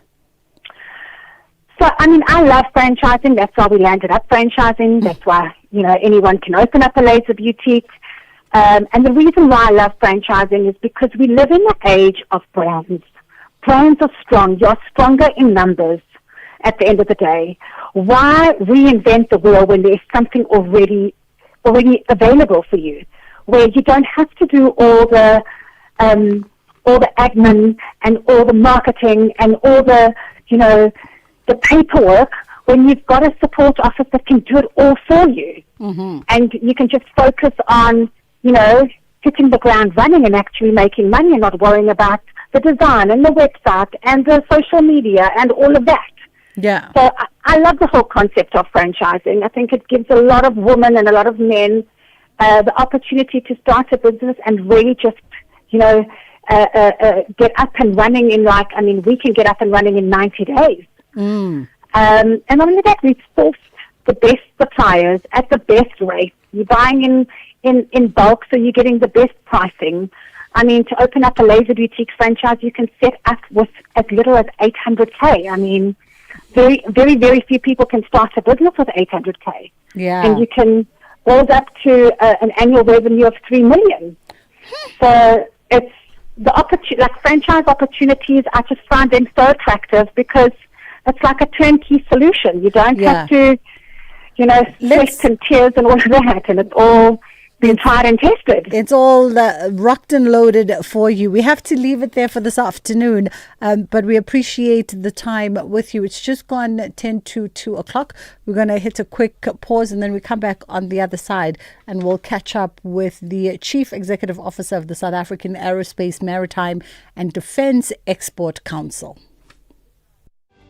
Whether it is a CCMA referral, problems with a mechanic, unfair blacklisting, or an uncontested divorce, Clientele Legal provides tough professional lawyers for an affordable monthly premium. We cover civil, criminal, and labor-related matters. Our nationwide legal teams are standing by to support you 24 hours a day. Plus, all plans include a bail benefit of up to 5,000 Rand, and we'll go to the police station and pay it for you. Join today. SMS SAFM to 32195. That's SAFM to 32195. And we'll call you back. SMS now. Clientele General is an authorized FSP and licensed non-life insurer. T's and C's online. Standard rates apply. Looking for exclusive content, live events, and special broadcasts like the Madlanga Commission? Then connect to the all-new SAfm Connect stream. The Madlanga Commission, live and uninterrupted from 9:30 Monday to Friday. SAfm Connect brings you more of the conversations that matter. Listen anytime, anywhere by visiting connect.safm.co.za or stream directly on SABC Plus at sabc-plus.com. SAfm Connect. More conversations, more access. There's much more coming. You are listening to The Full Circle. All right, Sandile Ndlovu joins us now, Chief Executive Officer of the South African Aerospace, Maritime and Defence Export Council.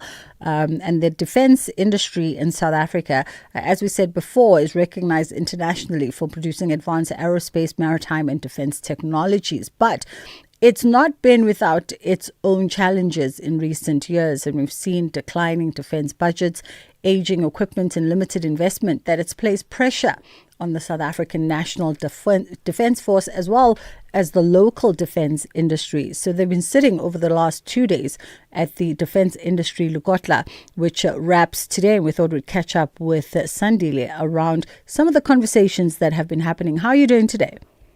I'm good, ma'am, and how are you? I'm fantastic. Let's talk about the importance, perhaps, of the Defence Industry Lekgotla, particularly so for South Africa at this point in time. Yeah, thank you for that question. So the Defence Industry Lekgotla was quite significant because it's an event that we were having for the first time since the dawn of democracy. So it was an event that was bringing all the relevant stakeholders in one room where we can talk about the challenges that you've just outlined and also look forward into the future on how do we take this country and how do we take this industry forward so that going forward we can be a country that is resilient, we can be a country that has the ability of sustaining its own requirements, not only in the defense space, but across board, because the technology that is developed by this sector has applications over and beyond just the defense environment. And earlier on, we were talking to Prof. Moses Kanyile around some of that technological advancement and that the sector is at the forefront of technological innovation and advancement. And the question is, as you say, how do we use that to better position and, of course, for the advantage of the Defence Force and the various sectors meeting under this Lekgotla? So there are two defining decisions that were taken, or consensus that was reached.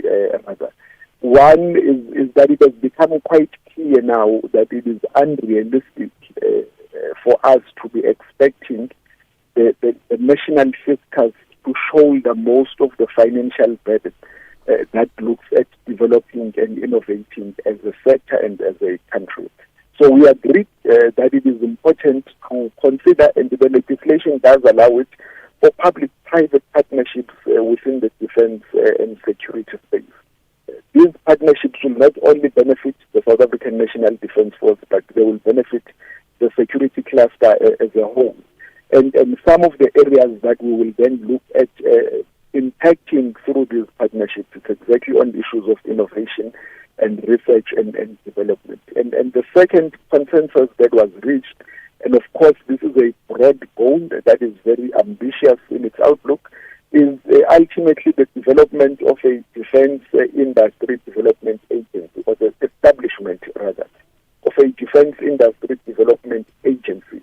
And that is the agency that will then work with this industry to impact areas of transformation, to also then impact areas of innovation and of sovereign capability. Because what we are witnessing throughout the world is that if as a country you do not have the ability to protect your territorial integrity, you become quite vulnerable. So as a sovereign, we have to make sure that we retain that ability to effect and affect our own future. Is there a role to be played by university and research institutions in strengthening South Africa's defense industry? Without a doubt. We rely on universities, firstly, on cultivating the skills that the sector requires. So the entire education system is quite critical, and it came out quite clearly in the last 2 days. And secondly, the research institutions are the ones that are going to develop solutions to some of the critical challenges that the sector is confronted with. So those two entities are instrumental in the longevity of the sector. We've got quite an aging workforce, very good workforce, but an aging workforce. So we need to make sure that we start building the workforce for the future, not only for our sector, but for the entire economy of South Africa. Just as we wrap it up, Sandile, in our last minute, speaking of that aging workforce, how do you begin to attract a more youthful, youthful citizen to want to be a part of the opportunities offered by the various sectors within the South African Defence Force? So that is the challenge that confronts all of us. And today we did have participation of the youth, particularly at the closing ceremony, where they indicated that if we try to attract people at varsity level, we've already missed the boat. We need to go and influence them at the basic education level. So that is what we are going to be looking at doing going forward. It means if we want to attract the skills that will be in the workforce in 18, 20 years from today, we need to start speaking to those grade 1 learners and teach them about the sector and about the opportunities that are in the sector and tell them exactly what they need to do to have the ability to then participate in the sector. So it's a mammoth task, but it's a task that we have to undertake, because if we don't do it, no one is going to do it on our behalf. Absolutely. We have to leave it there for this afternoon. We appreciate the time. That was Sandile Ndlovu, Chief Executive Officer of the South African Aerospace, Maritime and Defence Export Council. We fast run out of minutes between you and I for the day. Ashraf is coming through with his team on the National Pulse with the conversations that move the nation. We'll leave it here. We'll catch up with you again tomorrow. We thank you so much for choosing to be with us. Inshallah, God willing, we get to do it again. Have a fantastic day.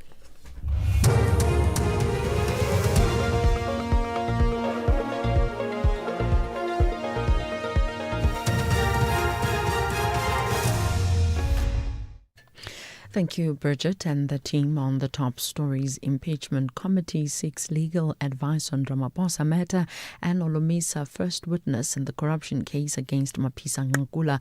For SAFM News, I am Onde Lambana, and a very good afternoon. Parliament's Impeachment Committee says it will obtain legal advice on whether or not President Cyril Ramaphosa should appear in person and what consequence there could be if he opts not to appear. The committee met today to decide on an evidence leader, but MPs decided the pool of available senior counsels is not big enough. During discussions about the committee's terms of reference, some MPs insisted that it would be futile if Ramaphosa did not appear in person. The committee was established following a ruling of the Constitutional Court in May, directing that it should investigate whether Ramaphosa should be removed from office relating to the Phala theft. Committee Chairperson Makashule Ghana. For legal to assist us insofar as the appearance of the president, or if the president might choose not to testify, what are the options that are available to the committee? UDM leader Bantu Olomisa is the first witness to take the stand in the alleged corruption and money laundering trial against former National Assembly Speaker and former Minister of Defence Nosiviwe Mapisa Ngqula. In 2021, Olomisa wrote a letter to the then chairperson of Parliament's Joint Standing Committee on Defence, accusing Mapisa Ngqula of receiving gifts and cash to the tune of 5 million rand from as an SANDF contractor between 2017 and 2019. Olomisa says the complainant, Nomba Sanzo Ndlovu, told him that she had paid money to Ngqula and had proof. Ndlovu submitted an affidavit to the law enforcement agencies confessing to bribing Mapisa Ngqula with 2.5 million rand in 11 different payments. Olomisa details the interaction with the help of an interpreter.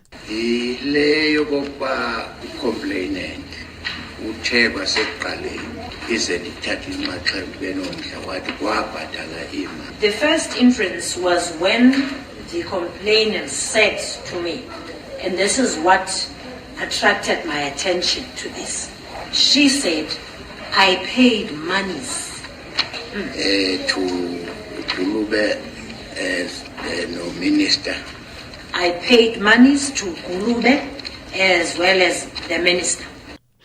A state witness in the attempted murder trial of alleged criminal kingpin Vusumuzi Matlala and 4 others says the vehicle transporting gunmen who shot at businessman Joe Sibanyoni had been trailing him before the botched hit. Bethwell Cele was testifying during cross-examination in the High Court in Johannesburg. Sibanyoni and his entourage were attacked at the parking lot at a Centurion Golf Estate in August 2022. Cele told the court he saw the alleged hitman look at Sibanyoni's car as it entered the estate before making a U-turn and returning to open fire. It drove past the entrance. Yadlula parking kancane. Then it drove past the parking a little bit. Yazodlula kancane ilento le exit. Then it drove past exit a bit and an exit road. Then yashay U-turn corner la. And it made a U-turn from the to the right hand side. Yabuya zongena la ku entrance. Then it makes a U-turn and it drove into the entrance. Water and Sanitation Minister Phemi Majodina has emphasized the importance of restoring tangible water supply and security for the country as well as the African continent. She officially opened the Water Institute of Southern Africa in 2026 biennial conference at the Cape Town International Convention Centre today. The event brings together over 2,000 professionals to address critical issues such as aging water infrastructure, water finance and climate resilience. Majodina elaborates. Without water supply, investment confidence weakens. Without water supply, sustainable urbanization becomes impossible. And without secure water supply, the constitutional promise of dignity, quality, and improved quality of life cannot be fully realized. Without secure water supply, SDG 6 cannot be achieved in 2030. This is why government regards water security as one of the foundational pillars in South Africa. Independent analyst Elise Kruger says the South African Reserve Bank is likely to increase interest rates slightly by 0.25% when it announces its rate decision tomorrow as inflationary pressures continue to rise. Her comments follow the latest data released by Stats SA, which shows that inflation rose from 4.5% in May to 5% in June 2026.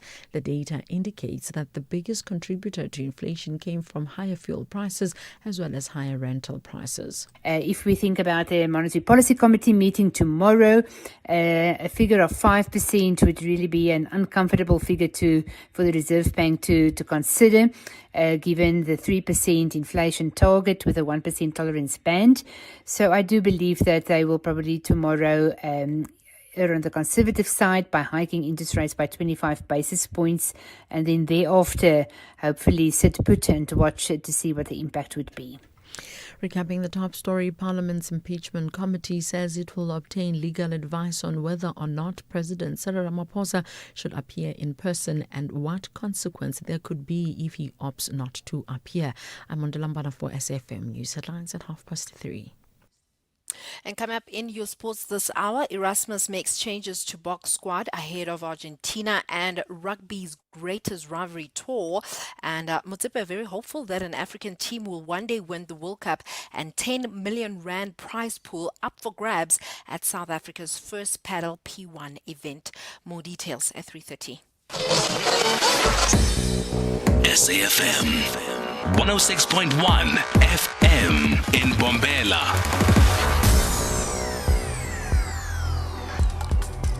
The National Pulse with Ashraf Garda on SAFM. You're listening to the National Pulse, weekdays 3 to 6 p.m. Yeah, I was listening to the conversation that Bridget had earlier on about, financial literacy and how soon did you cotton onto it. I can tell you one thing about myself, right? When we were I think like 6 or 7 years old, like the compulsory deal was after school, when it's school holiday. Well, first of all, every Saturday you had to work in the family business, right?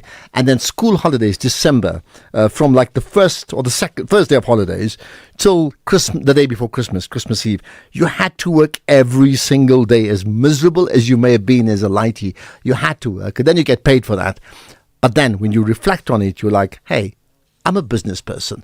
And that sort of financial literacy has never left me, and I think has always created a slant for you to understand how the business will work. So, I mean, that's just my anecdote. You may want to share yours too. My name's Ashraf Garda. This is the National Pulse. Wonderful to engage with you. So much to talk about.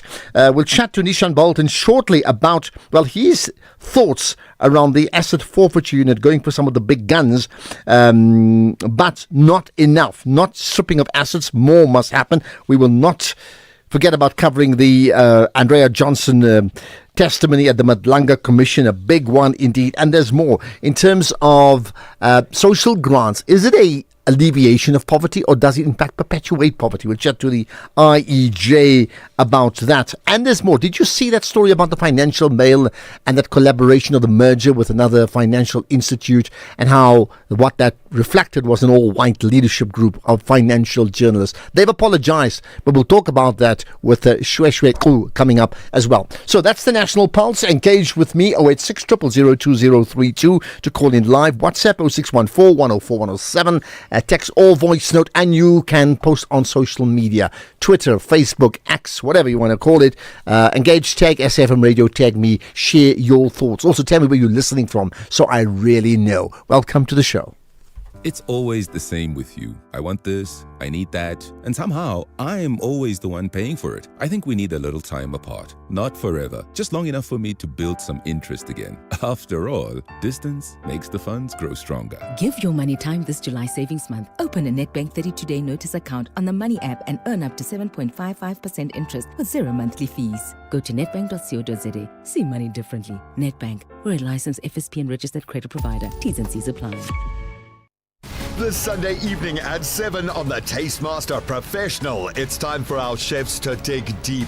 Tasked with creating a dish inspired by their own journey, they'll need to balance emotion with exceptional cooking. Featuring guest judge Chef Peter Duncan from the renowned La Petite Colombe, who will tell a story worth remembering. Find out on the Tastemaster Professional. Sunday at 7, repeat Saturday at 4:30 and Sunday at 3:30, only on SABC2.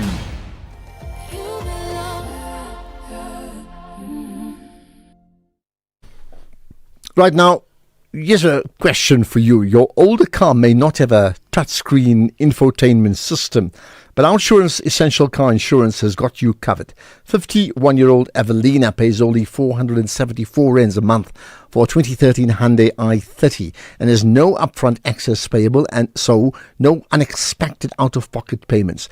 Still paying new car insurance premiums for your older car? Question. Get Outsurance Essential Car Insurance today for unfinanced cars older than 5 years and valued at less than 150,000 rands. SMS car 43185. You got it? Car 43185. Licensed insurer and FSP. T's and C's and information online.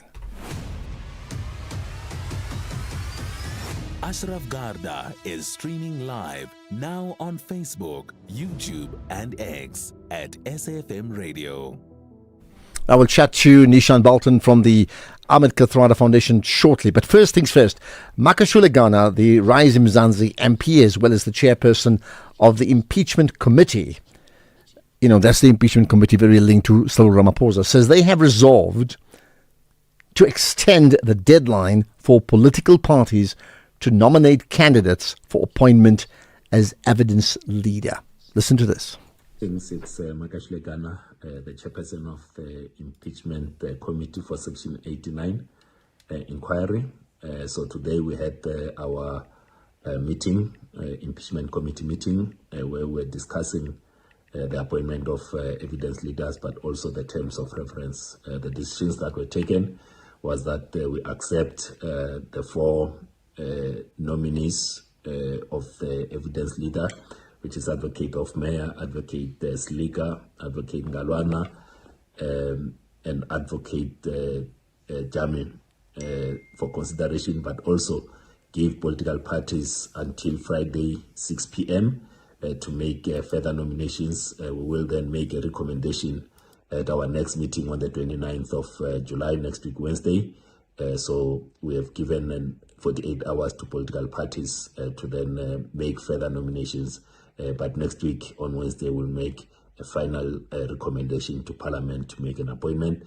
We also discussed the terms of reference, and political parties felt that they needed extra time, which was given 48 hours to also lobby one another to ensure that there's a general consensus on the terms of reference. And also, for myself, I've asked that the legal team assist us with an opinion insofar as the president's appearance in the committee and what recourse the committee will have should the president choose not to testify before the committee. This is an important aspect.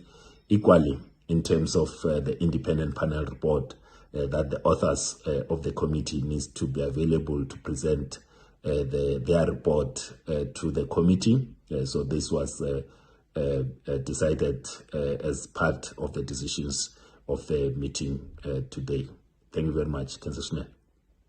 And that is the voice of Makashula Ghana. Lots to come from that impeachment committee issue, isn't it? You may want to add your thoughts anytime. In fact, if you're WhatsApping us, we'll just bank the calls or bank your voice note, let's put it that way, and then we'll talk to you as soon as we get a chance. Let's talk about, a Kathrada Foundation perspective on some of the goings-on regarding the asset forfeiture unit. Next.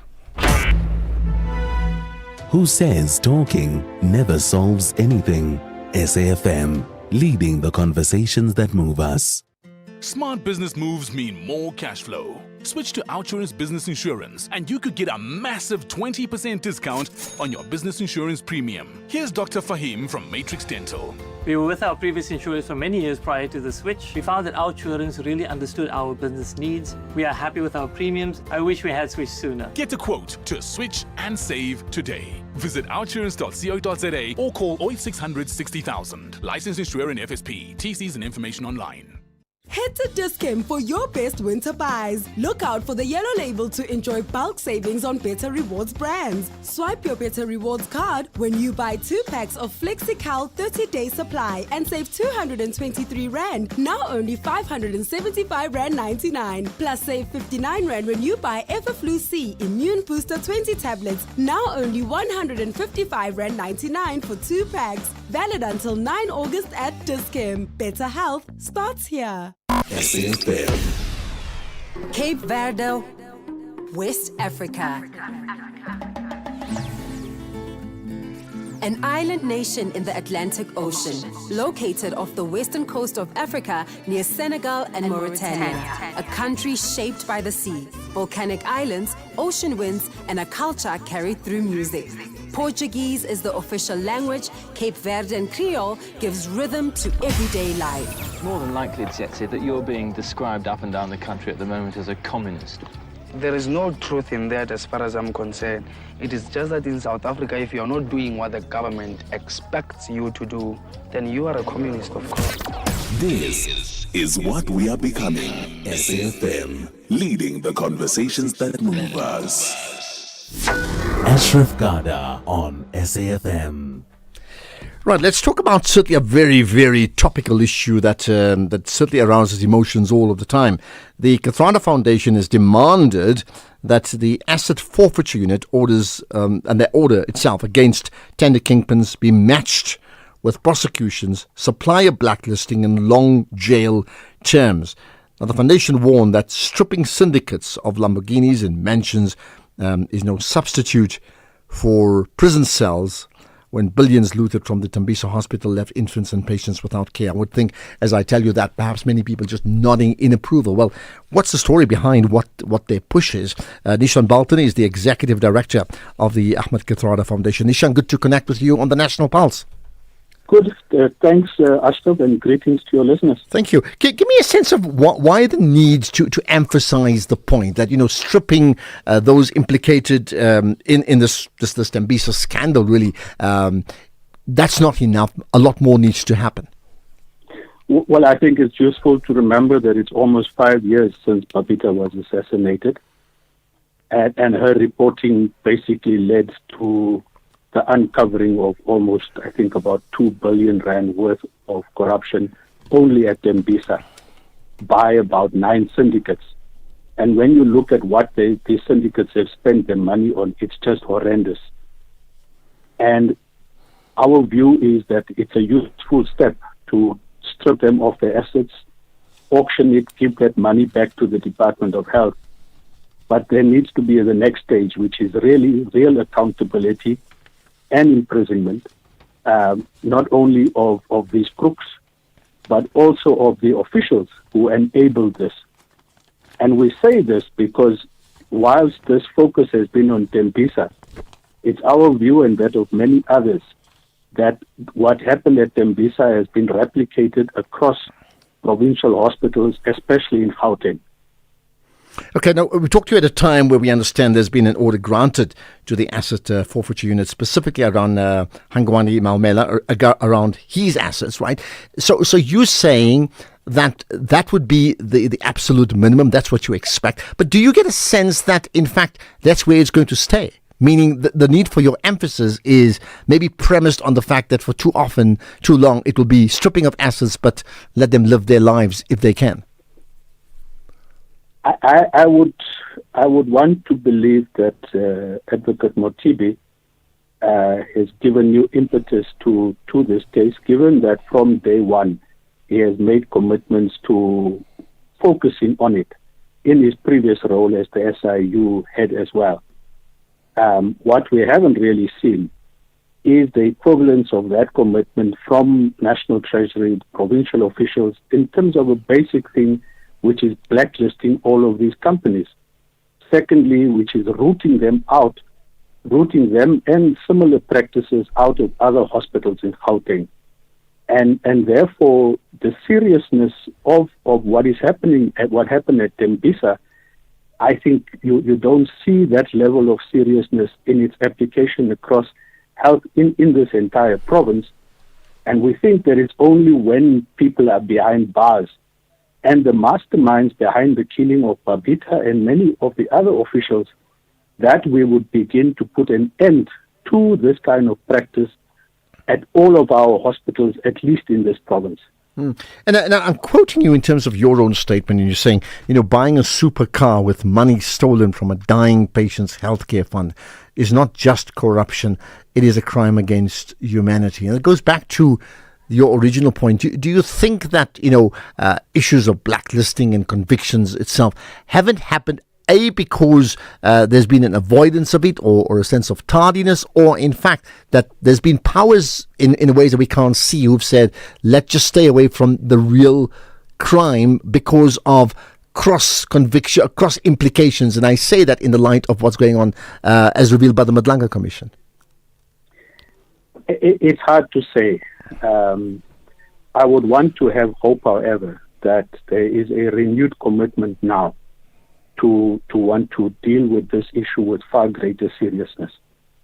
And as we say, if you take one house, and Maumela spent 88 million on one house in Bantry Bay, I think it's the height of obscenity that must anger those in the prosecution services to redouble their efforts.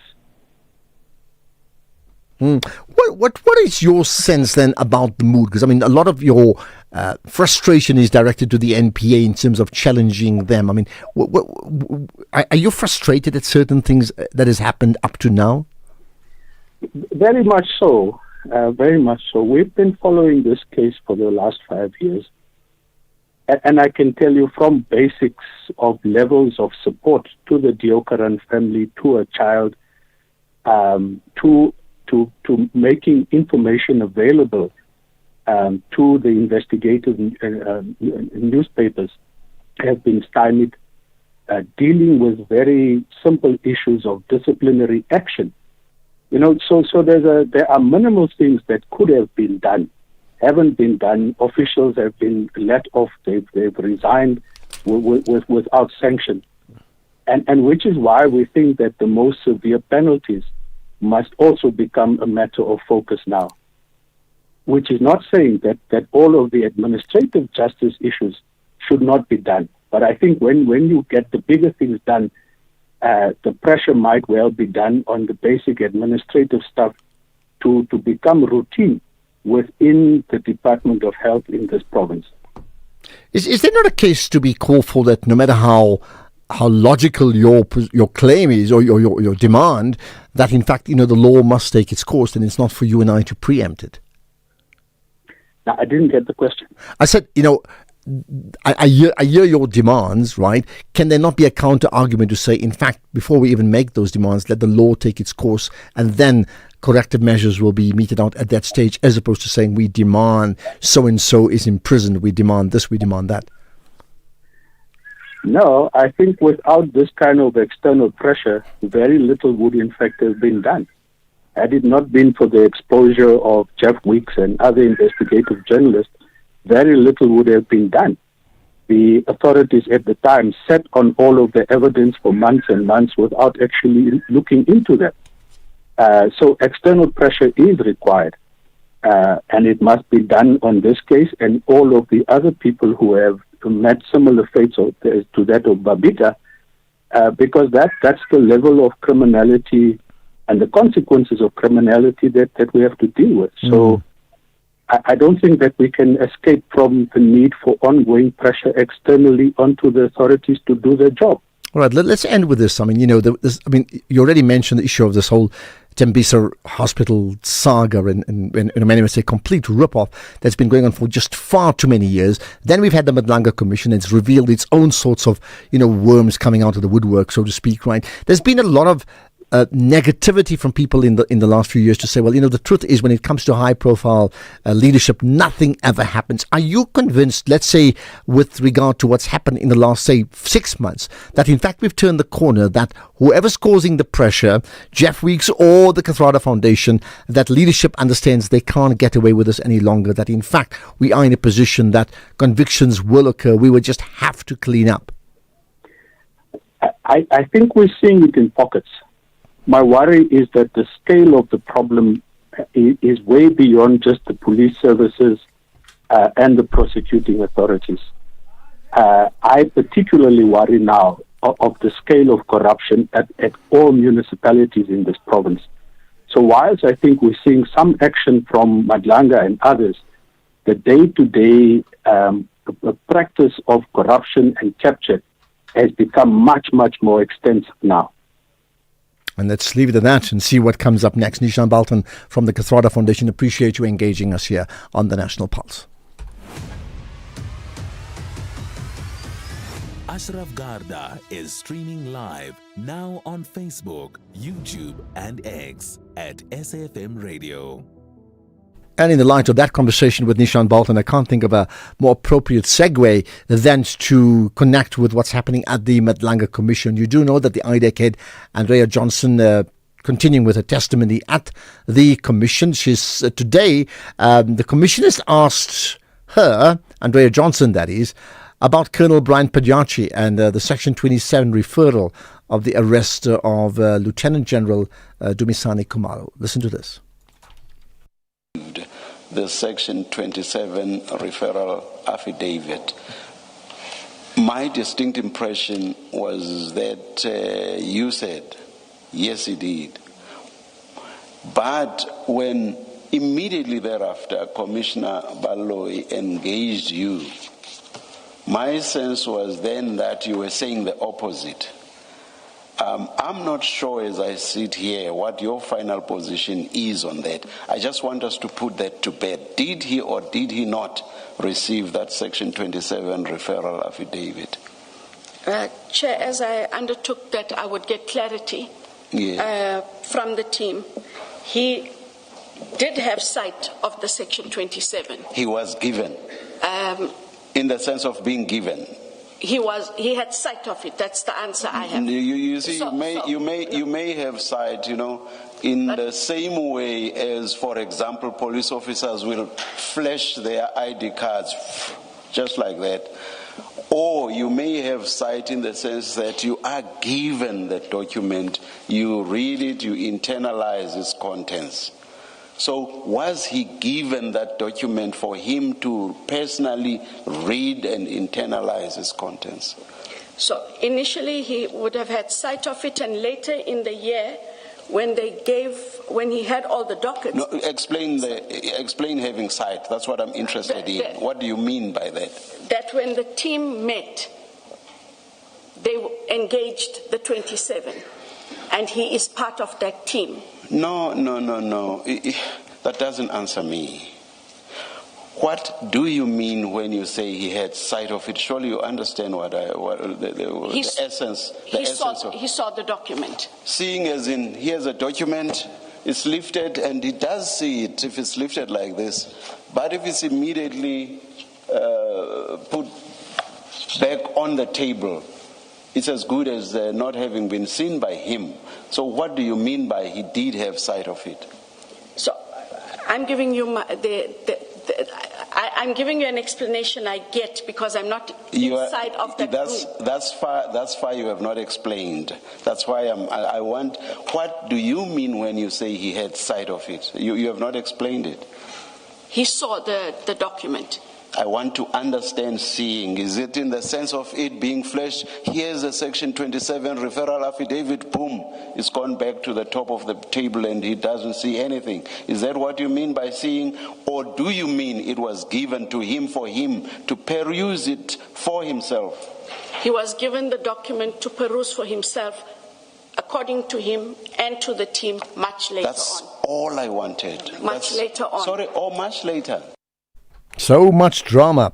And let's end with this. Again, Advocate Andrea Johnson conceding that they solicited a Section 27 affidavit from Fadil Adams, who effectively is a would-be complainant. That document you're holding in your hand, IDEX solicited it from Mr. Adams. You received a letter from the minister. You then directed Mr. Perumal to act on that and contact Mr. Adams and ask him. So you solicited a Section 27 affidavit from a would-be complainant. I don't agree with the solicited. Ma'am? I don't agree with solicited. We would have asked him. Because, you see, I'm going into the detail that's not mine and not in my head, and I don't want to sound like It's yours, Advocate Johnson. You are the one who gave an instruction to Chief Perumal to contact Mr. Adams. So Ms. Sillo's question relates to that. That has nothing to do. Mr. Perumal would then have been the actor on your instruction. That's where the question is. It has nothing to do with what Mr. Perumal then did down the line. So please do not deflect the question and refer to what Mr. Perumal would have done or not done. Can you please respond to the question? Then we would have obtained the statement. At your instance, that's the substance of the question. That is correct. That's what Ms. Sillo means when she says to you, so you solicited the affidavit, because what came out of your instruction that please contact Mr. Adams was the submission of the Section 27 affidavit. So it's on that basis that Ms. Sillo is suggesting to you, you solicited that affidavit. Do you now agree? I agree. And we'll pause it there. Let's get to the news headlines. Yes, on Delaimbana. Thank you, Ashraf. On the news headlines, Water and Sanitation Minister Phemi Majodina says government has established a water and sanitation master plan to address water supply as well as water security. Parliament's impeachment committee says it will obtain legal advice on whether or not President Cyril Ramaphosa should appear in person and what consequence there could be if he opts not to appear. And the U.S. Secretary of State Marco Rubio has held talks with the Chinese Foreign Minister Wang Yi on the sidelines of a regional summit in the Philippines amid tensions in the South China Sea. A full update follows at the top of the hour. This is SAfm Sports with Duming Kapele. Right, to me, it's countdown to the Springboks once again, right? Absolutely. A very good afternoon to you, Ashraf, and our listeners. Well, Springbok coach Rassie Erasmus has named a 43-man training squad for the team's upcoming rugby championship match against Argentina and the 4-test rugby greatest rivalry series against New Zealand. 10 experienced Springboks return after recovering from injuries.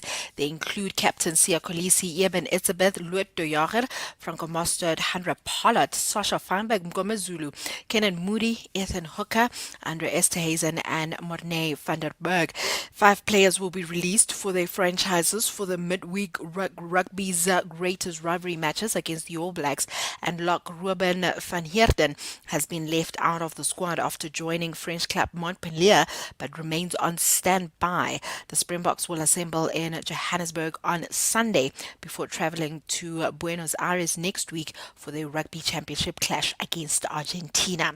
In football, Confederation of African Football President Patrice Motsepe says that he's more confident than ever that an African team can one day win the FIFA World Cup.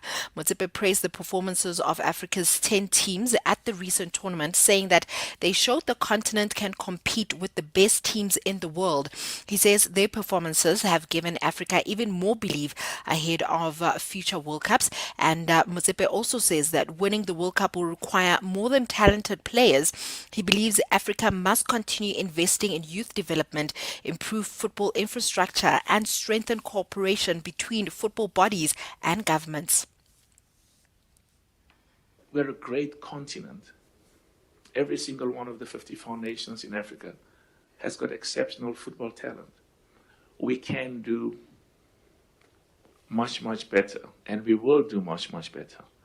And the objective that we've set of an African team, of an African national team, being champions of the world, I have no doubt that we will see it. I mean, I would not have gotten into football, would not have agreed to be president of CAF, as much as I deeply love football, if it wasn't also about the recognition of the enormous power of football to unite our people, to bring our people together.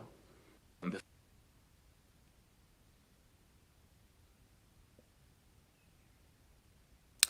Meanwhile, 2 South African coaches will face each other when Tanzania's biggest football rivals, Simba and Young Africans, meet in the Community Shield on the 12th of August. Steve Barker coaches Simba, while Manqoba Mngqithi has recently taken charge of league champions Young Africans. Barker guided Simba to the Tanzanian Cup title and second place in the league last season after winning their final 10 matches. Now, the Community Shield will be played 2 days before the new league season begins. The Simba and Young Africans derby is one of the biggest football matches in Africa. Elsewhere, the head of the Italian Football Federation has confirmed that he has held talks with former Manchester City coach Pep Guardiola. This is after becoming about becoming Italy's next national team coach. Giovanni Malago says that discussions have taken place, but added that there is no guarantee Guardiola will take the job. He says that it was important to open talks with the highly successful Spanish coach. Italy is currently looking for a new coach after failing to qualify for the FIFA World Cup for a 3rd straight time. Former Italy coaches Roberto Mancini and Andrea Pirlo have also been linked with the position. In terms of netball, Africa Netball has officially launched the 2026 Africa Netball Cup, which will be held in Nairobi, Kenya from the 19th to the 26th of September next year. The tournament will be played at the Kasarani Indoor Arena and will be the first time Kenya hosts the Continental Championship. Both men's and women's competitions will be played, and the women's tournament will also serve as the African qualifier for the 2027 Netball World Cup in Sydney. South Africa and Uganda have already qualified through the world rankings, while the next 2 highest placed eligible teams in Nairobi will book the remaining African places at the World Cup. And then finally, in paddle, 33 South African players will compete for a share of 10 million rand in prize money at the country's first first paddle P1 tournament in Pretoria. The international tournament will be held at the Sunbed Arena from the 26th of July to the 2nd of August, and players will also compete for 1,000 world ranking points in the fast-growing sport, which combines elements of tennis and squash.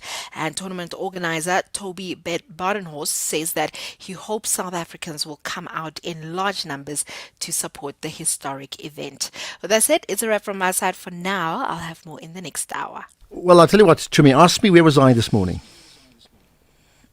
You were at the press conference launching this tournament of paddle in South Africa. Well, it's 100 points for you. Thank you. We'll talk about paddle later on. Leading up to our 75th birthday in August, VW is giving you the chance to drive away in a new Polo Vivo.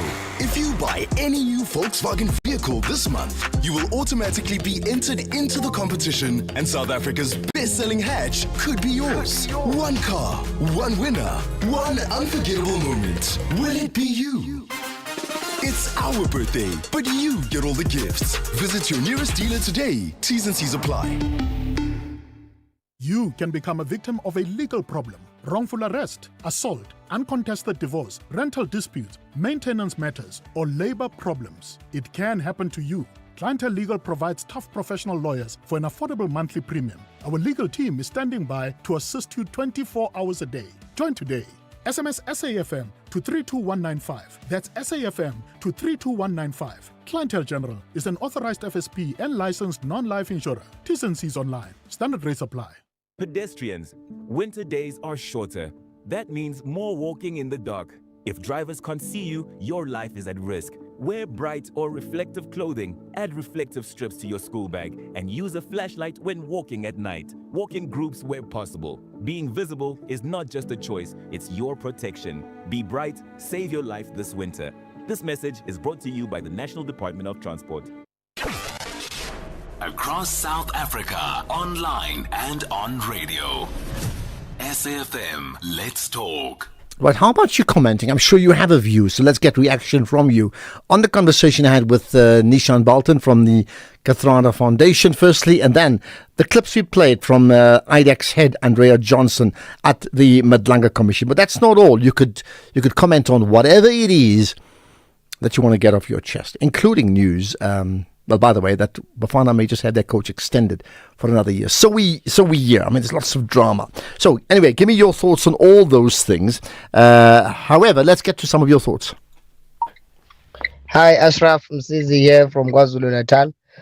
My point was, I was trying to make a point that at least something has been done where forfeiture and all of that, they've recovered some of the assets. It is better than nothing, because also arresting the person and not be able to recoup their money that was used is also not a good thing. And I have seen a lot of times, even in prominent countries, where wealthy or rich criminals get away with a lot of things. At least at this moment, we have something to recoup from the assets that they have forfeited. I understand it is not full justice, but I still believe that some justice is better than no justice at all. And I believe that the case is still in the works. Maybe something might be done. Well, there we are. Well, I think you're right. That's why, I mean, the point is there are processes, but maybe it's also fine what Nishan Balton said, that we need to be restless about it. I mean, that's me paraphrasing. John in Bloemfontein, I agree 100% with the Kathrada Foundation on this one. 100%. Those people stole money from patients. They didn't steal. It's not like you stealing a toy from your friend. You play with it. When they find you, then you just basically return the toy. No. People died while these guys were busy eating our money, buying Lamborghinis here. They must go to jail. Okay, very clear what you think. Here's another. Ashraf, it's not in Cape Town. Man, I'm talking about the crude oil price increase. It was close to about $90 a barrel because of narcissist super fascist Trump. You know, today I hear from Stats SA that inflation rate is 5% in June. Therefore, tomorrow, the Reserve Bank will increase the rates. Poverty. Well, listen, I mean, you are right, and we'll talk about that inflation hike coming up after 4 o'clock. Very important in terms of the impact that it has on all of us, in fact. But the issue of the fuel price hike, which is very much out of our hands, is exactly the result of turbulence, global turbulence, isn't it? Right, let's talk about something closer to home, its own set of turbulence. Ashraf Garda on SAFM. Right, so here's an interesting thought, okay, and there's so much to consider from this one. This is a first of its kind judicial tribunal have been sitting today to determine whether a Free State High Court judge, that's Judge Lepono Lekale, is medically fit to remain on the bench. And the question is why? Because the judge has been on sick leave since 2018. What does that give us? 8 years? Due to an eye condition, making this the first judicial incapacity inquiry in the history of our country. Drama, indeed. Mbekazeli Benjamin with me from Judges Matter, an advocacy officer there, right? Good to connect with you as always on the National Pulse. Good afternoon, Ashraf. Ashraf, it's good to be on the show. Thank you. Thank you. So I mean, here's the point, and I see from the intro, it talks about the first time that we are having this judicial incapacity inquiry. So it's never happened before. And what's happened elsewhere then? Yes, it has never happened before because in most cases in the past where judges have fallen sick and they've been unwell, usually they are given the option of medical boarding, which is that you take early retirement based on medical grounds. So you stop being a judge and then you sit at home because you're unwell to continue to be a judge. That option was offered to Judge Lekale, but he declined it. He said that he didn't want to take medical or early retirement because he said he got the advice from his traditional healer was that if he did take that early retirement, then his condition will move from a temporary blindness to a permanent blindness. So he said he can't take that medical leave. And so the only option that was available is for this inquiry to take place. The judge president filed a complaint with the Judicial Service Commission, and the tribunal is now investigating whether he does indeed suffer from a judicial incapacity. And the possible outcome of this is that he will be declared unfit to continue to be a judge, and he will have to be impeached and removed from office. Okay, and therefore the implications of all of that, I mean, you've already given the reasons. For himself, it would be what? What about the salary, I take it, that he's been receiving all this time? Yes, so he has been receiving a salary as with all judges. The Constitution is very clear that a judge's salary cannot be reduced under any circumstances. And so he did, even while he was on medical leave, he had to continue to receive his salary. But that is one of the reasons that the judge president puts forward, is that I can't justify someone earning a salary for 8 years while they sit at home, and at the same time I'm paying another salary for someone to act as a judge in his stead. So I'm paying two salaries for the same job. So that's why the judge president was saying I was left with no choice but to initiate these processes that included the inquiry into incapacity, because if it continues in this way, taxpayers' money is being wasted basically in paying two salaries for one job. But in terms of what I did earlier, I think you said that Judge Lekale effectively said that his eyesight will, from a position of like a temporary condition, will be permanent if he does not work. Help us understand that. I mean, that's a medical question, I would think, isn't it? Yeah, so it is a very sad situation because Judge Lekale did seem unwell even in today's proceedings. His ophthalmologist, the doctor, said that he does suffer from an eye condition that prevents him from coming to work as a judge. You know, a judge needs to be able to read the document, so he's not able to do that job. But at the same time, the doctor kept giving him sick notes, and that's how he's been able to be on sick leave from 2018 up to today. But the complication has been that in between, Judge Likale consulted a traditional healer, and the traditional healer said, yes, you do have the condition, the eye condition. It is related to questions of spirituality and the like. And the option that you have is to wait it out until you get better. But if you do take early retirement as you are offered, then the condition will be permanent and you will be permanently blind. And so that's the reason that the judge has put forward for not taking up this offer of early retirement or what they call medical boarding. Okay, interesting. What happens next here? So what happens next is that today the judge president gave testimony. We expect Judge Likale to give testimony tomorrow to defend himself against the allegations that the judge president or the complainant has put forward. And then after that, the tribunal will then wrap up the hearings and they will prepare reports that they will submit to the Judicial Service Commission. And the JSC is the one that will take the final decision on that the judge suffers from incapacity and what should happen. Should he be impeached or should there be other options that are laid out? Just lastly, I mean, in terms of the judge's request from his side, is he requesting that he just remains where he is with full pay, although unable to work, if that is correct, or in fact will not work provided there is a substantial payout?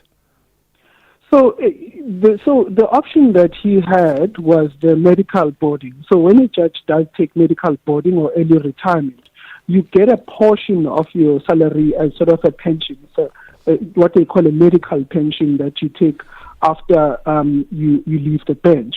Now, that is significantly lower than the full pension that judges retire with. So when you leave as a judge, your final salary is the salary that you'll continue to earn until you die.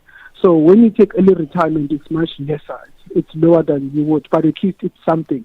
But because impeachment means that you lose everything. Okay, got that. Well, I'll tell you what, we're certainly going to follow that story, and I would think it has huge implications, not just for now, but for the future too. Imbekezeli Benjamin from the Judges Matter research. Right, thanks for your time. You're on the National Pulse. Life is full of surprises, but your insurance premiums shouldn't be. Savings on your car insurance is a sure thing with MyWay.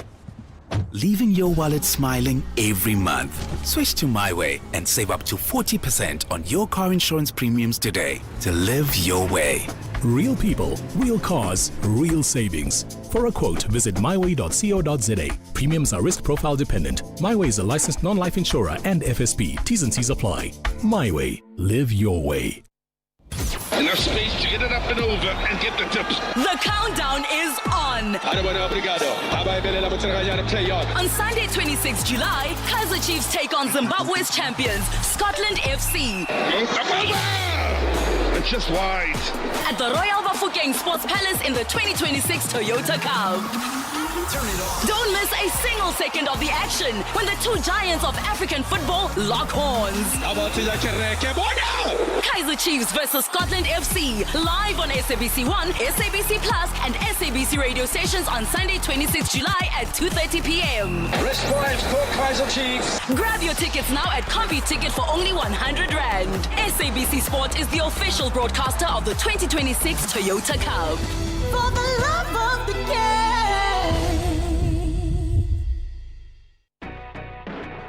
Do you ever call you like to sell, but don't trust your uncle or your pal? Then we buy cars, it's just for you. Buying cars is what we do. We offer service with a smile. We always go the extra mile. Use a place that you trust and sell your car to us. We Buy Cars, the easiest way to sell your car by far.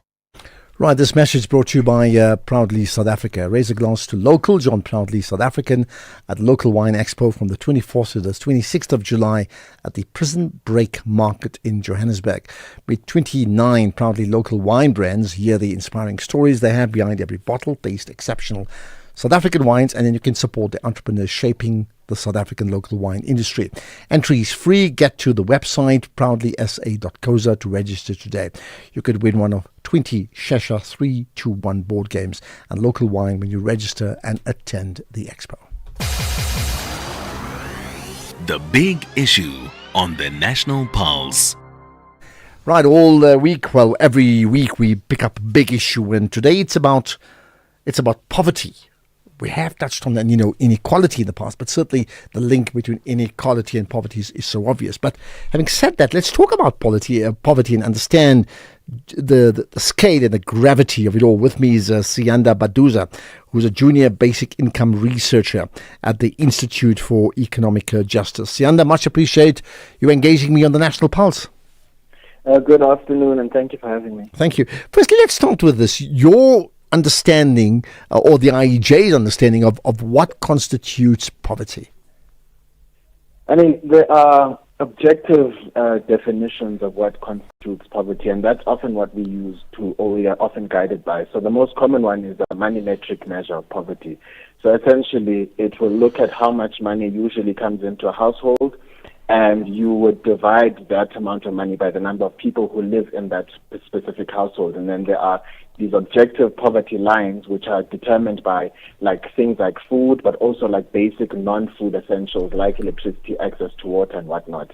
And from that, you would then define people as poor or not poor. There are other measures as well, like more subjective measures, the ones that consider more issues that are related to well-being. But when it comes to the money metric measures, they do also correlate or link very well with the other non-money measures of poverty.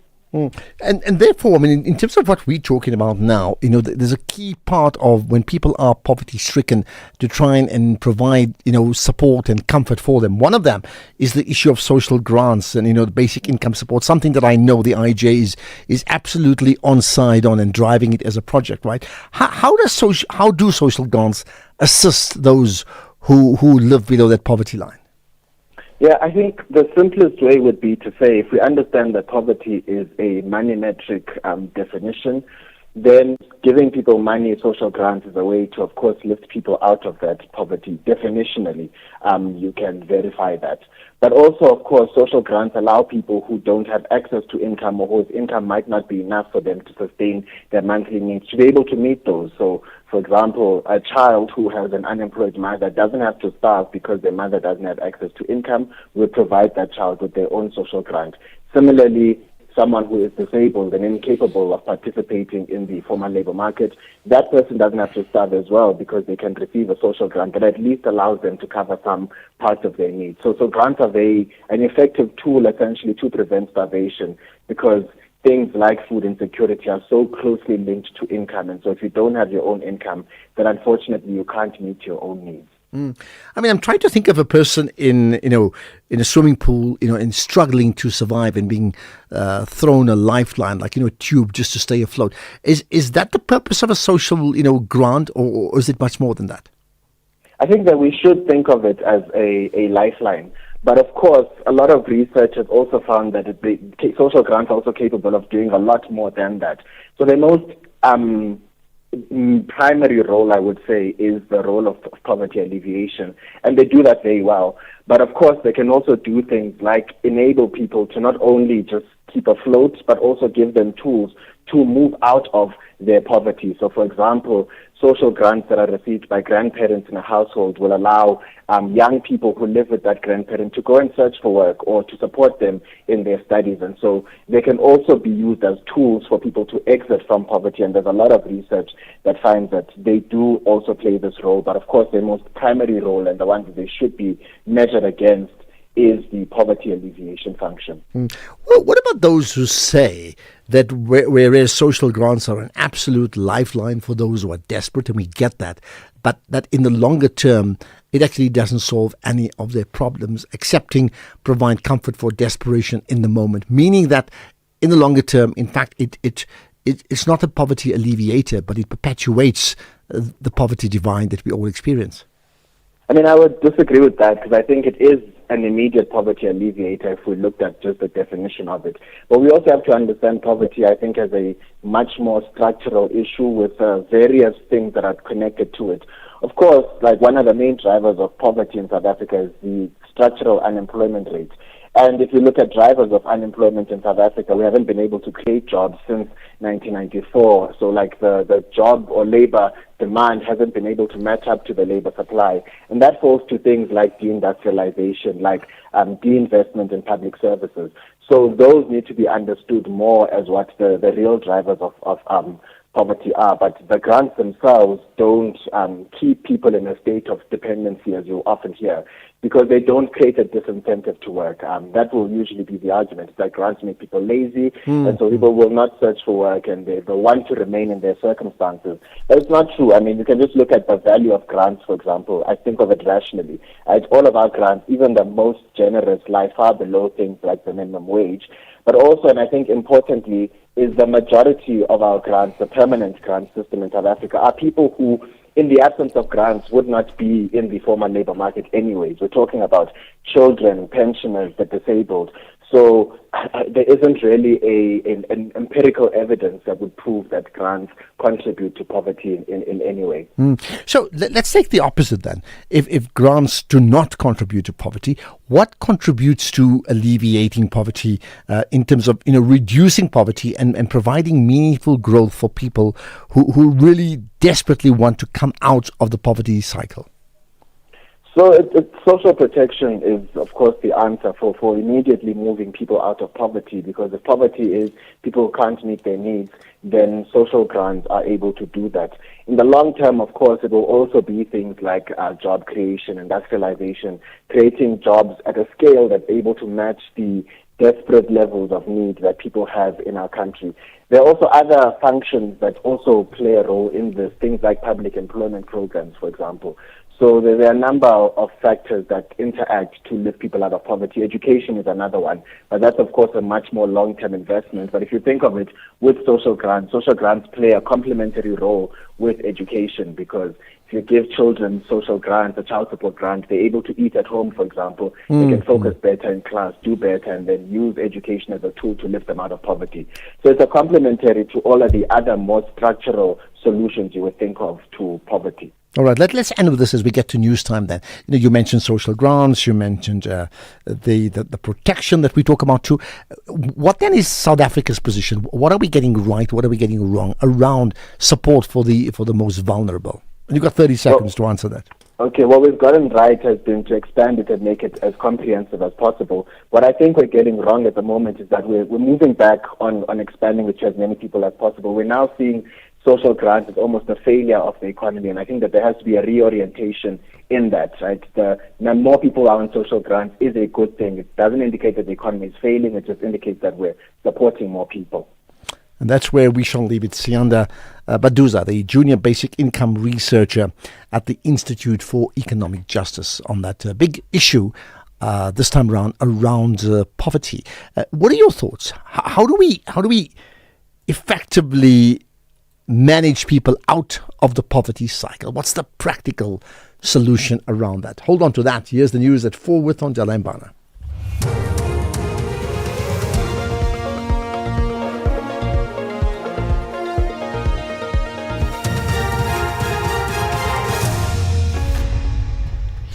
Thank you, Ashraf. On the top stories, government establishes a water master plan, and U.S. Secretary of State in talks with Chinese Foreign Minister.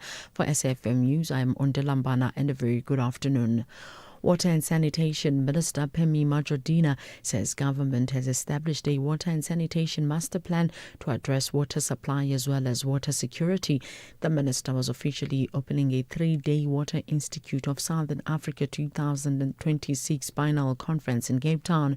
She told delegates that the main challenge related to water supply in the country's governance. The National Water and Sanitation Master Plan recognizes that at the moment, we have enough water in South Africa. We do have enough raw water supply. We have water resource. But when it comes to reticulation and distribution of that water, we're not doing well. This master plan calls for comprehensive transformation through improved governance as well as constitutional and institutional reforms. This conference forms part of a broader national conversation about water. Ladies and gentlemen, The future of water security will be built through innovation, collaboration. Parliament's impeachment committee says it will obtain legal advice on whether or not President Cyril Ramaphosa should appear in person and what consequence there could be if he opts not to appear. The committee met today to decide on an evidence leader, but MPs decided the pool of available senior counsels is not big enough.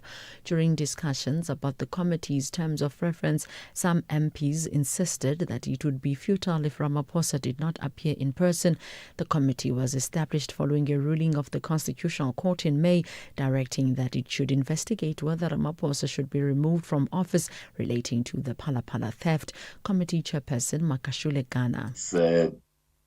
For legal to assist us insofar as the appearance of the president, or if the president might choose not to testify, what are the options that are available to the committee? The committee is also considering the possibility of having the authors of the Section 89 independent panel report appear before them. The three-member panel was chaired by former Chief Justice Sandile Ngcobo, together with retired Judge Thokozile Masipa and Senior Counsel Mahlape Sillo. Ghana explains. The second one is that together with legal, we are going to write to the authors of the independent panel report to ask them to, in terms of the availability, to present the report to the committee. The Madlanga Commission has found that the letter from Police Minister Senzo Mchunu's office referred only to correspondence received from MP Fidel Adams and not allegations contained in criminal dockets that were later investigated by IDEC. The dockets, opened in the Western Cape and Gauteng by Adams, implicated senior SAPS officials in alleged criminal misconduct. Commissioner Sandile Khumalo put it to IDEC head advocate Andrea Johnson that the minister's request was limited to Adams' complaint that the criminal docket had been intercepted and did not authorize IDEC to probe the underlying allegations contained in those dockets. And the request to the minister is, I urgently and humbly ask the minister to intervene to ensure the integrity of the investigative process is maintained. So this is the request that gives rise to the referral to IDEC. And that was Advocate Sillo's point, that the referral to IDEC was about these allegations implicating senior officers, not for IDEC to go take over the dockets that were opened in Orlando and the Western Cape and investigate those underlying allegations in those dockets. The U.S. Secretary of State Marco Rubio has held talks with the Chinese Foreign Minister Wang Yi on the sidelines of a regional summit in the Philippines amid tensions in the South China Sea. Rubio described a confrontation between Philippine and Chinese sailors as a disputed outpost as escalatory and very negative. He also said the U.S. and China had their differences, but there were areas of potential cooperation. These are the two most powerful countries in the world, particularly economics, but also, we have to have a relationship. And obviously there are areas of great differences. Both sides will acknowledge that. We'll have to work through those, and I think these differences will exist for the foreseeable future. And our job is to sort of manage those so that they never get out of control. Recapping the top story, Water and Sanitation Minister Phemi Majodina says government has established a water and sanitation master plan to address water supply as well as water security. I'm Undula Bara for SAfm News, headlines at 4:30. In sports this hour, Bayana settled in Morocco ahead of Women's Africa Cup of Nations, and all roads lead to Stella as Toyota Gazoo Racing targets marathon rally success. More details at 4:30. SAfm, guiding you through the rush hour traffic. Good afternoon. We start off in Midrand with a crash on the M1 South at SAmRadio. Traffic heading out of Pretoria down through to Joburg, starting to backlog as far as Old Joburg Road. N1 South, Rivonia down to William Mandela is slow. Rivonia, Witkoppen, all banged up on both of those routes. Those roadworks on the Witkoppen at Ukta continue to cause delays in that area. And Grayston Drive, very slow today. Queues leading Sandton from the Rivonia roadside through Catherine and down towards the Mike 1 Highway. Durban, more drama between Umgana Road and Spaghetti Junction with a crash running running south into the interchange. Traffic heavily backed up from Inanda Road. You might want to avoid that. Roadworks in the M19 at Reservoir Hill still ongoing, so queues as you line up through that area on your way out to Pinetown, New Germany, Claremont, and the usual breakdown between Ashburton and Market Road to the N3 heading north up to Pietermaritzburg. Again, quite a heavy queue as you join up and squeeze into a single lane past that scene. Cape Town, a breakdown on the M1 outbound at Plattercliff Hill. That's very slow heading out from Century City, and still no traffic lights on Marine Drive and Dolphin Beach. Traffic already backlogging from Racecourse Road, Milnerton towards Tableview. With your traffic update, I'm Rob Byrne. SAfm 105 FM in Mokopane.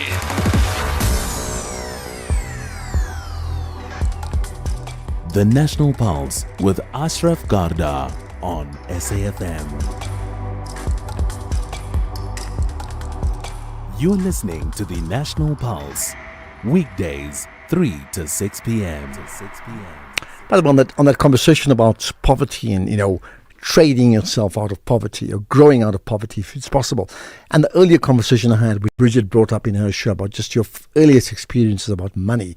I can't say it may be the richest person in the world, but I made the point that even as a 6-year-old after school on a Saturday, you just had to work in the family business and you were irritated by that. It's like, oh my goodness, I've got better things to do. But it certainly taught you the value of money because you understood that and how you can trade and the fact that people can pay you for what you have. I mean, that's a huge service and it doesn't leave you. But I'm just bringing that up because you may have your own experience about that. We know, how did you learn that? Or when did you learn that? How? Let me know. Right, more to come, and you probably need to know about it because of inflation now going to a 2-year high and the implications thereof.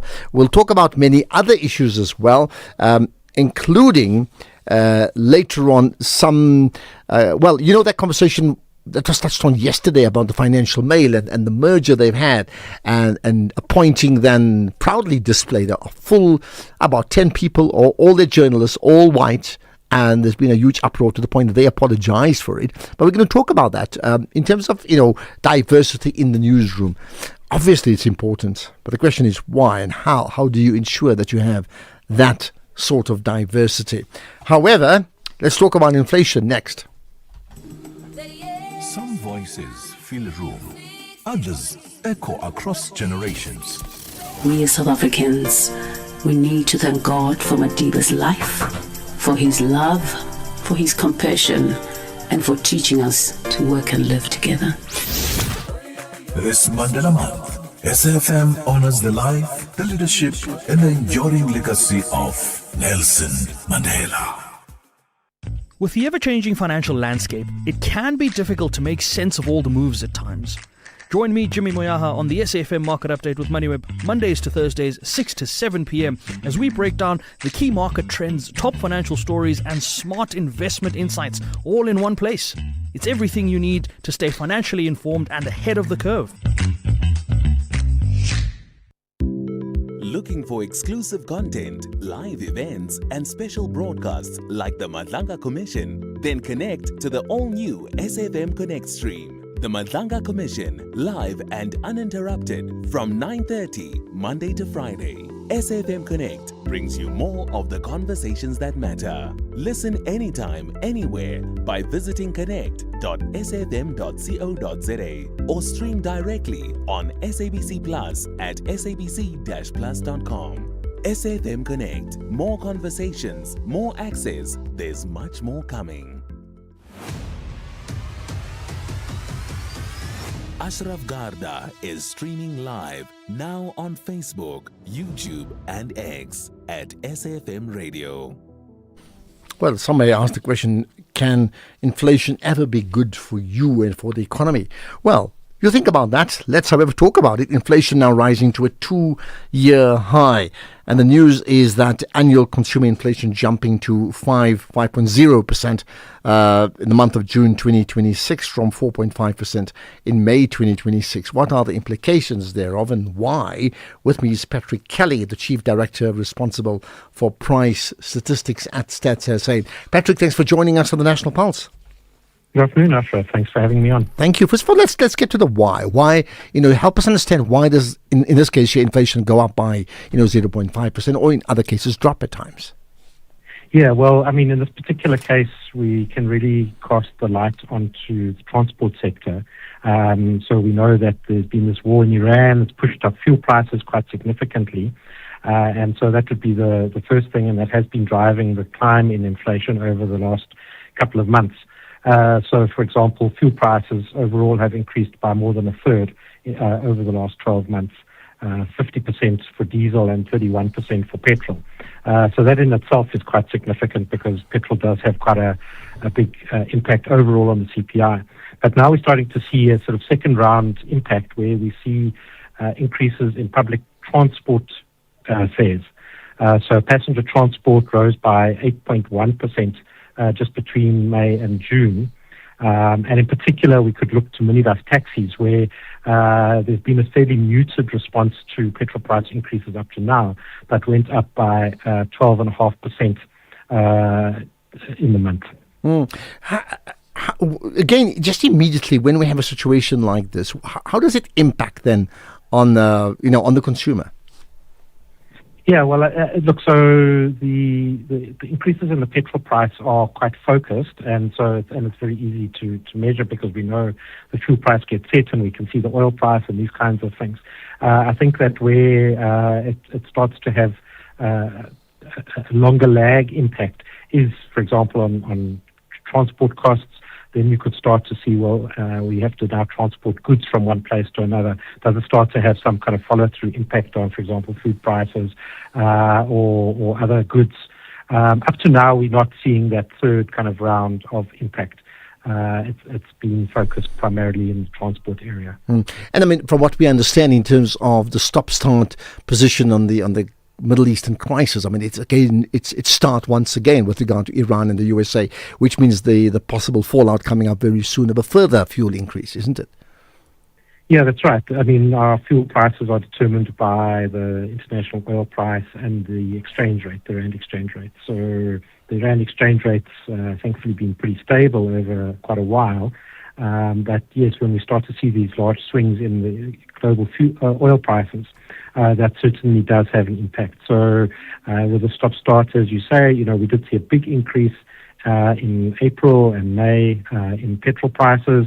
The petrol price kind of moderated a little bit in July, and it may dip even in August, they're predicting. So that would obviously have some sort of moderating impact. But if the current oil prices that I see are sustained, then that will obviously have another big impact on the upside. I mean, I'm thinking as I talk to you, people listening, it's like, ouch, inflation's going up, things are more expensive. But is there ever a situation where, an inflation or any inflationary increase is actually good for the economy and actually good for the consumer? Yes, certainly. So inflation typically is a positive thing for the economy. Let's start there. And that's why, for example, the Reserve Bank would have an inflation target that's plus something. At the moment it's 3%. And the reason for that is that if prices were continually going down, then people would delay purchases because they would expect that they would be able to buy something for cheaper in the future. And that would obviously withdraw a whole bunch of demand out of the economy. And Japan is a case where that happened over an extended period of time and had very bad negative impacts on their economy. For the consumer, we tend to think inflation's always bad, but so long as our income is increasing at least at the rate of inflation, then it's neutral.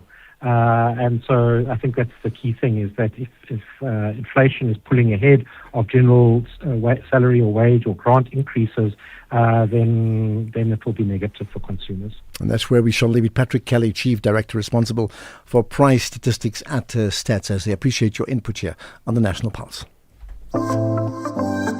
Wherever you are in the world, SAfm 104 to 107 is accessible. We're also streaming live on Facebook, X, and YouTube at SAfm Radio. We acknowledge and appreciate everyone tuning in and watching our streams. Stay with SAFM 104 to 107 as we bring you Commission Live, breaking stories, and thought-provoking lectures. SAFM, leading the conversations that move us. Across South Africa, online and on radio. SAFM, let's talk.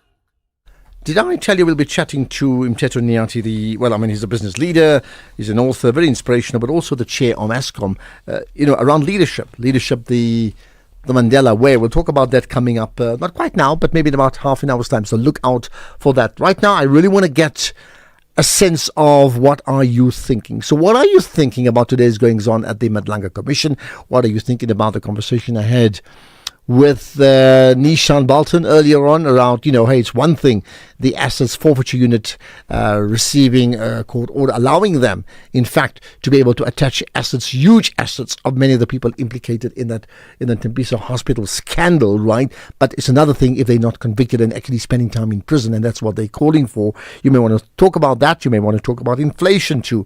And a whole lot more around, again, on the issues of your understanding of how is the issues of the undocumented foreign nationals playing out as well, because we should be chatting to representatives from Nigeria, in fact, who will talk about just that later on. But right now, let's get to your thoughts. A very good afternoon to you, Ashraf. Ashraf, listening to your guest from Institutes for Economic Justice, I think the guy is quite right. As a social grant recipient, the disability grant that is.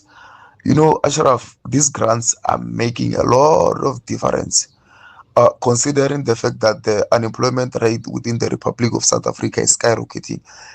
Ashraf, let me tell you what's happening on the ground. As someone who's receiving grants each and every month, I'm doing better than enable people who are graduates, who are postgraduates, who are busy looking for or searching for jobs here in South Africa. Kazamula Koza Pretoria Social Move. Well, thank you for your input on that. Let's get another. Hi, Ashraf. It's Delani Kumere here in Durban. No, Ashraf, I want to appreciate the way how our state president, Cyril Ramaphosa, have actually addressed this issue of criminality, more especially this what we call a white-collar crime or whatever you want to call it, that involves these huge monies. For the fact that these institutions are recouping the money and all of that, that's a great step in the right direction. Okay, good start. And I think many say it's true. Give them credit for that, yeah? Good afternoon, Mr. Ashraf Mbongo Sundisa Mbuyisa here. Mr. Ashraf, 2018. So for the past 8 years, he has been receiving full salary without doing anything. People are throwing money. It's the same like this George, the Secretary of Parliament. Why so much salary? It's even above President's salary. And then these organizations like ATM, like Action SA, they are quiet. People are eating money while we're eating crumbs. Your impeachment is the best so that he can lose all the benefits. 2018, my God. Okay, but is there no... Hey, I'm not here to defend, but is there any sympathy for a person whose life has actually changed or not? Hi, Ashraf. I just want to agree with your representative from Ahmed Kothrada Foundation. You're absolutely right. But what worries me is that these goods that have been seized by the asset forfeiture unit, what happens to them in the end? Who's actually keeping oversight of them? Or do they just work their way back into this corrupt system and these things just fall back into the hands of the wrong people? And are we really seizing these things? Okay, it works its way back. Is that one or two cases or many cases or all cases? There's more. Ashraf, JJS Tech Spirit. The fake ceasefire in Gaza. The genocide is still going on. Children are dying of diseases because they can't get fresh water, even soap to wash their bodies. Diseases like smallpox is killing them. and they are still being bombed even in their tents. Okay, and in fact, let me encourage you to call in as well if whatever it is you want to get off your chest. I mean, you must concede specifically with the Madlanga Commission. Maybe I'm repeating myself, but things are happening, aren't they? They really are happening.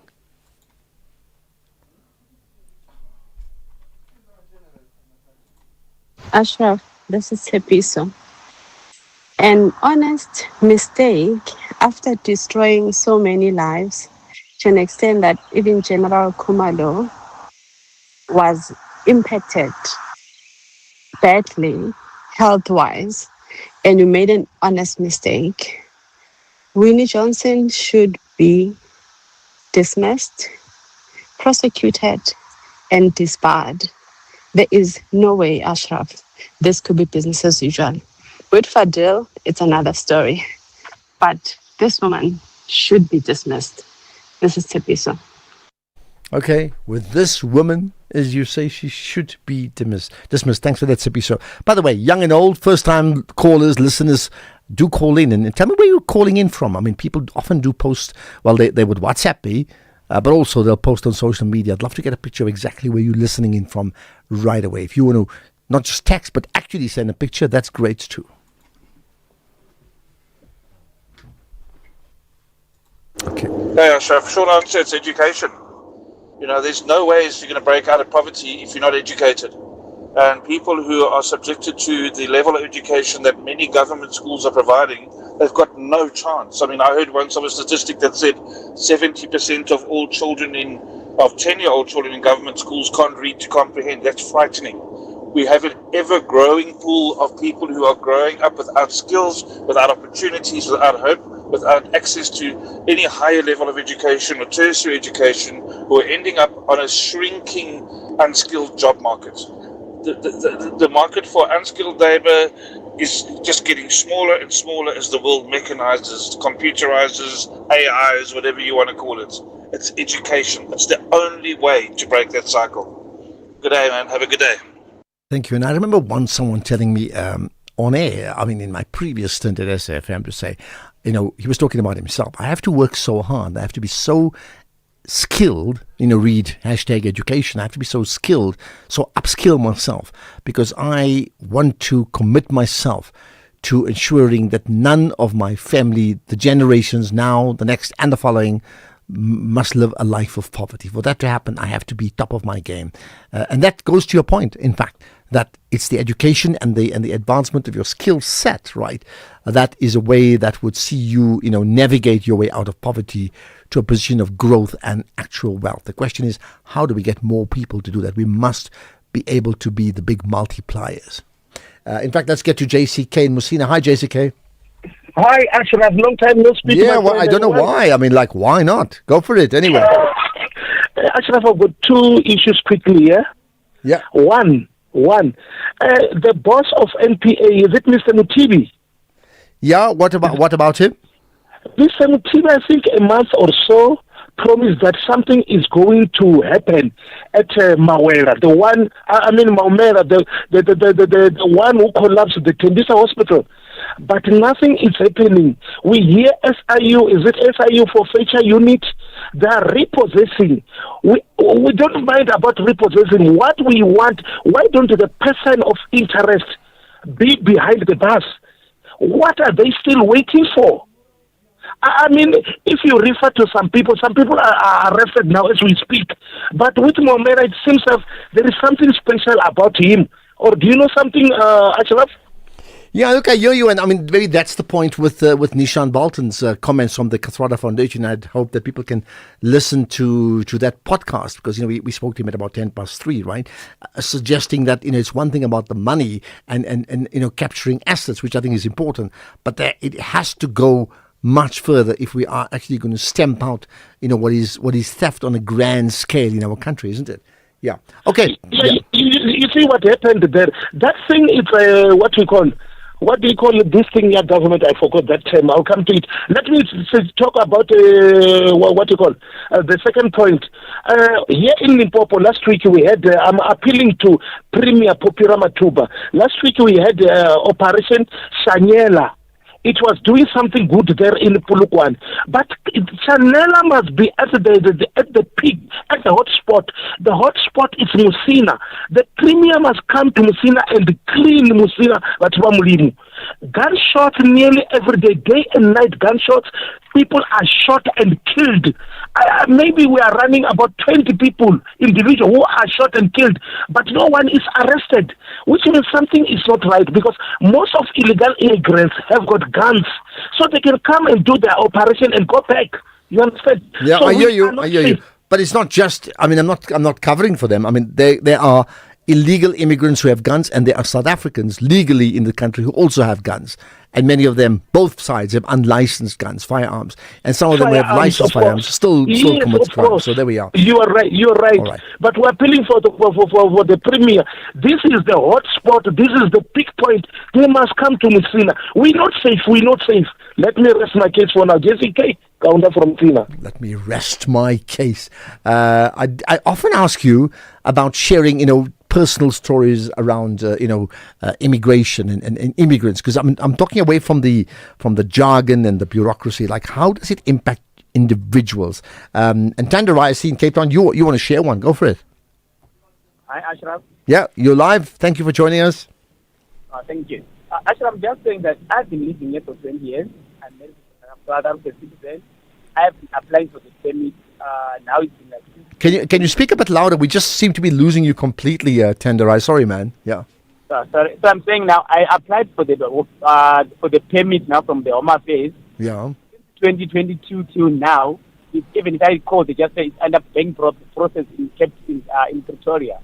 And we are married in community of property. Now my wife is working, but we can't purchase anything because every time they say no, your husband doesn't have a permit. Which means even my wife's life now is on hold because the Home Affairs is not releasing any permits. They've got a backlog, I think, for more than 10 years. Sure. And I mean, that's the type of frustration. So how do you... So let's just understand this. What's your status and what's your wife's status, just to be very clear about it? So my wife is South African, like born and bred here, and I'm Zimbabwean, but we've been married for over 10 years now. And then I moved from a ZE permit to a spousal permit, which they say is a temporary residence for now. But since 2022 till now, every time when I call, they just say it's being processed. We can't even get a loan bank from the loan. My wife is working, I'm also working, but we can't go to any bank because they'll say, no, both parties must have papers. And your husband is Well, I'll tell you what, I mean, you see, that's the level of frustration. I'm not judging it, but that's exactly the point. Can I do this? I mean, I think just let me put you on hold and you have a chat with Kizo and Tabisenga. Let's follow up on that story. And, we must see if we can assist, not so much to do things ourselves, but just to connect you so that you can get resolution on your issue, as opposed to for 2 years, it's still being processed and you don't really know. So perhaps just have a chat with my producer Keys. Let's see if we can get some answers on that one. Tender Ryan, Cape Town, that the frustrations, and there are many like that. There are anomalies. There are family anomalies.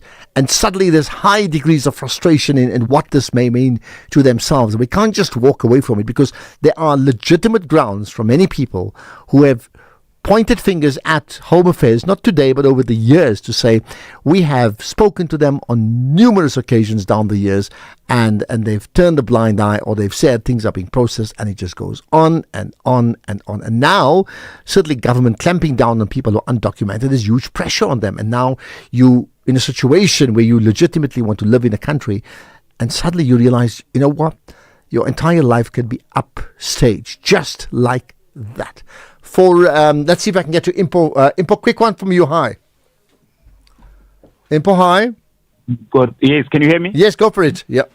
I want to talk about this judge who's been on leave from 2008. This is what the problem with our government. Our government, they don't care about person living. This guy is disabled, and if he's got an eye problem, they should get him a laptop that can speak. I've been like accessing jobs, and even now I've got a job that I was supposed to go to, but because they don't have this JAWS program on their laptops. As a blind person, you cannot work. Or as a person who's specially sighted, you can. And for me, for example, I survive on disability grant, and I was supposed to start on the 23rd, which is tomorrow, and I needed a laptop. The laptop at National Council for the Blind, where it's supposed to be cheap as 20,000. So for you to get a second-hand laptop, you need to find someone who can put JAWS in it. Sure. You see, they're expensive. So just imagine somebody who's a judge who cannot access a laptop that can speak to him, that can enable him to work. It's not his fault. It's the government's fault for not treating people living with disability. Yeah, I hear you. We should just have Jimmy have lost you. I'm not sure, but I think that we get the gist of what you're saying. That to what degree must we support people whose lives have changed, not their own doing. Things have changed. What do we do? Just ignore and say, you're on the scrap heap. Sorry, goodbye. Right, news headlines. Here's Ondela.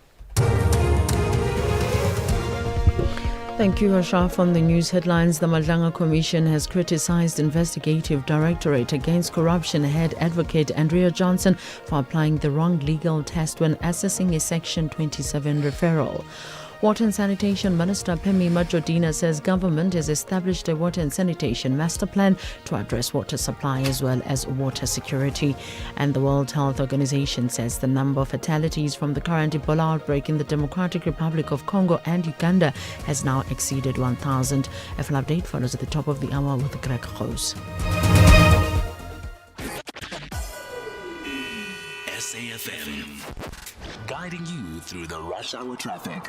Good afternoon. That run through towards Midrand, leaving Pretoria under pressure today. It's a crash at SAMRadio Road. Traffic is now starting to push back towards Brockfontein Road. So just after the interchange, you get down to Brockfontein Old Joburg Road, and it gets heavy. A bit of onlooking going north, plus a breakdown on the northbound side there as well. Joburg side, a collision on the Mach 1 south at Crown. So delays. In fact, that crash is north, I beg your pardon. It's northbound at Crown, but southbound again being held up. So from Parktown, moving through Crown towards that scene at Boyson's, very slow going.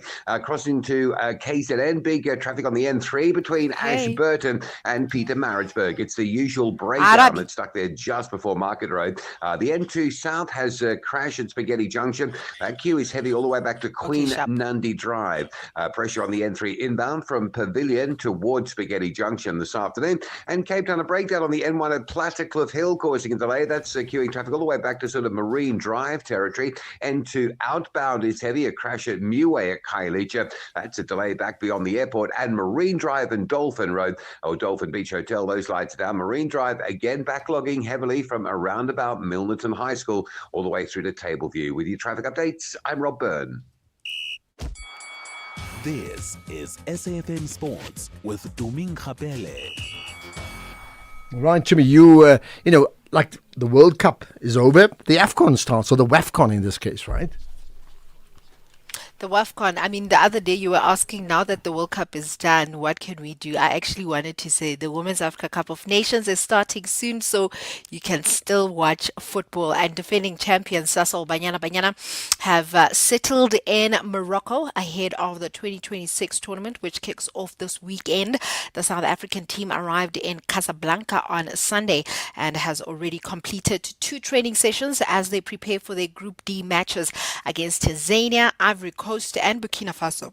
And coach Desiree Ellis says that the players are adjusting well to the warmer weather after leaving South Africa's winter conditions. And she says that the team has trained very well and are looking forward to the tournament. The squad is now complete following the arrival of overseas-based players, including Thembi Kgatlana, Linda Mutlalo, Bongeka Kamede, and Amrela Mudau. Meanwhile, CAF President Patrice Motsepe has announced a massive increase in prize money for the winner of the 2026 WAFCON, who will now receive $2 million, which is approximately 35.6 million rand.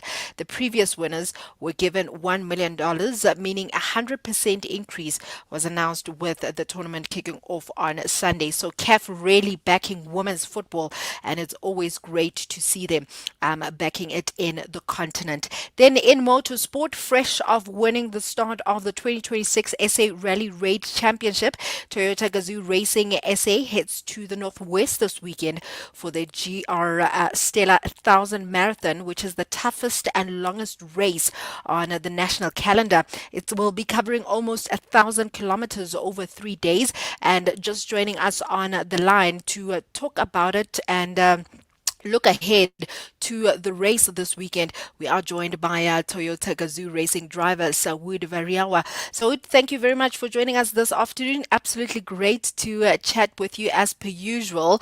But I mean, let me start off by saying congratulations on the strong start to the season. But now we're shifting focus to the GR Stella 1000 Marathon, and a lot of people have described this race as the ultimate test in South African rally raid. How are you feeling ahead of this weekend? First of all, thank you for having me. Obviously, our season started quite late, which really hampered our season, our year, because I mean we had to wait about 6 months till we got into our first race. But it was good to start the season off with a bang and win the first round. Last year we won the championship, so it was good to open the season with a bang. And now onto the toughest race of the calendar for our local championship. And yeah, we're going tomorrow to Freiburg, and I'm really looking forward to it. I'm excited. Hopefully we can end off on the top step of the podium. Also looking forward to it, man. I mean, you highlight the fact that it's the toughest race of the season. For listeners who've never experienced Rally Raid, what makes this event so demanding? Obviously, it's 1,000 kilometers over basically 2.5 days, but we're doing about 500 kilometers over Saturday and another 500 on Sunday. But the terrain is quite harsh, especially on the car. So it's really a tough event for the car, and it helps us get ready for Dakar and make sure obviously the car is in good condition and all the parts are reliable and so on. And is this the kind of race where you can win on outright speed, or is it more about being smart and looking after the car? Well, there's a bit of both, to be honest. But in this case, I think it's more outright speed because the event is only 2 days. Although it's 1,000 kilometers, it's still quite short for us compared to other international events. If we look at Dakar, it's 14 days of racing, and other tough events throughout the World Championship are about 6 days of racing. So this is only 2 days, which will be pure sprint. But there will be a bit of strategy to play. Obviously, you can't just go from the get-go, but you have to see where the field settles up and how the pace is, and then obviously it becomes a sprint. And I mean, we know that also it's Toyota's home event, and there's always expectation that comes with that. Do you embrace that pressure? To be honest, there's no pressure.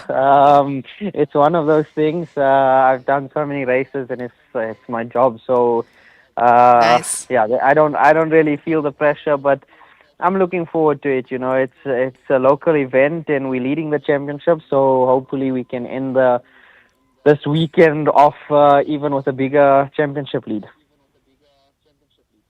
Okay, so when Sunday comes and that flag falls, what would make you look back and say that was a job well done? I think to win everything from Friday till Sunday, that would be the best. But you know, it's motorsport. Not everything goes as planned all the time, and the overall time counts. So we have to play it safe, I think, in the first day and a half, and then we can start pushing for the next almost 2 days of racing. And like I say, pure speed the last 2 days. So we'll see how it goes.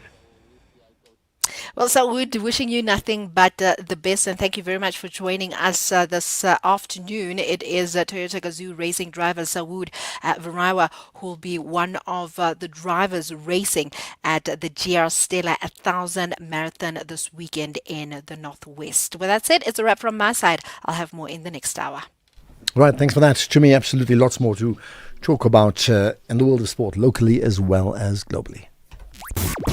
Mandela is more than a chapter in our history. And as I have always done, He's a reminder of courage over fear. I will do what I can within the discipline of the broad movement. Dialogue over division. For peace and democracy, to which I belong. Hope over despair. This Mandela Month, celebrate the values that unite us. Only on SAfm. In case you missed it. March and March is mourning the death of its regional leader, Andile Somgara. He was shot dead on the 4th of July. He'd been in charge of the Ekurhuleni region in Gauteng. So we suspect that there's a ripple effect of the work that we do. Our campaign is mainly on illegal foreign nationals. Obviously, the ripple effect on it will be the township economy will be affected, your extortionists by extension, and will be frustrated with the work that we do because when you remove an illegal foreign national, it's a person that thrives on extortion and thrives on sourcing illegal finance from these people. So that's the essence what is going on here. That was the Daily Discourse with Joanne Joseph. Economic news on SAFM. Facts and figures you can count on. And as always with those facts, here's Makwe Masilela. You good news about Pepco, Makwe?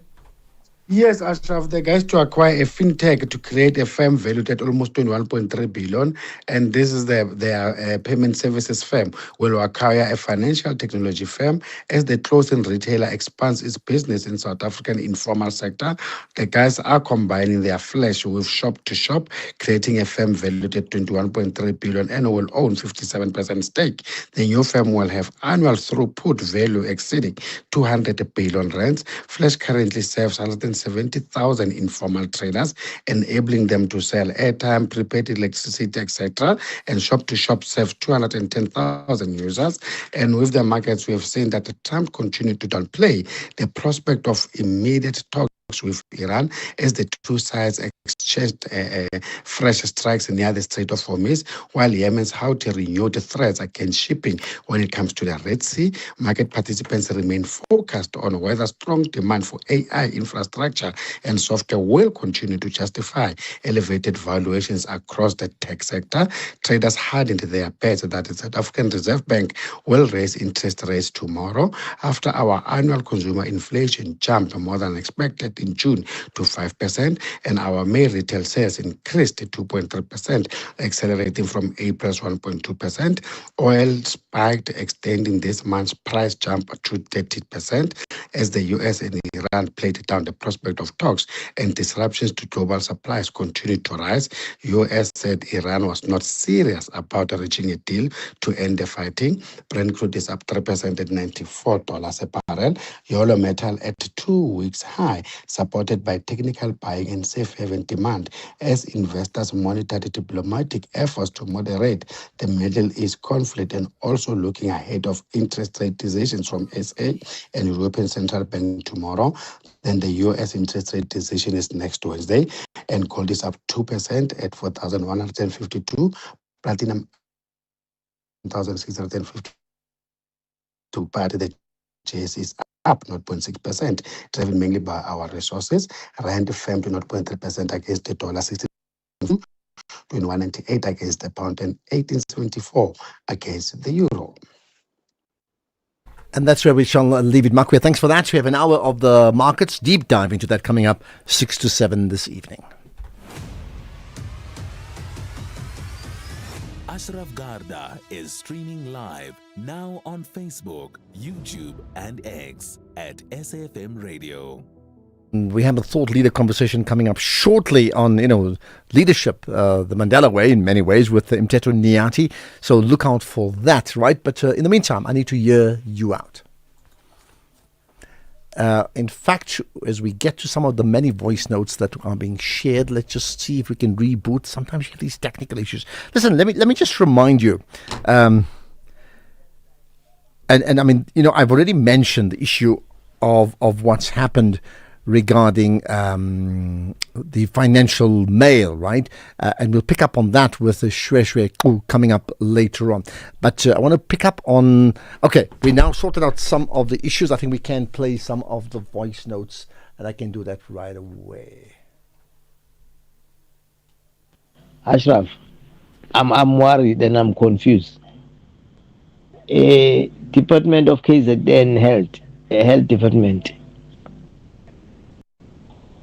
they are looking for people who were taking ARVs, but they decided to stop. 100,000 people who were taking ARVs, but they decided to stop. they disappear. But they should ask themselves a question, because it looks like these people were illegal foreigners. Now they've gone to their countries, they are repatriated. So this question of them asking where are these people, the answer is there. They've gone to their countries. Good afternoon to you, Ashraf. Where are these people? I get that. There's more to come. In fact, here's another. Ashraf, one of the leaders of the MDC in Zimbabwe, called Kathy, saying they want to take South Africa to task and have this view of South Africa is a failed state. Such hypocritical, irresponsible statements from a failed and bankrupt opposition party can lead to negative perception and invite undesirable figures to our country. They say this referring to recent immigration issues. A failed status requires a lot. I think it's made as failed state, right? Requires a lot more. The just immigration issues, and for a 20-year-old serial opposition party like the MDC, is unfortunate. I can't even tell you which out of the four factions they have represented this view. I demand they rescind the statement and apologize publicly. From Soviet. Listen, the last line is probably the only one I'm going to say, hey, you have an opinion, this I demand. They're not going to listen to you. I'm just telling you so you know. Right, here's another. In fact, let's play that. So everybody thought that Shamila Batoy is the best that ever happened to the NDPP. Wow. What a shame on her. Chowki being cleared of all Batoy's accusations. And that just shows you, and as we can see with Iraq, how they target certain people. For what benefit? For whose benefit? What a shame on them. You've made your point very clearly. Here's another. Good afternoon, Ashraf and the listeners. Regarding this IDEC issue, you know this IDEC, I call it's a Pravin Gordhan legacy. This is his legacy, because Pravin was the prime minister of the country that was unofficial. He made sure that the president, whom is his friend, he elect all his friends. He make sure that he appoint them in these positions that they're in. You go back under the retired ESCOM, that was a mess. You come, now we got this Andre Johnson who's giving us another mess. It's a mess that we don't know how we're going to get out of it. But I call it what?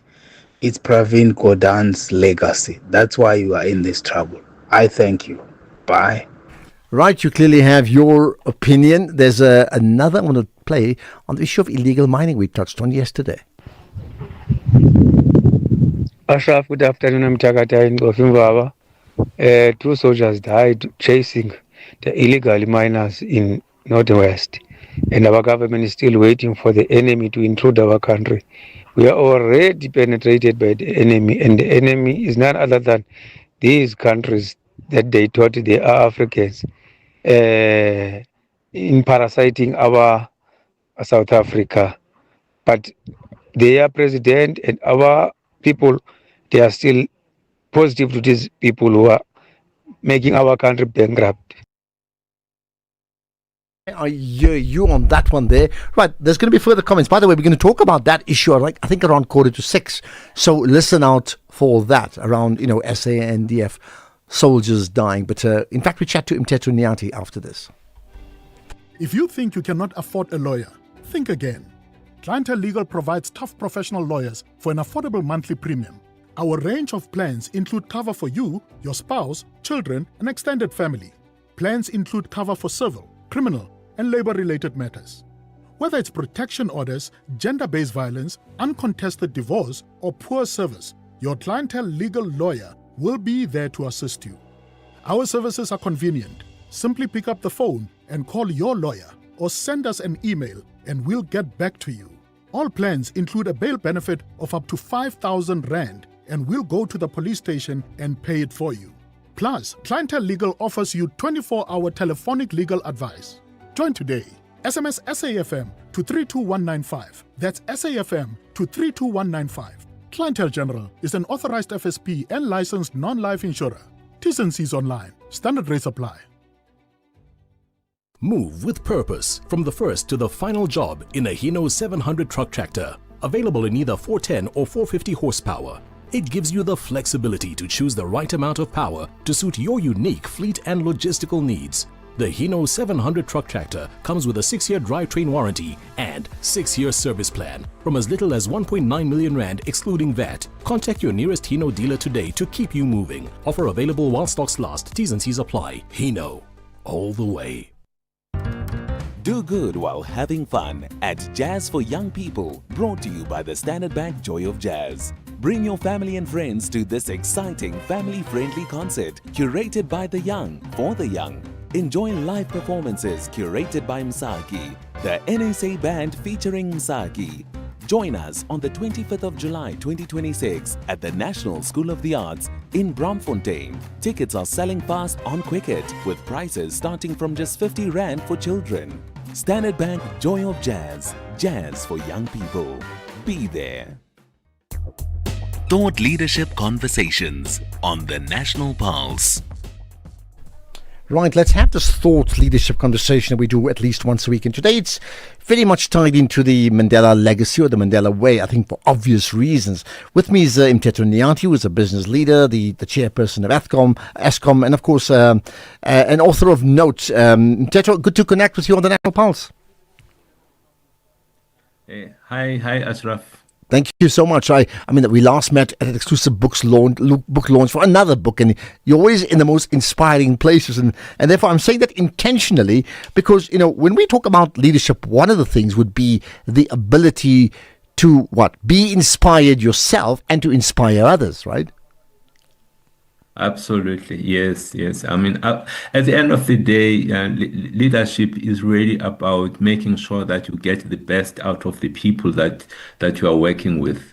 And the first thing to do is not about having a stick, but is making people to connect with you and give you this discretionary effort without you pushing them. And to get to that point, you need to be able to inspire them. Yeah. So you're absolutely correct. Yes. So, having said that, you've got some thoughts on, the inspiring drive to democracy that the country experienced, in the 90s, late 80s, 90s, and then 94 finally, right?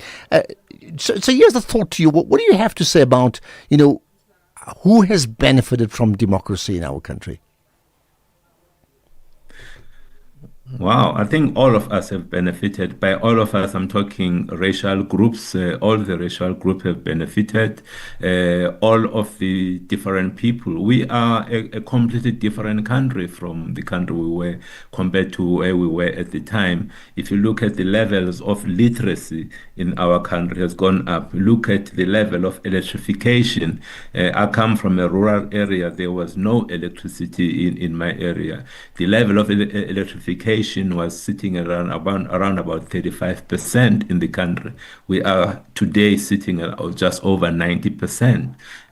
By having that energy, the electricity, it changes people's lives, how people approach education, the level of healthcare, the level of people who are being supported by social grants. All of this is something that was not there before. Yes, we want more, but we should also be honest with regards to the changes that have happened. All of us have been lifted up, but naturally, once you have got where you are, you want to move to the next level. That is what we're expecting out of our government. But everybody has benefited, including a number of business people, white people in our country, where now they're able to do export to a number of other countries that they could not export to in the past. So everybody has benefited. Well, what about those that say that democracy is critically important for all the reasons you've given, But in fact, sometimes it's overrated. That means everybody may have benefited, but we get stuck into this idea of one person, one vote. And sometimes, the bureaucracy around that suggests, we are indecisive. You just can't move. I think we should not make the mistake of mixing poor leadership with democracy. Democracy is something completely different. It's not one and the same thing. If you look at, you go to Norway, you go to Sweden, you go to the US, you go to Malaysia, you go to Singapore. All of those countries are democratic countries that are delivering real things to the people of those countries. They have lifted them. So let's not confuse the fact that we have happened to have made poor choices of choosing leaders that are not really focusing on us. I'm talking not at just at one level. If you are looking at leadership at a municipality level, at a provincial level, at a national level, that's leadership roles. The people that we have in municipalities or in our hospitals, the people that we have chosen to lead our schools, the principals, all of these people in their little areas, they create the environment that helps to deliver to us. What kind of leaders are we putting in there? That's where we should be asking, we should be looking. Let's not blame democracy. Let's look at ourselves and the choices that we are making, which, in my view, generally are poor choices. Okay, and therefore, in that context, and considering that we are talking in the midst of Mandela Month, right, what type of leadership for you works? Because, I mean, you can say if poor leadership, in fact, is not leadership. So what type of leadership that inspires you? I think first and foremost, in any environment, you need structure. By structure, I mean in any society there are rules. When you start to have a society that is not respecting rules, no matter what rules, it could be the speed limit, it could be payment for services, it could be anything. Coming to work on time. When you've got a society there's got lawlessness and there's no order, then I have not seen any society that is being able to be successful through chaos. So one of the things that leaders do is to provide, create discipline, and this is one of the things that he had, Nelson Mandela. He used to hold people accountable. If you are late, if you promise something and you do not deliver that's a problem. That's what leaders do. It's tough. Very tough, but it's someone also who listens. We've seen the March and March, that whole movement coming up, and these are people that are genuinely sharing and communicating the issues that are coming from the ground. It took a while for leaders at different levels in our country to connect to that momentum that is happening there. So the ability to listen is something. The ability to serve. Many of our leaders still want to be served. I get to a leadership role so that I can be served, when in reality your job is to serve the people that have voted for you. That the other piece which is a problem in our country, where we're becoming polarized. Mandela managed to reach out across people, diversity, embracing diversity, instead of trying to focus on differences. Yeah, it's a good so point these there. are the things that are required. Creating a vision that is inclusive of others. Each time you're creating something, people should see themselves in your vision. It's not only for a particular group, for all of South Africans, and that's leadership. Okay, we're on to news time, so I'll leave you with just 30 seconds more. You've already spoken about leadership and servant and to serve. I get that. Is there just one piece of advice around leadership you can give all of us? But you just got 30 seconds for that. I think one piece of advice that we should be taking around leadership is first and foremost, as citizens, we should hold our leaders accountable. The reason why they are getting away with it is because we're not holding them accountable.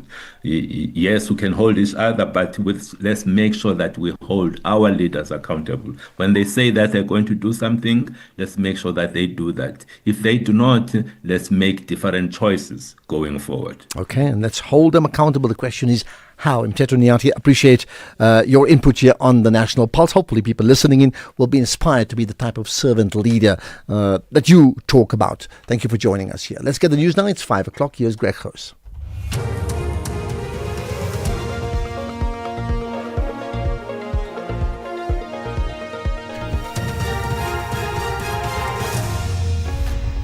Thank you, Ashraf. IDAC head criticised at the Matlanga Commission and death toll rises in DRC Ebola outbreak. Good day to you.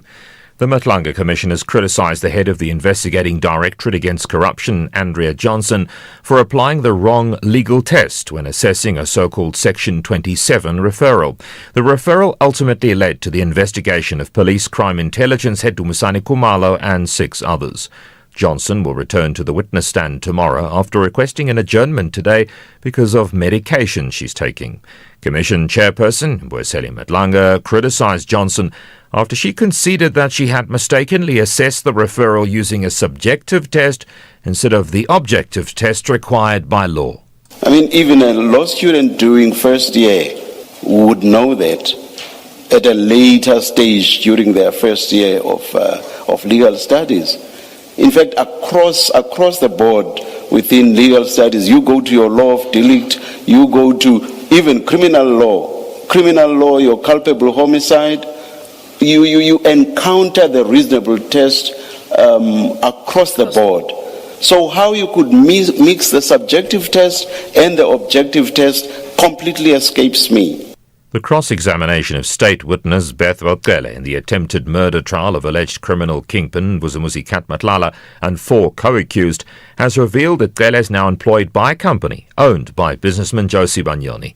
Gele, who is testifying at the High Court in Johannesburg, was working as a security guard at the Golf Estate in Centurion, south of Pretoria in 2022, when Sibanyoni and his entourage came under attack. Matlala is accused of orchestrating the attempted murders of Sibanyoni, his former girlfriend and a music producer. During cross-examination by attorney Nardus Grove, who represents accused number 2, Gele was questioned about his current employment and events surrounding the shooting. Have you never worked for him? I work for him through another company. Oh, so you did work for Mr. Sibanyoni. Are you still working for him? Sorry, before the witness answers that, the answer he gave is that he works for Mr. Sibanyoni through another company. Yes. I think it's only fair to give him the opportunity to explain that. Thank you, Madam. Please explain. I'm not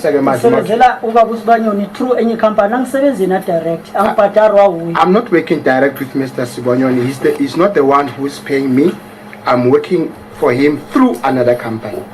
The Water and Sanitation Minister, Phemi Majordina, says government has established a water and sanitation master plan to address water supply as well as water security. The ministers officially opened the conference of the Water Institute of Southern Africa in Cape Town.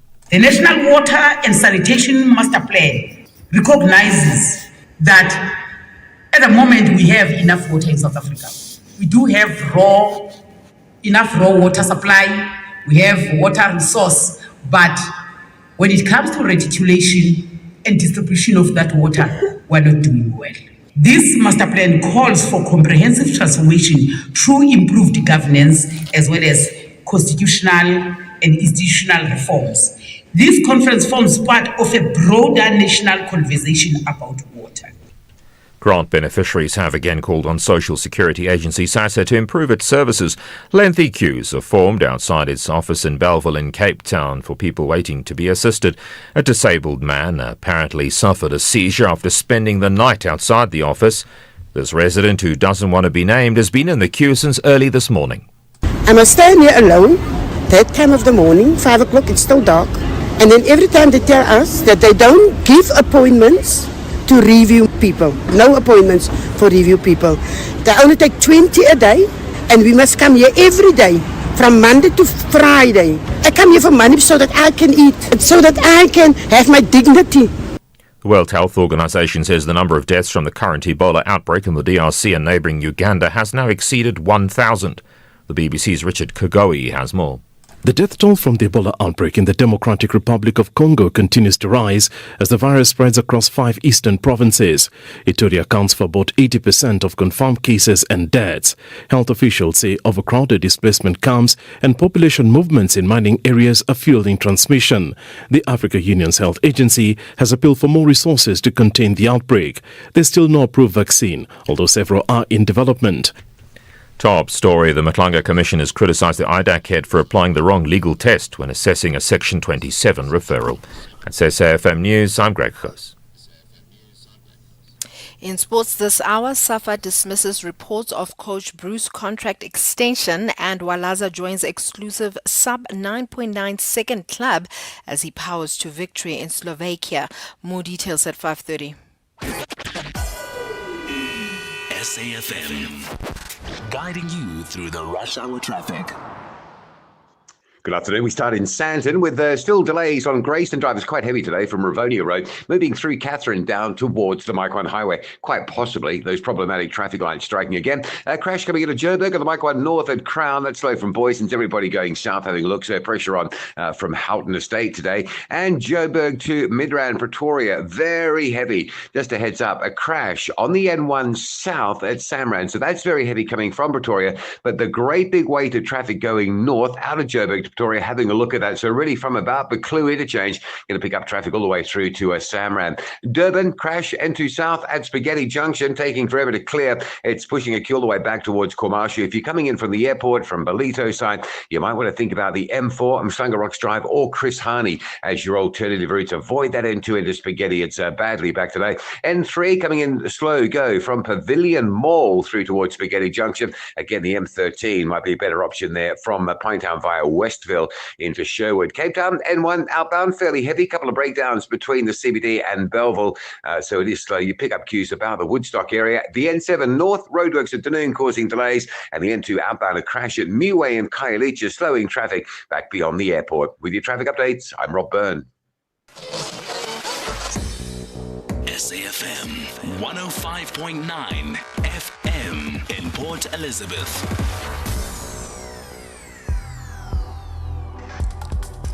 The National Pulse with Ashraf Garda on SAFM. You're listening to the National Pulse, weekdays 3 to 6 p.m. So what happens when a media house like the Financial Mail merges with Currency, another media house, together, and they promote their new team, and every one of those members, I think there are about 10 of them, journalists, financial journalists, all white. There was an uproar about it to the point that they had to apologize. We'll talk about that with Shweshwe Ku coming up later on, so looking forward to that. We'll also talk about the issues of SANDF soldiers, dying, and the suggestion is it's not it's really a case of not themselves being negligent or anything of that sort. There could be other issues that we have to understand in terms of why we tend to lose lives, but an overall state of the SANDF, all of that coming up. But your thoughts are welcome. The conversation with Mteto Niati. I mean, interesting. He made the point about March and March. He says one of the things that Mandela always did, he listened to people. So question is, and I think there's been suggestions from March and others, right, that they've approached government, they've gone to the highest office in the land, and they've not been truly listened to. For example, in the same way, AfriForum has also said the same thing going back about a year ago. I mean, I don't know the facts. I'm just putting it out there. Do our leaders actually listen? Think about that part that was brought by the chair of ASCOM. Right, coming up next, talk about another form of listening. Nigeria, Ghana, they're calling on the AU to address what they call Afrophobic protests in our country. Coming up next. In life's most challenging moments of loss, compassion can be your greatest comfort. You shouldn't have to face the financial burden of losing a loved one by yourself. Rest assured, Clientele's funeral plans pay out cash within 24 hours. You can cover up to 13 family members on one plan, ensuring all your loved ones are taken care of, and 3 children are covered at no additional cost. With Clientele, you are not just buying a plan, you are also buying peace of mind. When the time comes, you will need to make important calls with your 200 Rand airtime you will receive when you claim. Plans offer double accidental death cover as well as a transport, grocery and unveiling benefit. Apply today, it's easy. There are no medical examinations and no paperwork. SMS SAFM to 48031. That's 48031. Clientele Life is an authorized FSP and licensed life insurer. T's and C's online. Standard rates apply. This Sunday evening at 7 on the Tastemaster Professional, it's time for our chefs to dig deep.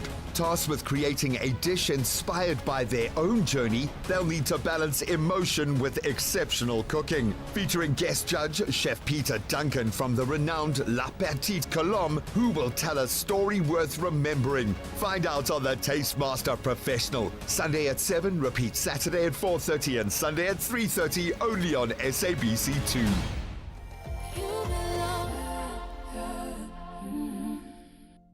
Move with purpose from the first to the final job in a Hino 700 truck tractor. Available in either 410 or 450 horsepower.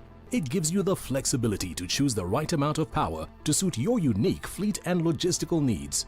The Hino 700 truck tractor comes with a 6-year drivetrain warranty and 6-year service plan from as little as 1.9 million Rand excluding VAT. Contact your nearest Hino dealer today to keep you moving. Offer available while stocks last. T's and C's apply. Hino, all the way.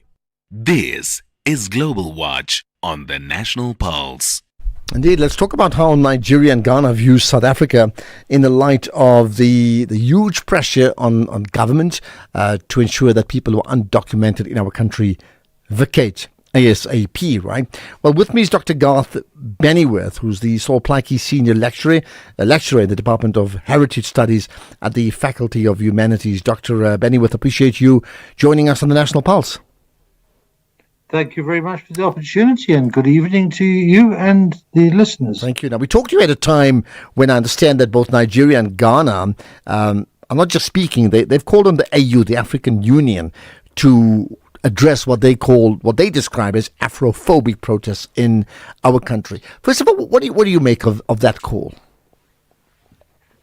One has to look at the real underlying motives, and we've seen recently this reparations program or call for reparations from Ghana, which was one of the countries that led it in terms of slavery, in the historical sense.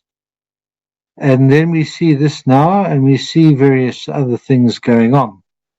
So what is really the motive?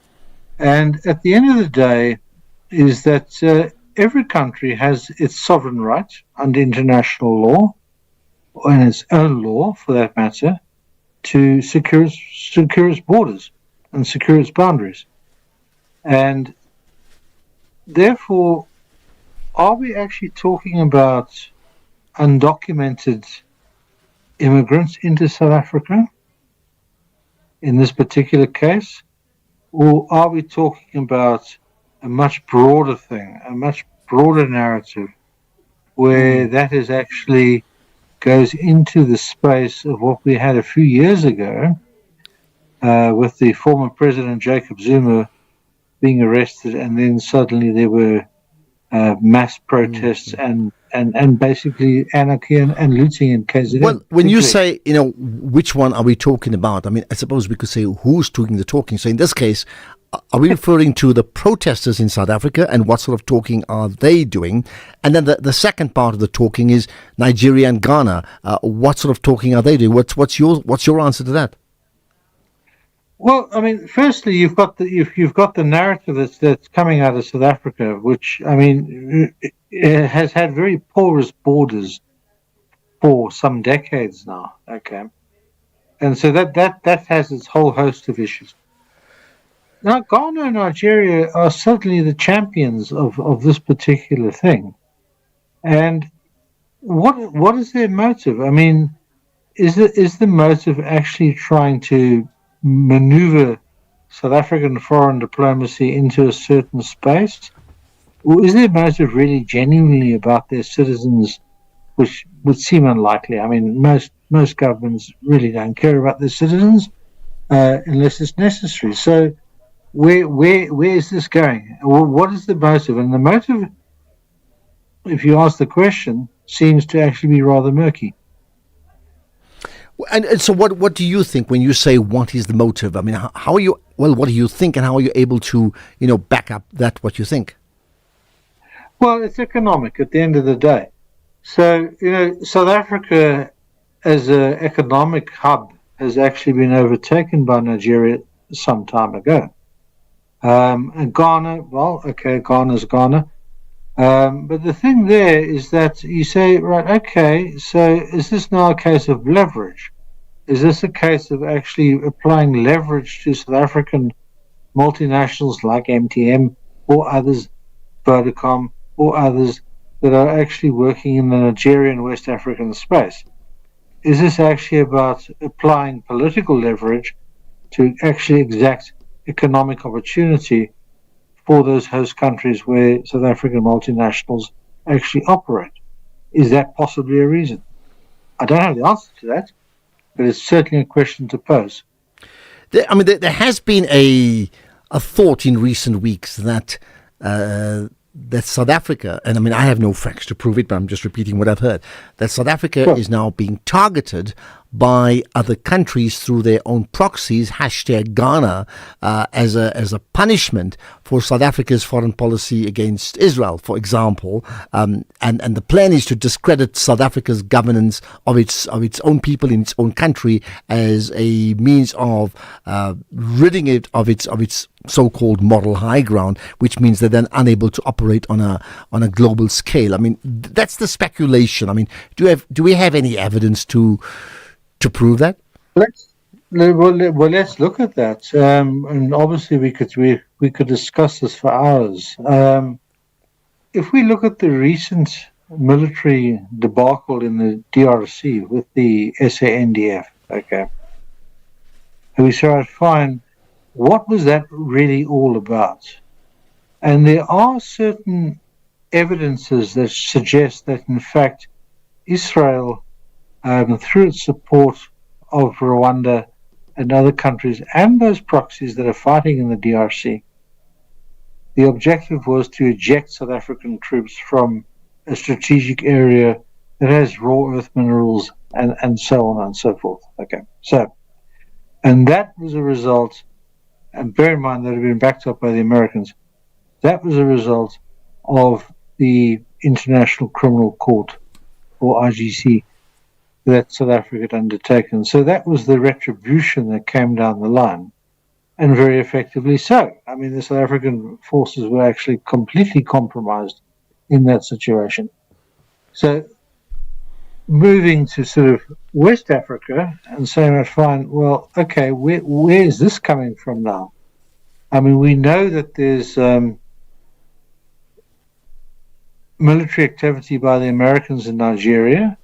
So again, who's driving the narrative in terms of the South African position from a Nigerian perspective? The evidence is not lying on the dining room table, so to say. But if we look at the dots and we try to find where is this actually all about, it's coming out of Central Africa, and it's got everything in one point of view to try to find. This actually falls back to geopolitical politics in the Middle East with superpowers. Let's get a quick response from you then, just a very short answer. Sure. What should South Africa, we're talking of the government, what should South Africa's response now be regarding the internal protests and potentially the global or continental efforts to effectively undermine South Africa's leadership? Well, the continental thing, that's a separate discussion. Whether South Africa has the capability to even project power, that's a separate discussion completely. In terms of the internal dynamics, that's a policing matter. If the military were to get involved in that takes us back to the 1980s, early 1990s. So it's really a case of actually where does municipal governance locate itself. And so we've seen this sort of crumbling of municipal structures, and that is where power, or the lack of, is actually felt. And that is where citizens are affected or not by corporate governance success or failure. Okay, let's leave it like that. You certainly got us thinking. Dr. Garth Bennyworth, the Salt Lake Senior Lecturer in the Department of Heritage Studies at the Faculty of Humanities. And I expect, as always, we always get a reaction to all the conversations we have. So what's your reaction? In case you missed it. This is what I think is happening here. And I think Ramaphosa himself, who I know fairly well, to be honest with you, you talk about political implications and ramifications. It was Gwedi Mantashe. Cyril, I worked with him in COSATU, was going to resign. Let me tell you, when he looked at that report, he was going to resign. It's Mantashe. It's Mantashe, they come from Noom together, they're very close. That's why Mantashe, Minister of Mineral, etc. That's how they work. Persuaded him not to resign. Dr. Ibrahim Harvey. That was National Briefing this morning with Kathy Mutlatlana. In case you missed it. When I was working 1 year post-intense in a hospital called Masar, a gentleman approached me crying, saying, "Doctor, I don't want to lie to you. I want to tell you the truth. I've been irresponsible. I got drunk, very drunk. I couldn't go to work back in Johannesburg, and they now want to expel me." Basically, he was asking me to lie. 2 weeks later, the Benoni, Brixton murder and robbery squad arrived in the hospital. That man was involved in armed robbery and murder on those days in which he was claiming to have been drunk. That was the Daily Discourse with Joanne Joseph. Right, let's get on to, in fact, before we get to Shweshwe, let me just remind you of this, and this message brought to you by Proudly South Africa. So raise a glass to local, join Proudly South African at the local wine expo from the 24th to the 26th of July at the Prison Break Market in Johannesburg. Meet 29 proudly local wine brands, hear their stories, inspiring that is behind every bottle, taste exceptional South African wines, and support the entrepreneurs shaping our local wine industry. Entry is free, and go to the website proudlysa.co.za to register today. You could win one of 20 Shesha 3.2.1 board games and local wine when you register and attend the expo. SAFM. Prime time all day long. Well, I did say we expect reaction from you. So, I mean, whatever we've spoken about, and we've spoken about so many things in the last 2.5 hours. First of all, if you've missed anything, I mean, don't miss it. Tune in at 3 o'clock. But if you have, for any reason, or you want to listen, well, a second take, then the idea is to get to a podcast and pick up on that, so you can download it and then share it amongst your friends as a conversation piece overnight, as I expect you to do anyway. Well, one of the issues that I certainly saw yesterday, or the day before, in fact, was this fascinating merger, which you may say on the one hand, like, okay, that's really interesting, between two, financial magazines, and you say, well, that's great, but then, and that's maybe the normal things that happens anyway, but then very quickly you start looking and say, hold it, man, two companies, and they showcase their leadership, and they're all white, and it is so obvious, right? And before I know it, to confirm my own concerns about it, I start looking at the responses, and it's left, right, and center, and everybody's saying the same thing, to the point that, in fact, they very quickly then apologized, the next day. But there's a broader issue around the issues of diversity in the journalism, financial journalism space. And Shweshwe Ku, CEO of Media Development and Diversity Agency, well, you picked up on that yourself with a challenge to them to say, hey, you need to be more diverse, and we can help. Tell me more about it, Shweshwe. No, thank you so much, Date Ashraf Khotsong, to you and the listeners as well. I think we were all very surprised that Financial Mail and Currency could put out this post that had, that did not represent a diverse South Africa and what we all aspire to have. And I think the reason we got into the conversation, Ashraf, is because part of our mandate as the MDDA is redressing the exclusion of the historically disadvantaged and marginalized communities, as well as the languages that are indigenous and often diminished where media and information dissemination is concerned.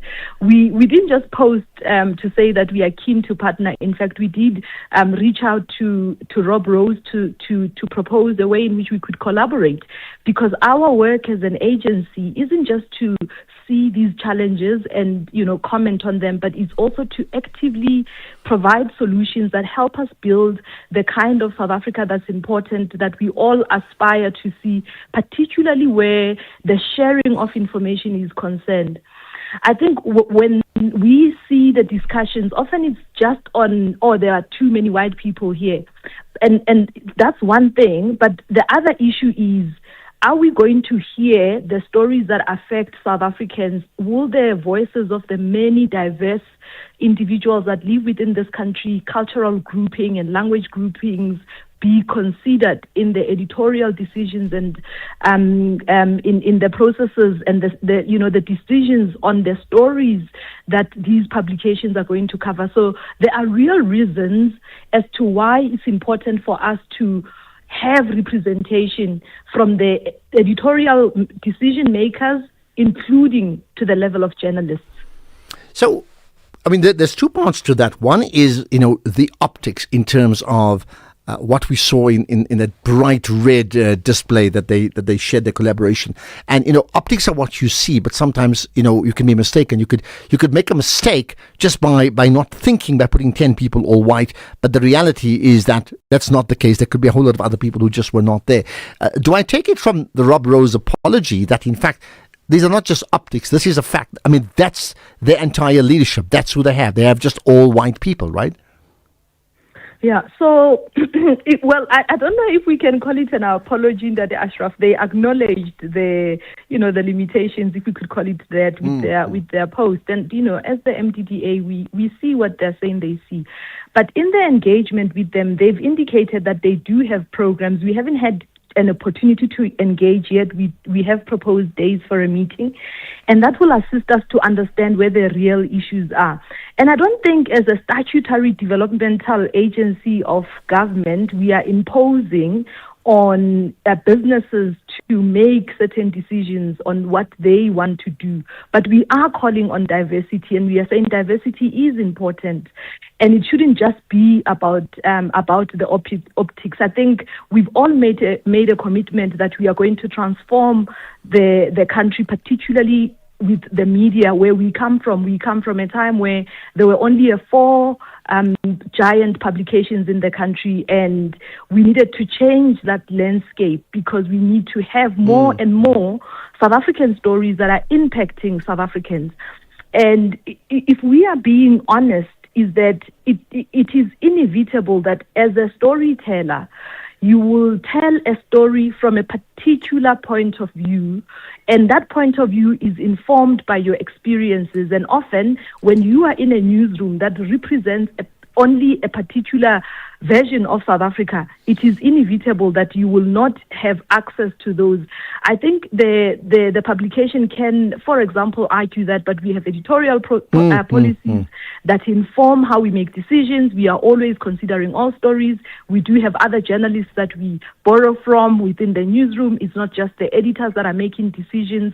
And so all things considered, Dade Ashraf, we're still saying that we have to demonstrate our intention to transform the media landscape, including from an ownership point of view, as well as who sits in the decision-making positions in the various I mean, is it fair to say that lived experience is important? Let me give an example. I mean, someone brought up the issue of, can you imagine these people talking about the township economy, for example? And then others have said in the past, can you just imagine marketing to the township? I'm talking about brand now, not financial journalism. Marketing a product to the township dweller, and every one of the marketing agency people are living in Cape Town or Joburg's northern suburbs. They clearly just do not have the empathy that goes with living in that space. Is that important, that they actually must have lived that experience or not?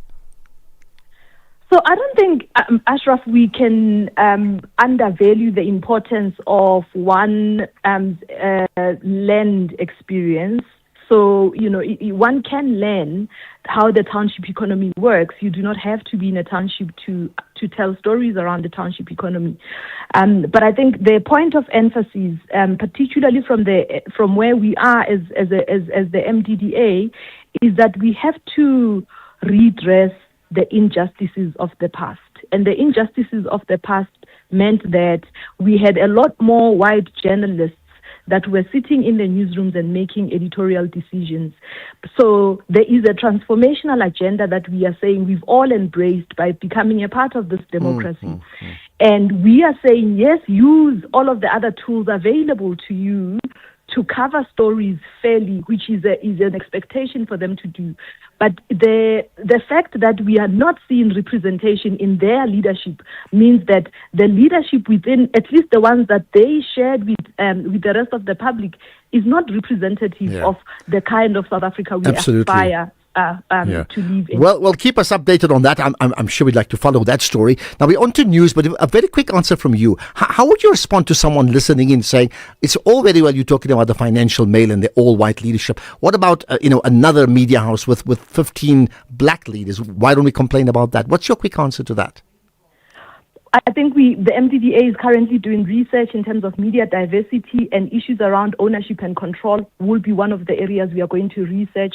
So in the next year or two, we will have an updated view that will give a sense of what the media ownership landscape and control is in South Africa. Okay. And yes, it is correct. We shouldn't just look at the Financial Mail and Currency. We should look at across the board. Okay. Thank you very much. Well, appreciate the conversation. Certainly very thought-provoking. Shweshwe Klu, CEO of Media Development and Diversity Agency, acronym MDDA. Reaction from you. Let's hear it. Here's the news headlines. In the headline, some members of Parliament's impeachment committee say its existence would be a waste of time if the president doesn't appear before it in person. The Matlanga Commission has criticised the head of the investigating Directorate Against Corruption for applying the wrong legal test when assessing a Section 27 referral. And the UN has called for an end to what it describes as a reign of terror by the Rwandan-backed M23 rebels in the DRC. A full update at 6 o'clock.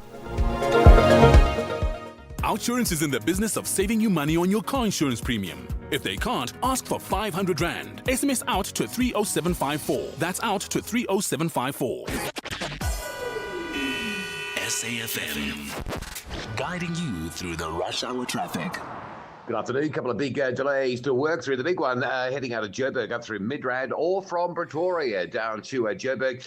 Crash scene primarily at SAMRAN coming south, but there's also another one just a little bit behind that. So the N1 south coming from Botha Avenue down through John Foster, through Brockfontein, down towards SAMRAN's heavy. And then the big volume going north getting caught up in that. So you're going to hit traffic from sort of Marlborough Drive, Woodmead on the Mike one, all the way through to Sandton. Heavy afternoon between Joburg and Pretoria, both directions. The other massive hold-up that we've got is Durban's N2 southbound. It's a truck crash going into Spaghetti Junction. The traffic is all the way back to KwaMashu. If you're coming in from the Umhlanga area, from Belito, from Phoenix, that sort of side from the airport, move across, use the M4, use Umhlanga Rocks Drive, come off the N2 at Chris Heiney, going that way onto Umgeta Road. Do what you can to avoid the N2. It is literally car parking between KwaMashu and Spaghetti Junction. Also, some roadworks causing delays on the N3 inbound towards Spaghetti Junction. Queues back as far as the Pavilion Mall. Don't forget tonight, overnight closure. It's an emergency closure at Pinetown. N3 full closure between Paradise Valley and the M7. That closure going in as early as 8 p.m. It'll stay closed until midnight tonight. Cape Town Marine Drive got some points at Dolphin Beach, so that traffic on that section at least is okay. They'll probably leave around 6. That might get busy again. N7 North is heavy. Plattercliff Road up to Dunoon. That's into the roadworks. And a crash on the N2 outbound at Khayelitsha, holding traffic as far back as Robert Sobukwe. With your traffic update, I'm Rob Byrne. Thanks, Robin. With the price of everything going up, a drop in your car insurance premium is just what you need to have extra money in your pocket. So switch to Outsurance and you could save big, like 54-year-old Yako saves an amazing 282 in a month on his 2025 Suzuki Swift. Don't pay more than you need to. Get an Outsurance quote to switch and save today. SMS out 30754. Out to 30754. Outsurance, a licensed insurer and FSP. T's and C's and further information available online. Outsurance will go out of their way to try and save you money on your car insurance. If they can't, ask for 500 Rand. SMS out to 30754. That's out to 30754. This is SAfm Sports with Doming Khapele. Well, to me, I sort of saw overnight that Hugo Bruce is back in charge, and you saying no. Yeah, the South African Football Association has denied reports that Bafana Bafana coach Hugo Bruce has been offered a new one-year contract. SAFA says that media reports claiming that Bruce has received a contract extension are false and misleading, and the association says no new contract has been offered to the Belgian coach. SAFA has confirmed that Bruce remains under contract as Bafana Bafana head coach until the end of July next year under his current agreement. A developing story. We'll definitely continue to keep a close eye on that one. Meanwhile, defending champions Sasol Banyana have settled in Morocco ahead of the 2026 Women's Africa Cup of Nations, which kicks off on Saturday. The South African team arrived in Casablanca on Sunday and has already completed 2 training sessions as they prepare for their Group D matches against Tanzania, Ivory Coast and Burkina Faso. Coach Desiree Ellis says that the players are adjusting well to warmer weather after leaving South Africa's winter conditions. She says the team has trained well and is looking forward to the tournament, and the squad is now complete following the arrival of overseas-based players including Thembi Kgatlana, Linda Motlalo, Bongeka Kamete and Amogela Motau. Meanwhile, CAF President Patrice Motsepe has announced a massive increase in prize money for the winner of the WAFCON, who will now receive $2 million, around 35.6 million rand. Last time out, the previous winners got $1 million, meaning a 100% increase was announced with the tournament kicking off this weekend on Sunday. In athletics, South African sprint star Bayanda Walaza has broken the 9.90 second barrier for the first time in his career. The 20-year-old won the men's 100 meters at an athletics meeting in Slovakia, clocking a personal best and meeting the record time of 9.89 seconds.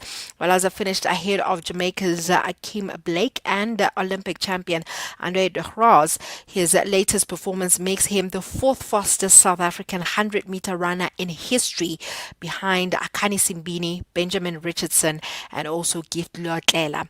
In rugby, Springbok coach Rassie Rasmus has named a 43-man training squad for the team's upcoming rugby championship match against Argentina and the 4-test rugby greatest rivalry series against New Zealand.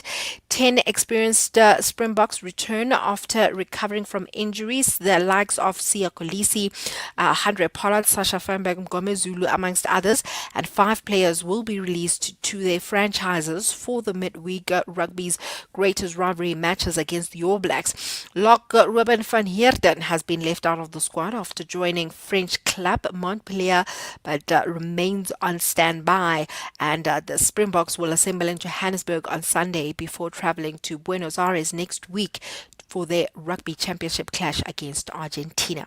In terms of netball, Africa Netball has officially launched the 2026 Africa Netball Cup, which will be held in Kenya, Nairobi, from the 19th to the 26th of September next year. The tournament will be played at the Kasarani Indoor Arena and will be the first time Kenya hosts the Continental Championship. It will be for both men's and women's competition, and the women's tournament will also serve as the African qualifier for the 2027 Netball World Cup in Sydney. Finally, in paddle, 33 South African players will compete for a share of 10 million rand in prize money at the country's first paddle P1 tournament in Pretoria. The international tournament will be held at the Sunbet Arena from the 26th of July to the 2nd of August. Players will also compete for 1,000 world ranking points in the fast-growing sport, which combines elements of tennis and squash.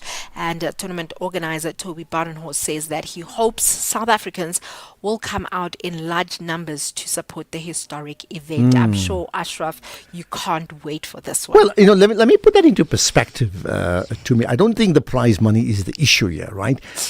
Up to now, South Africa has played at what they call A1 paddle, which is like the second division of paddle. And, South Africa is a new country. We've only played like 3 years, right? And at A1 level, we've got a hiding. If we lose 6-1, 6-love, we would have done well. It's been that difficult. Now, Premier Paddle is a step up. So let's call it Champions League versus Europa League, if you get the perspective. So now we are hosting a Champions League of paddle, let's call it that, in South Africa, which I think is fantastic. So all the top players in the world, like the whole lot of them, will be in South Africa from next week Friday. From Friday, Saturday, right? Which is next week. In fact, it'll be fantastic. The question is not so much how well our individuals will do. The question is what a reflection on how the sport has grown and how quickly it's grown, so that we can actually host a major event like Premier Paddle 1 in South Africa. That's the big winner. Absolutely, and definitely looking forward to see how things pan out with regards to that. Okay, and we'll see you there, I would think, to me. At the current rate that unemployment is increasing, and parallel to that, we have more and more graduates also graduating, but we have no way to fit the graduates. We have no way, you know why? Because the focus is on school and graduating, but there isn't, especially in the business sector, there isn't any growth and there isn't any injection from the government to say, hey, let's other expand sectors so that we can handle the capacity. The Central African Republic gained independence in 1960, a country rich in resources yet deeply affected by instability. Agriculture and mining support the economy, but decades of conflict, political unrest, and humanitarian crisis have shaped daily life. This is what we are becoming. SAfm, leading the conversations that move us. As we celebrate 90 years of existence, SAfm takes you back to the voices that shaped a nation. Berea, the home of the four bespectacled Tisson brothers, all of whom work or have worked on the English service, particularly Audio Mix and Radio Today. Watch how the night proceeds towards dawn. And I need a lot of consoling when I started the early program. People couldn't believe that John O'Donnell and B. Reid were chosen for the early morning program, because if ever two announcers used to want to swap a morning shift for an afternoon shift, John and I would do it. 90 years of trusted voices. This is SAfm. Economic news on SAfm. Facts and figures you can count on. Right, Jimmy, you want to talk about Pepco? Good afternoon, Ashraf. Good afternoon to the listeners. I certainly do. They made quite the interesting announcement that they'd be expanding their fintech offering and going into, or via an acquisition rather, 20 billion rand acquisition. We're going to see if we can dig into that in a bit more detail and try and find out what exactly has been prompting this particular decision. We're also going to have a conversation with the team at the automotive, or the National Automotive Components Association, taking a look at the concerns around new energy vehicles and the jobs they could potentially impact. But we're also going to see if we can unearth whether or not that could create more jobs than it could potentially destroy. Then we have a conversation with MSC Cruise South Africa's Managing Director, Ross Falk, around the African tourism landscape. It is peak season for the tourism sectors in certain African countries and for the cruises, it seems. So we're going to get a sense of how that market is performing, how it is faring, and how it continues to remain attractive even with the global uncertainty. And because it is Wednesday, we've got an executive lounge conversation. We're going to be taking a look at life with the new Chief Country Officer at Deutsche Bank, Dadelie Mazia. She joins me on the show to give us a bit of color around how it is that she got to where she is today and what it is that she enjoys doing most. Before those conversations, though, a sense of some of the other market movements that have been unfolding and what we've been keeping an eye on. If we look at the performances of global markets, generally markets are still quite tense around all of the developments that are unfolding. But today was a significantly better day on the resource side of things, because resource stocks were up more than 4% on the day's trade. Industrials were down about 1%, financials down about 0.25%, but the all-share up 2/3%, and the top 40 up 0.84%. Those stronger resource numbers, if we have to look at them in a bit more detail. Commodity prices, the gold price back above $4,100 a fine ounce. It has been struggling of late with the different risk sentiment that has been out there in the market. Markets have been a bit uncertain around whether it is they want to park some of their money into the gold price. Silver price back above $60 a fine ounce. Platinum still above 1,650. Palladium is now back above $1,300 a fine ounce, which is quite interesting because that has been struggling to move along, but that is up about 2% on the day's trade. If we look at some of the other movements on the currency side of things, the rand against the dollar, 16 rand 40 is what $1 would cost you. British pound is back below 22 rand, thankfully. So yesterday, I think we were at 22 rand and 1 cent around this time. We are currently at 21 rand 93. So very positive movements from a rand perspective in that respect. We know we've got an interest rate decision that will be shared with us tomorrow. Today we got an inflation update, an inflation print on South Africa's inflation levels. I'm going to have that conversation with David Shapiro of Auto 1890 when we look at markets a little later on. A quick look at where the oil price is sitting, $90.50 a barrel. Not where we want it to be at all, but at some point we were at $92 a barrel earlier today. So I suppose it could all be relative at this stage. Markets are still very, very nervous around the Middle East situation. If we look at international equity markets, there was a big sell-off in Asian markets. The biggest loser there was the Hang Seng in Hong Kong, down about a 4%. European markets were the exact opposite. Every market was in the green there. The FTSE was up 1.4%, the CAC 40 up 1%. Even the DAX was up 0.5% in Germany.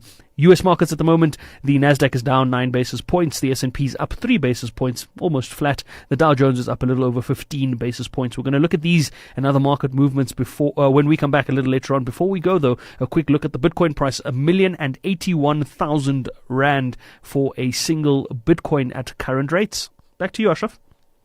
Right, enjoy your show. Lots to look forward to. 6 to 7, the SAfm market update. Sport follows that for an hour. So there's a lot more to come here on the show. Are we ready for a real conversation? SAfm, leading the conversations that move us. Who says talking never solves anything? SAfm, leading the conversations that move us. Right, let's get into another issue. It's an issue we touched on, in fact, early on today. I think one of the callers. So, there were the recent deaths of 2 SANDF soldiers during an operation into illegal mining, right? Now, there's been questions around the overall state of South Africa's army. Let's find out more about it from a person who certainly follows that space, Dean Wigren, who's a military expert. Dean, appreciate you joining us on the National Pulse. Good afternoon. Thank you. So first of all, let's talk about that. We hear of 2 military men dying, and immediately it's a case of, you know what, they're just weak and useless and inadequate, and that's why they lost their lives. What do you make of that type of statement? Yes, and the Defence Force is certainly facing a lot of troubles over the last decade or two due to underfunding. But to their defence, they are still training their soldiers quite well for the various combat missions that they require to undertake. And so in this particular case, it's quite a tragedy in that they were there to support the South African Police Service against the illegal miners, the Zamas. And they're there as a support service to the police. And so it's a very different mission to what they're primarily trained at, because they're normally trained, to identify and neutralize threats, using whatever force is necessary. And when it comes to the civilian environment and police support, it's a very different mission set and a very different mindset, in that you're doing a support role where there's a greater emphasis placed on minimum force, restraint, and de-escalation. So, I feel sorry for the soldiers, because although they are well trained in the military sense, they've been put into a position where, they're really not comfortable, in the sense that it's, it was a spur of the moment pursuit of suspects going into, an area that they possibly shouldn't have gone to. And so it could have just been the heat of the moment type of thing. But, you know, mine workings is a very, very hazardous environment. But then who makes that call? I mean, you're quite right. One thing is, a defense force soldier in a combat zone. The other one is not in a combat zone, in a civilian zone, or be dangerous anyway. Then who makes that call that it's acceptable for them to go there? And then in this case, are they adequately trained for that? Yes, well, ultimately, it's the Commander-in-Chief, President Ramaphosa, who makes that call, and he authorizes the Defense Force to support the police. And that's all in terms of the Constitution and so on. But, it's myself and various other analysts have been warning, since the Operation Prosper started, late last year, as well as during the 2017 and 2019 anti-gangster deployments, in that soldiers are not adequately trained for these kind of missions. And that's what places them. And, soldiers being soldiers, they're willing to put their lives at risk and do what needs to be done. And but it's primarily, a police. And as we know, there are times there are many people from the army out in certain townships, certainly in the Western Cape. Another thought for another day. Dean Wingren, military expert, appreciate you engaging us here on the National Pulse. In case you missed it, how much of the panel's recommendations have been implemented, and is South Africa better equipped today to prevent the repeat of the July 2021 unrest? We cannot forget what happened there. We also cannot forget that there was a report that made certain recommendations that highlighted certain issues that we have in the country. And so then the question is, what has been done about it? We used to have the Pick and Pay outlet here by Prime-Fisher Phase 4. The people located at that outlet. It used to help us a lot because if you need some money, you could withdraw, and there were 2 ATMs. Now, whenever you need something, just for a normal price, you must get a local by 14 rand, or just to get a lawful price, because you don't have that Pick and Pay anymore. That was The Meeting Point with Koketso Sachane. July is Mandela Month on SAfm, a month to ask the difficult questions. 30 years into our democracy, what have we built? What have we broken? And what remains unfinished? This July, SAfm examines the legacy of Mandela through the realities of South Africa today. Inequality, leadership, social justice, nation building, and the responsibilities that belong to every generation. Because the question is no longer who Nelson Mandela was. The question is, what have we done with the country he helped create? Join the national conversation only on SAfm, the home of real conversations.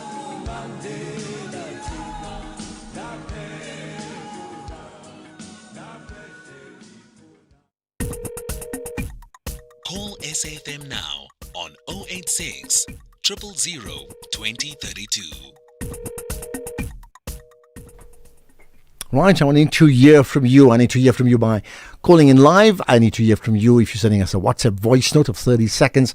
And I can also hear from you if you text me, on WhatsApp or post on social media, particularly Facebook or WhatsApp or Twitter or the X platform. Just tag us. Andrew in Durban, go for it. Hi, Ashraf. Yeah, Andrew, how's it, Ashraf, man? Yeah. Okay, man. I recall when Shamila Batoy was taking a position, the pomp and ceremony, and she even came on an interview and she said, she had this international position. She was two-minded about taking the post. But her son said, hey, you know what, Mom, you have a patriotic duty and this and that. So, long story short, she took the post. To date, I know of not one single person effectively prosecuted and sent to prison under her watch. I rate it as a con of the century. We were sold out, but Shamila Batoy is going to come and clean up. And what happened? This is what we got. Okay, got that. And if we say it's a con, then who set up the con? That means who appointed her, who got her back from? She comes highly ranked, right? You rated and working, I think, at the Hague, if I'm not mistaken, but certainly in the Netherlands after her initial work in South Africa. She rose to prominence around the Hansie Cronje affair. Andrew got that, and I'm sure others will comment. By the way, tomorrow, that issue of the repo rate comes up in the light of the inflation increase. I would just say, ouch. So tomorrow, 3 o'clock, we'll have that repo rate announcement. Listen out for that. And we get reaction on that very, very quickly. In the meantime, there's comments from you. Firstly, that chat about with Shweshwe Ku about transformation in the financial journalism space. Ashraf, your guest from the MDDA is so correct.